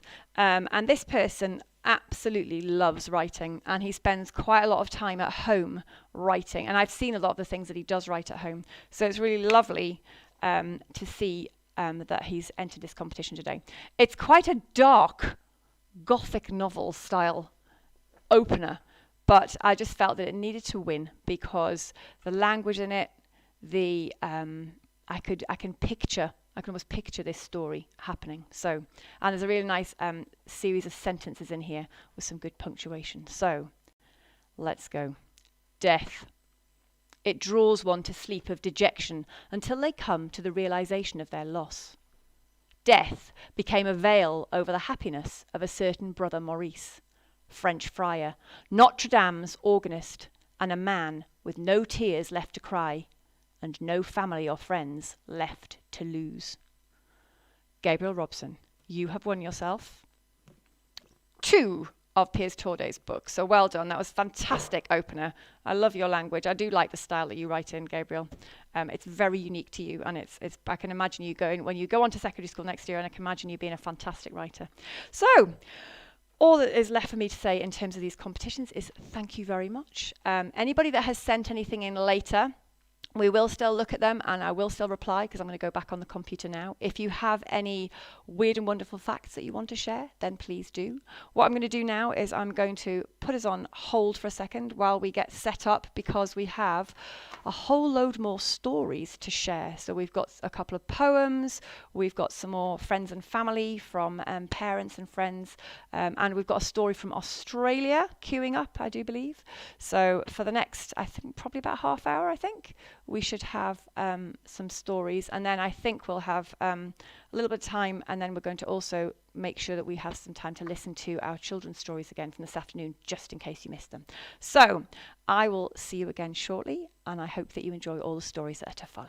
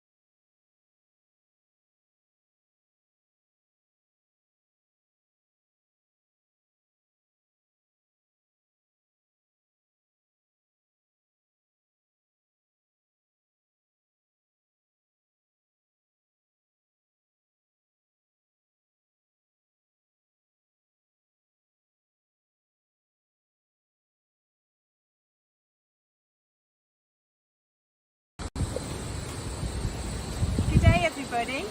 My name is Helen, and I...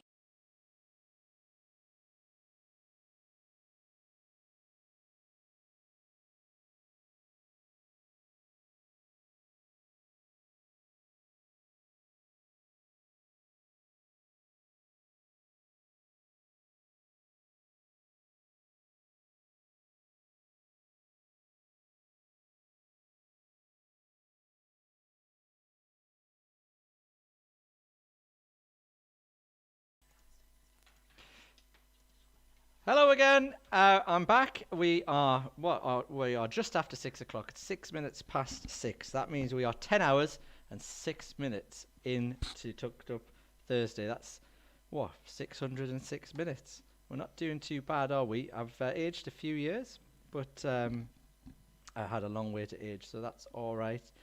We've got lots of stories, as Mrs. Saunders said just before, to still get to you. Lots of great stories that have been recorded by our brilliant parents, grandparents, friends and relatives of the school. One of the ones that we didn't manage to get into our global story section earlier on at lunchtime was one from Matthew's Auntie Helen in Australia, in Cairns, in the north of Australia, and we're going to play that one for you next. So, before we do that, I just want to add my thanks to all of you who have sent your entries in, and your correspondence throughout the day has been wonderful. Keep it coming in, please do. Keep us entertained for the next couple of hours. Make sure is the wrong way to say it, but if you can spare a few pennies, as Mrs. Hathley would say, ka-ching, ka-ching, pop them into the PTA fundraising page. We are overwhelmed by everybody's generosity over the last 12 hours or so. We've made quite a lot of money, which is going to be spent on lovely new books for the library, and is also going to go towards the World Literacy Foundation as well. So before, without further ado, I should say, I'm going to pass us over 12,000 miles all the way to Perth, Australia, or to Cairns, and here we go with Helen. Good day, everybody. My name is Helen, and I am Matthew Paisley's auntie. And we also have George and Oliver, who are Matthew's cousins. Say hello, boys. Hello. Bye-bye. We live in Cairns in Australia. Cairns is home to a very famous fish. And that fish is Nemo. And Nemo lives just out there.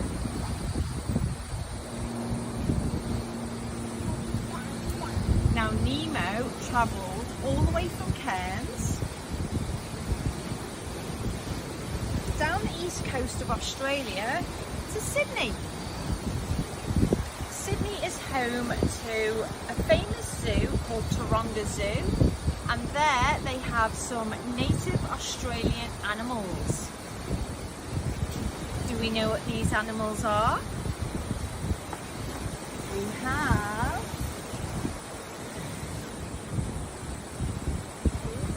so we've got what's this one? Kangaroo. And what's this one called? Koala.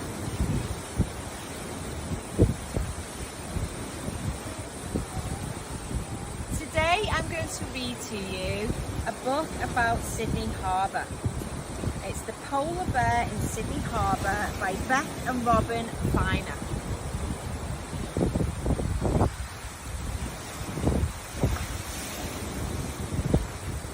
One Saturday afternoon, a ferry cut its way across Sydney Harbour with a girl named Hannah on board.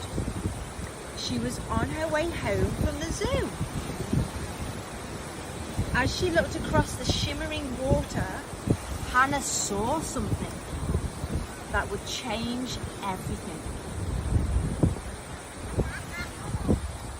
A polar bear in Sydney Harbour. Now, Sydney Harbour is home to many amazing things, but polar bears are not one of them. Sydney is down under, and polar bears are from, well, up over. He must be quite the adventurer, Hannah thought. Hannah's ferry docked, and so did the polar bear's iceberg.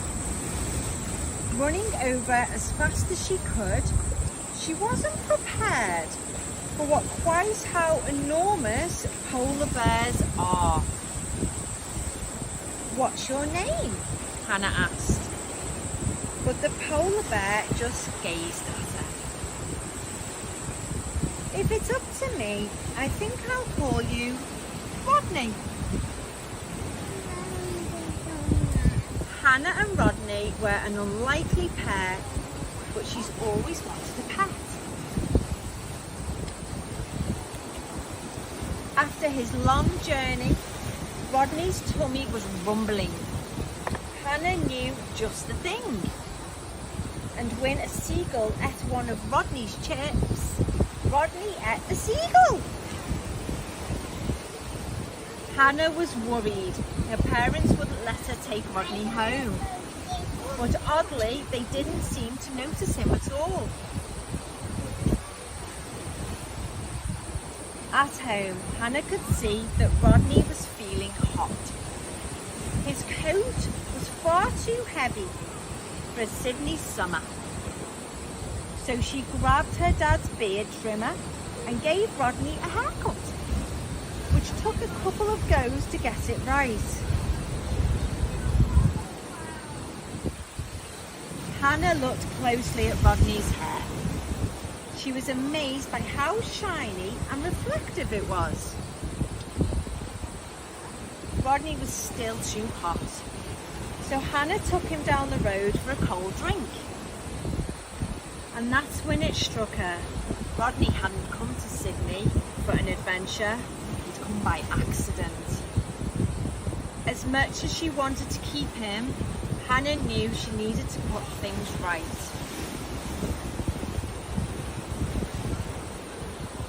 For a job this big, Hannah knew she needed some help. But if her own parents hadn't noticed Rodney, how would she get anyone else's attention? Hannah decided to take Rodney down to bustling Bondi Beach. Someone was bound to spot him there.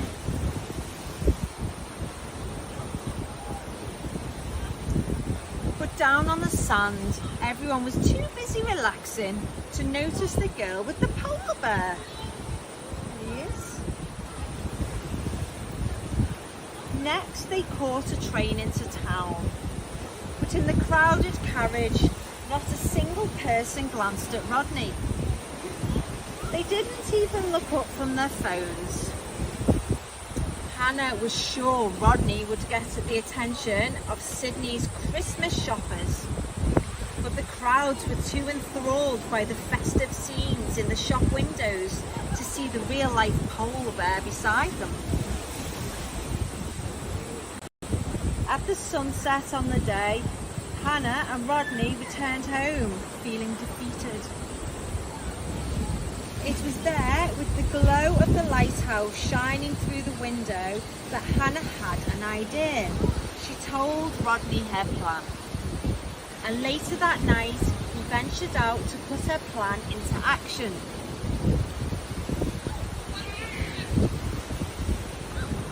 When Rodney arrived at the lighthouse, he followed Hannah's instructions and climbed all the way to the very top.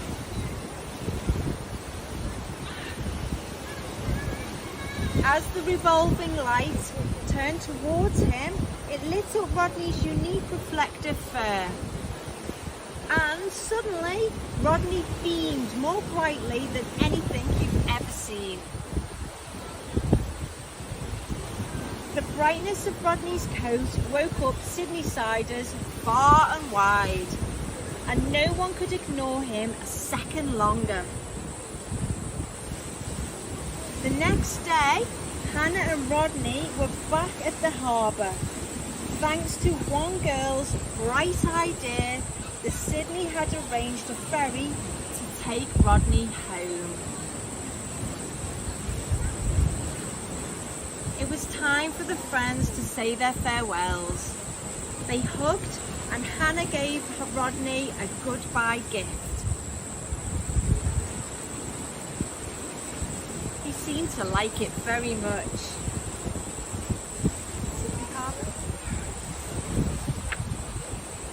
And there he travelled from Sydney back home to the Arctic. Hope you enjoyed this storybook. Bye bye everybody.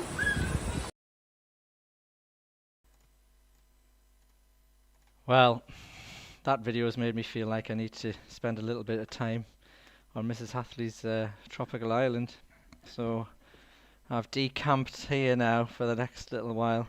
Thank you so much to Helen in Cairns, in the beautiful, glorious sunshine in Australia, bringing that lovely story for us this evening.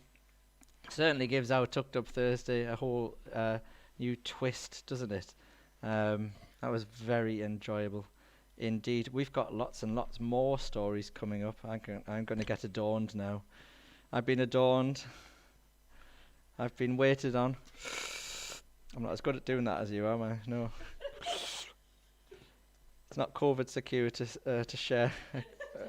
Oh, it's a clean straw. It's a clean straw, everyone. Don't panic. It's a clean straw. Right.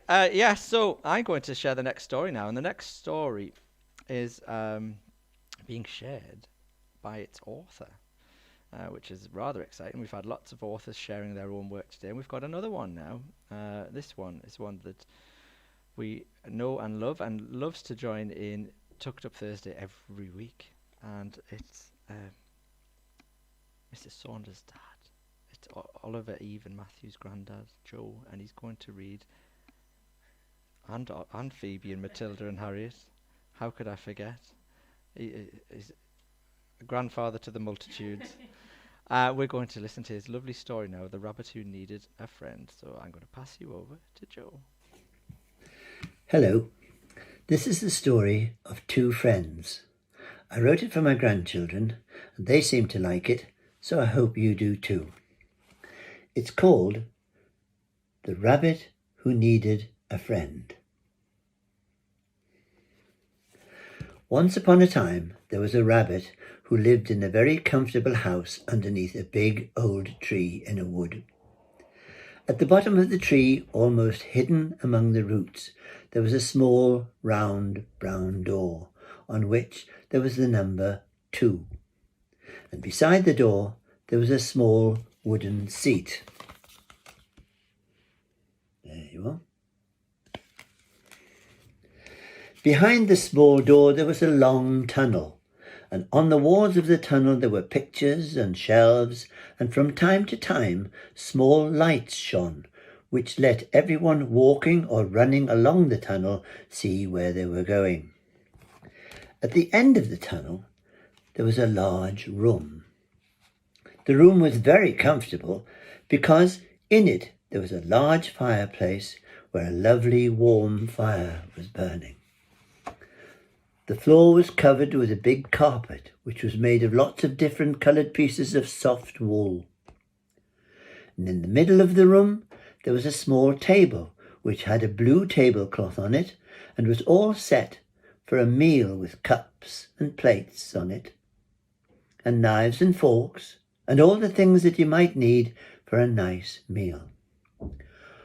On the walls hung pictures of flowers and plants, and ships on the sea, and several pictures of rabbits. Some of the rabbits were very young, and some were rather old. On each side of the fireplace there were big, comfortable armchairs, and sitting in one of the armchairs was a small brown rabbit. At first glance, anyone might have thought that the rabbit was asleep, but he wasn't asleep at all. He was very much awake. He was sitting with his eyes tight shut because he was thinking, and he always closed his eyes tight shut when he was thinking. He was trying to think about what he could do that day. He wanted to do something different instead of just sitting by the fire. He often sat by the fire when he couldn't think of anything better to do. He'd made his house all by himself, and for a long time he was very happy there. Sometimes he would go for walks in the big wood when the sun was lovely and warm. And when it rained, Rabbit liked to stay in the house and tidy all the rooms so that they were always very clean. There was only one big thing missing in Rabbit's life, and that was he didn't have a friend. He wanted to have a friend so very much, but he was far too shy and timid to go and try to find one. Worst of all, he didn't know really what a friend looked like. He thought this would make it rather difficult for him to recognize one if he actually ever did meet one. Rabbit became more and more sad and would stay inside the house for longer and longer times, even on very warm, sunny days. On this particular day, however, after a lot of thinking, he decided that the only thing he could do was to leave his comfortable house and go for a long walk to see if he could discover what a friend might look like. So that night, Rabbit went to bed early so that he would have a good long sleep and be ready to set off on his adventure. He woke up the next morning, and after he'd had his breakfast, he put on his coat and set off along the path through the wood. He decided to walk a little way along the path in the hope of meeting someone, and maybe, he thought, he might meet a friend. Closing his little brown door and trying very hard to feel happy, Rabbit began to walk along the leafy path which led off through the big wood. He began to sing a little song to himself to make himself feel happy. After all, he thought, it was a nice, warm, sunny day, so surely someone would come along the path, and that someone just might want to be friends with him. He felt as though he had walked a long way from his little brown door, and he still hadn't met anyone at all. Sadly, Rabbit sat down on an old log underneath a big oak tree, and he sighed. If only someone would come along and be my friend, he said aloud to himself as he looked along the path. But nobody did. There's the path. After a little while, Rabbit began to feel very comfortable and was even enjoying sitting down having his rest. The sun was shining through the leaves of the trees, and he almost forgot why he had come out for his walk, because he felt so warm and comfortable. Just as he was starting to feel drowsy, he heard a voice above him calling him. "Hello," said the voice. Rabbit opened his eyes and looked around. He looked up, he looked down, but he couldn't see anything, just the branches and the leaves. So he thought he must have been dreaming. "Hello," said the voice, a little louder this time. Rabbit looked around again, but could still not see where the voice was coming from. "Rabbit, I'm up here. Can't you see me?" "No, I can't see you," replied the rabbit. "Where are you? What are you? What do you want?" "I'm sitting on this branch just above you. I'm an owl. I just want to say hello." And there he is, saying hello.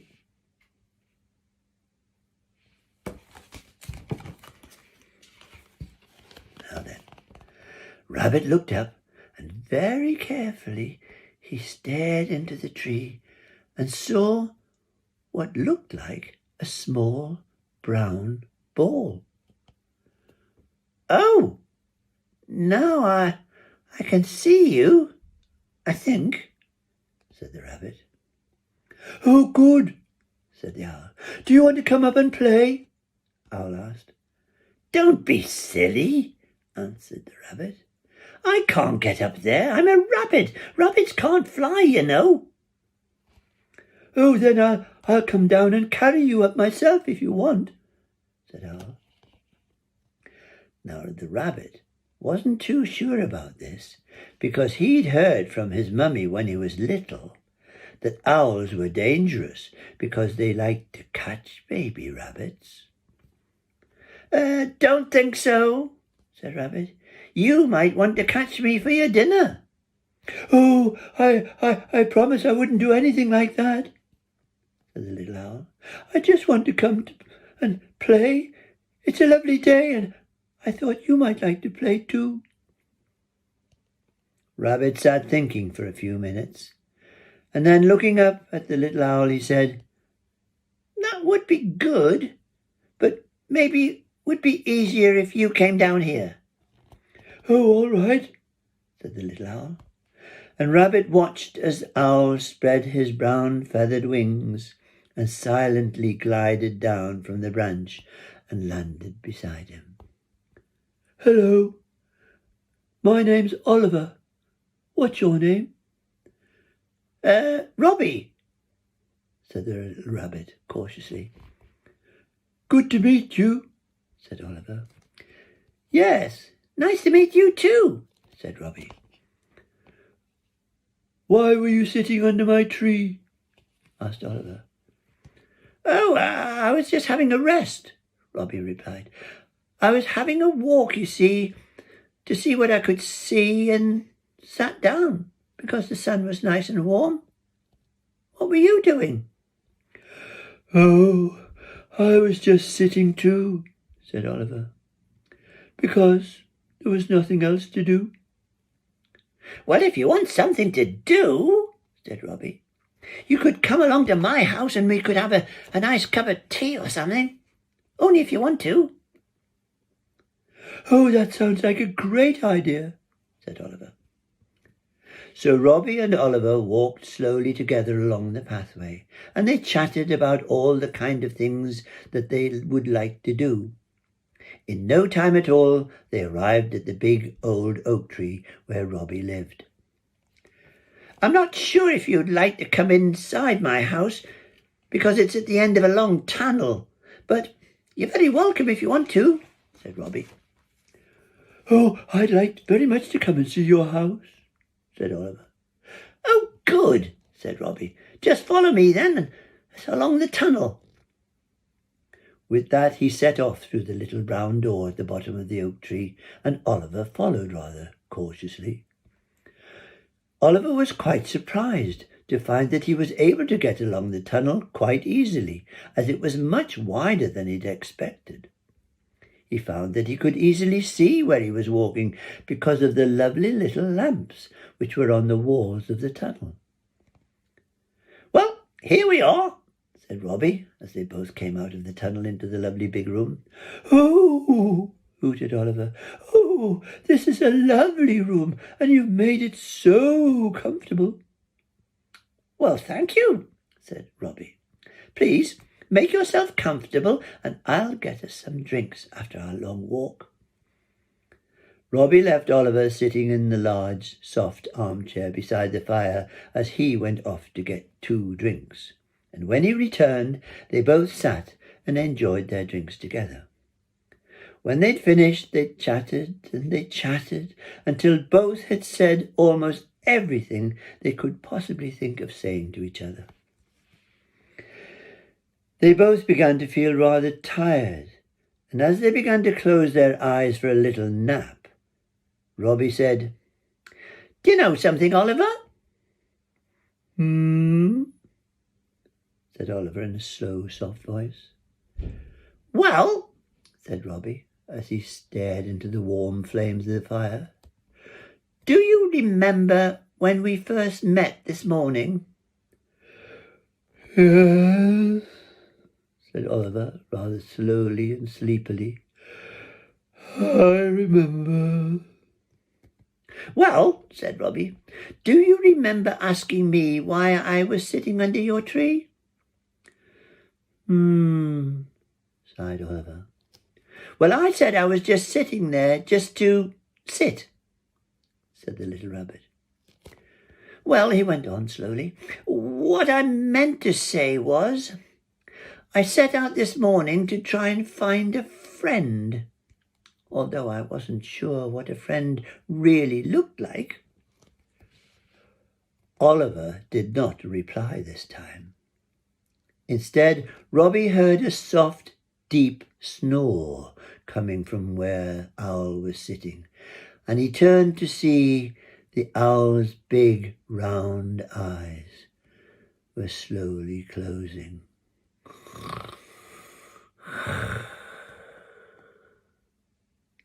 Well, Robbie continued, I just wanted you to know that I rather think that I have found what I was looking for. The room became very quiet, except for the gentle snoring of two new friends as they both drifted off into a nice, warm, comfortable sleep. Robbie and Oliver remained good friends, and even now, if you're very lucky, when you walk near Robbie's house, you might hear the gentle snoring of Oliver the owl, who is now a rather old owl. He still visits Robbie every day because he loves to have a nap in Robbie's comfortable armchair beside the nice warm fire. There he is, fast asleep. Well, I hope you enjoyed that story, and I hope that maybe one day I will read you another one. Bye-bye.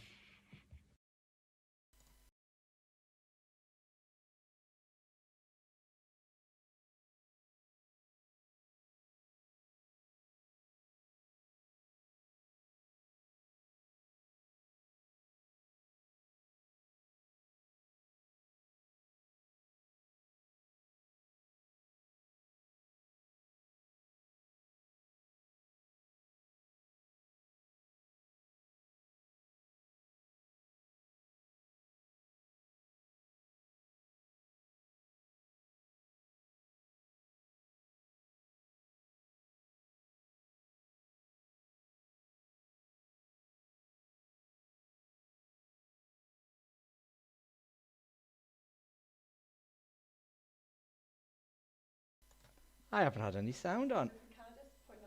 Thank you to Beck in Canada for pointing out that I haven't had my sound on, and I was actually doing snoring sound effects and everything. I was doing this.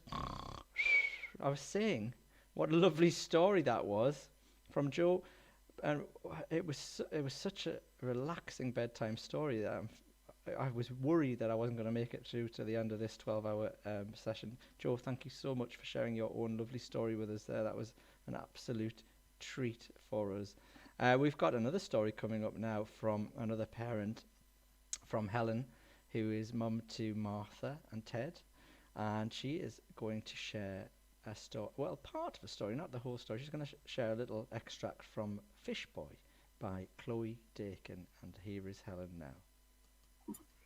Hi, my name's Helen, and I thought I'd read you the first couple of chapters of a book called Fish Boy, and it's written by Chloe Dakin.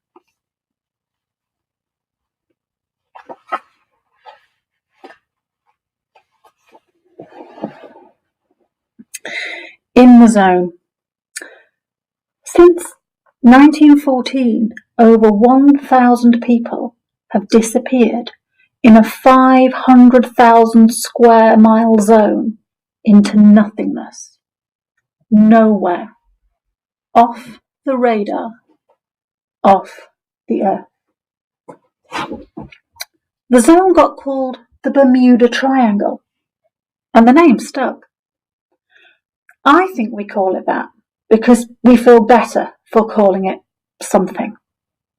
Like, names make us feel in control, like we understand stuff we have no idea about.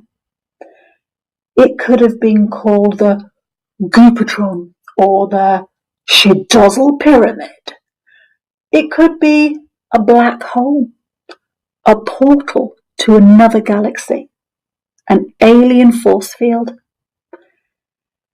The only truth is that we're just guessing, that we don't actually know.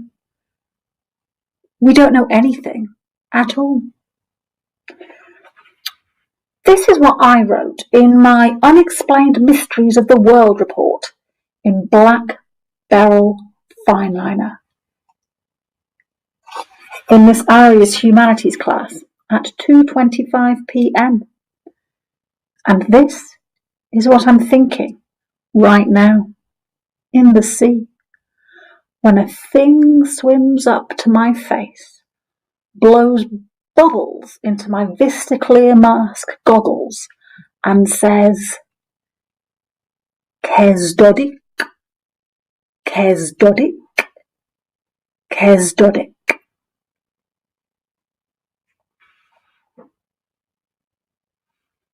Run. What do you do if you find a talking thing? You leave it and run. And then you feel bad and come back.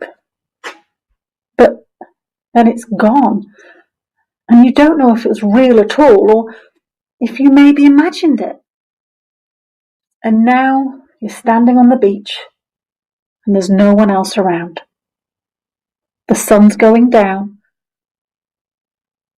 and your towel's gone missing and your clothes and your new Nikes. Maybe Jamie Watts took them. Or maybe it was the thing.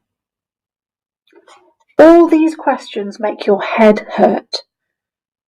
You want to run back into the sea to make them go away, because the water's like a plunger on your head and sucks them out like carbon dioxide into trees. But you can't, because tea'll be ready, because the sun's gone and it's Sunday, which means pie and chips night, and who'd want to miss that? I'm Billy Shiel, and these are my questions, because this is me, right here, right now, on Stepson Beach. You can see me through the cliff railings. I'm the one with the goosebumps, the speck on the sand with the blue trunks. People call me Fish Boy. My skin goes up and down like the waves. My mind goes in and out like the sea. They say I've always got my mouth open. But what's wrong with that? Did I say they call me Fish Boy? Haha, that's just a joke. Actually, fish have really good memories, even goldfish. They can remember sounds for up to 5 months. You can train a fish to swim back to you for its dinner, from upriver, from the sea. You just play the sound and it comes right back like a boomerang. So now I've got to run before my chips get cold, up the cliff path, past Zadie Eccleston from Class 7RH's house, through the hawthorn hedge with spikes like razors, over the "Look out for frogs" sign, and into the back door, like the wind, like lightning. Like the fastest, no shoes and practically naked boy you've ever seen. And if you want to know any more, have a look. It's a really good book.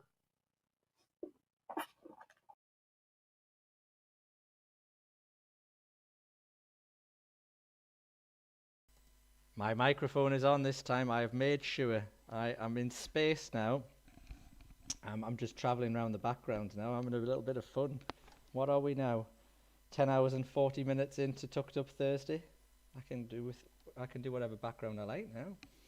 So thank you very, very much to Helen for reading that extract from Fish Boy by Chloe Dakin. That was lovely. Thank you very much, Helen. We appreciate your contribution immensely. We really, really do. And we've got another story coming up now. This one is a bit shorter. This one's one absolute favourites, and I think it may have featured in Tucked Up Thursday before, a long, long time ago, because we've been going for a long, long time now, nearly a year. We've shared an awful lot of stories. So this is Oi Frog by Kes Gray, and it's read by Beth Burgess. Hi St Matthews, I'm Beth, and I'm going to be reading Oi Frog by Kes Gray and Jim Field. Oi, frog, sit on a log, said the cat. But I don't want to sit on a log, said the frog. Logs are all knobbly and uncomfortable, and they can give you splinters in your bottom. I don't care, said the cat. You're a frog, so you must sit on a log. Can't I sit on a mat? Asked the frog. Only cats sit on mats, said the cat. What about a chair? Said the frog. I wouldn't mind sitting on a chair. Hares sit on chairs, said the cat. Perhaps I could sit on a stool, said the frog. Mules sit on stools, said the cat. What about a sofa? Said the frog. I could stretch right out on a sofa. Gophers sit on sofas, said the cat. It's very simple, really. Cats sit on mats. Hares sit on chairs. Mules sit on stools. Gophers sit on sofas. And frogs sit on logs. What do lions sit on? Asked the frog. Lions sit on irons, said the cat. Ouch, said the frog. What do parrots sit on? Parrots sit on carrots, said the cat. Lions sit on irons and parrots sit on carrots. Doesn't sound very comfortable, said the frog. It's not about being comfortable, said the cat. It's about doing the right thing. What do foxes sit on? Asked the frog. Foxes sit on boxes, said the cat. Foxes sit on boxes and fleas sit on peas. What do goats sit on? Asked the frog. Goats sit on coats, said the cat. Goats sit on coats, cows sit on ploughs, and storks sit on forks. What do gorillas sit on? Asked the frog. Gorillas sit on pillars, said the cat. Gorillas sit on pillars, rats sit on hats, weasels sit on easels, and moles sit on poles. What do seals sit on? Asked the frog. Don't you know anything? Said the cat. Seals sit on wheels. Doves sit on gloves. Newts sit on flutes. Lizards sit on wizards. And apes sit on grapes. What about puffins? Asked the frog. Puffins sit on muffins, said the cat. Puffins sit on muffins. Snakes sit on cakes. Owls sit on towels. Gibbons sit on ribbons. Lambs sit on jams. Bees sit on keys. And pumas sit on satsumas. Well, I never knew that, said the frog. Well, you do now, said the cat. What do dogs sit on? Asked the frog. I was hoping you weren't going to ask that, said the cat. Help! I hope you enjoyed that as much as I did. Have a lovely rest of Tucked Up Thursday. Bye. Thank you, Beth. Thank you so much. Oi Frog, what an absolutely brilliant story. I was trying to think what Tucked Up Thursdays it would sit on while you were reading that, and I can't think of anything that rhymes with it. It's not an easy one to rhyme, actually. So thank you so much to Beth for reading that one, Oi Frog. We're going to have a little poem now, change of sort of tack a little bit. We're going to have a poem which has been sent in by Matthew. Matthew's going to read this poem. It's Strict by Michael Rosen. So enjoy this poem. It's a good laugh, this one.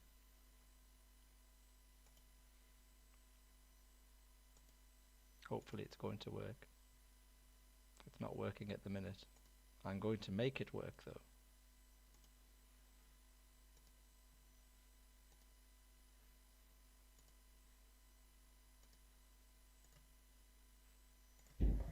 Strict by Michael Rosen.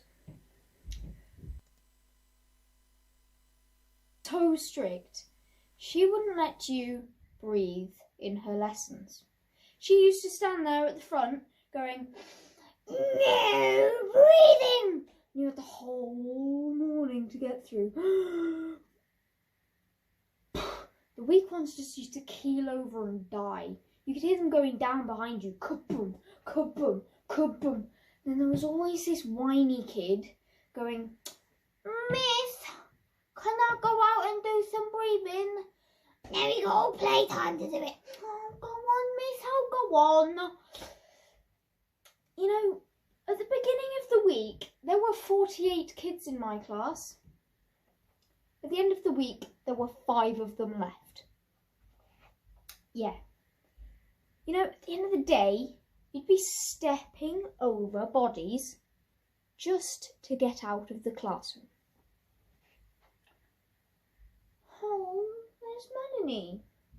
That's a shame. She was really nice. There's Dave. Hard luck, Dave. Always knew you were a bit weak. You know, people say to me, if that's true, how are you here to tell the tale? Fair enough, and I'll tell you. When we were at school, we used to sit at desks. Not tables like you sit at now. We used to sit at desks. With lids. And what some of us figured out you had to do was snatch a quick little breath under the desk lid while she wasn't looking. So, once more, from the beginning, no breathing. The weak ones. The whiny one. Miss, can I go out and do some breathing? No, you all playtime to do it. Oh, go on, miss, I'll go on. Us lot.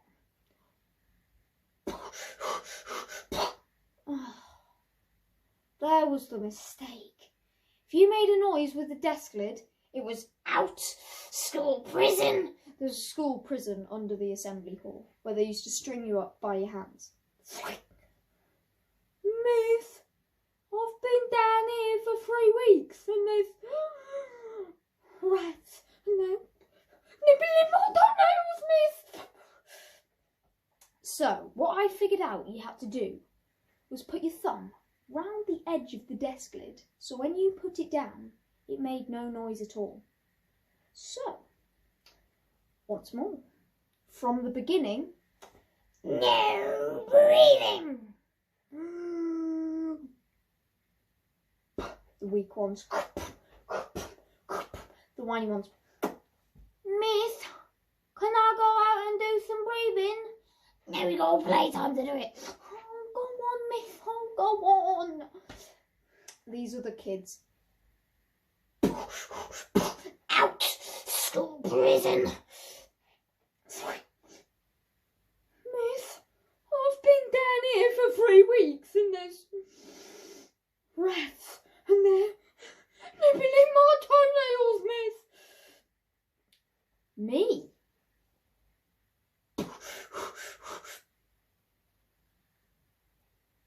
No noise at all.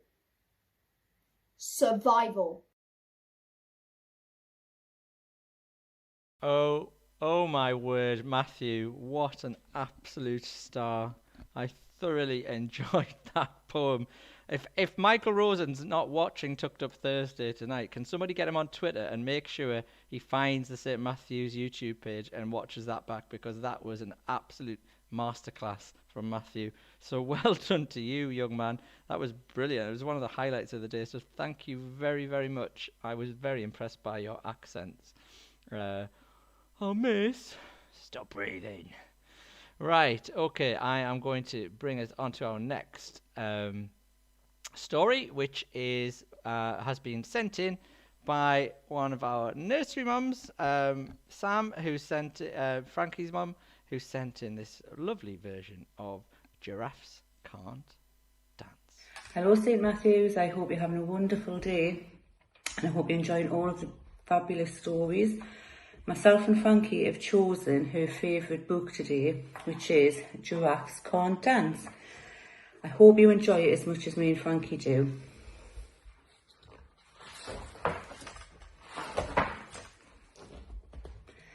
Gerald was a tall giraffe whose neck was long and slim, but his knees were awfully bandy and his legs were rather thin.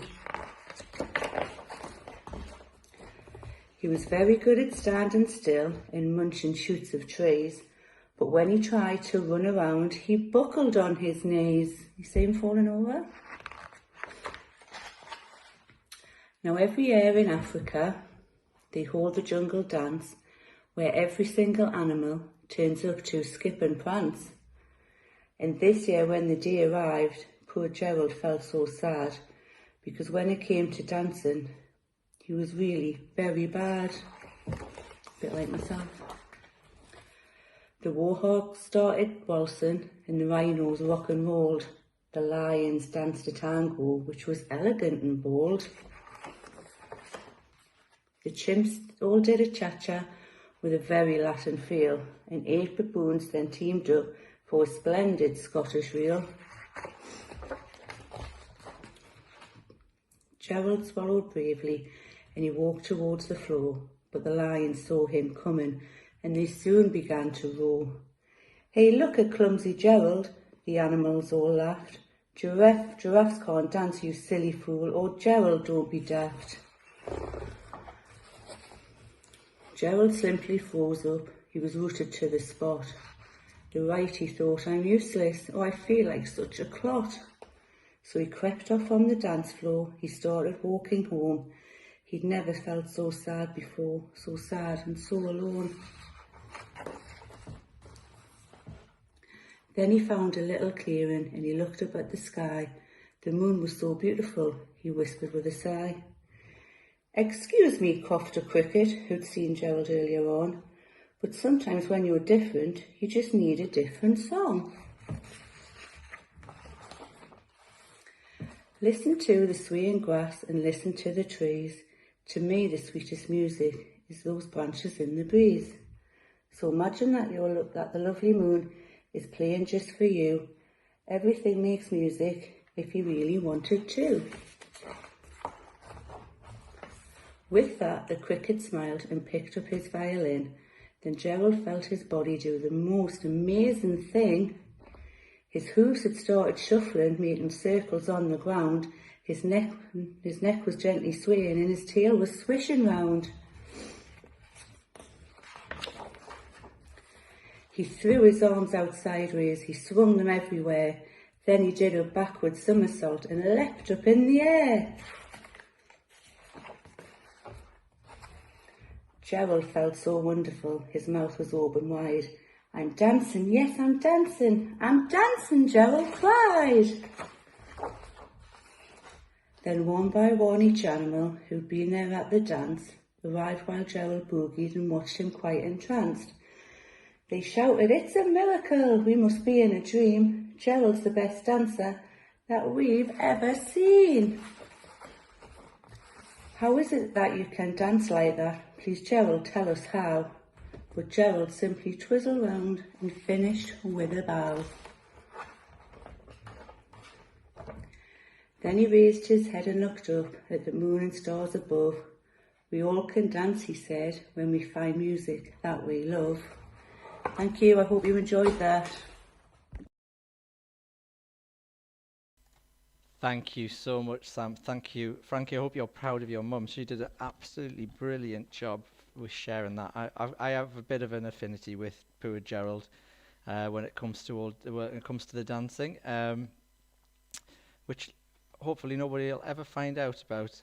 Right, we have another poem coming up now. We've got a bit of a poetic family going on because we've got Eve next, who's going to share her poem with us. So Eve, I've got my fingers crossed it's going to work. It might not work straight away, just like Matthew's, but we'll try. So Eve's poem, which is My Dad's Thumb, is by Michael Rosen, is coming up when I can find it, because it is hiding from me, Eve. Where is your name? It's there. And it's not there, so I'm going to have to find it. So Eve, it'll be worth the wait though, boys and girls, because I have already seen this. Let's find it. Here we go. My Dad's Thumb, read by Eve Saunders. My Dad's Thumb by Michael Rosen. My dad's thumb can stick pins in wood without flinching. It can crush family-sized matchboxes in one stroke and lever off jam jar lids without piercing at the Piers hair sign. If it wanted, it could be a bath plug or a paint scraper, a keyhole cover or a tap tightener. It's already a great nutcracker, and if it dressed up, it could easily pass as a broad bean or a big toe. In actual fact, it's the world's fastest envelope burster.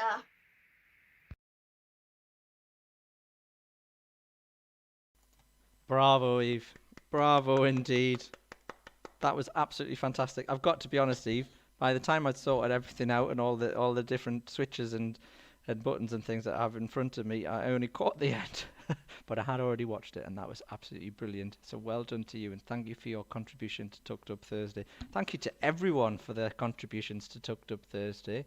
I'm looking through my list here, and I'm wondering what else is left to be shared. We've got a lovely story now called The Wonky Donkey, and it's being shared by Mary Burgess, and Wonky Donkey is written by Craig Smith. So enjoy this one, and then after this one we're going to watch some of our children's stories again.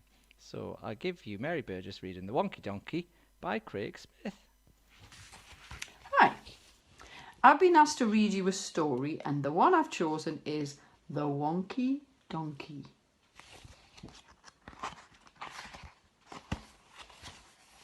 There he is, the Wonky Donkey. I was walking down the road and I saw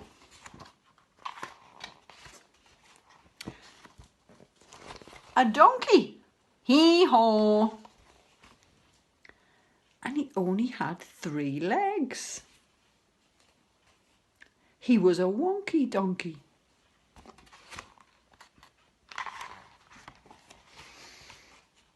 I was walking down the road and I saw a donkey. Hee-haw! He only had 3 legs and 1 eye. He was a winky wonky donkey.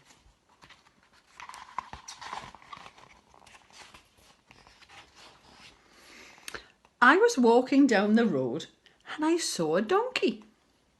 Hee-haw! He only had 3 legs, 1 eye, and he liked to listen to country music. He was a honky-tonky, winky, wonky donkey.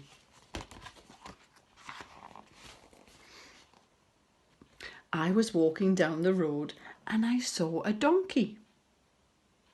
Hee-haw! He only had 3 legs, 1 eye. He liked to listen to country music, and he was quite tall and slim. He was a lanky, honky-tonky, winky-wonky donkey.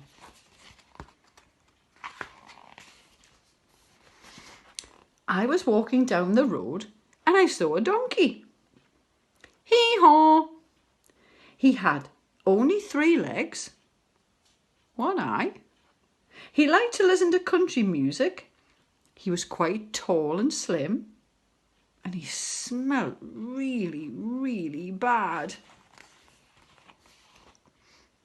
He was a stinky, dinky, lanky, honky, tonky, winky, wonky, donkey. I was walking down the road and I saw a donkey. Hee-haw! He only had 3 legs, 1 eye. He liked to listen to country music. He was quite tall and slim. He smelled really, really bad. And that morning he'd got up early and hadn't had any coffee. He was a cranky, stinky, dinky, lanky, honky, tonky, winky, wonky, donkey. I was walking down the road and I saw a donkey. Hee-haw! He only had 3 legs, 1 eye. He liked to listen to country music. He was quite tall and slim. He smelled really, really bad. That morning he'd got up early and hadn't had any coffee. And he was always getting up to mischief. He was a hanky-panky, cranky, stinky, dinky, lanky, honky-tonky, winky, wonky, donkey. I was walking down the road and I saw a donkey. Hee-haw! He only had 3 legs, 1 eye. He liked to listen to country music. He was quite tall and slim. He smelled really, really bad. That morning he'd got up early and hadn't had any coffee. He was always getting up to mischief, but he was quite good looking. He was a spunky, hanky-panky, cranky, stinky, dinky, lanky, honky-tonky, winky, wonky, donkey. I was walking down the road and I saw a donkey. Hee-haw! I hope you enjoyed that. The Winky Wonky Donkey by Craig Smith. Illustrated by Katz Cowley. Thank you very much for listening. Bye. Thank you, Mary. We love the Wonky Donkey. We love that story by Craig Smith. Thank you so much, Mary, for sharing that with us. Hee-haw, hee-haw. I was doing it all the way along with you. 11 hours in. No wonder I'm turning into doing donkey noises. 11 hours into Tucked Up Thursday. And we're already talking here in school about doing it again, or something like it again. Maybe in the next decade. Right. Earlier in the day, we shared some of the stories from our amazing children here at St Matthew's, and we thought it would be nice because at 7 o'clock on a Thursday night is the usual Tucked Up Thursday slot on Facebook. We hope that lots more people are joining us now for the regular Tucked Up Thursday. We're going to share some of the stories from our amazing children here. And the first one we're going to watch together is from our Year 1 children. So let's hope that this works now. So here's our Year 1 children. Enjoy. I need a new bum. I've got a crack. I can see in the mirror. A crack at the back. Did I do it on the slide? Or on a banister inside? Or when I jam my BMX? Or with the fart that happened next? Of course, the fart. That's what blew my bum apart. Split the thing clean in two. Now I wonder what to do. I need a new one. Green one or a blue one? Fat one or a thin one? A white one or a tin one? Why not an arty farty bum? One not to be forgotten is 4 colours on the top and unusual on the bottom. Or yellow spotted, purple dotted. A bum with colour, a bum with flair. A bum is bright is a dare to wear. A bum is bright is Dad's underwear. From metal like titanium. Fireproof, bulletproof, bomb-proof. I would like a bum that's safety rated. The right bum, a knight's bum, a bum that's armour-plated. What about a bum petrol home? Why not, I say? From a 1960s sports toupee. One made in the USA. The accessories to complement like strips of silver smoothly bent, a set of lights left and right for backing round in the night. With a bumper bum, I won't be scared, because bumper cracks can be repaired. Look, a bumper bum is huge. A bumper bum wears a tongue. I changed my mind. I want a lighter one. A rocket bum or fire and frost. Whoa, whoa, bum. That bum's a must. No, I think it's all too late. This crack bum is my fate. Here on my own in this crack bum zone. No one to care, nobody to share. Wait, what's that I can hear? This is outrageous. A bum is contagious. Dad, your bum crack is showing. And Dad, there's no way of knowing just how far it's going. I need a new bum too, year one. That was absolutely brilliant. I've been sat here for 11 hours, remember? I need a new bum. A robo bum would be nice as well. I think a lot of us would like a robo bum. But there we go. Thank you so much, year one, for that brilliant story. Right, we've got a bit of an epic story coming next. Well, not next. We're going to do one, and then we're going to have the epic year 4-5 story, which is a bit of a marathon in itself. A marathon in a marathon. And we're going to put that one in the middle because it's a little bit longer than the rest. But before we see that one, we're going to share, let's go with our year 6s. We did our year 1s. We're going to jump right up to our year 6s for this shifty McGifty tale. So here we go, year 6. Hopefully this is going to work.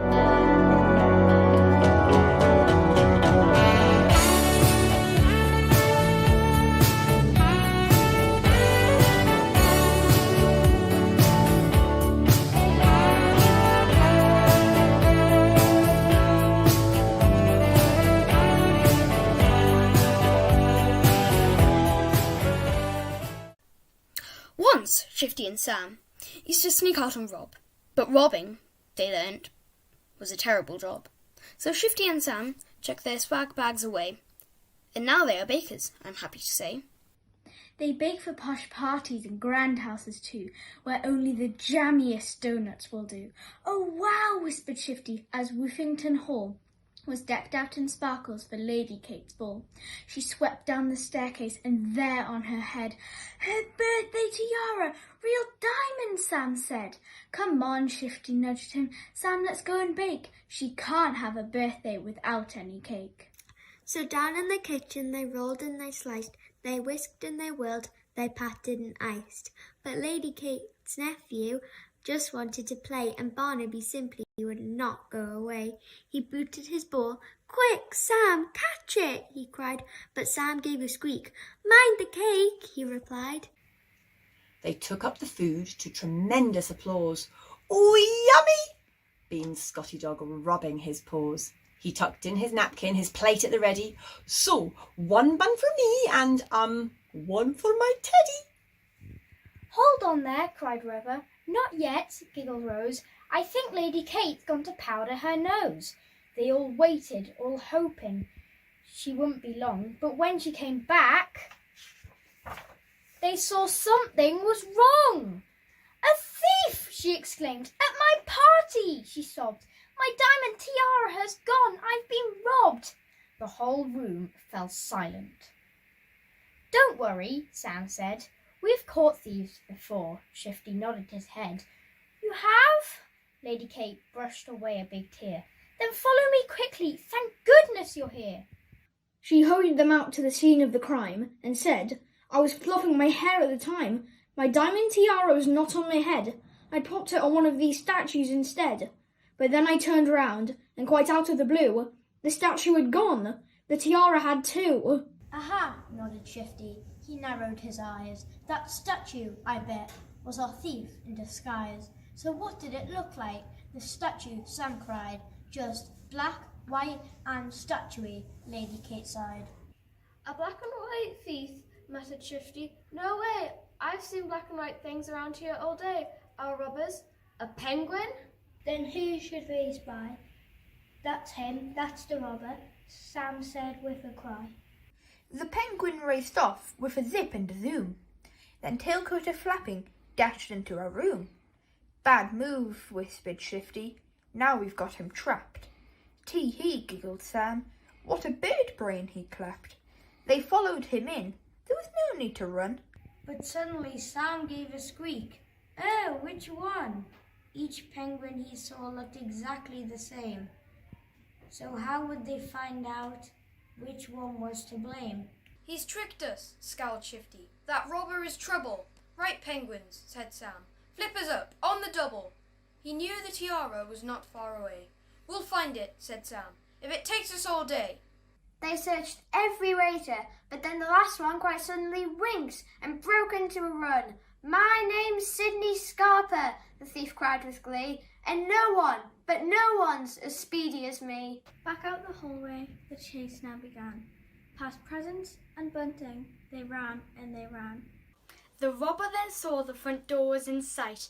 I win, he exclaimed with a hop of delight. But as he slid right through the posh hall, he suddenly tripped upon Barnaby's ball. Oh no, shouted Sidney. He tumbled and slid. And what do you think shot from under his lid? The sparkly tiara flew off through the air. Hey Barnaby, catch it, cried Shifty. Quick, there. And everyone gasped as the pup leapt up high and rescued the jewels in a blink of an eye. Oh, Barnaby, Lady Kate beamed. Clever you! She thanked Sam and Shifty for helping out too. She glared down at Sidney, who looked very sad. I'm sorry, he sniffled. I've been really bad. I shouldn't have robbed you. It's wrong now, I see. Besides, the tiara looked rubbish on me. You promise? Sam nodded. You'll make a new start. I promise you, Sidney cried, flipper on heart. And then, to make up for the bad thing he'd done, he piled up the dishes and washed everyone.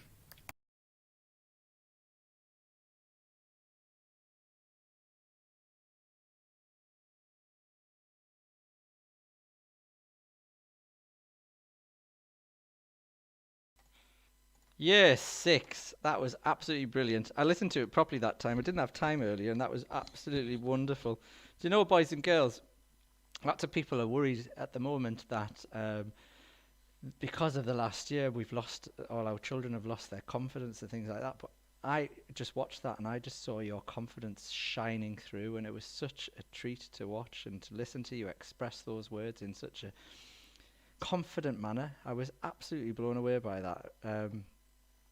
The dastardly slippery Sam, and you told that story with such conviction. So well done to you, year 6. We're going to drop down to year 4-5 now, where we've got, as I said before, a bit of a mammoth tale to tell. Don't go though, because it's definitely worth staying and listening to. A lot of work has gone into this from year 4-5 and Mr. Crossan. Thank you very much, by the way, to everybody who keeps donating to our SMPTA fundraising page on GoFundMe. We have raised around £600 today, which is an absolute triumph. So thank you so much for your generosity with that. Let's see if we can add a little bit more to it in the last 3/4 of an hour of our marathon day. It's been a real treat all day long. So I'm going to just get this story ready for us. Hopefully it's going to work. Like I say, I've said that before, every single one. It worked earlier, it should work again. And this one is Ice Trap, Shackleton's Incredible Expedition. Ice Trap. Shackleton's Incredible Expedition. Stowaway. The locker lid crashed back and Percy Blackborough staggered out into the bitter air. For 3 days he crouched inside the dark locker under piles of clothes while the ship pitched through the ocean. Now he felt so seasick and hungry he didn't mind being discovered. Suddenly Sir Ernest Shackleton was standing above him, roaring his anger.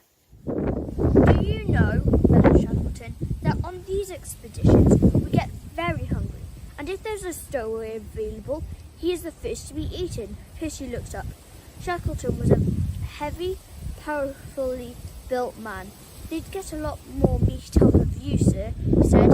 Shackleton turned away to hide a grin. Off to the cook for some food, he said. Then we'll sign you on. So 19-year-old Percy Blackbrown became the youngest member of Sir Ernest Shackleton's great Imperial Transarctic expedition. Shackleton wanted to be the first to walk across the Antarctic continent, 1,800 miles from the coast to coast. No one even knew the actual shape of this awesome ice-covered land at the bottom of the world. But before that, Shackleton had to get his wooden ship Endurance through the thickest, most dangerous packed ice in Antarctica. Endurance entered the pack ice in high summer. The floes glittered like endless ice white fields. Week after week, the ship worked south, weaving and charging through the vast jigsaw of ice, finding open patches of the indigo blue sea, dodging icebergs. Shackleton wanted to get his men ashore as far south as possible. With all their gear and excited sled dogs, one more day's good sailing should do it. Pieces of ice crowded around the ship, so they stopped and waited. Pack ice is always on the move, shoving together, then loosening up as the pieces drift and shift. But now a gale began, packing the ice tighter. Before anyone realised what was happening, the ice had hardened around Endurance like cement. She was stuck fast, glued into a vast thick floe. "Frozen in," said the captain, Frank Worsley, "like a nut in a chocolate bar." The ice drifted, carrying Endurance with it. The men could see land in the distance, but they were powerless to go anywhere they wanted. Endurance began to drift away from the coast they had striven so hard to reach, back towards the north. The temperature plummeted. Summer was nearly over. A journey had begun. Unplanned, unwanted. Winter came with fearful cold and dreadful darkness. The sun did not rise for 79 days. The dogs curled up out in the floe on dogloos made of ice blocks. Inside the warm ship, the men argued about what was happening in the rest of the world and when they would break free from their lonely prison. They played cards and practical jokes and were bored. Outside, the silence was eerie, but every now and then, ominous moans and clatters in the distance told of huge icy floes grinding together, neither giving way, massive blocks of rock-hard ice heaving up in jumbled piles. One night when the wind howled in the rigging, Shackleton talked to Frank Worsley. "The ship can't live in this," he said. "It's only a matter of time." He paced restlessly in his tiny cabin. What the ice gets, the ice keeps. Worsley couldn't bring himself to believe it. In any case, they said nothing to the others. Cheerfulness, optimism, that's what mattered. The ice would release its grip. Endurance would escape. Late in the winter, the floe trapped in Endurance broke during the storm. All around, the ice heaped up into confused ridges like giant wrinkled skin. The pieces ground together against squeezing the ship. Endurance was heaved high, thrown on one side, then righted herself, but bit by bit, her strong, thick timbers buckled, bent and splintered and cracked under the terrible roaring pressure. day after day, the ship groaned like heaving things. The dogs howled. Awoo! And then men watched helpless. The end came suddenly one afternoon. Giant fingers of ice forced themselves through the ship's sides. Freezing black water poured into the hold and cabins. Like some terrible animal, the ice fingers held the ship, stopping her sinking. The men tumbled out onto the floe. Their home had gone. Watching their ship die was shocking. Shackleton looked around at his men's tired and anxious faces. Their safety was all that mattered now. They must believe that they would survive. Ships and stores have gone, said Shackleton, so now we'll go home. The nearest land was hundreds of miles across the pack ice. No one lived there, or ever had, but Shackleton ordered everyone to start marching, dragging the heavy lifeboats across the tortuous ice. The first day they managed less than a mile. The second and third days they travelled 3/4 of a mile. It was no use. They would have to set up a camp. A thick flat floor was chosen for the campsite. Men walked back to the twisted broken ship and salvaged what they could. Life on the floe wasn't bad. The cook served breakfast at 8 o'clock and they sat in their tents and ate fried seal, tinned fish and porridge with lumps of baked dough and tea. For supper they had penguin stew and cocoa. Spring had just come, so there were plenty of seals and penguins to eat. Late one afternoon, and George suddenly abandoned sank beneath the ice. They felt very lonely now. The floe they were camping on seemed solid, but it was just a giant floating mouth, drifting ever northwards. Underneath their feet lay 12,000 feet of deep, dark ocean. Shackleton passed the floe as it drifted in zigzag norths. Summer was almost over. The last of the dogs were shot. There wasn't enough food for them. The men sat in their ragged, dirty clothes, fidgeting, anxious, watching Shackleton. Their lives depended on this decision. At the northern edge of the pack ice, the ocean swell bashed at the ice floes, breaking them up.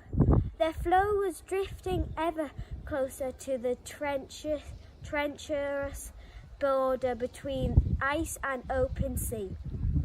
They would have to take up to the lifeboats. Their floe heaved and tilted in the ocean swell. Bits broke off. Shackleton ordered everyone to sleep fully clothed, with boots on, ready to be out of the tent in 30 seconds.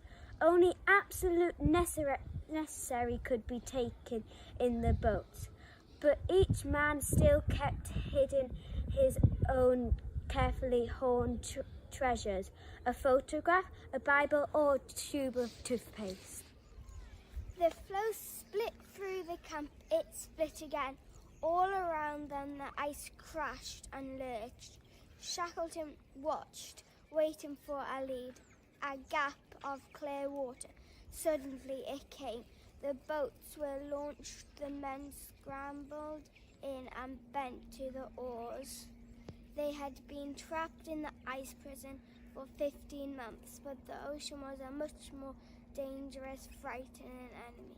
Their small boats could easily be crushed between jolting, grinding floes out in the ocean, overloaded and open. They could easily be swamped. By the 6th day of their voyage, they were desperate with the lack of sleep and hunger. They could hardly speak for thirst. Their skin erupted with seawater boils. They were weak with diarrhea. Spray shipped from heavy seas froze as it fell on their bitterly cold, frostbitten, soaking bodies. Shackleton feared that some of his men would not survive. Ahead they could see the high mountains and white glaciers of Elephant Island, rising bleak and grand out of the wild ocean. Late in the afternoon, a gale blew up with a dangerous lumpy sea. They feared being swept in the snowstorms and shrieking wind past the island and beyond all hope. But at dawn, the land lay straight ahead. A narrow beach was glimpsed. back by black cliffs. Riding the surf, they managed to bring all 3 boats ashore between jagged rocks. It was land, solid, real, dry land, at last. Men staggered along the grey sand, half mad with relief, laughing, crying. Then they slept, and the sharp stones sticking into their shoulders just made them happier. The stones meant the land, not the terrible sea, or having ice, heaving ice. But they were not saved.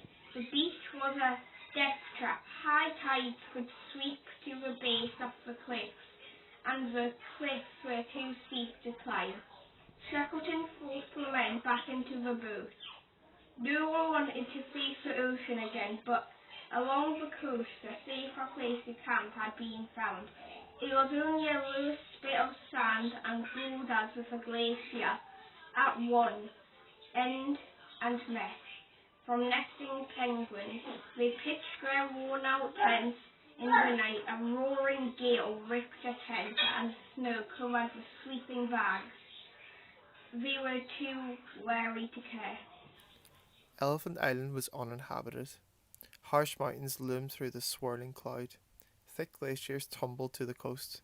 Some of the men despaired. To go through so much for this, no one would ever find them here. The gale blew precious cooking pots into the sea and tossed lumps of ice onto their tattered gear. Shackleton gathered everyone and, shouting against the roar of the wind, told them his final plan. He would fetch help. They would be rescued. With 5 chosen men, he would take the strongest boat and sail to the island of South Georgia, where there were whaling stations, men, and ships. The South Georgia lay 800 miles away across the world's stormiest world ocean.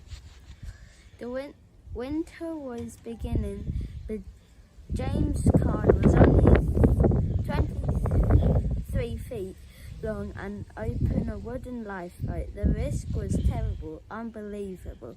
Shackleton took his hands with each of his men, standing formally on the beach in their patched-in thin clothes. They cheered bravely. If anyone could get through, it would be the boss. The next morning, the pack ice closed in. Day after day, James Caird tumbled and jerked in the gale-swept seas. The men could only crawl in the gloaming. Sudden little living space below the scrap of canvas deck.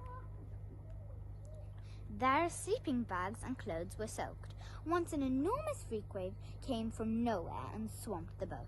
They bailed the freezing water for their lives, and slowly the shuddening, soaping, lurching little craft lifted and became buoyant again. Their fresh water ran out, and they suffered agonies of thirst. The fear that they would miss that island in the vast ocean and sailed on their deaths. Almost miraculously, on the 15th day, they saw black cliffs looming ahead and shouting for joy. Then a terrible hurricane began, roaring in, battering the James Caird, almost wrecking them on the very coast they had sailed so far to reach. Desperately bailing, inching back from treacherous rocks and seething, tormented sea, they pretended to each other that they'd get through, but they knew they were looking death square in the eye. Tired beyond belief, they managed on the 17th day to land in a small cove, and where on the wrong side of the island no one lived there, but they were safe. The last journey was overland. They had to walk across the high mountain passes, the glaciers and the snowfields of South Georgia, a journey that had never been made before. Shackleton, Frank Worsley and Big Tom Crean set off in the moonlight, leaving their 3 exhausted companions camping under the overturned James Caird. They carried a length of rope, the carpenter's axe, a cooker and matches, a watch and a compass, and enough food for six meals and three socks. As darkness fell at the end of the first day, they found themselves high on the mountain pass on the edge of a sharp, razorback ridge of ice. Fog crept towards them, drifting round their legs. Gingerly, Shackleton climbed over the ridge and began cutting holes in the ice down the other side, but they weren't descending fast enough. With night coming on, they would freeze at this altitude. Below, somewhere in the darkness, the ice slope either eased or steepened into a precipice. They took the risk. Coiling the cope under their bottoms, they had made themselves into a human toboggan and pushed off terrifyingly, hair-raisingly fast. At the first, silent with fear, and then yelling with excitement, they hurtled the slope and fell into a bank of snow. They descended 1,500 feet in 3 minutes. The trousers were in tatters, but they had survived. At last, 36 hours after setting off, they found themselves walking towards the whaling stations. 2 children saw them. "Where is the manager's house?" asked Shackleton. The children stared one horrific stare at the 3 filthy men with matted hair and beards and fled. Shackleton, Worsley and Crane had been wearing the same torn, greasy clothes for 6 months. Their bloodshot eyes blinked wearily in scarred, blackened faces, but they had done what they had set out to do. On Elephant Island, the 22 men left behind built a hut under the remaining boats, with walls made of tent canvas and boulders. There was no room to stand upright. It was their bedroom, bathroom, sitting room, hospital, all in one dark, filthy, smelly, smoky, greasy space. Some of the men were sick, some injured. The frostbitten toes on Percy Blackborough's left foot had to be amputated. The men huddled around the fire, taking turns so everyone had a chance to sit near the heat. The evening meal was over by 5. Then, in the gloom, they climbed into their wet sleeping bags and sang all the songs they knew to the twanging sound of a banjo. Every night someone read out a recipe out of a little cookbook, and they imagined wonderful meals. Then they listened to the beat of the surf, the ice cracking on the glacier, the winter storms hurling stones through the air. The months went by. Food began to run out. But whenever the sea was clear of ice, their leader Frank Wilde said, "Roll up your sleeping bags, boys. The boss may come back today." Week after week, Shackleton tried to find a way to rescue his men off Elephant Island. The whalers in South Georgia lent a ship, but it couldn't get through the pack ice. Shackleton managed to borrow another ship and another, but each time the ice won. In a last desperate attempt, the Chilean Navy lent a little iron steamer, the Yelko. Shackleton promised not to let it touch the ice. "We shall either die or return with the shipwrecked men," wrote the Chilean commander to his father. And this time the weather stayed fine. The pack ice moved away. The men on Elephant Island were sitting down to a stew of old seal bones when they heard the yell of "Ship!" from someone outside.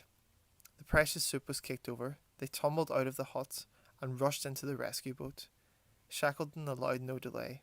He feared that the pack ice would blow back in at any moment. Just under an hour from arriving at the camp on the sandspit, the Yelko headed out to sea again. "I have done it," said Shackleton. "At last, not a life lost." It is one of the greatest stories of rescue and survival ever told.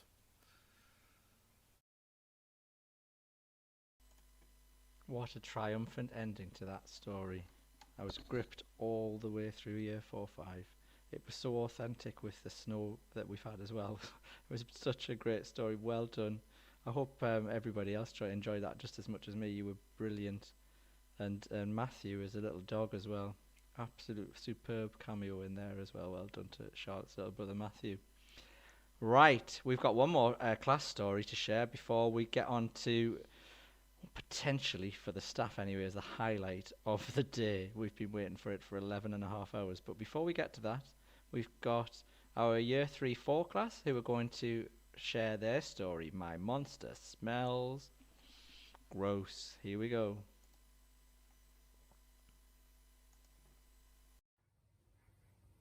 One day I found a monster hiding inside the laundry box. He was curled up asleep in a pile of my smelly socks. He had spiky red hair with horns and furry skin, and when he woke up, he looked at me and gave me a big toothy grin.